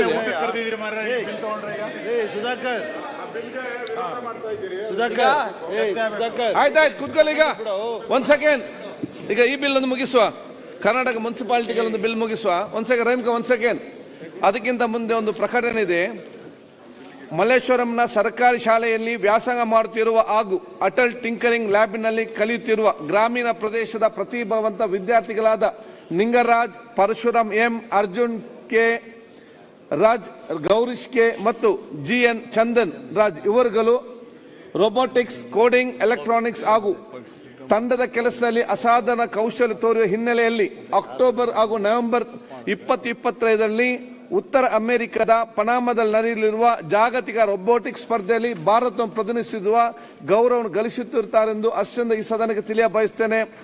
ಈ ವಿದ್ಯಾರ್ಥಿಗಳ ಪ್ರಯಾಣವು ಸುಖಕರವಾಗಲೆಂದು ಹಾಗೂ ಈ ಸ್ಪರ್ಧೆಯಲ್ಲಿ ವಿಜಯ ಸಾಧಿಸಲೆಂದು ಇಡೀ ಕರ್ನಾಟಕ ಜನತೆ ಪರವಾಗಿ ಈ ಸದನ ಅವರನ್ನು ಹಾರೈಸುತ್ತದೆ. ರಹೀಂ ಖಾನ್ ಮಾನ್ಯ ಸಚಿವರು 2020 ಸಾಲಿನ ಕರ್ನಾಟಕ ಮುನ್ಸಿಪಾಲಿಟಿಗಳ ಮತ್ತು ಕೆಲವು ಇತರ ಕಾನೂನು ತಿದ್ದುಪಡಿ ವಿಧೇಯಕವನ್ನು ಪರಿಹರಿಸುವ ವಿಷಯ ಸಭೆ ಮುಂದೆ. ಮಾನ್ಯ ಅಧ್ಯಕ್ಷರೇ, ಕರ್ನಾಟಕ ಅಲ್ಲಿ ಕೂತ್ಕೊಳ್ಳಿ, ಗೋಪಾಲಕೃಷ್ಣ. ಅದರ ಹಿರಿಯರೇ. ತಿದ್ದುಪಡಿ ಬಿಲ್ 2020 ನಿನ್ನೆ ಆಲ್ರೆಡಿ ಚರ್ಚೆ ಆಗಿದೆ. ಇದ್ರ ಬಗ್ಗೆ ಆಯ್ತು ಹೇಳ್ತಾರೆ ಇಂಥ ವಿಷಯ ಇಲ್ಲಿ ಬಿಡಿ, ಸಂಕ್ಷಿಪ್ತವಾಗಿ ಸ್ಮಾಲ್. ಇದ್ರ ಬಗ್ಗೆ ಪರ್ಯಾಯ ಯೋಜನೆ ಕೇಳ್ತೇನೆ. ಎಕ್ಸ್ಪ್ಲೇನ್ ಮಾಡಿ ಸರ್. ನಿನ್ನೆ ಮಾಡಿದಾರಲ್ಲ, ಮತ್ತೆ ಮತ್ತೆ ಯಾವ ಮಾಡಿದ್ದಾರೆ ಸರ್? ಯಾವ ಮಾಡಿದ್ದಾರೆ ಸರ್? ಯಾವ ಮಾಡಿದ್ದಾರೆ? ಆಯ್ತು, ಚರ್ಚೆ ಮಾಡಿ. ಅವ್ರಿಗೆ ಹೆಚ್ಚು ಕಡಿಮೆ ಆದ್ರೆ ನಿಮಗೆ ಜಾಗ ಸಿಗೋದು, ಸಪೋರ್ಟ್ ಮಾಡ್ಬೇಕಲ್ಲ. ಉತ್ತಮ ಕೆಲಸ ಮಾಡ್ತಿದ್ದಾರೆ ಸರ್. ಇದು ಆಲ್ರೆಡಿ ಬಿಲ್ ನಲ್ಲಿ 4-5 ಪಾಯಿಂಟ್ಸ್ ಇದೆ. ಆಯ್ತು ಅಬ್ಬೈ, ಈ ಬಿಲ್ ನಲ್ಲಿ ಆಲ್ರೆಡಿ 4 ಪಾಯಿಂಟ್ಸ್ ಇದೆ. ಯಾಕಂದ್ರೆ ಜನರಿಗೆ ಅಭಯ್ ಪ್ರಸಾದ್ ಕೂತ್ಕೊಳ್ಳಿ, ಅಲ್ಲಿ ಜಾಗ ಇದೆ ಅಲ್ಲಿ. ಪಬ್ಲಿಕ್ಗೆ ಸಿಂಪ್ಲಿಫೈ ಮತ್ತೆ ಅನುಕೂಲ ಆಗ್ಲಿಕ್ಕೆ ಇದು ಬಿಲ್ ತಂದಿದ್ದಾರೆ. ಈ ಬಿಲ್ಗೆ ಆಲ್ರೆಡಿ ಕಾರ್ಪೊರೇಷನ್ ನಲ್ಲಿ ಆಲ್ರೆಡಿ ಬಿಲ್ ಬಂದು ಕ್ಲಿಯರ್ ಆಗಿದೆ. ಸೇಮ್ ಬಿಲ್ ಮುನ್ಸಿಪಾಲಿಟೀಸ್ಗೆ ಆಕ್ಟ್ ಆಗಿದೆ. ಹೇಳಿ ಬಿಡಿ. ಈಗ ಈ ಬಿಲ್ ನಲ್ಲಿ ಎಲ್ಲರಿಗೆ ಸಿಂಪ್ಲಿಫೈ ಆಗಿ ಎಂಪನಲ್ ಬಿಲ್ ಕೊಟ್ಟಿದ್ದಾರೆ. ಬಿಲ್ ಇದೆ ಸರ್. ಇಂಜಿನಿಯರ್ಸ್ ಆಗಲಿ ಮತ್ತು ಸೆಲ್ಫ್ ಪಬ್ಲಿಕ್ಗೆ ಅವರೇ ಸ್ಯಾಟಿಸ್ಫ್ಯಾಕ್ಷನ್ ಮಾಡಲಿಕ್ಕೆ ಅವರೇ ಡೌನ್ಲೋಡ್ ಇಲ್ಲ. ಸಿನಿಮಾ ನೋಡಿದ್ದೆ. ಕಿಶೋರ್ ಕುಮಾರ್ ಹಿಂದೆಯಿಂದ ಆಡಳಿತಾನೆ, ಸುನೀಲ್ ದತ್ ಮುಂಚೆ ಇದೆ. ಪಕ್ಕದಲ್ಲಿ ಸುರೇಶ್, ಕಿಶೋರ್ ಕುಮಾರ್ ಅವರು, ಸುನೀಲ್ ದತ್. ಆಯ್ತು, ಫಿಲ್ಮ್ ಇಟ್ಟಾಗಿದೆ ಅಲ್ವಾ? ಹೌದು. ಸಾಕು, ಅದು ಇಟ್ಟಾಗ್ತದೆ ಬಿಡಿ, ಅವ್ರು ಇಟ್ಟಾಗ್ತಾರೆ. ಇದು ಮತ್ತೆ ಒಟ್ಟು ಒಂದ್ ನಿಮಿಷ ಸರ್. ಸರ್ ಇಬ್ರದ್ದು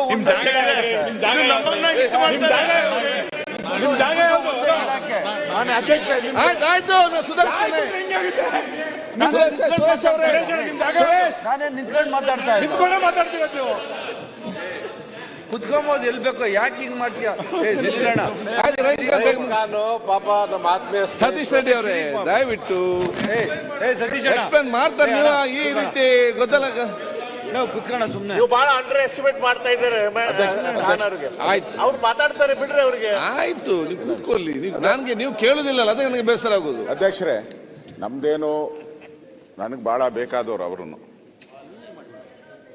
ಇಲ್ಲ ಅವರು ನೋಡಿ, ಅವರ ಒಂದು 10-15 ವರ್ಷದಿಂದ ಗೊತ್ತವ್ರು ನನಗೆ. ಅವರ ಮಾತು ಕಡಿಮೆ, ಕೆಲಸ ಜಾಸ್ತಿ. ಹಿಂದೆ ಮುನಿರತ್ನನು ಕೂಡ ಮಂತ್ರಿ ಆದಾಗ, ಮಂತ್ರಿ ಆಗಿದ್ರು, ಅವಾಗ ಬಿಲ್ ಬಂದಾಗ ಹಣ ನಾನು ಮಾಡಲ್ಲ, ನೀವೇ ಮಾಡ್ಬಿಡಿ ಅಂತ ಹೇಳ್ತಾ ಇದ್ರು. ನಾನು ಹೇಳಿದೆ, ಕಲಿಬೇಕು, ಕೂತ್ಕೊ, ನೀನು ಏನ್ ತಪ್ಪನ ಮಾತಾಡು.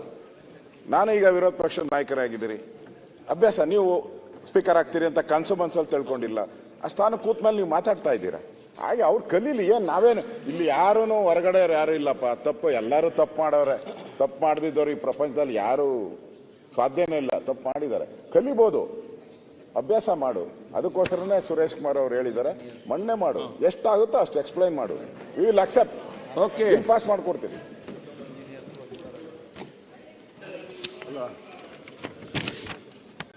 ಸರ್, ಇಲ್ಲಿ ಏನಿದೆ, ಇನ್ನ ಒಂದು ಟ್ರೇಡ್ ಲೈಸೆನ್ಸ್ಗೆ ಸುಮಾರು ಹೊಸ ವರ್ಡ್ಸ್ ಬಂದ್ಬಿಟ್ಟಿದೆ. ಟ್ರೇಡ್ ಲೈಸೆನ್ಸ್ಗೆ ಅದರಲ್ಲಿ ಬಿಲ್ನಲ್ಲಿ ಇದೆ. ಟ್ರೇಡ್ ಲೈಸೆನ್ಸ್ಗೆ ಏನು IT ಇದೆ, BT ಇದೆ, ಬೇರೆ ಬೇರೆ ರೀತಿಯಿಂದ ಹೊಸ ಟ್ರೇಡ್. ಹಳೆಯಲ್ಲಿ ಏನಾಗಿದೆ ಅಂದರು, ಆ ಇಷ್ಟೇ ಟ್ರೇಡ್ ಲೈಸೆನ್ಸ್ಗೆ ನಮಗೆ ಅಧಿಕಾರ ಇದೆ ಇದರಲ್ಲಿ.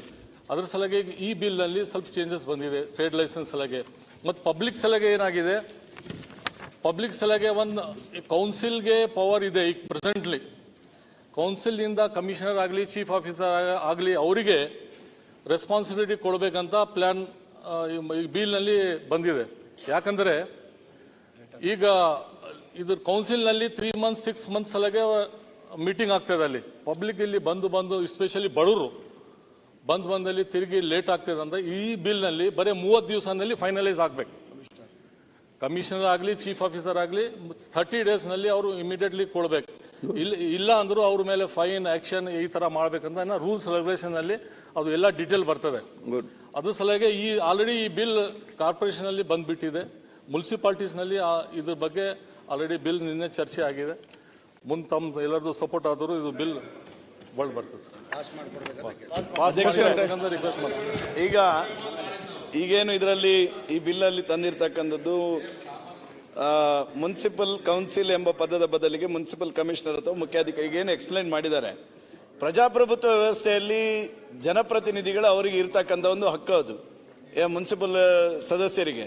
ನೀವು ಅದನ್ನು ಕಿತ್ತುಕೊಂಡು ನೀವು ಅಧಿಕಾರಿಗಳಿಗೆ ಕೊಟ್ರೆ ಸ್ಯಾಂಟಿಟಿ ಏನು ಉಳಿತದೆ? ಸ್ಯಾಂಟಿಟಿ ಉಳಿಬೇಕಲ್ಲ, ಅಧಿಕಾರ ಕಿತ್ತು ನೀವು ಬೇರೆಯವ್ರಿಗೆ ಹರೀಶ್ ಅವರೇ, ಈಗ ನಮ್ಗೆ ಗೊತ್ತಿದೆ, ಈಗ ಕೊಡುದು ಕೂಡ ಕಮಿಷನರೇ ಕೊಡುದು ಸರ್. ಹಾಗೆಲ್ಲ ಸರ್ ಮೀಟಿಂಗ್ ಇಟ್ಟು ಕೊಡೋದು ಏನಾಗಿದೆ ಅಂದ್ರೆ ಯಾವುದೇ ವಿಷಯಗಳು ಬಂದಾಗ ಪ್ರತಿ ತಿಂಗಳು ನಡೆಯುವಂತಹ ಸಾಮಾನ್ಯ ಸಭೆಯಲ್ಲಿ ಎಲ್ಲ ವಿಷಯಗಳನ್ನು ಇಟ್ಟು ಲೈಸೆನ್ಸ್ ಬರುವುದಿಲ್ಲ ಸರ್, ಬರುತ್ತೆ ಲೈಸೆನ್ಸ್ ಬರ್ತಾ ಇತ್ತು, ಅಜೆಂಡಾದಲ್ಲಿ ಬಂದು ಚರ್ಚೆ ಮಾಡಿ ಬರ್ತಾ ಇದ್ರು. ನೀವೀಗ ಇದರಲ್ಲಿ ಮುನ್ಸಿಪಲ್ ಕೌನ್ಸಿಲ್ ಬದಲಿಗೆ ಮುನ್ಸಿಪಲ್ ಕಮಿಷನ್ ಅಥವಾ ಮುಖ್ಯಾಧಿಕಾರಿ ಅಂತ ಹೇಳಿದಿರಿ. ಅಂದ್ರೆ ಕೌನ್ಸಿಲ್ ಗಮನಕ್ಕೆ ಬಾರದಲ್ಲೇ ನೇರವಾಗಿ ಮುಖ್ಯಾಧಿಕಾರಿಗೆ ಕೊಡಬಹುದು ಅಂತೇಳಿ ಬಿಲ್ಲಲ್ಲಿ ತಂದಿದಿರಿ. ಮಾನ್ಯ ಸಚಿವರು ಏನ್ ಹೇಳಿದ್ರು ಅಂತಂದ್ರೆ ಇದರಿಂದ ತಡ ಆಗ್ತಾ ಇದೆ ಅಂತಂದ್ರು. ಪ್ರತಿ ತಿಂಗಳು ಸಾಮಾನ್ಯ ಸಭೆ ಸೇರ್ಬೇಕು ಅಂತಿದೆ ಕೌನ್ಸಿಲ್ ಅಲ್ಲಿ. 3 ತಿಂಗಳಿಗೆ ಒಂದ್ಸರಿ ಸೇರೋದಲ್ಲ, ಪ್ರತಿ ತಿಂಗಳು ಸೇರ್ತಾರೆ. ಯಾರು ಎಲ್ಲಿ ಸೇರಲ್ಲ ಅಂತ ಹೇಳ್ತಿದ್ರಿ? ಹಾಗಾಗಿ ದಯಮಾಡಿ ಇದನ್ನ ಜನಪ್ರತಿನಿಧಿಗಳ ಗೌರವವನ್ನು ಉಳಿಸಿ ಅಂತ ನನ್ನ ವಿನಂತಿ ಅಷ್ಟೇ. ಓಕೆ, ಎಲ್ಲ ಬೇರೆ ಚರ್ಚೆ ಬೇಡ, ಸಿಂಪಲ್ ವಿಚಾರ. ಏನು ಸುನೀಲ್ ಕುಮಾರ್ ಅವರು ಹೇಳಿದ್ರು, ಈಗಾದ್ರೆ ಅಲ್ಲಿ ಮುನ್ಸಿಪಾಲಿಟಿಯಲ್ಲಿ ಚುನಾಯಿತ ಪ್ರತಿನಿಧಿಗೆ ಗೌರವನೇ ಸಿಗೋದಿಲ್ಲ. ಎಲ್ಲರೂ ಹೋಗ್ತಾರೆ, ಚೀಫ್ ಆಫೀಸರ್ ಅಂತ ಹೋಗ್ತಾರೆ, ಕೆಲಸ ಮಾಡಿಸ್ಕೊಂಡ್ ಬರ್ತಾರ. ಒಂದ್ ನಿಮಿಷ ತಡ್ರಿ ಅಧ್ಯಕ್ಷರೇ, ಒಂದೇ ನಿಮಿಷ. ಮತ್ತೆ ಹಾಗಿದ್ರೆ ಎಲ್ಲ ಅಧಿಕಾರಿಗಳು ಇಲ್ಲಿ ಚೀಫ್ ಸೆಕ್ರೆಟರಿ ಕೊಟ್ಬಿಡ್ರಿ. ಆಯ್ತು ಮಂತ್ರಿ ಅವರೇ, ಅಲ್ಲ ಒಂದ್ ನಿಮಿಷ ಚೀಫ್ ಸೆಕ್ರೆಟರಿ ಕೊಡ್ರಿ. ಅದೇ ವಿಷಯ ಮಾತಾಡ್ತೀನಿ. ಈ ಸದನದಲ್ಲಿ ಹಿರಿಯರಾಗಿರ್ತಕ್ಕಂಥ ಡಿ.ಪಿ. ಜಯಚಂದ್ರ ಅವರು ಇದ್ದಾರೆ, ಕೋನ್ ರೆಡ್ಡಿ ಅಂತ ಅವರು ಇದ್ದಾರೆ. ಅವ್ರು ಹೇಳಿ ಜನಪ್ರತಿನಿಧಿಗಳಿಗೆ ಇಂಥ ಒಂದು ಅವಕಾಶಗಳನ್ನು ತೆಗೆಯುವಂಥದ್ದು ಸರಿ ಅಂತ ಹೇಳಿ. ಇಲ್ಲ, ಈ ಬಿಲ್ ತರ್ತಕ್ಕಂಥದ್ದು ಸ್ವಲ್ಪ ಒಳ್ಳೇದೇ ಇದೆ. ಆದ್ರೆ ಒಂದು ಮಾತನ್ನ ಸಿವಿಲ್ ಇಂಜಿನಿಯರ್ಗಳಿಗೆ ಕೆಲವೊಂದು ಬದಲಾವಣೆ ಮಾಡ್ಯಾರ. ಏನಂದ್ರೆ ಅವರು ಇಲ್ಲಿವರೆಗೆ ಅವರೆಲ್ಲ ಕೆಲಸ 3 ಲಕ್ಷ ಜನ ಅದಾರ ಇಡೀ ರಾಜ್ಯದಲ್ಲಿ. ಅವ್ರ ಹಕ್ಕನ್ನು ಕಡಿಮೆ ಆಗ್ತಕ್ಕಂಥ ಆಗ್ಬೋದು. ಅದನ್ನ ಸ್ವಲ್ಪ ತಿದ್ದುಪಡಿ ಮಾಡ್ಕೊಂಡು ಇದನ್ನು ಸೇರಿಸ್ಬೇಕು. ಅದಕ್ಕೆ MBBL ತಿದ್ದುಪಡಿ ಮಾಡೋದು ಅಂತ ಹಾಕ್ಯಾರ. ಅದನ್ನ ಸ್ವಲ್ಪ ಚೇಂಜ್ ಮಾಡ್ಬೇಕು ಅಂತ ವಿನಂತಿ ಮಾಡಿ. ಮುನ್ರಾಜ್ ಸರ್, ಇದ್ರ ಜೊತೆ ಈ ಒಂದು ಸೆಕ್ಷನ್ 1A ಕರಗಳು, ನಿರ್ಬಂಧಗಳು ಮತ್ತು ಷರತ್ತುಗಳ ವಿಧಿಸೋದಕ್ಕೆ ಇದಕ್ಕೂ ಚೀಫ್ ಆಫೀಸರ್ ಮತ್ತೆ ಕಮಿಷನರ್ಗೆ ರೈಟ್ಸ್ ಕೊಟ್ಟಿದ್ದಾರೆ ಸರ್. ಅದರಲ್ಲಿ ಏನ್ ಮಾಡ್ತಾ ಇದ್ದಾರೆ, penalty imposed at time of issuance of occupancy certificate for commencement certificate, regularisation ಪೆನಲ್ಟಿಗೂ ರೈಟ್ಸ್ ಇವರು ಕಮಿಷನರ್ಗೆ ಕೊಡ್ತಾ ಇದ್ದಾರೆ ಟು ಫಿಕ್ಸ್ ದ ಪೆನಲ್ಟಿ. ಅದು ಅಟ್ ಲೀಸ್ಟ್ ಬಾಡಿಯಲ್ಲಿ ಇಡಬೇಕಲ್ಲ ಸರ್. ಇಶ್ಯೂ ಮಾಡಕ್ ಲೈಸೆನ್ಸ್ ಓಕೆ, ಬಟ್ ಎಷ್ಟು ಫೈನು ಅಥವಾ ಎಷ್ಟು ಪೆನಲ್ಟಿ ಅಂತ ಇಂಪೋಸ್ ಮಾಡಕ್ ಅದಕ್ಕೂ ರೈಟ್ಸ್ ಕಂಪ್ಲೀಟ್ಲಿ ಇವರು ಕಮಿಷನರ್ಗೆ ಅಥವಾ ಚೀಫ್ ಆಫೀಸರ್ ಕೊಡ್ತಾ ಇದ್ದಾರೆ ಸರ್ 1A ಸೆಕ್ಷನ್ ಅಡಿ. ಅಧ್ಯಕ್ಷರೇ, ಪುರಸಭೆ, ಪಟ್ಟಣ ಪಂಚಾಯತ್, ನಗರ ಪಂಚಾಯತಿಗಳಿವೆ. ಅದಕ್ಕೆ ಸಂವಿಧಾನಾತ್ಮಕವಾಗಿ ಚುನಾವಣೆ ನಡೆದು ಅದರಲ್ಲಿ ಆಮೇಲೆ ಅಧ್ಯಕ್ಷರು, ಸದಸ್ಯರು ಇರ್ತಾರೆ, ಉಪಾಧ್ಯಕ್ಷರು ಇರ್ತಾರೆ. ಆ ಒಂದು ಸಾಮಾನ್ಯ ಸಭೆ ಪ್ರತಿ ತಿಂಗಳು ನಡೆಯುತ್ತದೆ. ಆ ಸಾಮಾನ್ಯ ಸಭೆಯಲ್ಲಿ ಅಜೆಂಡಾವನ್ನಿಟ್ಟು ಅಜೆಂಡಾದಲ್ಲಿ ಸೇರಿಸಿಕೊಂಡು ಅಲ್ಲಿ ತೀರ್ಮಾನ ಆಗ್ಬೇಕಲ್ಲದೆ ನೇರವಾಗಿ ನಮ್ಮ CEO ಅಥವಾ AC ಅವರು ಮಾಡಿದ್ರೆ ಇದಾಗದೆ ಬಾಡಿಗೆ ಏನು ಗೌರವ ಇದೆ? ಹೇಳದೆ ಕೇಳದೆ ಎಲ್ಲ ಸೆಕ್ರೆಟರಿ ಮಾಡೋದಿದ್ರೆ ಈಗ ಇಲ್ಲಿ ಮುಖ್ಯಮಂತ್ರಿಗಳ ಗಮನಕ್ಕೆ ಬರದೆ ಸೆಕ್ರೆಟರಿ ಮಾಡ್ಲಿಕ್ಕೆ ಆಗ್ತದ? ಬರಬಾರ್ದು ಅದು ಅಂತ. ಅಲ್ಲ, ಇದನ್ನ ಪಾಸ್ ಮಾಡೋದಾದ್ರೆ ತಿದ್ದುಪಡಿಯೊಂದಿಗೆ ಅಂತ ಹೇಳಿ ಪಾಸ್ ಆಗಬೇಕು.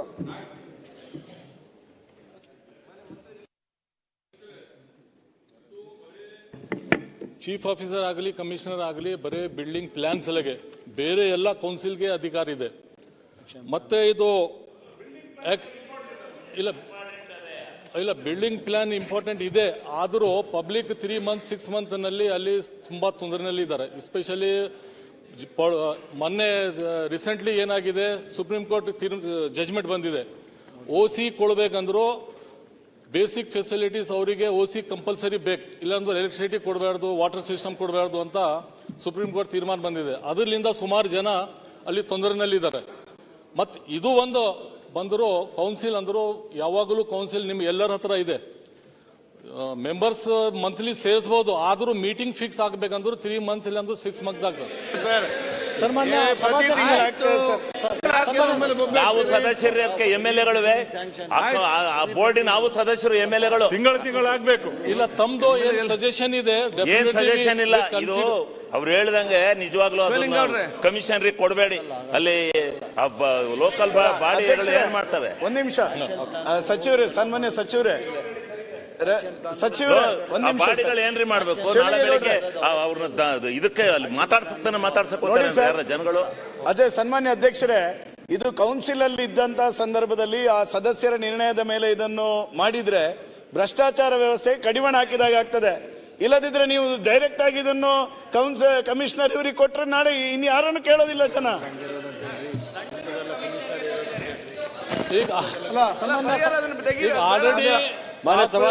ಬಿಲ್ ಪಾಸ್ ಆಗ್ಬಿಟ್ಟಿದೆ. ಒಂದ್ ಸೈಡ್ ದಯವಿಟ್ಟು ಕೆಲವೊಂದು ಮಾರ್ಗಸೂಚನೆ ಬದಲಾವಣೆ ಮಾಡಿ ಬಿಲ್ ಪಾಸ್ ಮಾಡಿ ದಯವಿಟ್ಟು.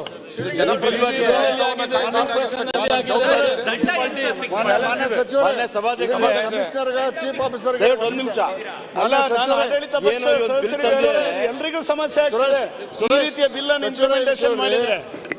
ಈಗ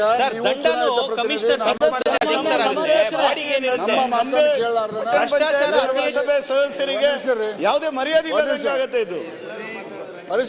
ಹರೀಶ್ ಪೂಜಾ, ಏನ್ ಸರ್ ಇದು? ಚುನಾಯಿತ ಪ್ರತಿನಿಧಿಗಳಿಗೆ ಅಗೌರವ ಆಗುವಂತ ನಿರ್ಣಯವನ್ನ ನಮ್ಮ ಸದನದಿಂದ ಮಾಡಿ ಕಳಿಸೋದು ನಮಗೆ ನಾವೇ ಮಾಡಿಕೊಂಡಂತ ಒಂದು ಘೋರ ಅವಮಾನ. ನೀವು ಚುನಾಯಿತ ಪ್ರತಿನಿಧಿಗಳ ವಿಶ್ವಾಸ ಇಲ್ಲವ ಕಮಿಷನರ್ ಮೇಲೆ ಹೆಂಗೆ ವಿಶ್ವಾಸ ಇಡಕತ್ರಿ? ಇದು ನೇರವಾಗಿ ಭ್ರಷ್ಟಾಚಾರಕ್ಕೆ ನಾಂದಿ ಆಡ್ತೈತಿ, ಭ್ರಷ್ಟಾಚಾರ ಹೆಚ್ಚಿಗೆ ಮಾಡ್ತೈತಿ. ಕೌನ್ಸಿಲ್ ಮೇಲೆ ಇರೋ ಮತ್ತೆ ಯಾವ ಮುನ್ಸಿಪಾಲಿಟಿ ಮೆಂಬರ್ ಸೇಕರಿಸ್ತಾರೆ ನೀವು? ಈಗ ಹೋಗಿ ತಡ್ರಿ, ನೀವು ಮುನ್ಸಿಪಾಲಿಟಿ ಮೆಂಬರ್ ಇರ್ತೀರಿ, ನಾನು ಮುನ್ಸಿಪಾಲಿಟಿ ಮೆಂಬರ್ ಅದಾನೆ. 224 ಜನ ಸದಸ್ಯರು ಕೂಡ ಮುನ್ಸಿಪಾಲಿಟಿ ಮೆಂಬರ್ ಅದಾರ. ಇನ್ ಟೈಮ್ ಕರೆಸಬೇಕಾಗಿದ್ದು ನಮ್ಮ ಕರ್ತವ್ಯ. ದಯವಿಟ್ಟು ಚೀಫ್ ಆಫೀಸರು ಕಮಿಷನರ್ ಕಡೆ ಈ ಅಧಿಕಾರವನ್ನು ಕೊಟ್ಟರೆ ತಡ್ರಿ. ವಿಶ್ವನಾಥ್ ತಡ್ರಿ, ನೀವು ಈ ಅಧಿಕಾರವನ್ನ ಚೀಫ್ ಆಫೀಸರ್ಗೆ ಕೊಟ್ರ ಪ್ರಜಾಪ್ರಭುತ್ವಕ್ಕೆ ಮಾಡುವಂತ ದೊಡ್ಡ ಅಪಮಾನ ಮತ್ತು ಭ್ರಷ್ಟಾಚಾರಕ್ಕೆ ಮಾಡಿಕೊಡುವಂತ ದೊಡ್ಡ ರಹದಾರಿಯನ್ನ ರಹಮಾನ್ ಖಾನ್ ತಾವು ಕಲ್ಪಿಸಿಕೊಟ್ಟಂಗ ಕಿರಿಯ ಅಪಕಾರ್ತಿಯನ್ನ ನೀವು ಪಡ್ಕೋಬೇಡ್ರಿ. ಸರ್, ಸಭಾಧ್ಯಕ್ಷರೇ, ದಯವಿಟ್ಟು ಈಗ ಪುರಸಭೆಗೆ ನಾವುಗಳು ಕೂಡ ಒಬ್ರು ಸದಸ್ಯರಿದ್ದೇವೆ. ನಾವೊಬ್ರು ಜನಪ್ರತಿನಿಧಿಗಳಾಗಿ ನಾವು ಕೂಡ ತಿದ್ದುಪಡಿ ಮಂಡ್ಯ ಮಾಡಿ ಕ್ಲಿಯರ್ ಮಾಡ್ಕೊಳ್ಳಿ. ತಿದ್ದುಪಡಿ ತಕೊಂಬಿಡಿ. ಸಭಾಧ್ಯಕ್ಷರೇ, ಮಾನ್ಯ ಸಭಾಧ್ಯಕ್ಷರೇ, ರಹೀಮ್ ಖಾನ್ ನಂದು ಇದು ಒಂದೇ ಇಲಾಖೆ ಸಭಾಧ್ಯಕ್ಷ, ಅಣ್ತಮ್ಮಗಳ ಥರ. ಇವಾಗ ಆಲ್ರೆಡಿ ನಾವು ಕಾರ್ಪೊರೇಷನ್ ಅಲ್ಲಿ ಬೆಂಗಳೂರು ಸಿಟಿ ಕಾರ್ಪೊರೇಷನ್, ಉಳಿದಿದ್ದ ಕಾರ್ಪೊರೇಷನ್ ಎಲ್ಲ ಸೇಮ್ ರೂಲ್ಸ್ ಮಾಡಿದೀವಿ ಸಭಾಧ್ಯಕ್ಷರೇ. ಬರೀ ಪ್ಲಾನ್ ಸ್ಯಾಂಕ್ಷನ್ ಮಾತ್ರ ಕಮಿಷನರ್ಗೆ ಇರ್ತದೆ ಸಭಾಧ್ಯಕ್ಷ. ಈಗ ಬೆಂಗಳೂರಲ್ಲಿ ಸಭಾಧ್ಯಕ್ಷರೇ ಎಲ್ಲಿ ಪ್ಲಾನ್ ಸ್ಯಾಂಕ್ಷನ್ ಎಲ್ಲಿ ಕಾರ್ಪೊರೇಷನ್ ಇರ್ತದೆ? ಡಾಕ್ಟರ್ ಅಶ್ವಥ್ ನಾರಾಯಣ ಅವರ ಪ್ಲಾನ್ ಸ್ಯಾಂಕ್ಷನ್. ಸುರೇಶ್ ಒಂದೇ ನಿಮಿಷ. ಬೆಂಗಳೂರು ಕಾರ್ಪೊರೇಷನ್ ಸುರೇಶ್ ಒಂದ್ ನಿಮಿಷ, ನೀವು ದಯಮಾಡಿ ಅರ್ಥ ಮಾಡ್ಕೊಳ್ಳಿ. ಬೆಂಗಳೂರು ಕಾರ್ಪೊರೇಷನಿಗೂ ಮಂಗಳೂರು ಕಾರ್ಪೊರೇಷನಿಗೂ ಮತ್ತು ನಮ್ಮೂರಿನಲ್ಲಿರುವಂತ ಒಂದು ಪುರಸಭೆಗೂ ವ್ಯತ್ಯಾಸ ಇದೆ. ಬೆಂಗಳೂರು ಕಾರ್ಪೊರೇಷನ್ ಅಲ್ಲಿ 1 ಲಕ್ಷ ಅರ್ಜಿಗಳು ಬರ್ಬೋದು ಕಟ್ಟಡ ಕಟ್ಟಬೇಕು ಪರ್ಮಿಷನ್ಗೆ. ಅವಾಗ ಎಲ್ಲದನ್ನು ಕೂಡ ಸಾಮಾನ್ಯ ಸಭೆಯಲ್ಲಿ ತೀರ್ಮಾನ ಮಾಡ್ಲಿಕ್ಕೆ ಆಗಲ್ಲ. ಆದ್ರೆ ನಮ್ಮ ಪುರಸಭೆಯಲ್ಲಿ ಪಟ್ಟಣ ಪಂಚಾಯತಿಯಲ್ಲಿ ಬರೋದೇ ಲಿಮಿಟೆಡ್. ಅದನ್ನ ಕೌನ್ಸಿಲ್ ಅಂತಂದ್ರೆ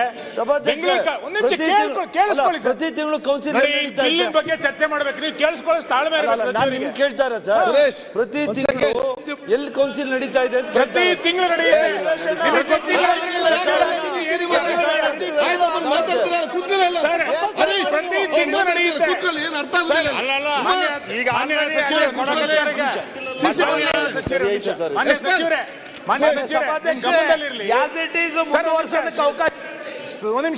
ಮಾನ್ಯ ಸಚಿವರು, ನಿಮಗೆ ಗೊತ್ತಿರಲಿ, ನಿಮ್ ಗಮನಕ್ಕೆ ಪ್ರತಿ ತಿಂಗಳು ಎಲ್ಲಿ ನಡೆಯುತ್ತೆ ಅಂತ ಕೇಳ್ತಾ ಇದ್ರಿ.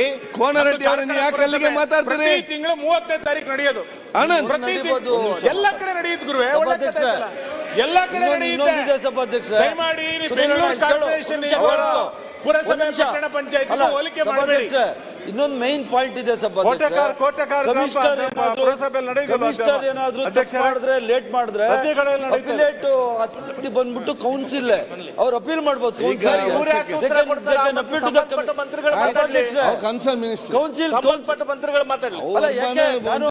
ಎಲ್ಲ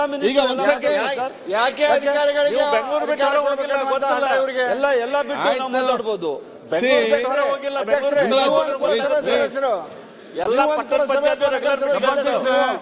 ಅದು ಅಪಿಲೇಟ್ ಅಥಾರಿಟಿ ಇದೆ. ಅದು ಸಮಸ್ಯೆ ಆದ್ರೆ ಕಮಿಷನರ್ ಆಗಿಲ್ಲ ಅಂದ್ರೆ ಅವರು ಕೌನ್ಸಿಲ್ಗೆ ಅಪೀಲ್ ಮಾಡಬಹುದು. ಸಿಂಪಲ್. ದಯಮಾಡಿ ಬೇರೆ ಎಲ್ಲ ವಿಷಯಗಳಿಗೆ ನಮ್ಗೆ ಒಪ್ಪಿಗೆ ಇದೆ, ಇದೊಂದೇ ಒಪ್ಪಿಗೆ ಇಲ್ಲ. ದಯಮಾಡಿ ಇದಕ್ಕೆ ತಿದ್ದುಪಡಿ ಮಾಡಿ. ಮತ್ತೆ ನಾವು ಜನಪ್ರತಿನಿಧಿಗಳ ಕಟ್ ಮಾಡ್ತೀವಿ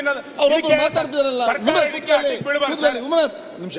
ಸರ್ಕಾರ ಇದಕ್ಕೆ ದಯಮಾಡಿ ಹಠಕ್ಕೆ ಬೀಳಬಾರ್ದು, ತಿದ್ದುಪಡಿ ಮಾಡಿ. ಸುರೇಶ್ ಆಗ್ಲಿ ರಹೀಂ ಖಾನ್ ಆಗ್ಲಿ ದಯಮಾಡಿ ಮುನ್ಸಿಪಾಲಿಟಿ ಕೌನ್ಸಿಲರ್ಸ್ ಹಕ್ಕನ್ನ ಕಸಿತಾ ಇರುವಂತದ್ದು ಸರಿಯಲ್ಲ, ಸಾಧ್ಯ ಇಲ್ಲ. ತಿದ್ದುಪಡಿಯೊಂದಿಗೆ ಮಾಡ್ಕೊಡಿ. ಯಾಕೆ ಮಾತಾಡ್ತೀರಿ ಈಗ? ಕೂತ್ಕೊ ಒಂದ್ ಸೆಕೆಂಡ್. ಈಗ ನಾ ಒಂದು ಕೇಳಿ ಆಯ್ತು. ಈಗ ವಿಷಯ ಒಂದ್ ನಿಮಿಷ ಈ ಬಿಲ್ ಬಗ್ಗೆ ಒಂದ್ ನಿಮಿಷ ಮಾತಾಡ್ತೀನಿ. ನಾನು ಪುರಸಭಾ ಸದಸ್ಯನಾಗಿ ಕೆಲಸ ಮಾಡಿದ್ದೀನಿ. ಯಾವುದೇ ಬಿಲ್ಡಿಂಗ್ ಲೈಸೆನ್ಸ್ ವಾರಕ್ಕೆ 8-10 ಬಿಲ್ಡಿಂಗ್ ಲೈಸೆನ್ಸ್ ಬರ್ತಾ ಇರುತ್ತೆ. ಇಲ್ಲಿರ್ತಕ್ಕಂಥ ಎಲ್ಲ ಸದಸ್ಯಗಳು ಹೇಳಿ ಕನಿಷ್ಠ 3-4 ತಿಂಗಳು ಕಡಿಮೆ ಎಲ್ಲೂ ಕೂಡ ಪುರಸಭೆಯ ಜನರಲ್ ಬಾಡಿ ಕೆಲವು ಎಷ್ಟೋ ಪುರಸಭೆಗಳಲ್ಲಿ 6 ತಿಂಗಳು ಜನರಲ್ ಬಾಡಿ ಆಗಲ್ಲ. ಸಾಮಾನ್ಯ ಜನ ಬಿಲ್ಡಿಂಗ್ ಲೈಸೆನ್ಸ್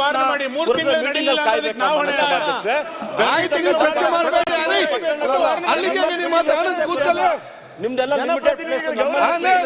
ನಿಮ್ಮ ಅಭಿಪ್ರಾಯವನ್ನು ನಾವು ಹೇಳಿದ ಕೇಳಲಿಲ್ಲ. ಜನಸಾಮಾನ್ಯರು ಆಯ್ತು, ಗೊತ್ತಾಯ್ತು, ಎಲ್ಲ ಬುದ್ಧಿವಂತರು ಕೊಟ್ಟು ಮಾಡ್ಲಿ, ಕಾಪಾಡ್ಲಿ,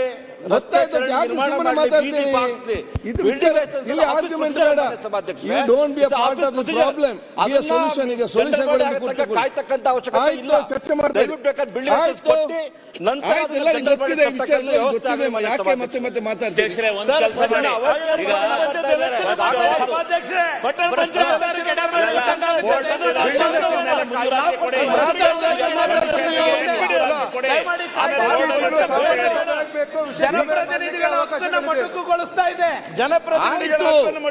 ಅದನ್ನ ಹೇಳಿದ್ದಾನೆ ಹೇಳ್ಬೇಡಿ. ಬಿಲ್ಡಿಂಗ್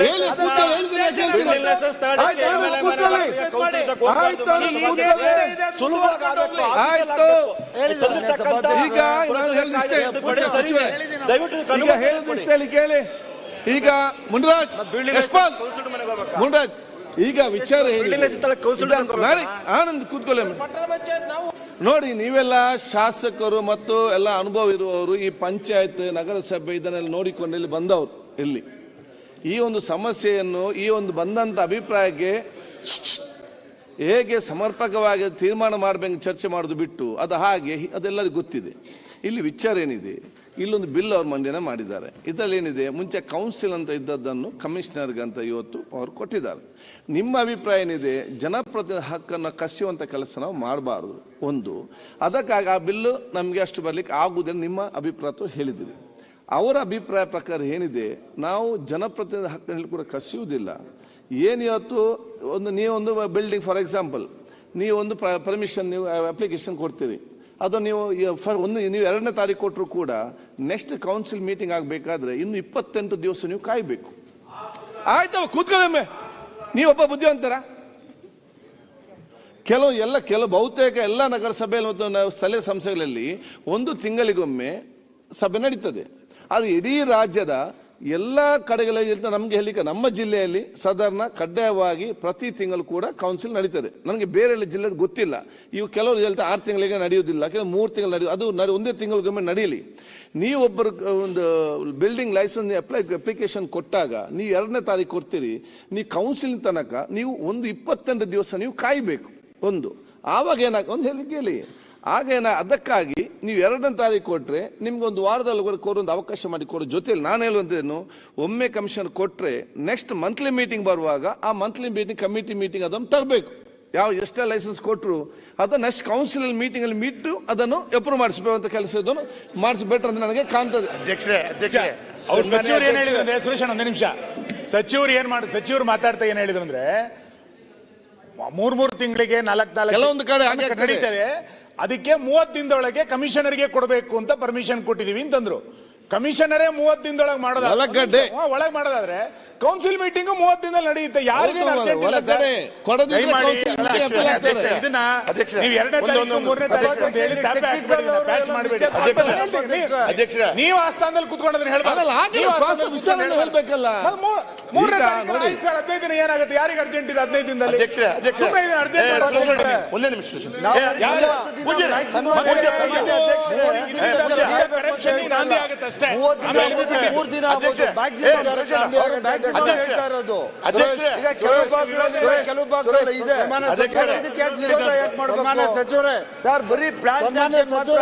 ತಾವು ಸಚಿವರಿದ್ದೀರಿ, ತಾಳ್ಮೆ ವಹಿಸ್ರಿ, ಮಾತಾಡೋದು. ಒಂದ್ ನಿಮಿಷ ಸುರೇಶ್, ನಿಮ್ಮ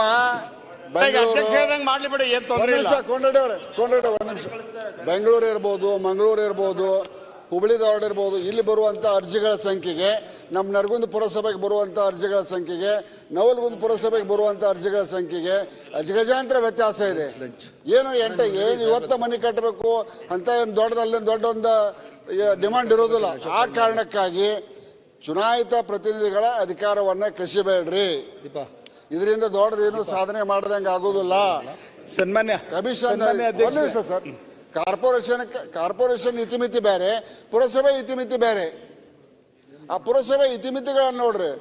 ಮೊದಲ ಮುನ್ಸಿಪಾಲ್ಟಿಗೆ 10 ರೂಪಾಯಿ ಗ್ರಾಂಟ್ ಇಲ್ಲ, ಆ ಪುರಸಭೆ ಸದಸ್ಯರ ಮಾನ ಮರ್ಯಾದೆ ಉಳಿತಿಲ್ಲ. ಮತ್ತಿದ್ದಂಥ ಅಧಿಕಾರವನ್ನು ಕಸ್ಕೊಂಡು ಅವ್ರನ್ನ ಬೀದಿ ಪಾಲು ಮಾಡಬೇಡ್ರಿ. ಇಲ್ಲಿ ಈ ಒಂದು ಬಿಲ್ನ ಚರ್ಚೆ ನಾವೀಗ ಇಟ್ಟು ಊಟ ಮಾಡಿದ ನಂತರ ಮತ್ತೆ ನಾವು ಚರ್ಚೆಗೆ ತಗೊಳ್ಳುವ ವ್ಯವಸ್ಥೆ ಮಾಡೋದು. ಅದಕ್ಕಿಂತ ಮುಂಚೆ ಒಂದು ಪ್ರಕಟಣೆ. ದಿನಾಂಕ 12/8/2025 ಗಮನ ಸೆಳೆಯುವ ಸೂಚನೆ ಮೇರೆಗೆ ನೀಡಿರುವ ಉತ್ತರದಲ್ಲಿ ತಿಳಿಸಿರುವಂತೆ ನವಶಿಲ ಯುಗ ಮತ್ತು ಕಬ್ಬಿನ ಯುಗದ ನಡುವಿನ ಪರಿವರ್ತನೆಯ ಕಾಲದೆಂದು ಅಂದಾಜು ಮಾಡಲಾಗಿರುವ ಹಾಗೂ ಕರ್ನಾಟಕದ 7 ಅದ್ಭುತಗಳಲ್ಲಿ ಒಂದು ಎಂದು ಘೋಷಿಸಲ್ಪಟ್ಟಿರುವಂತಹ ಕೊಪ್ಪಳ ಜಿಲ್ಲೆಯ ಹಿರೇಬೆಣಕಲ್ ಐತಿಹಾಸಿಕ ಪ್ರವಾಸಿ ತಾಣ ಕುರಿತಾದ ಪ್ರದರ್ಶನವನ್ನು ಪುರಾತತ್ವ ಸಂಗ್ರಹಾಲಯಗಳು ಮತ್ತು ಪರಂಪರೆ ಇಲಾಖೆ ಹಾಗೂ ಪ್ರವಾಸೋದ್ಯಮ ಇಲಾಖೆ ವತಿಯಿಂದ ಬ್ಯಾಂಕ್ವೆಟ್ ಹಾಲ್ನಲ್ಲಿ ಏರ್ಪಡಿಸಲಾಗಿದ್ದು ಈ ದಿನ ಮಧ್ಯಾಹ್ನ 2 ಗಂಟೆ 30 ನಿಮಿಷಕ್ಕೆ ಮಾನ್ಯ ಮುಖ್ಯಮಂತ್ರಿ ಉದ್ಘಾಟಿಸಲಿದ್ದಾರೆ. ಸದರಿ ಕಾರ್ಯಕ್ರಮದ ಎಲ್ಲ ಮಾನ್ಯ ಸದಸ್ಯರು ಪಾಲ್ಗೊಂಡು ಯಶಸ್ವಿಗೊಳಿಸಬೇಕೆಂದು ಕೋರುತ್ತೇನೆ. ಅದರ ಜೊತೆಯಲ್ಲಿ ಇವತ್ತು ಊಟ ನಮ್ಮ ಅರ್ಬನ್ ಸಚಿವ ಸುರೇಶ್ ರವರು ಮತ್ತು ಶಿಕ್ಷಣ ಸುಧಾಕರ್ ಏರ್ಪಡಿಸಿದ್ದಾರೆ. ತಾವೆಲ್ಲರೂ ಕೂಡ ಅದರಲ್ಲಿ ಭಾಗವಹಿಸಬೇಕು ಅಂತ ಹೇಳಿಕೊಂಡು ಈಗ ಸದನವನ್ನು 3 ಗಂಟೆಗೆ ಮುಂದಲಾಗಿದೆ.